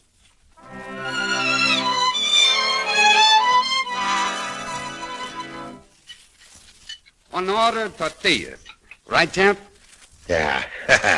Set him down, Jose, and bring us some more water, will you? Hey, right away. See?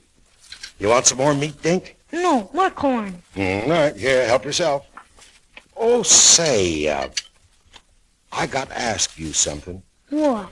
Well, you wouldn't like to go to military school, would you? No. No. What's it like? Well, it's like a prison. You wear a uniform, you know, one of those uniforms, and you got to march all the time, and they wake you up in the morning with a bugle. You wouldn't care for that, would you? No. No. And you wouldn't care to live in a great big house, would you? You know, a dump as big as a barn? I mean, the sort of a place where you got to be dressed up all the time, and you got to wash all over 3 or 4 times a day. Wash 3 times a day? Yeah. Nothing doing. You got the right idea, Dink. And listen, I don't suppose you'd be crazy about going to one of them there colleges and sitting in a room where you got to read books all day. That's out, huh? Books? Not for me. That's out. Sure, I kind of thought that you'd feel that way, but I had to ask you, you know. Hey, Champ. You got him, Whitey? Yeah, I got him. Got who? Now, who do you suppose? Little Champ. I'm buying him back for you. Little Champ? Where's he at? Down at my place. Oh, gee, I gotta see him. Oh, so long, Champ. Oh, thanks, Champ. So long, Champ. He's kind of happy, isn't he? Yeah. Got my dough, Andy? Oh, yes. Oh, sure. $300, wasn't it? You know how much it was? Well, here you are. 1, 2. Oh, wait a minute.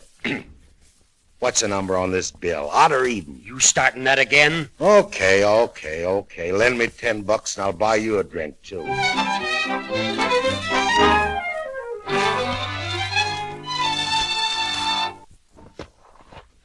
Gee, don't Little Champ look great, Jonah?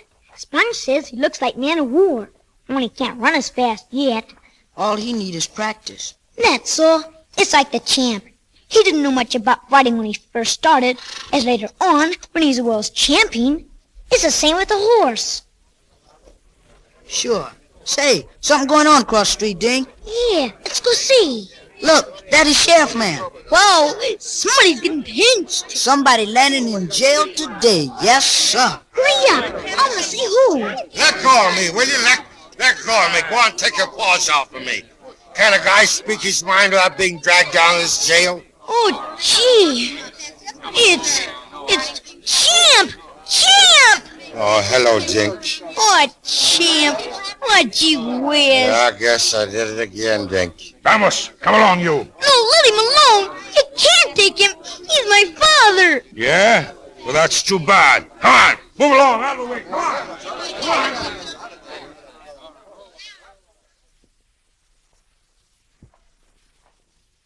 All right. You can see him now, but you come out soon, eh? Sure I will. Hello, Champ. Hello, Sponge. Gee, you look awful. What's the matter, ain't you slept any? No, I've been thinking. Boy, what a joint.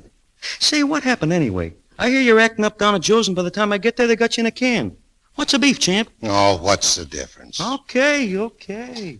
Where's Dink? Is he coming? Sure. He's on his way now. He stopped off for something. Listen, I've been thinking it all over. I'm giving Dink to his mother. Huh? I'm giving him to her. I ain't no good, and he'll be better off with her. It'll be tough making him go, but he's got to. Well, gee, Champ, what'll you do without him? What'll he do without you? Oh, after a while, he'll forget me. Kids always do. Hey, Champ. I'm here, Champ. Here I am, Champ. Hello. Gee, what a dump, huh? Oh, look. I brought you some to eat, Champ. I told Chilly Mary to make it special for you. Look, just what you like. I ain't hungry. Take him home, Sponge. Pack his stuff. Take him over to the hotel to his mother. What? What for? Because I say so. You're going to stay with her from now on. Oh, no, Champ. I want to stay with you. Do you? Well, that's tough. Because you're not going to. Oh, what am I going to do with her? You're going to go to school, learn things, grow up to be somebody. Let her feed you for a while. I'm tired of feeding you. You're eating all the time, and I'm tired of having you hanging around, following me everywhere I go. I won't eat so much, Champ. And I won't hang around you. I'll stay up at the Greeks. And wait until you come home night. No, you're going over to her. I'm saying you are, so you're going. I wish you wouldn't send me, Champ. I'll go to school here. I'll be somebody when I grow up. Somebody like you. No. You're going to your mother's, do you hear me? I don't want any sniveling out of you. No back talk. No, Champ. I ain't going. I ain't. You're going. I ain't. I'm staying with you. Did you hear? Get out. That'll learn you to argue. Now, go on. Beat it. Okay, Champ. I hit him. Hey, Champ, what's the matter with you? Slamming your hand against the wall like that. You want to break it? I hit him. Champ, stop it, will you? I hit that kid of mine.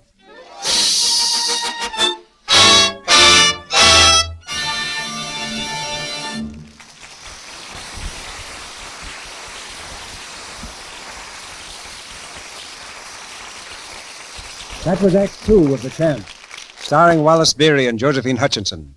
In Act 3, Dink takes a hand at running his own life.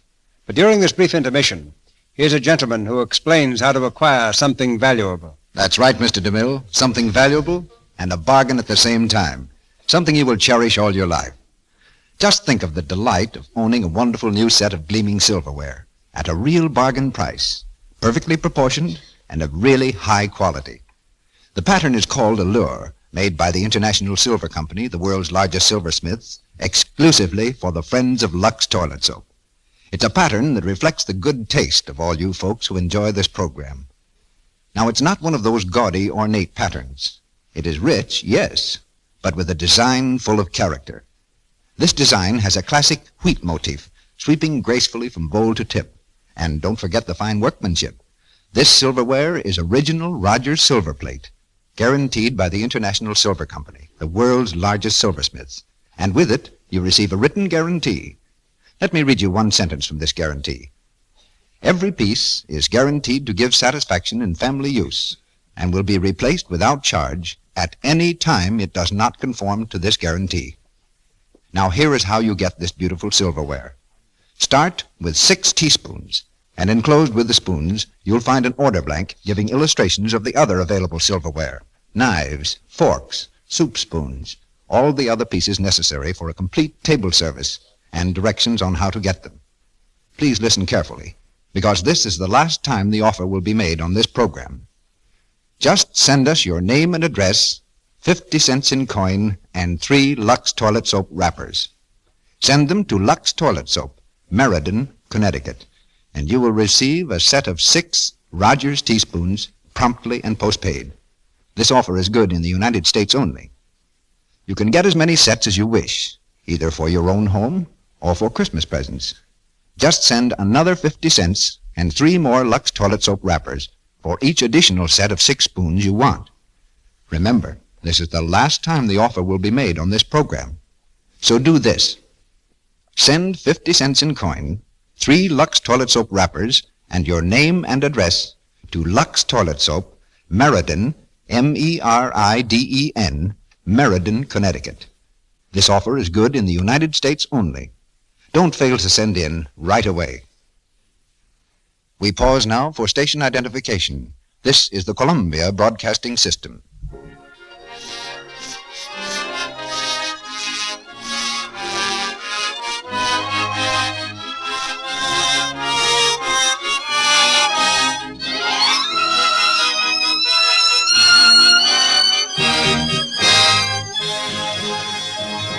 We continue with the champ.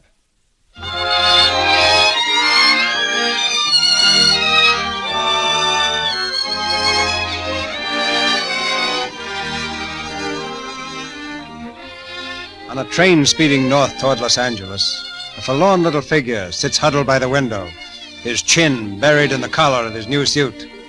Dink is trying very hard not to cry. Sitting beside him is Linda, patient and understanding.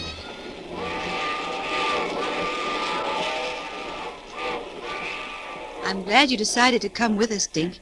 We'll have some fine times together. Just you wait and see. Are you sure you won't have some dinner, dear? It's fun having dinner on the train. No, thanks. I ain't hungry. But, Dink, you... All right, darling. Oh, I forgot to tell you. I've got some good news for you. Tony pulled some strings in Tijuana before we left, and your father's home again. You mean you got him out of jail? That's right. Well, thanks a lot. Was he all right? Yes, he was fine. Did he ask about me? Of course. And Tony told him you were getting along so nicely. Oh. That's what you'd want to tell him, wouldn't you? Oh, sure. I wouldn't want him to think that well, you know. Of course. You have a little cold, haven't you? Huh? Oh, yeah. My eyes, they've been running something awful. Oh, Dink, I'm so glad you're here.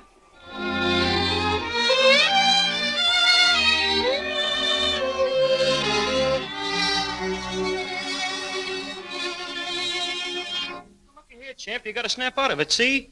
I thought everything would be okay when they sprung you out of jail, and now you're worse than ever. You know, another couple of nights without some shut-eye, you're going to be a wreck. Oh, quit worrying. I'm okay. Okay for what? Listen, champ, if it's a kid you're worrying about, well... Nix, you keep out of this. That kid's in a good spot, and he's going to stay there. Don't worry, Sponge. I'm all right. I'm just nervous. As soon as I get some sleep, just a couple of hours. Hey, champ. Well, What was that? I don't know. I could have swore that was a... Hello, champ. Dink. I thought I couldn't see how you was. Dink. Oh, Dink. Oh, champ. Outside, Sponge. Get out. Yeah, sure. Gee, Dink. I'm awful glad to see you, too. Me, too. I got a little cold. Yeah. So bye. Gee whiz, but you look swell. That suit ain't got much life to it, but it ain't bad. And say, you got a manicure. Yeah, it'll wear off, though. What happened to your hand? Oh, that nothing. I just scraped it. Wait a minute. How'd you get back here? I ran away, champ. I didn't like it up there. I mean, it was okay, but... Well, you was right about the washing business. 3 times a day, all over. Oh, gee. I'm sorry, Dink. It was all right, but I'm gonna stay here now, champ. I gotta. Okay, Dink. You know what? I ain't had a drink since I got out of jail. And I've been off the dice, too. Gee, that's great. And starting tomorrow, I'm going in training. Yeah? Yeah, I'm going to see them promoters in the morning. I'll make them get me a fight. Looky here. I'll show them. Look at that footwork, Dink. Gee, you're light in your feet. You betcha. Here, feel that muscle. Boy, it's like iron. Steel. See any reason why I couldn't make a comeback? No. I'll do it. I'll send you to school, and I'll get you a lot of nice clothes. And as for manicures, say, I'll have a girl following us around just to take care of your fingernails. Couldn't we get a man to do that? Sure. Watch out, Dink. I'm going to do some sparring. Oh, boy, give it to him, Champ. The old 1-2, 1-2. 1-2. Atta boy, Champ. That's what'll happen to the next guy that I go up against. Hey, Champ, you busted the washboard. Oh, that's all right. Forget it. After my next fight, we're going to wash in the sink. None of that 3 times a day stuff either. Oh, boy, am I glad to come back.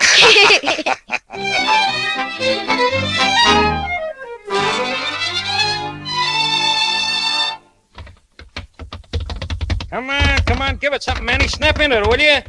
You was a 3-legged elephant. You couldn't be no slower than that. Lay off of me, will you? He'll be okay, Sponge. Yeah, he'd be great at a Girl Scouts taffy pull. But this is a fight he's going into. Oh, pipe down, will you? Oh, why didn't you take a sock at him, Champ? I ain't worth the trouble. You mean you ain't got the strength? Yeah. All right, that's enough. Go on up to the room, take a sponge bath. I'll be okay. Just wait until I get going. I'll kill that guy. Yeah, well, get going now. Up to the room. We got more to do this afternoon. Okay, I'll see you later. Yeah. Well, Sponge, how's he look? Oh, hello, Whitey. You were watching, weren't you? Yeah. And you ought to know. Don't bet no dough on him. I figured that. He's all shot, Whitey. It just ain't in him anymore. Wind's all gone, huh? Not enough left to play a harmonica with. You know, that Mexican's gonna make goulash out of him. That ain't so. Huh? Say, where did you come from? I thought you beat it, Dink. I'll tell the Champ what you said. Oh, Nix. You don't want to do that, kid. Well, don't say things like that about him. He's gonna come back. He's gonna lick the stuffings out of that palooka. Yeah. Sure he is, Dink, sure. Going my way, Whitey? Yeah. I want to ask you a couple of more things. I've been talking to some of the boys that are on Dink, hey, Dink, wake up. I ain't got time now, Jonah. I gotta see the Champ. Listen, Dink, this is important. What? I just hear something. It's all against us, Dink. Those gambler fellas are laying 6-1. The Champ don't last 3 rounds. 6-1? Oh, they're crazy. That's what they're betting. Listen, the Champ's gonna kill that guy. He's in great shape. Maybe so, but they don't lose, those gambler fellas. And they all say he's gonna get licked bad. Oi, shut up. Go and beat it. Okay, Dink. Just thought I'd tell you. 6-1? You ain't got a chance. The Champ ain't got a chance.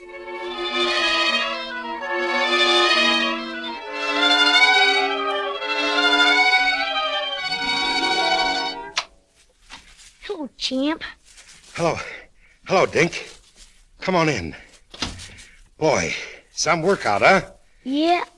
Tired, Champ? No, well, a little. I had a lot of catching up to do, but I'm doing it okay. Champ, I want to talk to you about that. About what? About this here fight racket. I don't like it. How come? I thought you was all for it. Well, I've been thinking it over. You know, Champ, I like you lots better when you ain't training. Yeah? Yeah. For instance, when you got a couple of drinks in you're a lot of fun. I thought you didn't like me drinking. I was wrong. Now that you quit gambling, I don't get a chance to spit in your dice anymore. Huh? I got practically nothing to spit on these days. Yeah, I know, but look how I used to lose all my dough. We're much better off since I quit. I don't know. We used to have a lot of fun. Now you're crying most of the time, and we don't see much of each other as we used to. Oh, it's all on account of this fight. Oh, what are you talking about? You was a world's champion once. Everybody knows that. Now what do we care about you being champ again? And fighting this Mexican ain't gonna get you much. If I win, and I'm going to win, it'll get me 10 grand. Oh, who cares about that? I do. With that dough, I'm going to send you to school. We're going to travel. I don't have to go to school. You didn't go, did you? No, that's why you're going. Say, you're not trying to get me to throw that fight, are you? No, champ. Okay. Then I'm going to fight, see? And I'm going to lick the stuffing out of that guy. You understand? Sure, champ.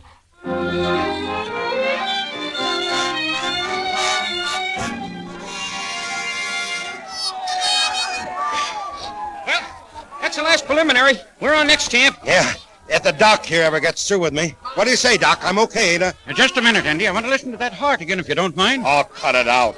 There's nothing wrong with me. I never felt better in all my life. Well, what do you say, Doc? Okay? I guess so. There you are. I told you so. You're in pretty fair shape, Andy, but don't go at it too hard. You've got to be a little careful. The old heart isn't any too strong. Oh, what do you mean? Well, it's pumping pretty hard. Oh, it always does that just before a fight. When I won the championship, it was doing nip-ups. May I come in? Hello, Carrollton. Hello, Annie. Where'd you come from? We came down to see the fight. Linda's outside. She'd like to speak to you, Andy. Yeah? Okay. Outside, everybody. Go on, Doc. So long. So long, Andy, but remember, take it as easy as you can. Don't put too much strain on the old pump. Oh, stop worrying. I'll be around when you die from your own pills. Go on. Good luck, Andy. Come on in, Linda. Hello, Andy. Hello. What's it all about? You want to take Dink away again, huh? No. We know we can't do the impossible. We're not going to try it anymore. Well, that's good sense. You're going to see a fight tonight. I'm taking care of the kid from now on. Andy, I'm betting $5,000 on the other fellow. What? That's great. A real pal, huh? You don't understand. We're betting that money for you, Andy. I don't get this. What do you mean, for me? Look, Andy, when we came down here, we heard that, well, the odds are pretty much against you. They say you can't stand another fight. No, they're crazy. Maybe they are. Anyway, we don't want you to run any risks. If you find the fight isn't going right, don't worry. You'll have the money for Dink anyway. Yeah, now listen, Lindy. I got my chance tonight, the chance of a lifetime to make good with that kid, and I'm going to do it. Dink's going to be out there watching me, see? And when it's over, he's going to be proud of me, and everything's going to be all right. I hope so, Andy. Good luck. Same here, Andy. Okay, champ. Here we go. In this corner, at 192, Manuel Taroga, the Tolo Kid. And in this corner, at 191 and a half, the former heavyweight champion of the world, Andy Purcell. Okay, now, champ, remember, make him come to you. When he does, let him have that left. Sure. Now, listen to me. You can't last the top speed, see? Stay away till you hear him wait for an opening. When you get it, keep right after him. Okay, Sponge. Leave it to me. Hello, Dink. You're going to see some fighting tonight, kid. Sure. How do you feel, champ? Oh, I feel great. Your gloves okay? Sure. Go ahead and spit on them for luck. Sure. Good. I can't lose now, Dink. Sit down there and get a load of this. Good luck, champ!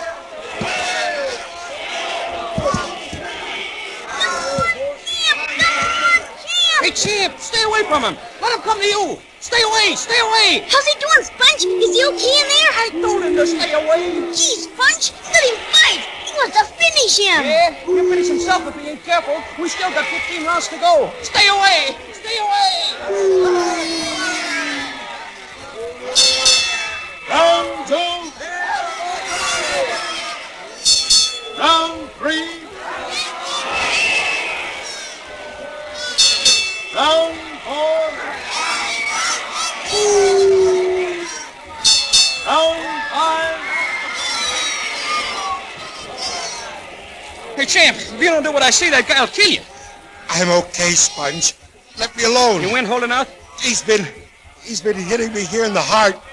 It's okay. Well, cover up. Hold your left higher. Move in closer on the clinches. He can't touch your heart, then. I'll try it.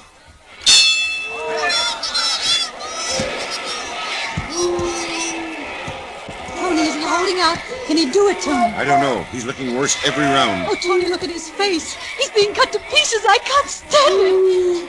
I'm going outside. Wait, darling. I'll go with you. Come on, Manuel. We'll get him in this round. Kill him, Manuel. The champ's through. He's staggering all over the ring. Come on, get him, Manuel. Kill him. There it is. He's down. 4, 5, 6, 7, 8. All right, champ. Come on, champ. The bell saved you, boy. Snap out of it. Snap out of it, champ. You hear? Okay. You all right? Yeah, sure. Can you go back there, champ? Are you sure? I'll toss you in the towel now if you give me the word. No, I gotta finish. I gotta let me fight, Sponge. Okay, champ. There he goes. Come on, Manuel. Finish him, Manuel. He's up now. Stop it, Sponge. Don't let go, Sponge. He's killing the champ. He's got him. Why do you stop him? Wait a minute. He's fighting now. Look at him. Look at him. Come on, champ. Come on. Oh, champ. Don't let him hit you. Don't let him hit you again, champ. Don't let him. Don't let him. Your lift. Free up your lift. That's it. Now, champ. He's got him, Deke. He's got him on the run. Oh, come on, champ. Come on. There he goes. One more now, champ. Once more. Champ, the neutral corner over there. Okay, Sponge. Do we win? No, we win. If that Mexican guy gets up off the floor, I'll eat the water bucket. Hey, get up, Manuel. Nine. Get up, Manuel. Out. Winner. Andy Purcell.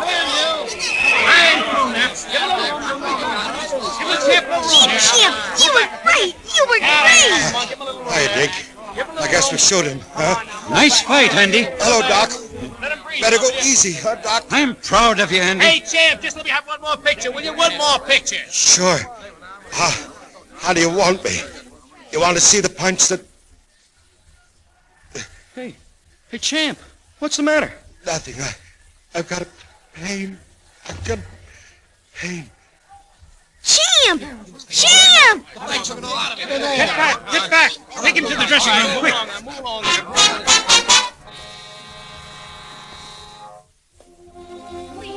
Let me see him, would you? Let me go in and see him, please. Take it easy, Dink. Doc, can I go in, Doc? Sure. Go ahead. Oh, gee, thanks. How is he, Doc? Any chance? Not one in a million. And there's nothing I can do. Nothing. Champ. Gee, Champ. What happened? Are you okay? Sure. Come here, Dink. I want to speak to you. What about, Champ?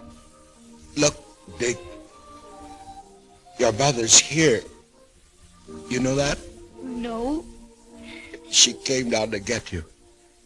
This time, I think that you ought to stay with her, Dink. Why, Champ? Why can't I stay with you? Because, well, they ain't no use kidding, is there, Dink? I ain't staying around much longer, understand? Oh, gee, Champ. Oh, come on. That ain't no way to act. Listen, she's your mother, see? You ought to call it that. No more of this Linda stuff. For me, Dink. Huh? Okay, Champ. Atta boy. And remember, keep your chin up. Keep your chin. Everything's going to come out all right. Come on. Give me a smile. Champ! Champ! Champ!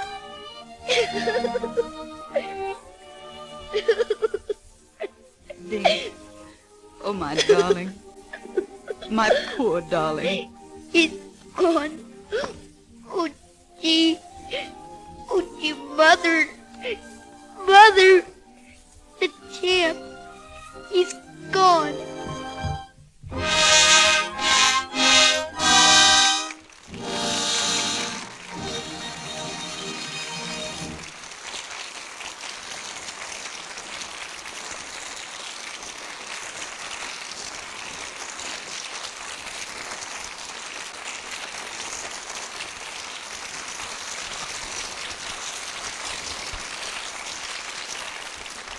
The champ's great spirit lives on in his son. Wallace Beery, Josephine Hutchinson, Noah Beery, and Bobby Larson are returning to our stage. I think Bobby's about the youngest actor who's ever taken a curtain call at our microphone. Well, he may be young, CB, but he sure pulls his own weight in the boat. I think he's a coming champ, Wally. Yeah. Say, Mr. DeMille, could I ask Mr. Wally a question? The floor's all yours, Bobby. You used to be with the circus, didn't you, Mr. Wally? Sure. I was nursemaid to the elephants. That's what I want to ask you about. Is it true that elephants never forget? Well, I should say it is. Every time a circus comes to town, a couple of elephants look Wally up. With a trunk full of memories, I suppose. You know, we used to have one elephant. We called her Big Mom. She always got scared in a thunderstorm. Every time it thundered, she couldn't sleep unless she wrapped her trunk around my arm, Bobby. Temperamental elephant must have been an armful. Mr. DeMille, can you imagine a fellow quitting a swell job like elephant training just to work in the movies? Confidentially, Bobby, I can't. You know, I think that Wally gets a little homesick for the circus sometimes. Well, known. When I hear that train whistle about 4 o'clock in the morning and I think about getting the tent down and the animals loaded and how cold it was sometimes, then I just turn over in bed and go back to sleep. I'm not homesick anymore. No. That must be a very comfortable feeling, Wally. But before we go, Mr. DeMille, I want to say something about the product behind this program. I use Lux soap regularly myself and have for several years because it's such a help to a good complexion. So gentle and yet so effective. Active lather, I think Mr. Roick calls it. Anyway, it's a grand soap, and I wouldn't be without it.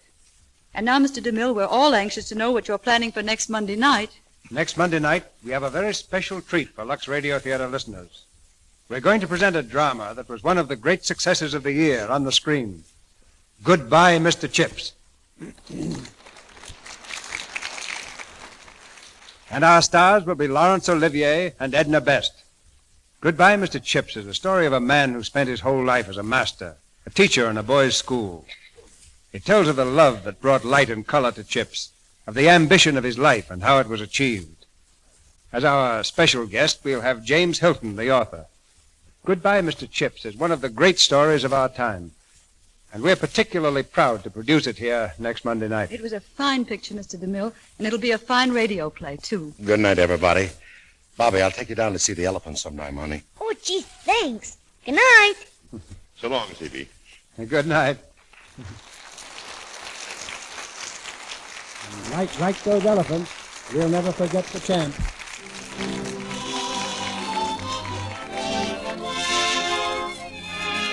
Our sponsors, the makers of Lux Toilet Soap, join me in inviting you to be with us again next Monday night when the Lux Radio Theatre presents Laurence Olivier and Edna Best in Goodbye, Mr. Chips.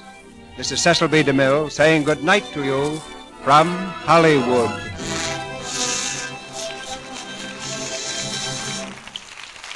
This is Melville Roick, inviting you to enjoy the popular Lux daytime program, The Life and Love of Dr. Susan. Dr. Susan is putting up a brave fight to help Pat Briggs stay clean and straight. But two women who hate and fear Dr. Susan have joined forces to plot against her. Hear tomorrow's episode of this thrilling story. For the time and station, see your newspaper. The Life and Love of Dr. Susan comes to you in addition to the Lux Radio Theatre. And don't forget to send 50 cents, 3 Lux Toilet Soap wrappers, and your name and address to Lux Toilet Soap, Meriden, Connecticut, and you'll receive 6 beautiful original Rogers silver plate teaspoons in the original Allure pattern.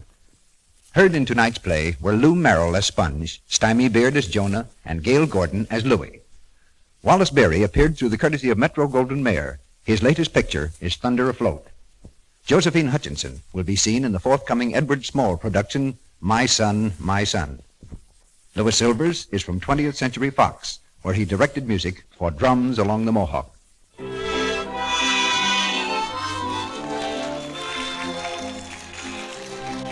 This is the Columbia Broadcasting System.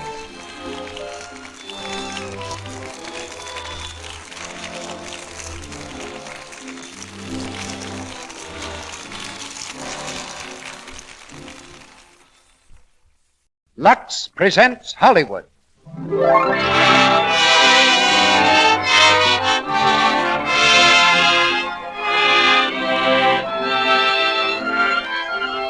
The Lux Radio Theatre brings you Laurence Olivier and Edna Best in Goodbye, Mr. Chips. And as a special guest, Mr. James Hilton, author of our play. Ladies and gentlemen, your producer, Mr. Cecil B. DeMille.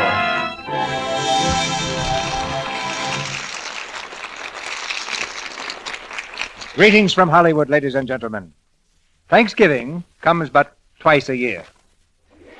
Some of us will carve our turkeys this coming Thursday. Others will celebrate November 30th. I don't think the date matters very much. Canada celebrates Thanksgiving at still another time.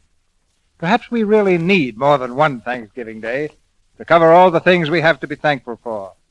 Freedom above all. Peace, good health, and those we love. Apropos of Thanksgiving, the Lux Radio Theatre has received a letter which we value highly for its friendly spirit. It says in part, in addition to the big things in life, I'm thankful for many smaller things which add to the joy of living.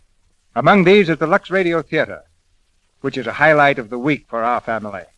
And another highlight which helps us in many ways every day in the year is Lux Flakes. So here's wishing you and the Lux Radio Theatre and Lux Flakes many happy Thanksgivings to come. We appreciate Mrs. J.J. Carter's gracious letter.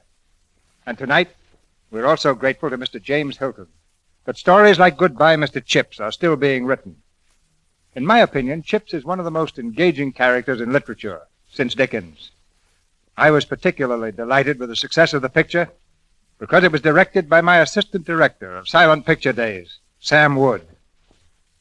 Our cast tonight is headed by two stars who are making their first appearance in the Lux Radio Theatre, Laurence Olivier and Edna Best. Mr. Olivier is an actor who refuses to take his stardom very seriously, and that makes him an ideal Mr. Chips.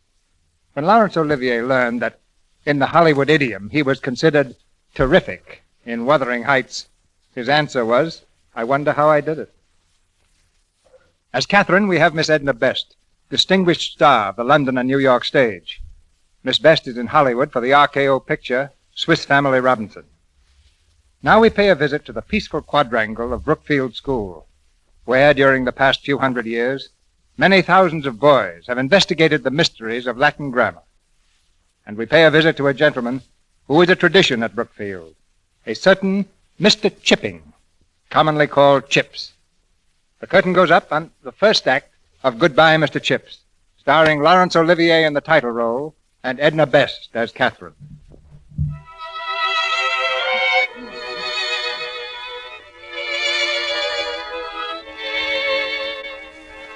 When you're getting on in years, between 80 and 90, you get very sleepy sometimes, and the hours seem to pass like lazy cattle moving across a landscape.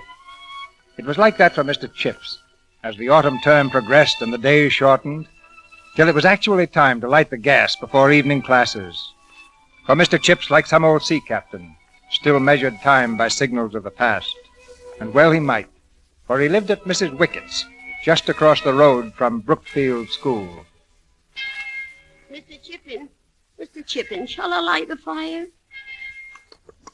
Oh, Mr. Chippin, are you awake, sir? Hey? Oh, good evening, Mrs. Wickett. Is that the bell for call over? Yes, it is, sir. Well, I'd best stir up a fire. Thank you. And you might bring me a cup of tea before prep, will you? The tea's right there, an old pot of it, sir. Oh, so it is. And the cake, Mrs. Wickett. You didn't forget the cake, did you? There's a walnut cake, if you'll only take the trouble to look, sir. Oh, yes. Thank you, Mrs. Wickett. You're expecting the boys in, sir? No. I've learned never to expect anything, Mrs. Wickett. I always make a point of being taken completely by surprise. Well, I'd a mind to go visiting this evening, sir. Had you? Well, run along. I'm quite old enough to take care of myself. Very well, sir. Good evening. Good evening, Mrs. Wickett. Mrs. Wickett, the door. Mrs. Wickett. Oh, well, never mind. Do it myself. Well, hello. Please, sir, does Mr. Chips live here? Mr. Chips? Yes, he does. In fact, you're looking at him. Oh. Well, what can I do for you? I was told you wanted me, sir. And who told you that? The boys, sir. They said go over to Mr. Chips and ring the bell and tell him he wants to see you. I see. Well, you better come inside. Now, sit down. Thank you, sir. The boys were quite right, you know. I did want to see you. I wanted you to have some tea with me. Oh, thank you, sir. I haven't seen you before. How's that? I've only just come out of the sanatorium, sir. Huh? I've been there since the beginning of the term. Measles, sir. Ah, yes. Well, that accounts for it. Tell me, what's the name? Linford, sir. Tell me, Linford, what do you think of Brookfield? So far, I mean. Well, sir, I'm not quite sure yet. I know. But you'll like it when you get used to it. Just now, you're a bit afraid of it, eh? Well, Yes, sir. Yes, so was I at first, but that was a long time ago. 63 years, to be precise. Yes, when I first went into Big Hall and saw all those boys, I tell you, I was quite scared. But it didn't last long. I soon made myself at home, so will you. Were there a lot of other new boys that term, sir? Eh? But bless my soul, I wasn't a boy at all. I was a man. A young man of 22. A master. Oh. But, sir... Yes? If you were 22 then... Yes? You must be very old now, sir. Well, I'm certainly no chicken. Yes, when I came to Brookfield in 1870, the place was just the same then as it is now. Even the names of the boys were the same. Ainsworth, Atwood, Avonmore, Babcock, Baggs, Barnard, Bassenthwaite. Almost the same. Old Mr. Weatherby was head then. Fine man, fine man. I'm probably the only man in the world who remembers old Weatherby. And the boys. I remember them all. 63 years ago, Linford. And I can still hear their names as they call them off before the classes. Ainsworth, Atwood, Avonmore, Babcock, Baggs, Barnard, Bassenthwaite, Batterby. Mr. Chip, sir. Mr. Chip, sir. Are you asleep, sir? Shall I go now, sir? Mr. Chip, sir. Mr. Chip. Atwood, Babcock, Barnard, Bassenthwaite, Batterby, Bickle. Pardon me, sir. Are you Mr. Chipping, the new master? Yes, I am. The head would like to see you in his study. Thank you.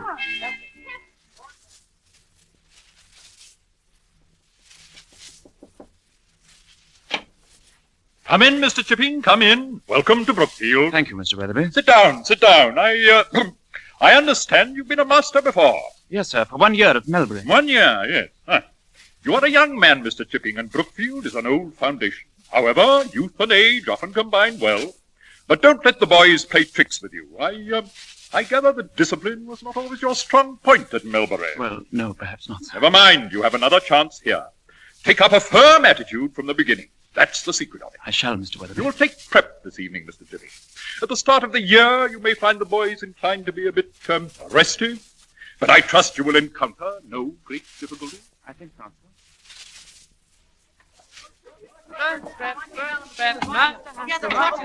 I say, who's taking prep? Bagley, I hear. He is not. He's the new master, Chipping. Chipping? What's he like? Stuff it. Careful, you chaps. Here he is. Good evening. As you know, this is a period of quiet study. You may busy yourselves in any way you wish. Oh, thank you, sir. Quiet, please. Please, sir, what is your name? My name is Mr. Chipping. Did you say Chip, sir? I said Chipping. Thank you, Mr. Chippings. You there in the second row, you with the red hair. Did you drop that desk lid? Yes, sir. What's your name? Holly, sir.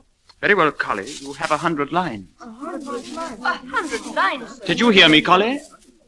But 100 lines, sir. All I did was to drop... Did you hear me, Collie? Yes, sir. Yes.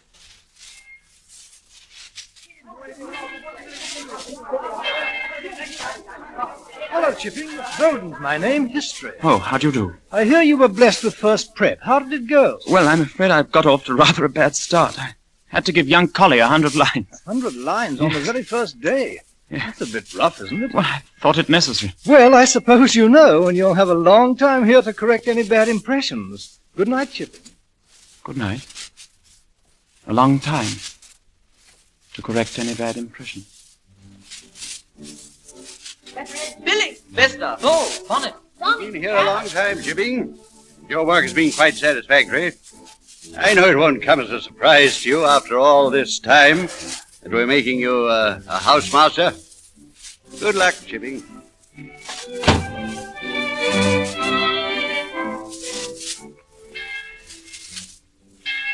I say, Chipping, going my way, old man? I believe so. Good. Well, another term ended, eh?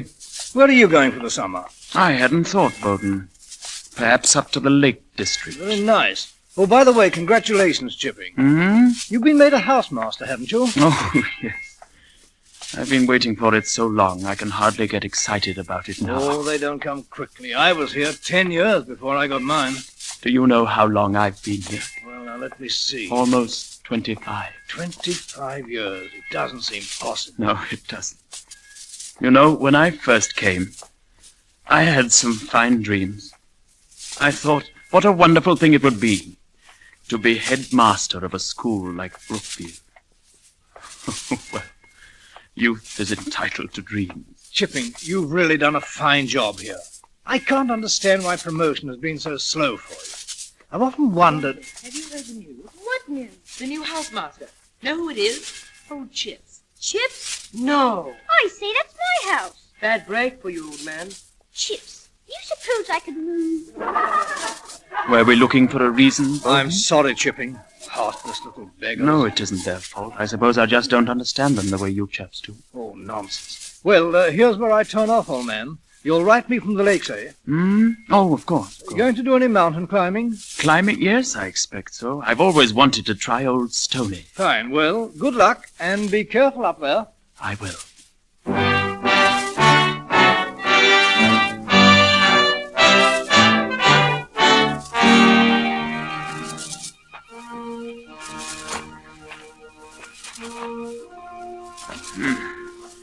Steeper than I thought. Not too many footholds. What in the world? Hello? Is there anything wrong? Where are you?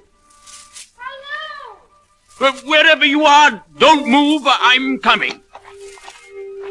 Must be in trouble. I hope there's nothing. Oh! Oh! Oh! Oh, Lord! Oh!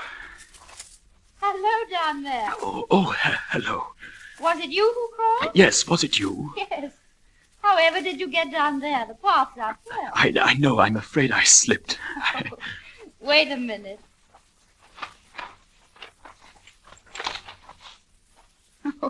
Are you hurt?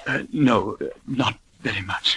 You really should have been more careful. It's very steep here. Yes, I know, but when I heard you call, You were coming to me. Why? well, for a moment, I thought... That I was in trouble? Yes.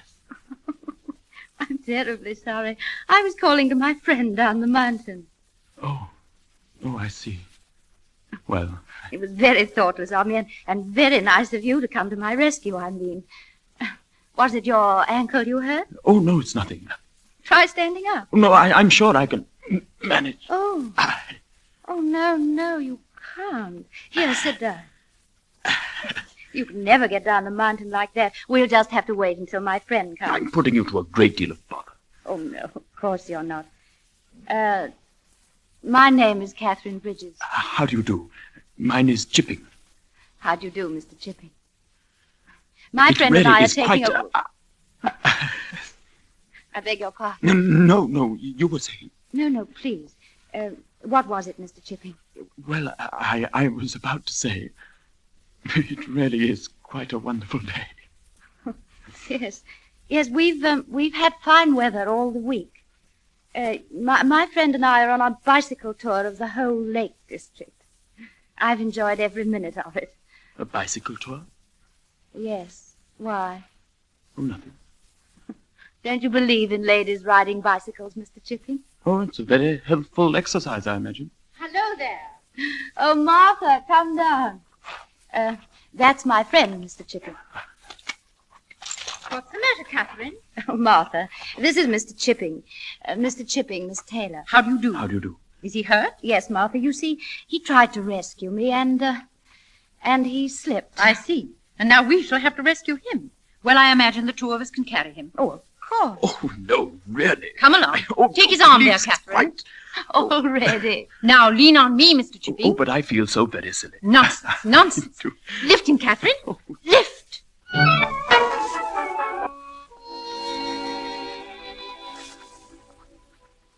And she has come to see me every day. since the accident. I imagine you are surprised, Bowden, that I write so much of her. But she is really a very charming person.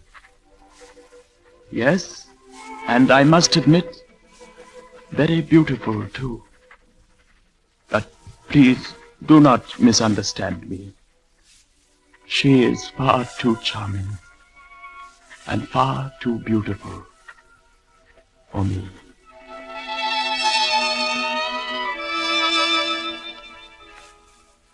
Catherine, what is the matter with you? You must realize we've overstayed our time as it is. We shall have to take the train back this morning. Now, are you coming with me or aren't you? No, Martha, you know I can't leave yet. After all, he's still not entirely well, and well, it was my fault in a way, and, well, I can't desert him. Is that all, Catherine? No. Catherine, listen to me. He's a great deal older than you are. He's stuffy and slightly gray, and his opinions date from the 70s. He thinks Bernard Shaw is completely irresponsible, and he told me in confidence he's not at all sure women should have the vote. Have I said enough? You said everything, except that he's a thoroughly honest person, that his eyes are deep brown, and that he's very charming when he smiles. Oh, Martha, I've never met anyone like him before. And he's really very lonely. Did you know that? He won't be much longer. Martha! Goodbye, my dear. Have a pleasant holiday. I'm off for London. Oh, Martha, wait!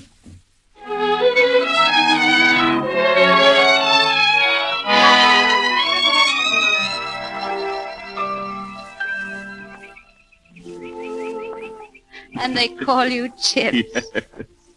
But never to my face, of course. I'm so glad you are what you are. I was afraid when I first met you that you were a lawyer or a dentist or a man with a big cotton business in Manchester. But schoolmastering's so different, so important, don't you think? To be influencing those who are to grow up and matter to the world.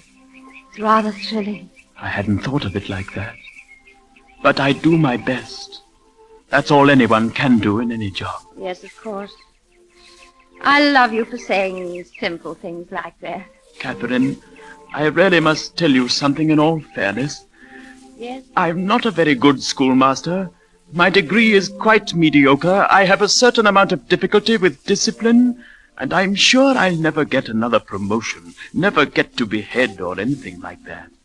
In other words, what I'm trying to say is that I'm completely ineligible to marry a young and ambitious girl. Can you laugh at those things? I am laughing. Oh, Catherine, you make me very, very happy. When shall we be married? Before the new term begins? Oh, that would be quite wonderful. Shall we say in a week? Or tomorrow? Here, in Wasdale. Tomorrow? Tomorrow? Of course, why not? I'll see a clergyman tonight. Yes, you'd better, and I'll meet you in the morning at the inn. Oh, Catherine. We'll both have a great deal to do today. Oh, yes. Letters and everything. In the morning, then. In the morning. This is an occasion, you know, this last farewell of ours. I feel rather like a new boy beginning his first term with you. Not afraid, mind you, but just for once in a thoroughly respectful mood. Shall I call you Sir? or would Mr. Chips be the right thing? Yes, I think it would. Until tomorrow, then. Goodbye, Mr. Chips.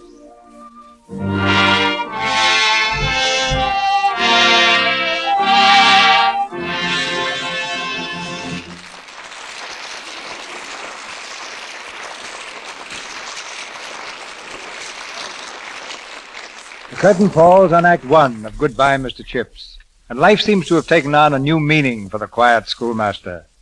Before we continue with Act 2, here's Mr. Ruick with a story from real life. During this short intermission, before our stars Laurence Olivier and Edna Best return in Act 2 of Goodbye, Mr. Chips, we bring you a real-life scene. This scene actually happened last year in a very charming home in Portland, Oregon. The mother told us in an interesting letter that she was making plans for the marriage of her daughter. One day, she writes, she and her daughter were discussing the wedding dress. Oh, Mother, your wedding dress is so beautiful. I'd love to wear it. Oh, I don't know. 33 years. I know. There'd have to be some remodeling. It's not only that. The dress is so gray and dingy looking after all these years. And it's so fragile, I'm afraid it wouldn't clean or wash well. I know. With all that lovely lace and embroidery. But don't you think with Lux? Well, Lux flakes would certainly be safe. I could try them. Oh, Mother, please. I'd adore wearing the dress. Well, dear, I'll try.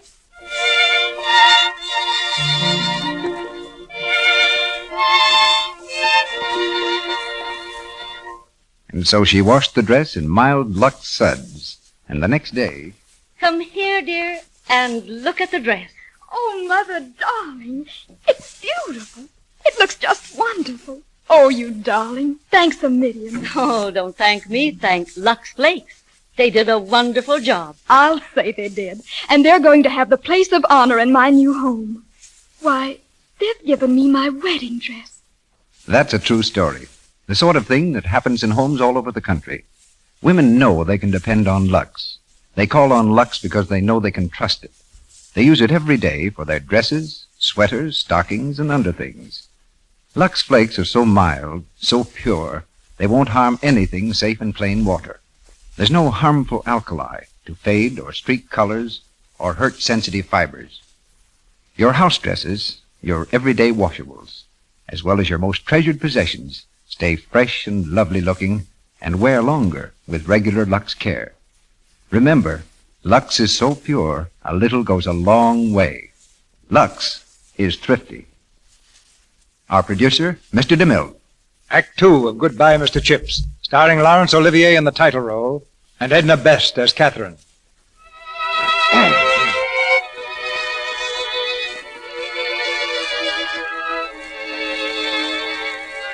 Sitting by the fire in his comfortable room, old Mr. Chips dreams on. Dreams of a day long ago, a time of great and overwhelming happiness. For his marriage was a triumphant success, and Catherine conquered Brookfield, as she'd already conquered one of its masters. But most remarkable of all was the change she made in Chips. He became, to all appearances, a new man.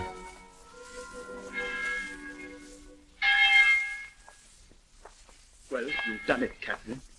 They're quite mad about you. Oh, Chips, what are you talking about? The head, the masters, the boys, everyone, they're all in love with you, just as I am. Chips, you know, everyone's been so wonderful. I was horribly afraid for a while that I might not fit in. I wanted to so much. You've been here 2 weeks, and you're more a part of Brookfield than I am. Evening, Mr. Chipping. Oh, good evening. Evening, sir. Evening. Good evening, Mrs. Chipping. Hello, boys. How did the match go today? Oh, Very well, thank you. You really shouldn't watch us, ma'am. I'll have to come down and watch you tomorrow. Thank you, Good night, ma'am. It's 4 o'clock tomorrow. I'll be there. See what I mean? They'd never have spoken if you hadn't been with me. Oh, Chips, must you be so formal with them? Formal? Well, relax a little, joke a little. You know, they'll like you ever so much better. I've often wished I could. Oh, you try it and see. You've got a wonderful sense of humor, Chips. I have? Of course. Didn't you know? I don't believe I ever thought.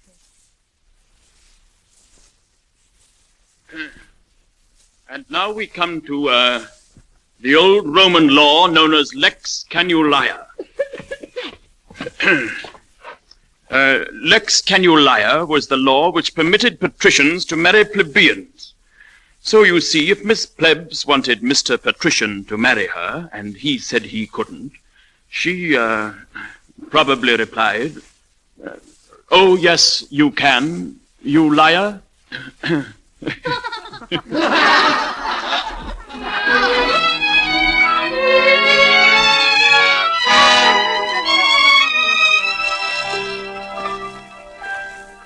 Question. What king was first to bear the title Defender of the Faith? Answer by Master Lytton in his most illegible script. The first king to bear the title Defender of the Faith was Henry VIII. He married 6 wives, but only one at a time. You'll have to mark it right, Chips. Yes. Well, the future of England's in good hands. Mr. Chipping? Yes? Your Master Babcock is here. Babcock? Yes, Chips. I sent for him. You sent? Well, tell him to wait, please. Yes, sir. Well, Catherine? Chips, I thought it would be better if you spoke to Babcock here. I mean, instead of taking him to the head study as you planned. Catherine? Oh, please. After all, it wasn't anything very serious that he did. My dear wife, if you think that releasing a mouse in the middle of Mr. Ogilvy's choir practice is not serious. Oh, but such a small mouse. What? About so big, that's all. Oh, please, Chips, he won't do it again. I'll vouch for him. You will. Chips, have I ever been wrong? No, my dear, you haven't. Well, I'll see what I can do. Thank you, Chips. Well, good evening, Babcock. Good evening, sir. Well, Babcock, that was quite an ingenious prank in choir practice today. Yes, sir. I mean, no, sir. Why did you do it? Well, sir, I had the mouse there and... You just thought you'd let him go, eh? Well, it's against the rules to keep it, sir. Yes. Well, tell me, Babcock, can you think of any reason why I shouldn't take you to the head? No, sir, except... Except what? It was a very small mouse, sir. Oh, I see. Were you here earlier this afternoon? Yes, sir. I thought you were. Well,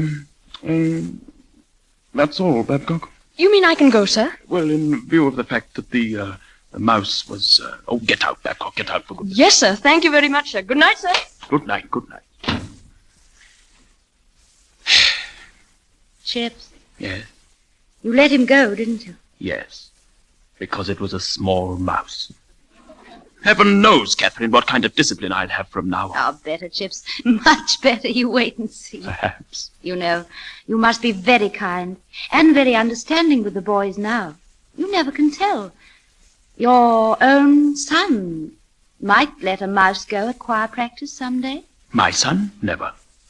Well, mine might. Yes, he probably would. He'll be very much like you. He'll be honest and kind.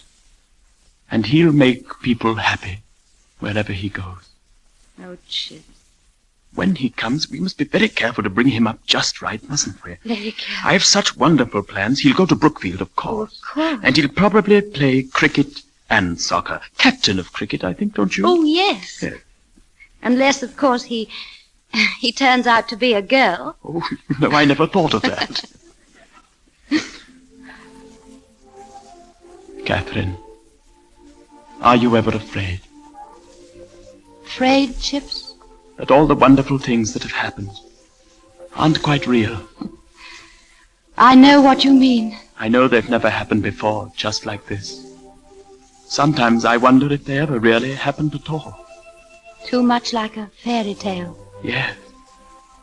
Always found it rather difficult to believe in fairy tales. Oh, but you must believe. That's the wonderful thing about them, Chips. They're so true. And perhaps a long, long time from now, when we're quite forgotten, there'll be another story told of two people who wandered alone on a mountainside. And suddenly they were not alone any longer, for the clouds opened below them. And there was the world at their feet, the whole wide world, all bright and shining in the sunlight. Catherine, what have I done to deserve such happiness?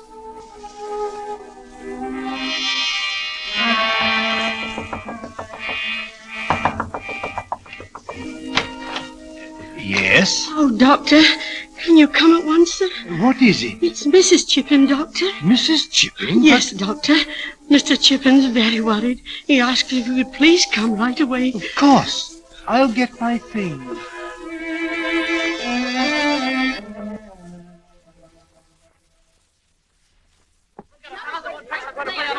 I say, where's Chips? He's late for class this morning. Oh, but wait till he comes. What, Ling? Did you put the letters on his desk? 8 of them. Who could? What's up? A joke on Chips? Be careful. It's April Fool, you fool. We put a lot of letters on Chip's desk. They're all addressed to him. There's only blank paper inside. Don't breathe a word now. Not I. Shh. Here he comes.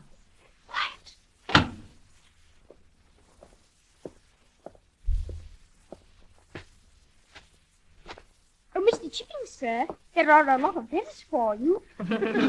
Stop it, Bags. He'll hear you. I can't help it. Look, he's opening. Be quiet, you fool. There goes another one. Oh, good. I say, look at his face. Look at his face. Oh, what do the letters say, sir? Please, sir, are they very important? April Fool, sir! April Fool!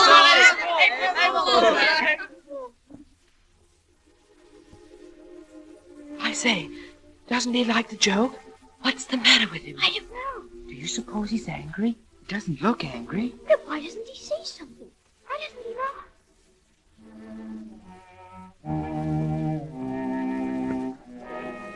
Catherine Chipping, the mother, and the child just born, died on the same day, April 1st, 1898. You know how we feel, Chipping. How the whole school feels. Just try to keep going, old man. Time will help you. Time and your work. Thank you. Thank you. There. That's the quad.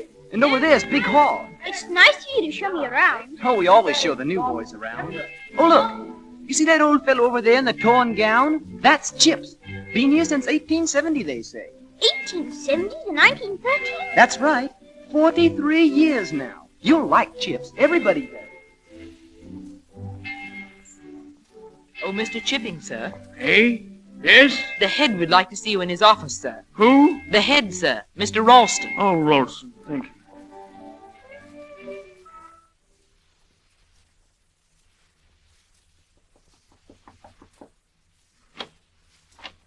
Oh, come in, Mr. Chipping, come in. Boy said you wanted to see me. Yes, sit down, will you? Well, sir?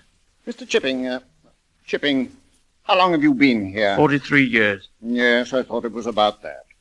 Have you ever thought that you might like to retire? Retire? No, I can't say I have thought about it yet. Well, Mr. Chipping, the suggestion is there for you to consider. But I don't want to retire. I don't need to consider it. Nevertheless, I suggest that you do. And I suggest I don't see why I should. Well, in that case, Mr. Chipping, things are going to be a little difficult. Difficult? Why difficult? Well, since you forced me to use plain words, Mr. Chipping, you shall have them. For some time past, you haven't been pulling your weight here. Your methods of teaching are slack and old-fashioned. Your personal habits are slovenly. And you ignore my instructions in a way which in a younger man I should regard as rank insubordination. But did you say slovenly? Yes. Now look at that master's gown you're wearing. I happen to know that torn and shredded gown is a subject of continual amusement throughout the school. Is it? You also said something about insubordination, I believe. Yes. I was speaking of the question of Latin pronunciation, Mr. Chipping. Oh, that. Yeah, I think I told you when I first came here that I wanted the new style used exclusively. The other masters obeyed me. You prefer to stick to your old methods, and the result is complete chaos and inefficiency. But I don't agree with the new pronunciation. Oh, really? No, in my opinion, it's a lot of nonsense. Making the boys say Kikero at school when for the rest of their lives they'll say Cicero, if they ever say it at all. And instead of vice sis him, heaven bless my soul, you'd make him say we kiss him. Here you are, Mr. Chipping. That's exactly what I'm complaining of. You hold one opinion and I hold another. And since you decline to give way, there can't very well be any alternative. What's that? Mr. Chipping, Brookfield is an up-to-date school.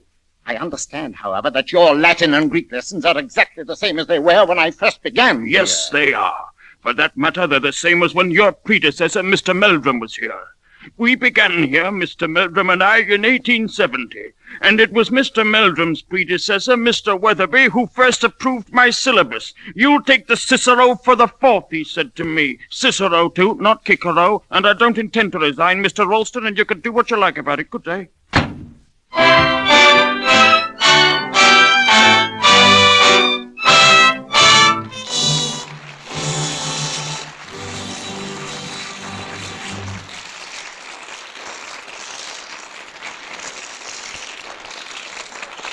That was Act 2 of our play. I don't think Mr. Chips is going to be an easy man to fire. In the intermission before Act 3, here's a little presentation of a picture in sound. Before Mr. DeMille brings us Act 3, he has as our guest the author of our play.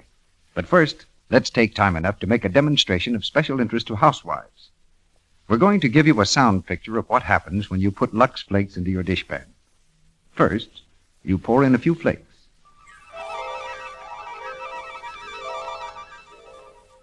Then you turn on the water.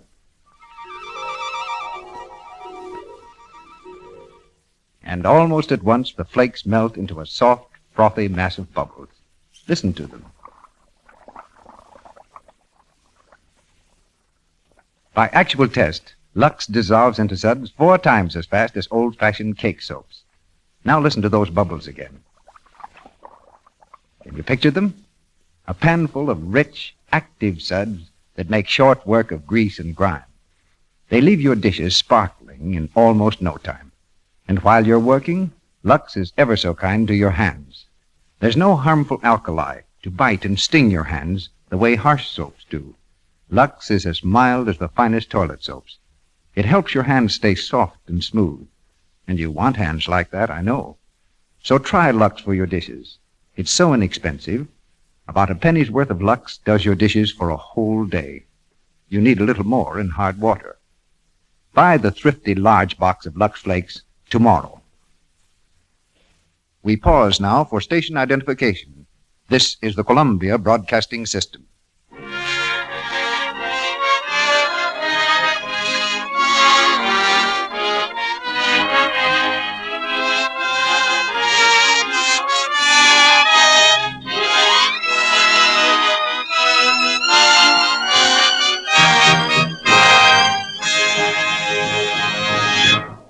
Before the play continues, we have a special guest, James Hilton, who wrote Goodbye, Mr. Chips. For the last 4 years, he's been a regular resident of Hollywood and responsible for some of the finest writing done for motion pictures. His most recent assignment at Warner Brothers was the screenplay of his novel, We Are Not Alone. And so, without further explanation, I'll introduce one of Hollywood's most interesting people, James Hilton. And you'll probably decide that he can't live up to such a very flattering introduction. I should have added, ladies and gentlemen, that he's not fond of what Hollywood calls a build-up. I suppose, Mr. Hilton, the first question anyone asks about Mr. Chips is whether there was a real Mr. Chips. As the author, I don't seem to be an authority on that point. I've had rather a large number of letters from people who assumed that their own personal Mr. Chips was mine, too. Actually, I never knew any one schoolmaster who was the complete 100% Mr. Chips. He is a combination of many schoolmasters, including my father. Is your father pleased or annoyed to find himself a fictional character? Oh, he denies it altogether, which is exactly what Chips would do in the same circumstances. I wonder what he thinks of motion pictures. Well, I can only guess. My father saw a picture about 25 years ago, and the flickering hurt his eyes, so he didn't see another until I became involved in the business. Now he's extremely interested and very, very uncritical. He never says a picture is bad. The perfect critic for a producer. But you said Chips was a composite character. Are there many like him? There are fewer every year, and when they die, Chips will have disappeared forever from real life. You see, the English public schools, which are not really public at all, but private, have had to undergo many changes to fit the times. Just as the schools in this country have had to adapt themselves to the shifting scene. Of course, there was room for change. They had their faults. I've forgotten most of what I was taught in school, but I remember a few things I learned without being taught, such as blowing glass tubing into fancy shapes, or a slight aptitude for ventriloquism, which I developed to circumvent a master who was very deaf. These things have never been of much practical use to me since, but just the same, I know the whole experience was valuable. Any boy that comes under the influence of a Mr. Chips usually turns out to be a better citizen. That's why I'm sorry to see his type disappear, even though I know it's inevitable. And it's inevitable that the third act follows the second act, so I'll make my way for Mr. Chips now. You couldn't make way for a better man, Mr. Hilton. We continue with Goodbye, Mr. Chips.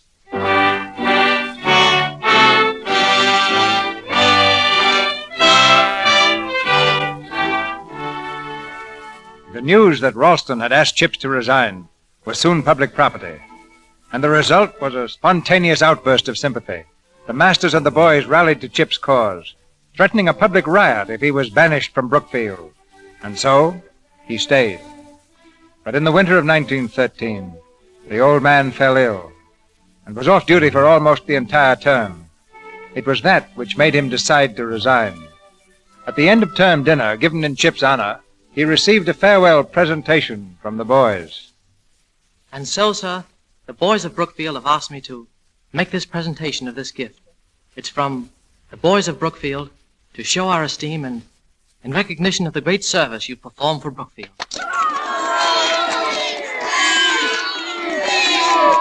Thank you. Thank you.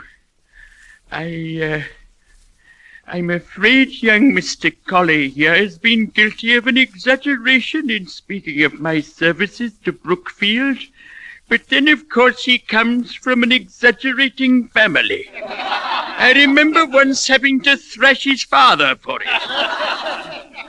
I gave him a 1 mark for Latin, and he exaggerated it into a 7. I have been at Brookfield for almost 44 years, and I have been very happy here. It has been my life. O my high praeteritos referat si Jupiter annos. I need not, of course, translate. I remember very many things about Brookfield, so many things that I've often thought I ought to write a book. Now, what shall I call it, I wonder? Memories of Rod and Line. Well, perhaps I shall write it someday. But of all the things I remember, the things I remember best are your faces. I never forget them. I have thousands of faces in my mind. The faces of boys.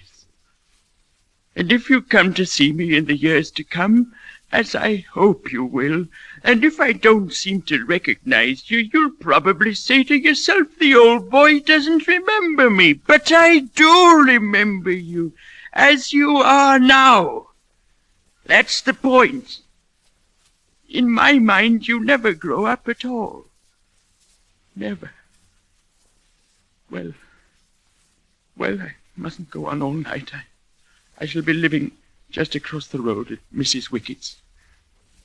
Think of me sometimes, as I shall certainly think of you. Hec olim meminisi juvabit. Again, I need not translate.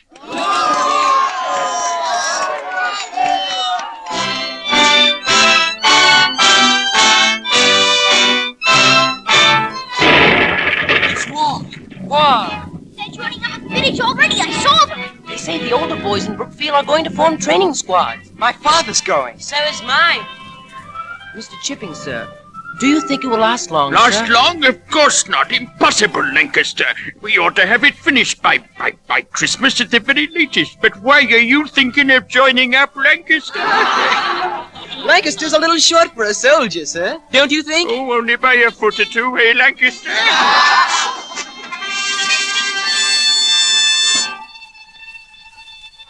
Boys of Brookfield, who have given their lives for their country. Brill, Evans, Jackson, Lancaster. Do you think it will last long, sir? Lancaster. More boys. More and more and more. Going up to the front. Boys I've known. Chips, old man, come and sit down. Yes, Sir John. Chips, as chairman of the board, the governors have asked me to have a talk with you. Yes, Sir John. It's about the matter of our masters joining up. I suppose you know the head's gone. I heard, yes. Leaves us very short-handed. Yeah. Well, briefly, Chips, the board wants to know if you feel well enough to come back. Out of retirement? Mm-hmm. They want to know, Chips, if you'll do us the very great honor of coming back for the duration of the war as headmaster of Brookfield School. Headmaster of Brookfield? Me? Yes, you're the man for it, the only man. You belong here. Oh, but it's such a great responsibility. I'm a ranker, Sir John. I'm not meant to be a head. Will you think it over? Oh, yes, I will, but I really don't. Please, Chips. Don't answer me now. Come back and see me in the morning. Very well, very well. Good night, Chip. Good night, Sir John. Good night.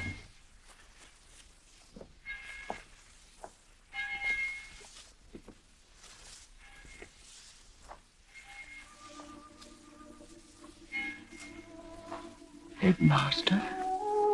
Head of Brookfield?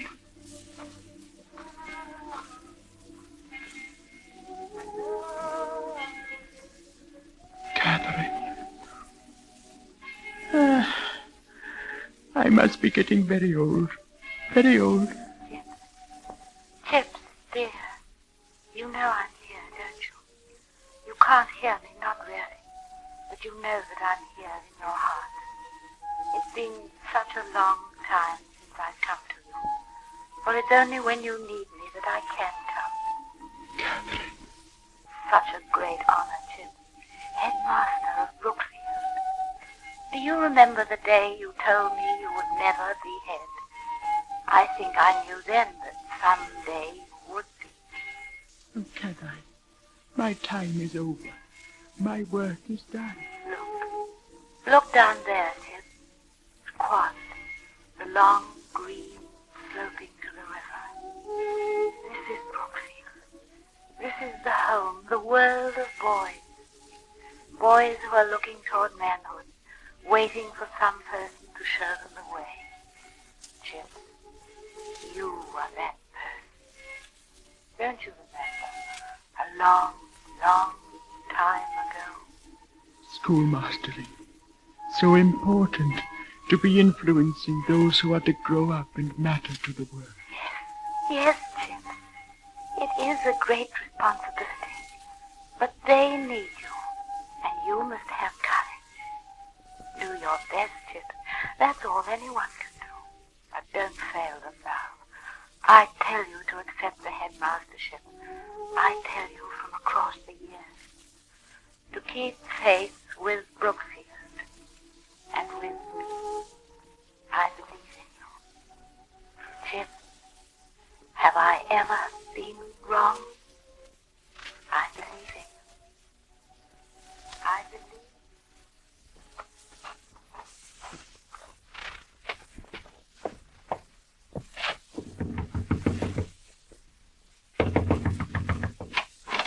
Hello, Chips. Back so soon? Sir John, I've made my decision. I think I know what it is. I'll do my best, Sir John, because that's all anyone can do in any job.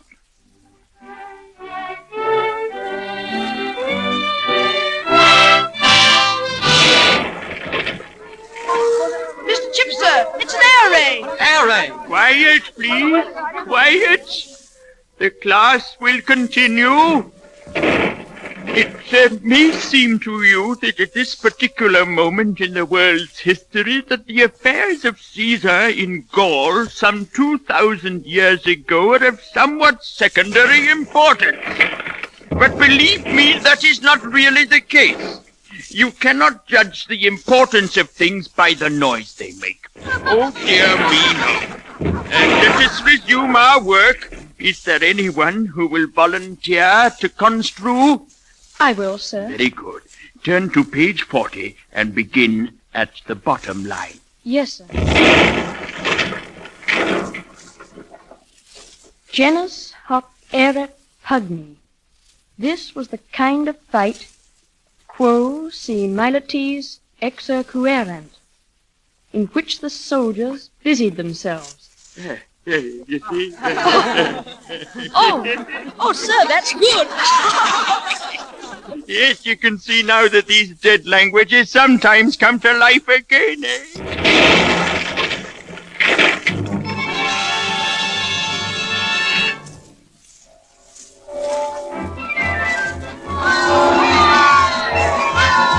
The armistice, they've declared peace. It's over. The war's over. It's over! It's over!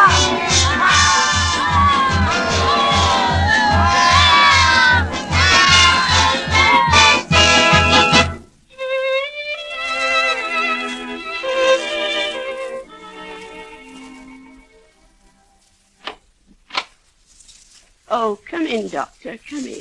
Thank you, Mrs. Wickett. Thank you. Mrs. Wickett? Is that the doctor? Yes, it is, sir. Oh, good afternoon, Doctor. What brings you here? Not I, certainly. No. The head asked me to look in. He wanted to know if you're going to the old boys' dinner in London this year. Oh. I told him I didn't think you were. No, I'm afraid not. It's been a long time since I left here. Not since the war. Chipping, do you really think you should be up? Oh. There's a lot of flu about, you know. There's nothing matter with me, Doctor. Nothing at all. And what would I do in bed? Why, one of the boys might drop in. A fine reception. Well, I leave it up to you. Goodbye, Chipping. Goodbye. And if you see a chap in the quad who looks as if he just couldn't wait till dinner, send him along, will you? I've a cake. I will. I remember them all. 63 years ago, Linford. And I can still hear their names as they called them before the classes. Ainsworth, Atwood, Abelmore, Babcock, Bags, Barnett, Bassingthwaighte. Mr. Chip, sir? Mr. Chip, sir? Are you asleep, sir? Shall I, go now, sir? Mr. Chip, sir? Mr. Chips! Mr. Chips! Well, Doctor, what do you think? I don't know, Sir John. He's a very old man. Who's that? Hello there. Waking up? What happened? Oh, nothing much. You threw a faint, that's all. Oh. It's lucky that boy was with you. Try to sleep again. Yes. Poor old chap. Must have lived a very lonely sort of life. All by himself? Not always by himself. He was married, you know. Was he? I never knew that. She died a great many years ago. Pity he never had any children. Oh, what was that? Careful. What were you saying about me? Nothing. Nothing at all, old chap. I heard you. A pity I never had any children, eh? But I have, you know. I have.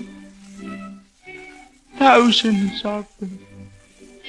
And all boys. Ainsworth, Atwood, Babcock, Bag, Barnum, Bassingthwaighte, Batterbay,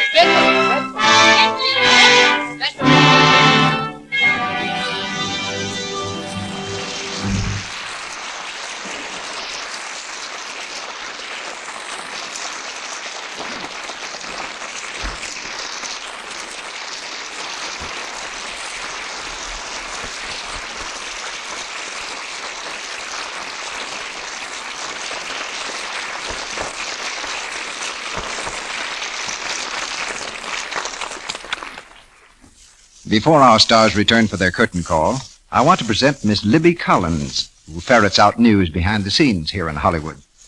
What have you for us tonight, Libby? 2 or 3 fascinating things about the stocking habits of some of the Hollywood stars. For example, do you know that Kitty Carlisle rinses her stockings in perfume instead of water? Well, she walks in beauty. What else, Libby? Well, Jane Wyman uses adhesive tape instead of garters to hold up her stockings. A cute idea is to cut the tape into little designs, like hearts or clubs or your zodiac sign. And here's one item that's a little closer to home. Willies of Hollywood, who designs most of the gorgeous stockings we see in motion pictures, says the average woman should have 20 pairs of stockings. If she gives them the right kind of care, they should last a year. What does he mean by the right kind of care, Libby? He says you should never soak stockings or rub them. Just dip them in lukewarm Lux suds and rinse in water of the same temperature. He's right, isn't he? Lux flakes save elasticity and cut down on runs. If you rub your stockings with cake soap or use soaps with harmful alkali, you're apt to weaken elasticity, and then runs come easily. With gentle Lux flakes, there's no harmful alkali, and of course, no rubbing. Your stockings wear longer and fit better with regular Lux care. Lux is thrifty. And now Mr. DeMille is bringing our stars to the microphone. Mr. Chips has retired to immortality, and we bring Laurence Olivier and Edna Best back to our microphone. You know, Mr. DeMille, this play brought back a few memories of my own school days. Were you the small boy who released the mouse? The very small mouse at choir practice? No, the most pronounced mischief I created at school was acting in play. We're glad you didn't reform. As a matter of fact, I went from bad to worse, turned professional, and joined a repertory company. Playing 4 or 5 different parts a week, I suppose. If you get a passing mark in that school, you're an actor. Yes, anything can happen in one of those theaters. I remember one incident with a traveling company when the juvenile was taken ill. The manager wired to another company in the next county to borrow an actor. When the borrowed juvenile arrived 10 minutes before curtain time, he turned out to be a character man about 70 years old. The manager was frantic. There he was 10 minutes before the curtain time with a character man to play a juvenile role. Only the visiting actor remained calm. He inquired for his dressing room. 5 minutes later, he reappeared with his makeup on. "Now, my good man," he said to the manager, "where is the stage and what is the play?" I know just the kind of actor you mean. Give him the right cue and he'll play Peter Pan or the second gravedigger in Hamlet. But I imagine he'd be pretty startled if anyone told him that there was a theater with an audience as big as this one. What's your play next week, Mr. DeMille? Next Monday night, we're going to present a play by George Bernard Shaw, the one which was so very successful on the screen this year, Pygmalion.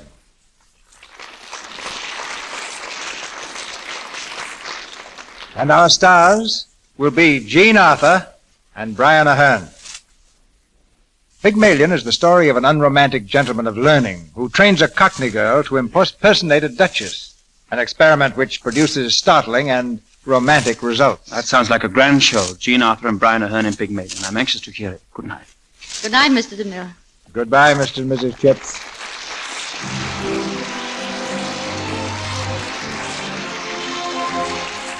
Our sponsors, the makers of Lux Flakes, join me in inviting you to be with us again next Monday night when the Lux Radio Theatre presents Jean Arthur and Brian Aherne in Pygmalion. This is Cecil B. DeMille saying good night to you from Hollywood.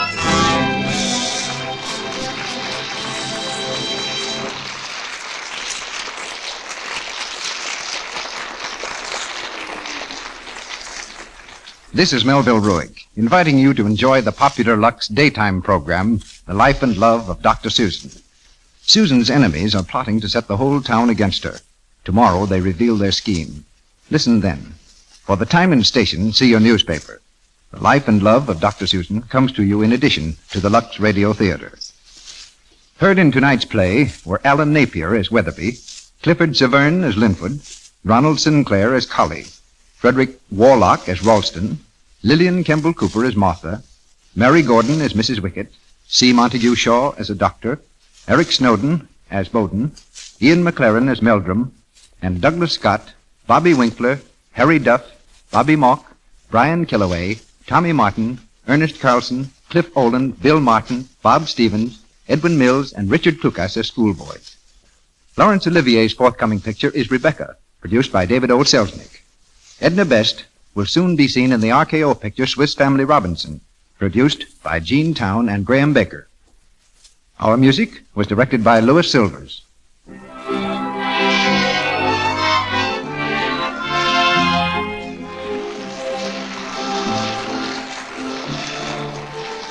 This is the Columbia Broadcasting System.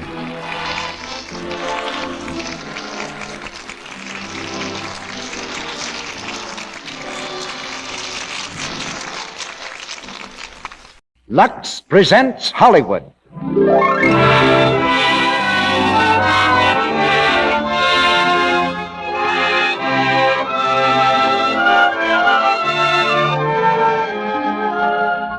The Lux Radio Theatre brings you Jean Arthur and Brian Aherne in Pygmalion.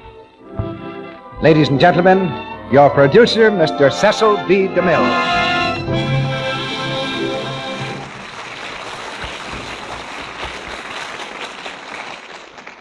Greetings from Hollywood, ladies and gentlemen. Tonight's play has a different appeal for different people. To George Bernard Shaw, who wrote it, Pygmalion is about a man who fell in love with a woman of his own creation. But Mr. Shaw is only the author. From the standpoint of the woman, Pygmalion is pure Cinderella, and that gives it a special appeal for every woman. The story of Cinderella will never grow old, because it expresses the longing of all women to be more beautiful. Of course, the pumpkin coach and glass slippers are a little out of date. Present-day Cinderellas who want to catch the eye of some handsome prince are more likely to depend on that fresh out-of-the-bandbox looks, and are sure there's a good supply of Lux Flakes on hand. In fact, I suppose a modern Cinderella considers Lux Flakes standard equipment. Pygmalion was the first of Shaw's plays to reach the screen. This outspoken gentleman may be better known to our public for what he has said in person rather than for what he said in his plays. But tonight in Pygmalion, we have Shaw at his wisest and wittiest. If by chance some of you have a notion that Mr. Shaw is dull, prepare to change your mind. The romantic hero of Pygmalion is a professor, quite unromantic, until he meets the heroine one night in the rain. Our professor, like most professors, has a pet theory and proceeds to remodel the life of the girl in question according to this theory. Of course, you can't meddle in anyone's life without getting into trouble, and a professor of phonetics is no exception. The girl in the play is a flower seller on a London street corner until she becomes a laboratory experiment. And since the experiment is concerned with her accent and demands a delicate sense of humor, it's a part to challenge any actress. All this spelled Jean Arthur for us in very large letters. So she's here tonight for the role of Eliza Doolittle. They say the purest English in the world is spoken by Irishmen, and Brian Aherne is one Irishman who bears out that tradition. Because he's a fine actor and a fiery individual, he's perfect as our fiery professor of speech. And now for this professor's dangerous experiment with human emotions. We raise the curtain on Act 1 of Pygmalion, starring Jean Arthur as Eliza and Brian Aherne as Henry Higgins. A flash of lightning across the evening sky. A crackling roar of thunder. And then the rain, driving in sheets across London's Covent Garden, sending the after-theatre crowd scurrying for shelter. Some people, under the portico of St. Paul's Church, stand huddled together, peering out gloomily at the rain. All except one well-dressed gentleman who writes busily and rather mysteriously in a small notebook. From the drenched pavement comes a flower girl. With a basket of bedraggled flowers on her arm, she pushes her way through the crowd. The flowers are violets, but the girl is Cockney, so she calls them... Violets. Violets. Nice fresh violets. Violet. Oh, sir, is there any sign of it stopping? No, I'm afraid not. It's starting worse than ever. Oh, dear. If it's worse, it's a sign it's nearly over. So cheer up, Captain. Buy a flower off a poor girl. Sorry, I haven't any change. Oh, girl. Now do buy a flower off me, Captain. I can change off a crown. No, don't be troublesome. I really haven't any change. Oh, wait a minute. Here's 3 halfpence, if that's any use to you. Oh, thank you, sir. Look here, miss. Hey. You be careful. Give the gentleman a flower for it. There's a detective there behind you writing down every blessed word you're saying. Detective? I ain't done nothing wrong by speaking to the gentleman. I've a right to sell flowers if I keep off the curb. I'm a respectable girl, so help me. Where is he? Oh, sir, please. Yeah. What's the trouble? Oh, sir, don't charge me. You don't know what it means to me. They'll take away my character, drive me on the streets for speaking to gentlemen. There. Who's hurting you, you silly girl? What do you take me for? It's all right. He ain't a tech after all. Look at his boots. We thought he was a copper's narc, sir.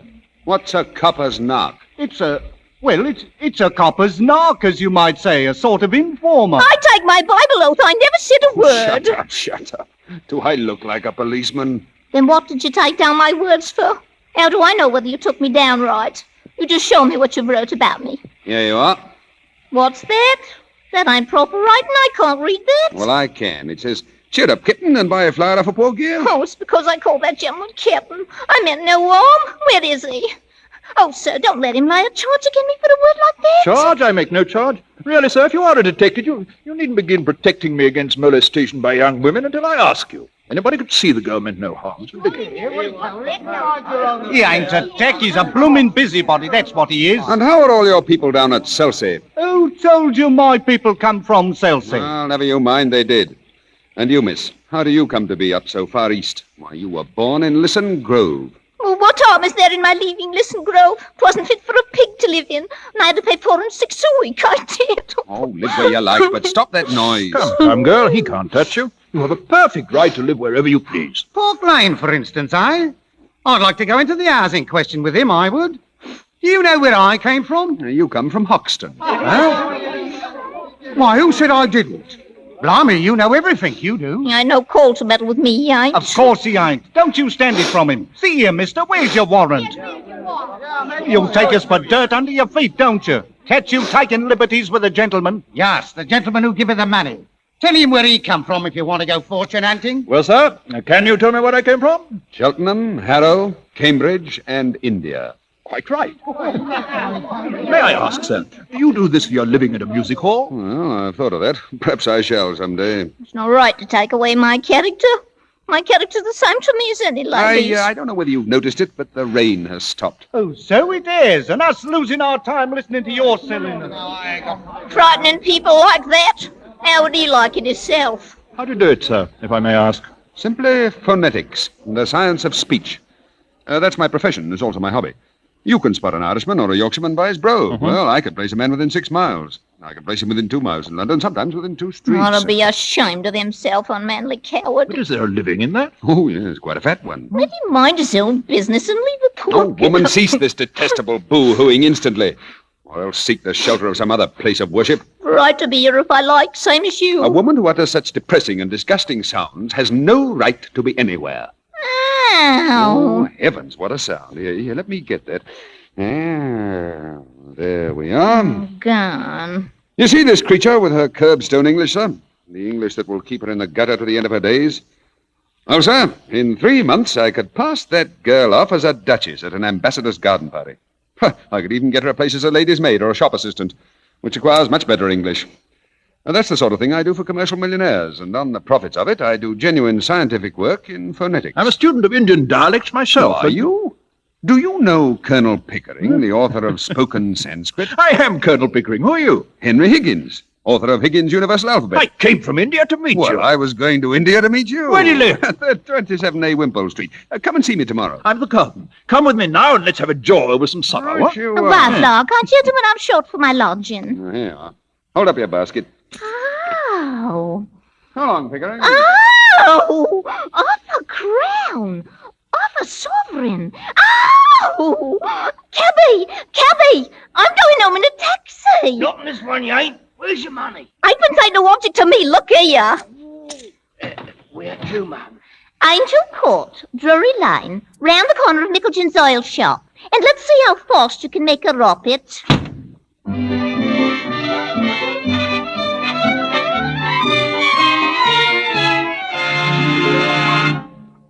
Well, I think that's the whole show, Pickering. I take down the vowel sounds on the phonograph and then play them back whenever I want. It's really amazing. You like to go over any of it again? No, thank you, not now. I'm quite done up for this morning. Tired of listening to sounds. Yes, it's a fearful strain. Yeah? Well, Mrs. Pierce? A young woman wants to see you, Mr. Higgins. Young woman? What does she want? Well, sir, she says you'll be glad to see her when you know what she's come about. She is quite a common girl, sir. Indeed, very common. Oh, that's all right, Mrs. Pierce. Has she an interesting accent? Oh, something dreadful, sir. I really don't know how you could take an interest in it. Show her up, Mrs. Pierce. Very well, sir. It's for you to say. See, this is rather a bit of luck. I'll show you how I make records. We'll set her talking, and I'll take it down, first in Bell's visible speech and then in broad rooming. Then we'll get her on the phonograph, so that you can turn her on as often as you like, with the written transcript before you. Oh, splendid. Yeah. This is the young woman, sir. Howdy do. Why, this is the girl I jotted down last night. Oh, she's no use. Be off with you. Don't want you. Don't you be so saucy. You ain't heard what I come for yet. Did you tell him I come in a taxi? Oh, nonsense, girl. Do you think a gentleman like Mr. Higgins cares what you came in? Well, we all proud. He ain't above giving lessons, not him. I heard him say so. Well, if my money's not good enough, I can go elsewhere. Good enough for what? Good enough for you. Now you know, don't you? Come to have lessons, I am. Well, what do you expect me to say to you? Well, if you was a gentleman, you might ask me to sit down, I think. Pickering, shall we ask this baggage to sit down, or shall we throw her out of the window? Ow! Now, what is it you want, my girl? I want to be a lady in a flower shop, instead of selling at the corner of Tottenham Court Road. They won't take me unless I can talk more genteel. He said he could teach me. Well, here I am, ready to pay him, not asking any favour, and he treats me as if I was dirt. How much would you pay? Now you're talking. I thought you'd come off it when you saw a chance of getting back a bit of what you chucked at me last night. You'd had a drop in, hadn't you? Sit down. Sit down, Gerald. Do as you're told. Sit down. Ow. Won't you sit down, please? Don't mind if I do. What's your name? Liza Doolittle. Liza Doolittle, eh? Well, Liza Doolittle, how much do you propose to pay me for the lessons? Oh, I know what's right. A lady friend of mine gets French lessons for 18 pence an hour from a real French gentleman. Well, you wouldn't have the face to ask me the same for teaching me my own language as you would for French. So I won't give you more than a shilling. Take it or leave it. You know, Pickering, if you consider a shilling not as a simple shilling, but as a percentage of this girl's income, it works out as fully equivalent to 60 or 70 pounds from a millionaire. 70 pounds? What are you talking about? I never offered you 70 pounds. Where was Hold I, your dear? tongue. But I ain't got 70 pounds. Oh, stop crying, you silly girl. Sit down. Nobody's going to touch your money. Somebody's going to touch her with a broomstick if she doesn't stop sniveling. Sit down. Ow. One would think you was my father. If I decide to teach you, I'll be worse than two fathers to you. Higgins, I'm interested. What about the ambassador's garden party, eh? I'll say you're the greatest teacher alive if you make that good. I'll bet you all the expenses of the experiment you can't do it. And I'll pay for the lessons. Oh, you are real good. Thank you, Captain. It's almost irresistible. She's so deliciously low. So horribly dirty. Oh, I ain't dirty. I wash my face and hands before I come, I did. I'll do it. I shall make a duchess out of this draggle-tailed gutter snipe. Yes, in 6 months. In 3, if she has a good ear and a quick tongue. I'll take her anywhere. Pass her off as anything. We'll start today, eh? Now, this moment. Take her away and clean her, Mrs. Pierce. Is there a good fire in the kitchen? Yes, but Well, I take don't... all her clothes and burn them.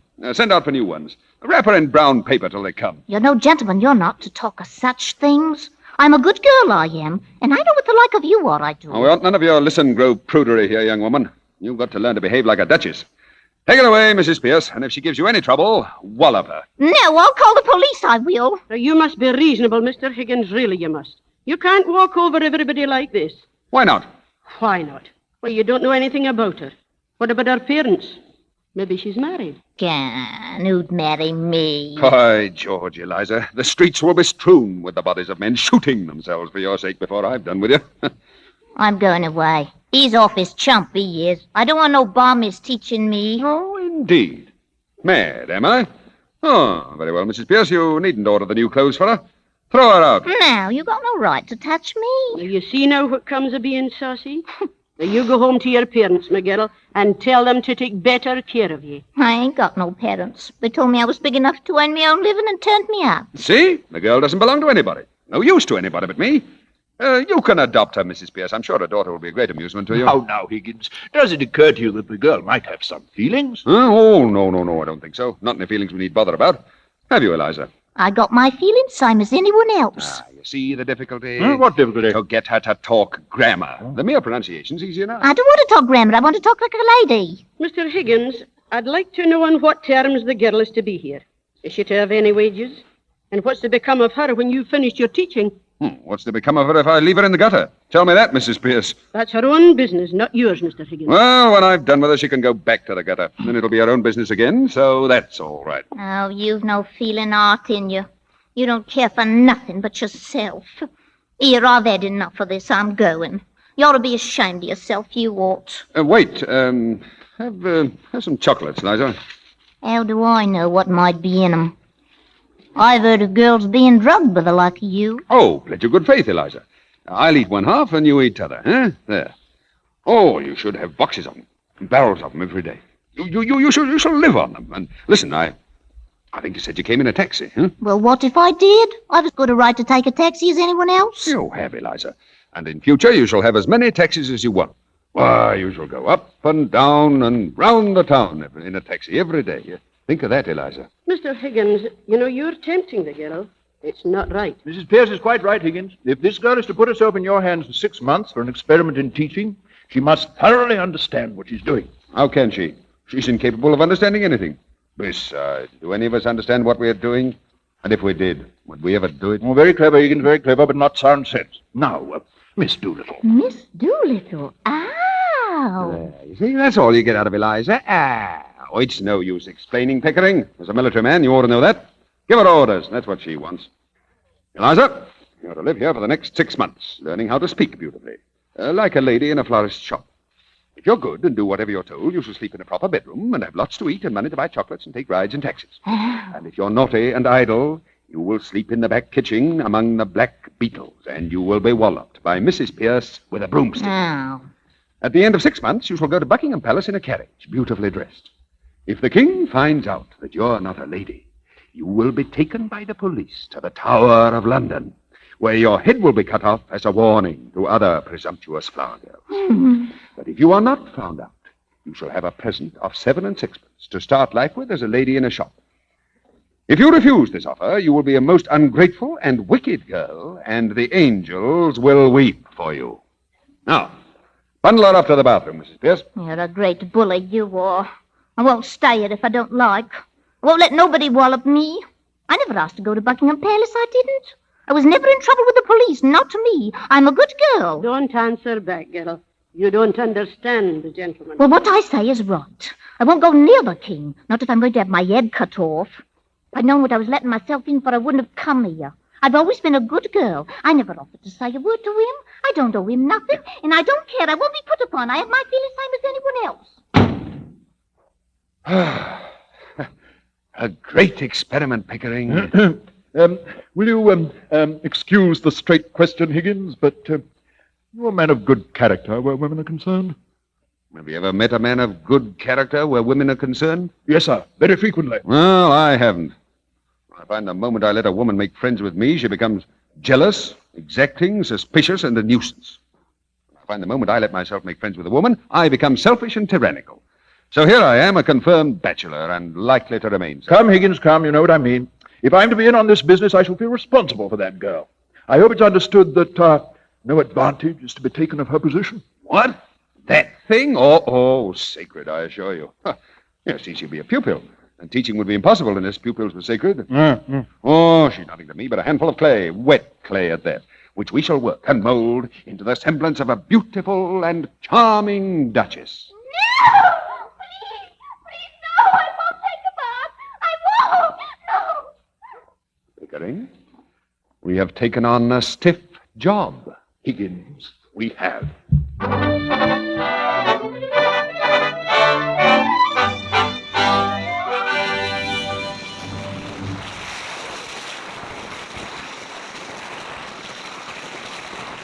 That was Act 1 of Pygmalion.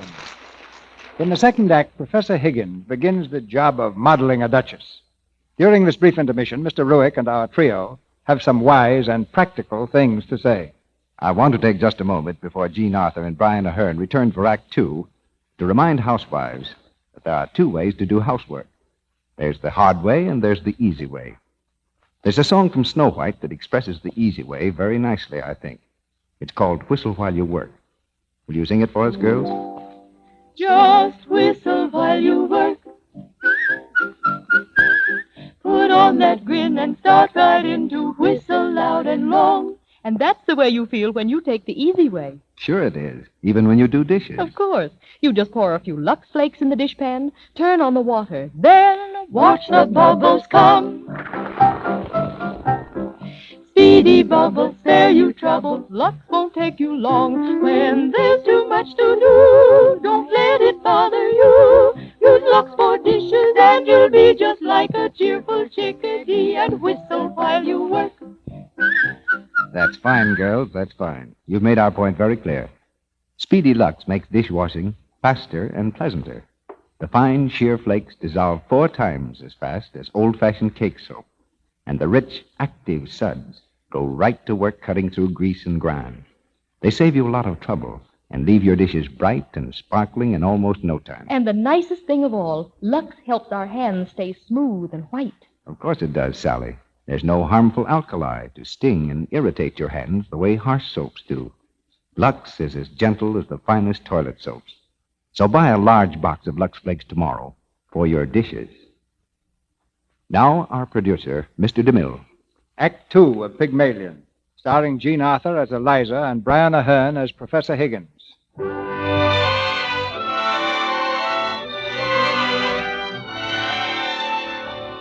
The problem of making a Cockney flower girl into a duchess is bound to have its complications, and one of those complications has already arrived. For at the door of the Higgins residence stands a dustman, Liza's father, demanding admittance. The dustman, whose job it is to remove dirt and refuse from the front of fashionable homes, is dressed in the clothes of his calling, and there's a definite sign of his trade in a smudge of ash on his nose. Upstairs, Mr. Higgins ponders complication number 1. Mr. Alfred Doolittle. A dustman, eh? Yes, sir. He wants to see you. He says you have his daughter here. I say. Oh, well, send the blackguard up, Mrs. Pierce. Very well, sir. He may not be a blackguard, Higgins. Nonsense. Of course he's a blackguard. Whether he is or not, I'm afraid we shall have some trouble with him. Oh, no, think not. If there's any trouble, he shall have it with me, not I with him. And we're sure to get something interesting out of him. About the girl, No. I mean his dialect. Oh, I see. Alfred Doolittle, sir. Professor Higgins? Yeah? Good morning. Sit down. Good morning, Governor. I come about a very serious matter, Governor. Brought up in Hounslow. Mother Welsh, I should think. Eh? You're quite right, sir. Certainly it's right. Now, what do you want, Doolittle? I want my daughter. That's what I want. See? Well, of course you do. You're her father, aren't you? You don't suppose anybody else wants her, do you? Well, she's upstairs. Take her away at once. What? Take her away. Do you suppose I'm going to keep your daughter for you? No. Look here, Governor. Is this reasonable? Is it fairity to take advantage of a man like this? The girl belongs to me. You got her. Where do I come in? Your daughter had the audacity to come to my house and ask me to teach her how to speak properly, so that she could get a place in a flower shop. How dare you come here and attempt to blackmail me? No, Governor. This is a plot. It's a plot to extort money by threats. I shall telephone for the police. Wait. Have I asked you for a brass farthing? I leave it to the gentleman here. Have I said a word about money? No, not yet. Well, what else did you come for? Well, what would a man come for? I ask you as a parent. What was I to think? So, you came to rescue her from worse than death, eh? Just so, Governor. That's right. Well, rescue her. Take her away. Have I said a word about taking her away? Have I now? But you're going to take her away, and double quick, too. No, Governor, don't say that. Listen, Governor. Listen here. You and me as men of the world. Ain't we? Oh, men of the world, are we? Well, go on. Thank you, Governor. Well, the truth is, I've taken a sort of fancy to you, Governor, and if you want to teach the girl, I'm not so set on having her back home again, but what I might be open to an arrangement. Regarded in the light of a young woman, she's a fine, handsome girl. As a daughter, she's not worth her keep. And so I ask you straight, what's a £5 note to you, and what's Eliza to me? I think you ought to know, Doolittle, that Mr. Higgins's intentions are entirely honourable. Of course they are, Governor. Of course they are. I don't know what to do, Pickering.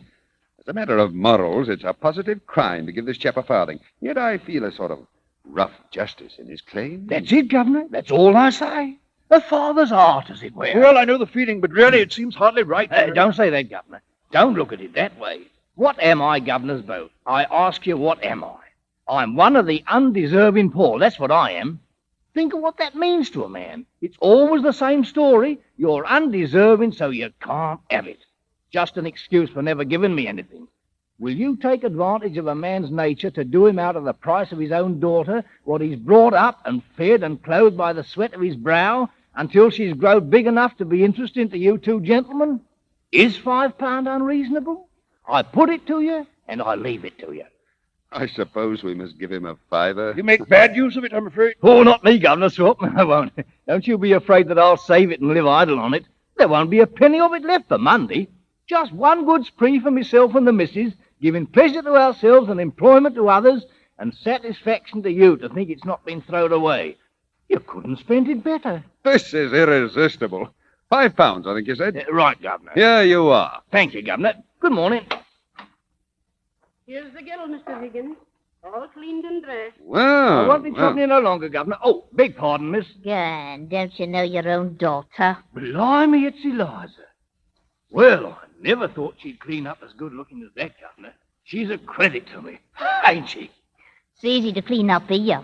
Hot and cold water and tap, just as much as you like, that is. Well, I'm glad the bathroom met with your approval. It didn't. Not all of it. And I don't care who hears me say it. Mrs. Pierce knows. What was wrong, Mrs. Pierce? Oh, nothing, sir. It doesn't matter. I had a good mind to break it. Didn't know which way to look. But I hung a towel over it, I did. Oh, well, what?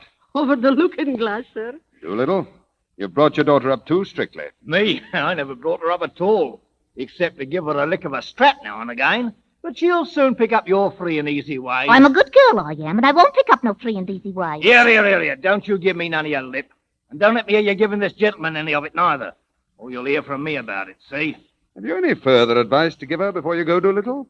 Your blessing, for instance. No, Governor. I ain't such a mug as to tell my children all I know myself. Hard enough to hold them in without that. If you want Eliza's mind improved, Governor, you do it yourself. With a strap. Ow. So long, gentlemen.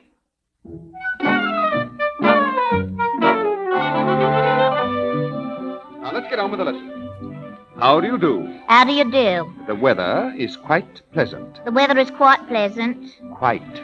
Quite. Quite. Quite. Quite.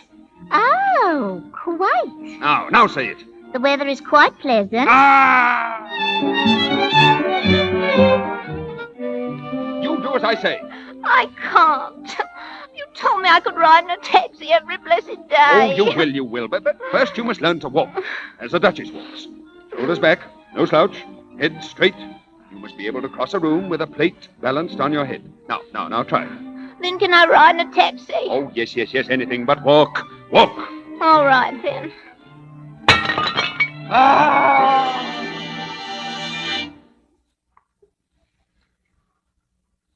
Henry, what are you doing here today? It's my at-home day. I know, Mother. I came on purpose. But you mustn't. I'm serious, Henry. You offend all my friends. They stop coming whenever they meet you. Really, dear, you mustn't stay. Oh, I must. I've got a job for you, Mother. A phonetic job. What?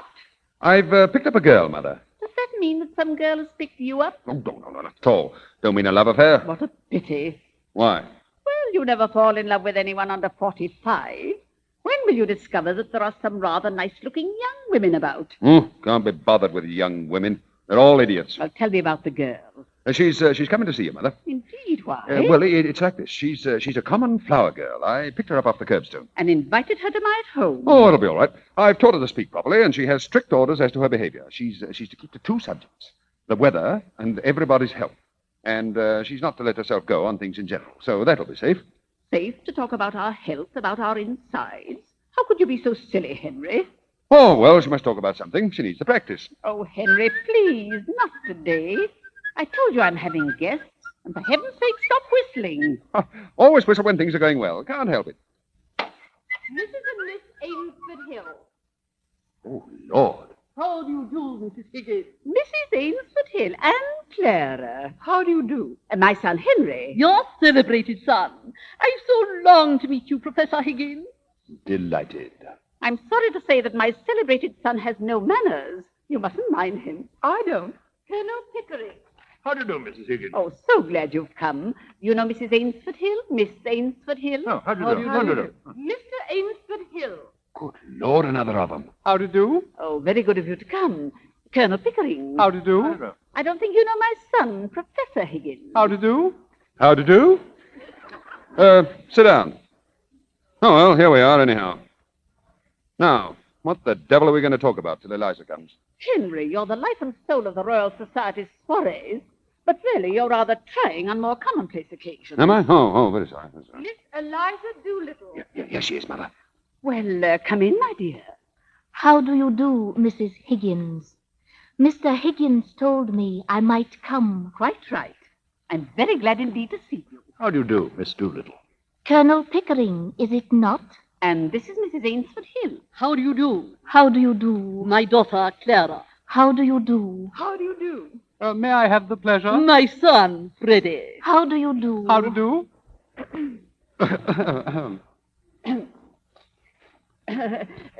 Will it rain, do you think?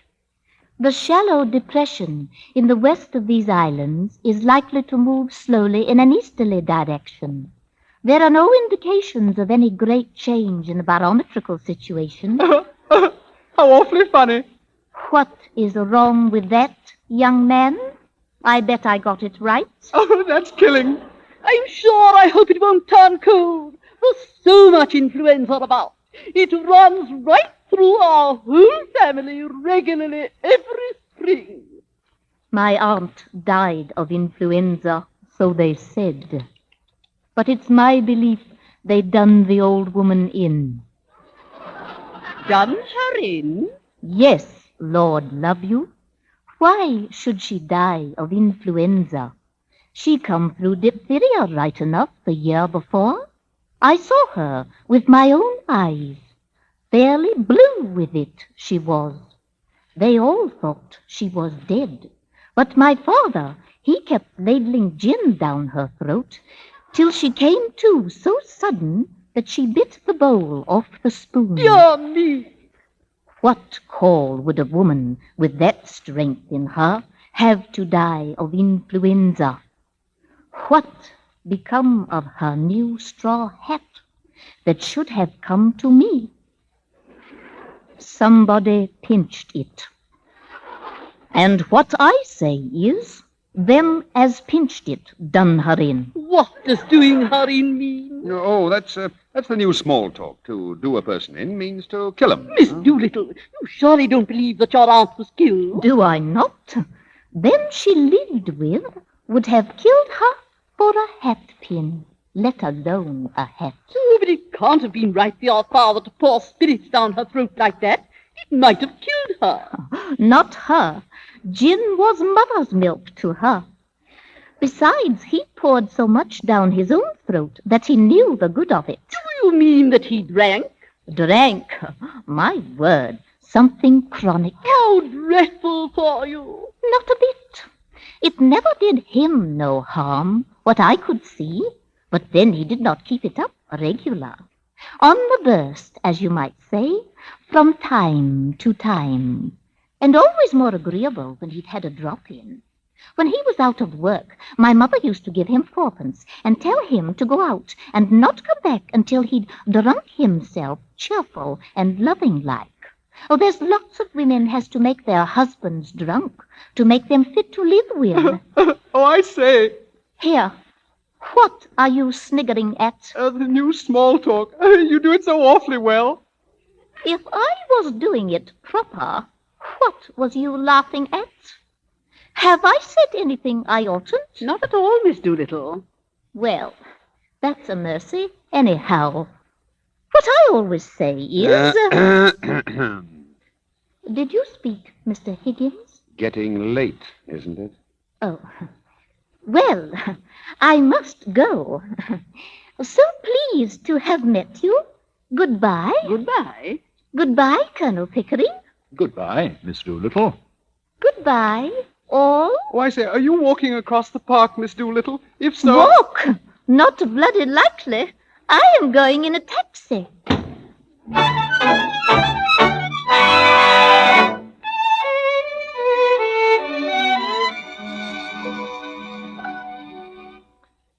Well, what do you think, Mother? Isn't she wonderful? You must admit your son has made great progress, Mrs. Higgins. Yes, you certainly are a pretty pair of babies playing with your live doll. Playing? Oh, it's the hardest job I ever tackled. Make no mistake about that, Mother. Yes, it's enormously interesting. I assure you, Mrs. Higgins, we take Eliza very seriously. Yes, I can see that. But what about her? I'm worried. Worried? Colonel Pickering, don't you realize that when Eliza walked into Henry's house, something walked in with her? What? A problem. Oh, if you mean her father, I've solved that already. No, I mean the problem of what is to be done with her afterwards. Oh, don't see anything in that. She can go her own way with all the advantages I've given her. The advantages of that poor girl who was here just now. Is that what you mean? Oh, that'll be all right, Mrs. Higgins. We'll find her some light employment. Anyhow, it's no good bothering now. The thing's done. In a month from now, only one little month, Eliza Doolittle will be no more. And in her place will stand... Here, confound it, what are we going to call her? The Duchess of Denbury. The intoxicating, fascinating Duchess of Denbury.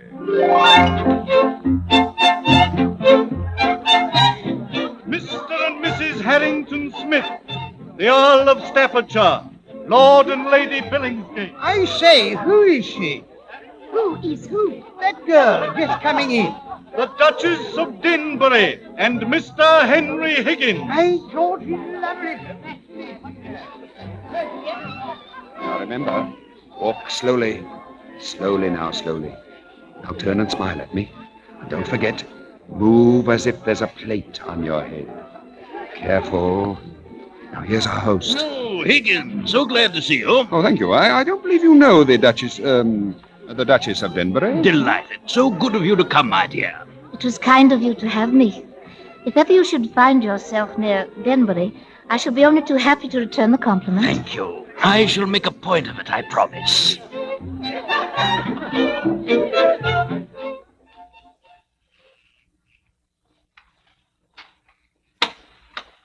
Come in, Eliza. Go on, Pickering. Oh, I'm about done in. I feel a bit tired myself. But you've won your bet, Higgins. Eliza did the trick and something to spare, eh? Thank heaven it's over. Were you nervous? I was. Eliza didn't seem a bit nervous. Were you, Eliza? Oh, she wasn't nervous. I knew she'd be all right. Eliza, fetch my slippers, will you, please? No, it's the strain of putting the job through all these months that has told on me. However, it's over and done with. Now I can go to bed at last without dreading tomorrow. Yeah, I think I shall turn in too. Still, it's been a great occasion and a triumph for you. And for Eliza. Eh, Eliza? Well, good night. Good night. Put out the lights, will you, Eliza?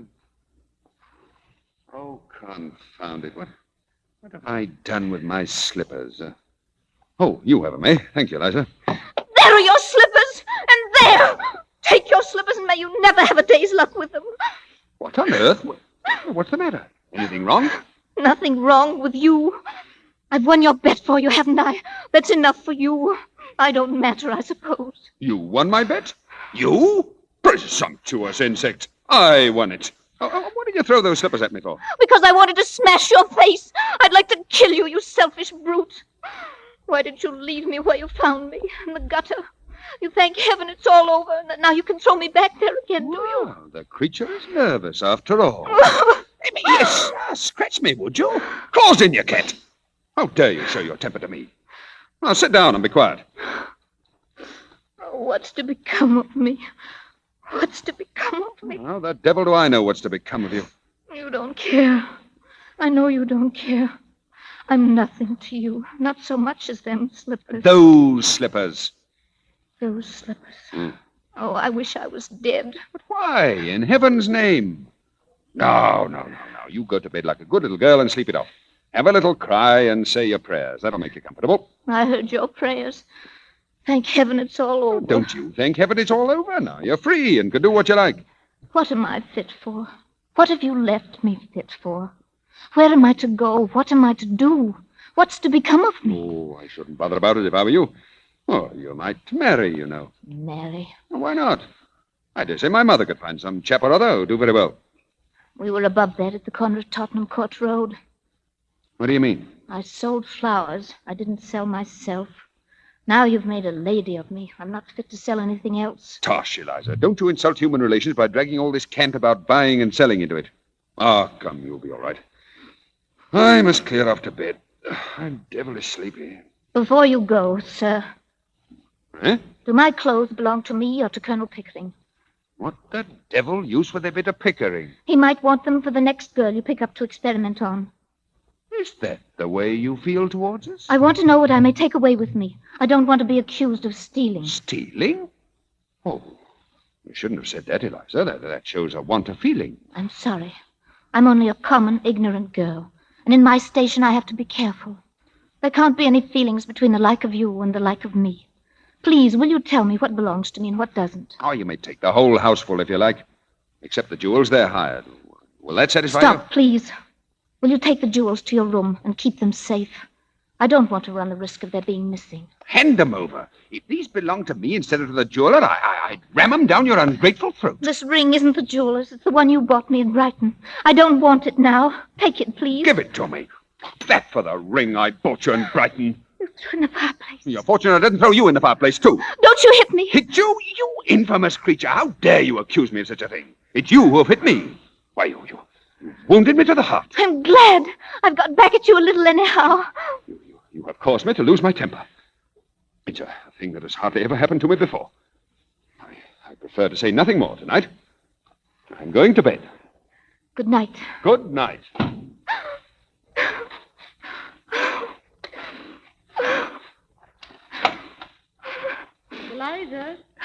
Eliza, what are you doing poking in the fireplace? I dropped something. A ring. I've got to find it. I've got to find it.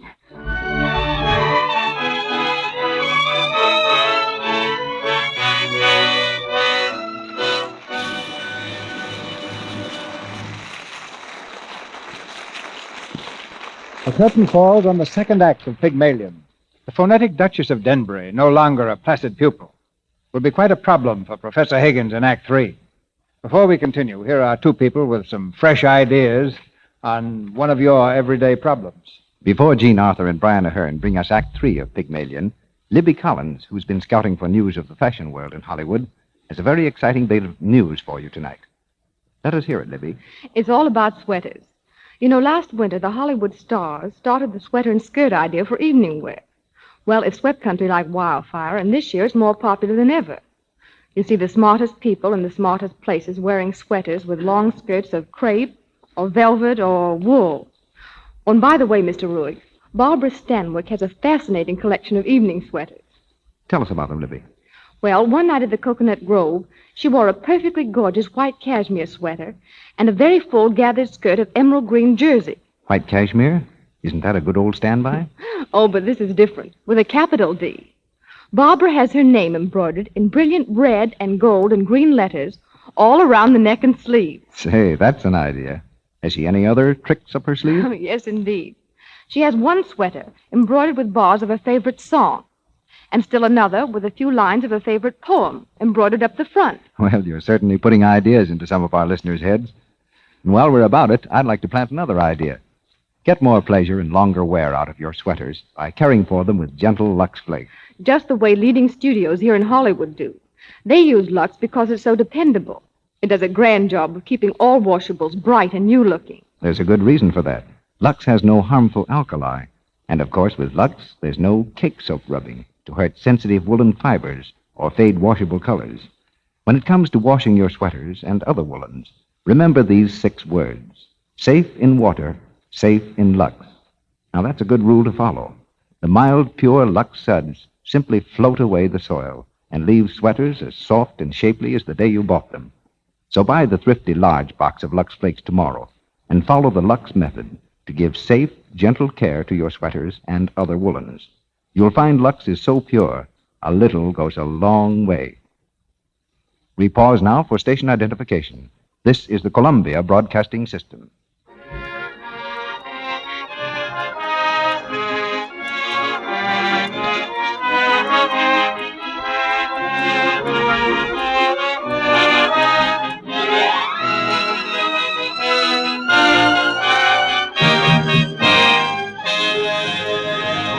We continue with Pygmalion.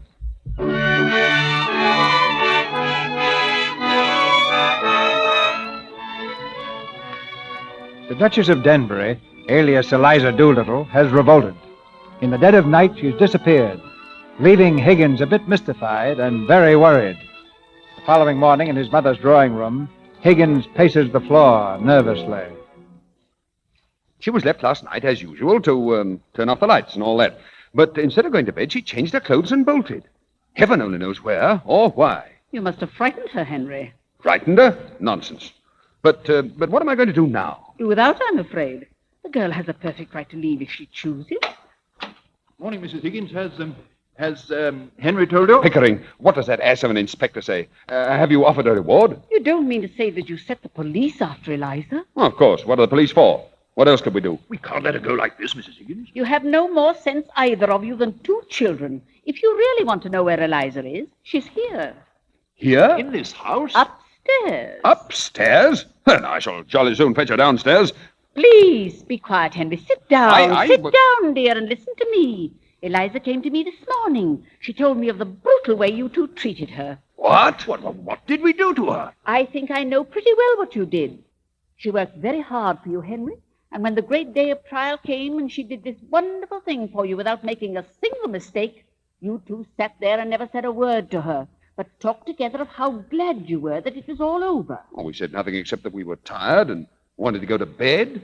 Did we, Pick? That was all. Yeah. And you didn't thank her or pet her or admire her or tell her how splendid she'd been, did you? But she knew all about that. We didn't make speeches to her, if that's what you mean. Now, get her down here. Henry, please. She's coming down as soon as she's dressed. Now you behave yourself. Oh, very well, very well. I'll be a lamb. Henry, please stop jingling your money. And don't whistle. Oh, Lord. You can't help that, Mrs. Higgins. I've noticed. It's a sure sign that things are going well. Doesn't sound like it. Where the devil is that girl? Are we to wait here all day?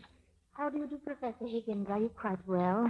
But But of course you are. You're never ill. So glad to see you again, Colonel Pickering. It's quite chilly this morning, isn't it? Yes. Don't you dare try this game on me. I taught it you. It doesn't take me in. Now, come home and don't be a fool. Very nicely put indeed, Henry. No woman could resist such an invitation. Will you drop me altogether now the experiment is over, Colonel Pickering? Oh, don't you? You mustn't think of it as an experiment. It shocks me somehow. I owe so much to you. I should feel very unhappy if you forgot me. It's very kind of you to say so, Miss Doolittle. It's not because you paid for my dresses. I know you're generous to everybody. But it was from you that I learnt really nice manners.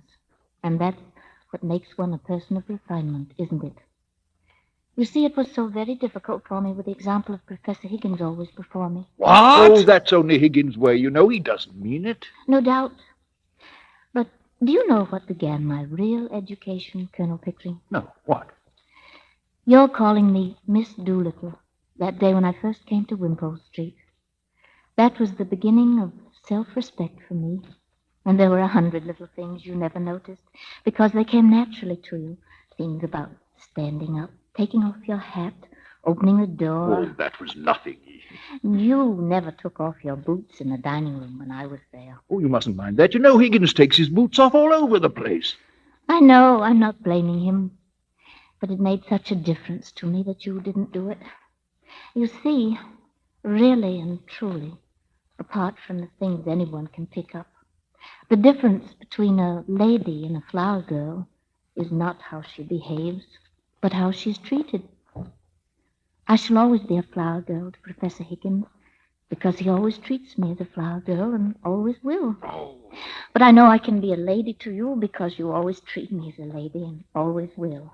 Please don't grind your teeth, Henry. Well, this is really very nice of you, Miss Doolittle. I should like you to call me Eliza now, if you would. Thank you. Eliza, of course. And I should like Professor Higgins to call me Miss Doolittle. I'll see you hanged first. Henry! Why don't you slang back at him, Eliza? I can't. I could have done it once, but I've forgotten my own language. That's the real break-off with the corner of Tottenham Court Road.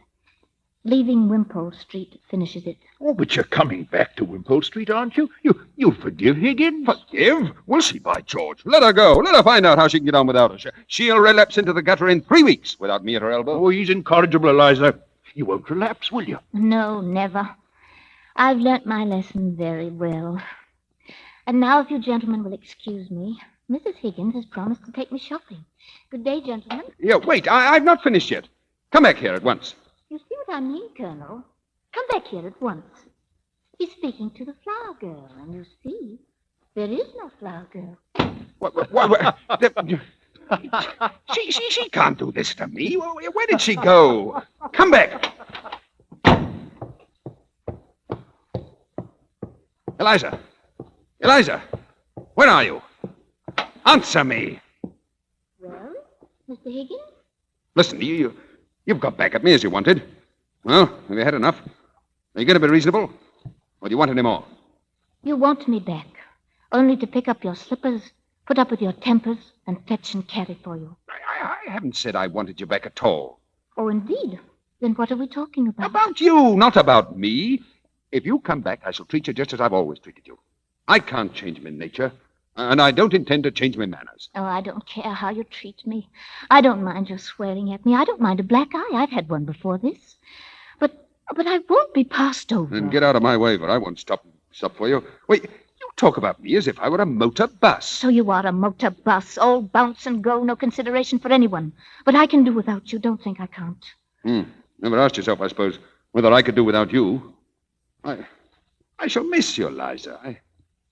I've grown accustomed to you. Oh, you are a devil. You can twist the heart in a girl as easy as some could twist her arms to hurt her, and you don't care a bit for me. I care for life, for humanity.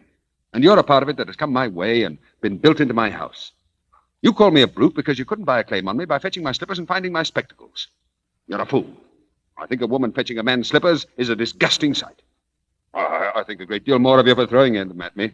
If you come back for the sake of good fellowship.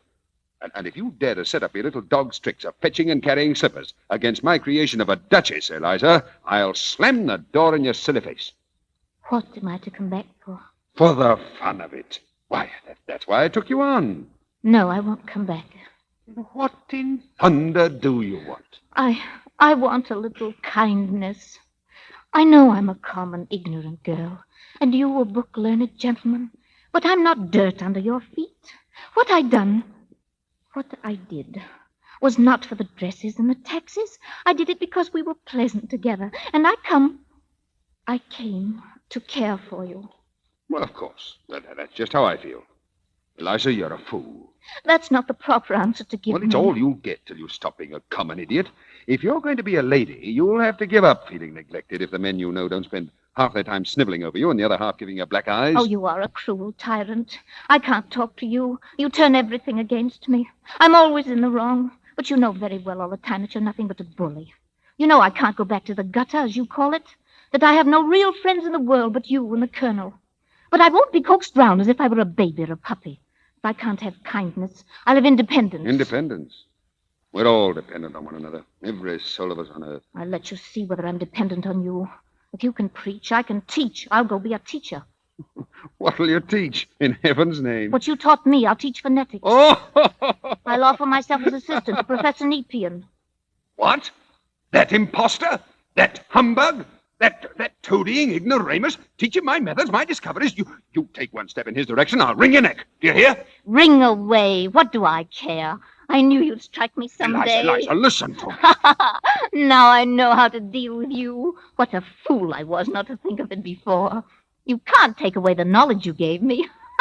That's done you, Henry Higgins, it has. Now I don't care that for your bullying and your big talk. I'll advertise it in the papers that your duchess is only a flower girl that you taught, and that she'll teach anybody to be a duchess just the same in 6 months for 1,000 guineas. Oh, when I think of myself crawling under your feet and being trampled on and called names, when all the time I had only to lift up my finger to be as good as you, I could just kick myself. You impudent imp, you. But this is better than sniveling. It's better than fetching slippers, isn't it? By George, Eliza, I said I'd make a woman of you, and I have. I like you for this. Yes, you turn round and make up to me now that I'm not afraid of you and can do without you. Well, of course I do, you little fool. 5 minutes ago, you were like a millstone round my neck. But now, you're a tower of strength. A consort battleship. Oh, Eliza. Eliza, the car's waiting. Thank you, Mrs. Higgins. Goodbye for a while, Henry. Come on, Mother. Goodbye, Professor. Goodbye. Oh, by the way, Eliza, order a ham and a Stilton cheese, will you? And buy me a pair of gloves, number 8s, and a tie to match that new suit of mine. You can choose the color. Buy them yourself.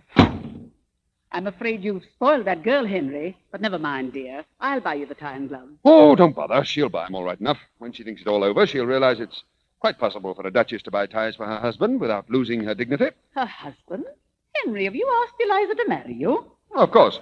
How? Well, I told her she was a tower of strength, a consort battleship. Oh, Henry, you're a fool. Now I'll have to go and tell her what you meant. Oh, thanks, Mother. Make it strong.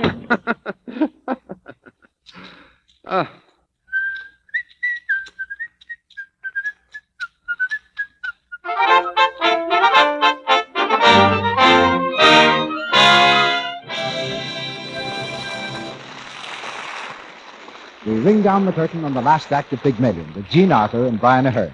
Before Mr. DeMille brings our stars to the microphone for their curtain call, I want to ask Sally a question. Sally, do you see this penny I'm holding? Mm-hmm. Well, suppose you tell me what you could buy with it. Well, I could buy a postage stamp. Or a stick of gum. Or a pencil. I could weigh myself. I could buy a lollipop. Mere trifles, all of them. A penny can go a lot further than that. Well, I have to be shown. Well, suppose you take a penny's worth of Lux Flakes. Do you know what you can do with that? Well, let me think. Well, I'll tell you. About a penny's worth of Lux will wash your stockings 4 times, or your underthings 3 times. In hard water, a little more Lux gives you an abundance of rich, active suds. And those suds are so mild, so pure, they help your house dresses, stockings, underthings, and woolens, and your nicest dresses to stay new-looking a long, long time. There's no harmful alkali to hurt any color or any fabric that's safe in plain water. It's easy to see that Lux Flakes are a real investment in economy. And that's something I know every housewife is interested in. So keep the thrifty large box of Lux Flakes in the house. And every time you use Lux, remember, it's safe and it saves. Now, here's Mr. DeMille with our stars. We welcome our stars, and we welcome Pygmalion and his phonetic work of art back to the stage, this time as Jean Arthur and Brian Ahern. Perhaps we can clear up the question of just exactly where the title came from. It's one of those things, you know, you think you know it and then you don't. Well, Jean, if you hadn't brought up the subject, I would have been very disappointed. Professor Ahern has been doing his homework in mythology. Well, frankly, I have. And since you all insist that I tell you the result, here it is. Pygmalion, that's me, was a fellow in ancient Greece who carved an ivory statue named Galatea. That's you, Jean. And then he fell in love with the statue. Oh, yes, I remember it now. The statue came to life. And mythologically speaking, I believe they lived happily ever after. All Mr. Shaw did was to give his sculptor a phonetic chisel. Well, there's certainly nothing mythical about phonetics. I believe they're now used in the most scientific methods of learning to pronounce a foreign language. Practically foolproof, because any one phonetic symbol represents the same sound in any language. Including Chinese and Sanskrit. But I don't suppose you'll use either of those soon in the Lux Radio Theatre, CB. What's the bill for next week? Next Monday night, Brian, we are going to present Bob Burns and Anita Louise in A Man to Remember, one of the most heartwarming stories to come from the screen in several years. It's the drama of a country doctor, one of those truly great men who are known and loved in every small American community. And Bob Burns, as our country doctor, will really be a man to remember. A very moving play and a fine cast, Mr. DeMille. Good night. So long, CB. Good night, and a feather in both your caps.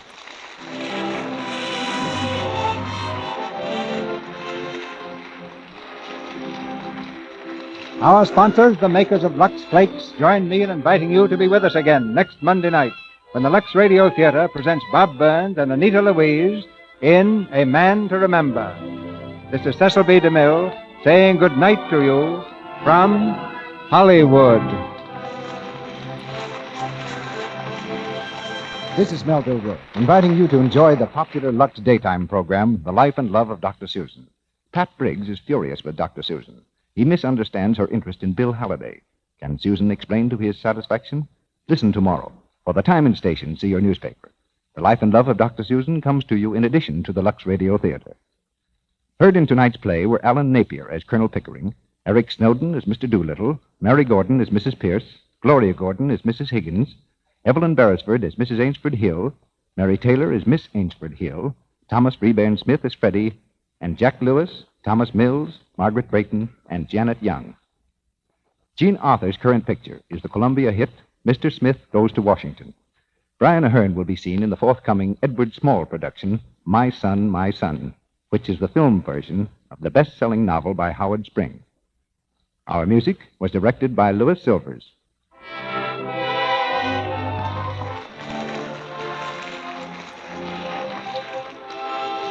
This is the Columbia Broadcasting System.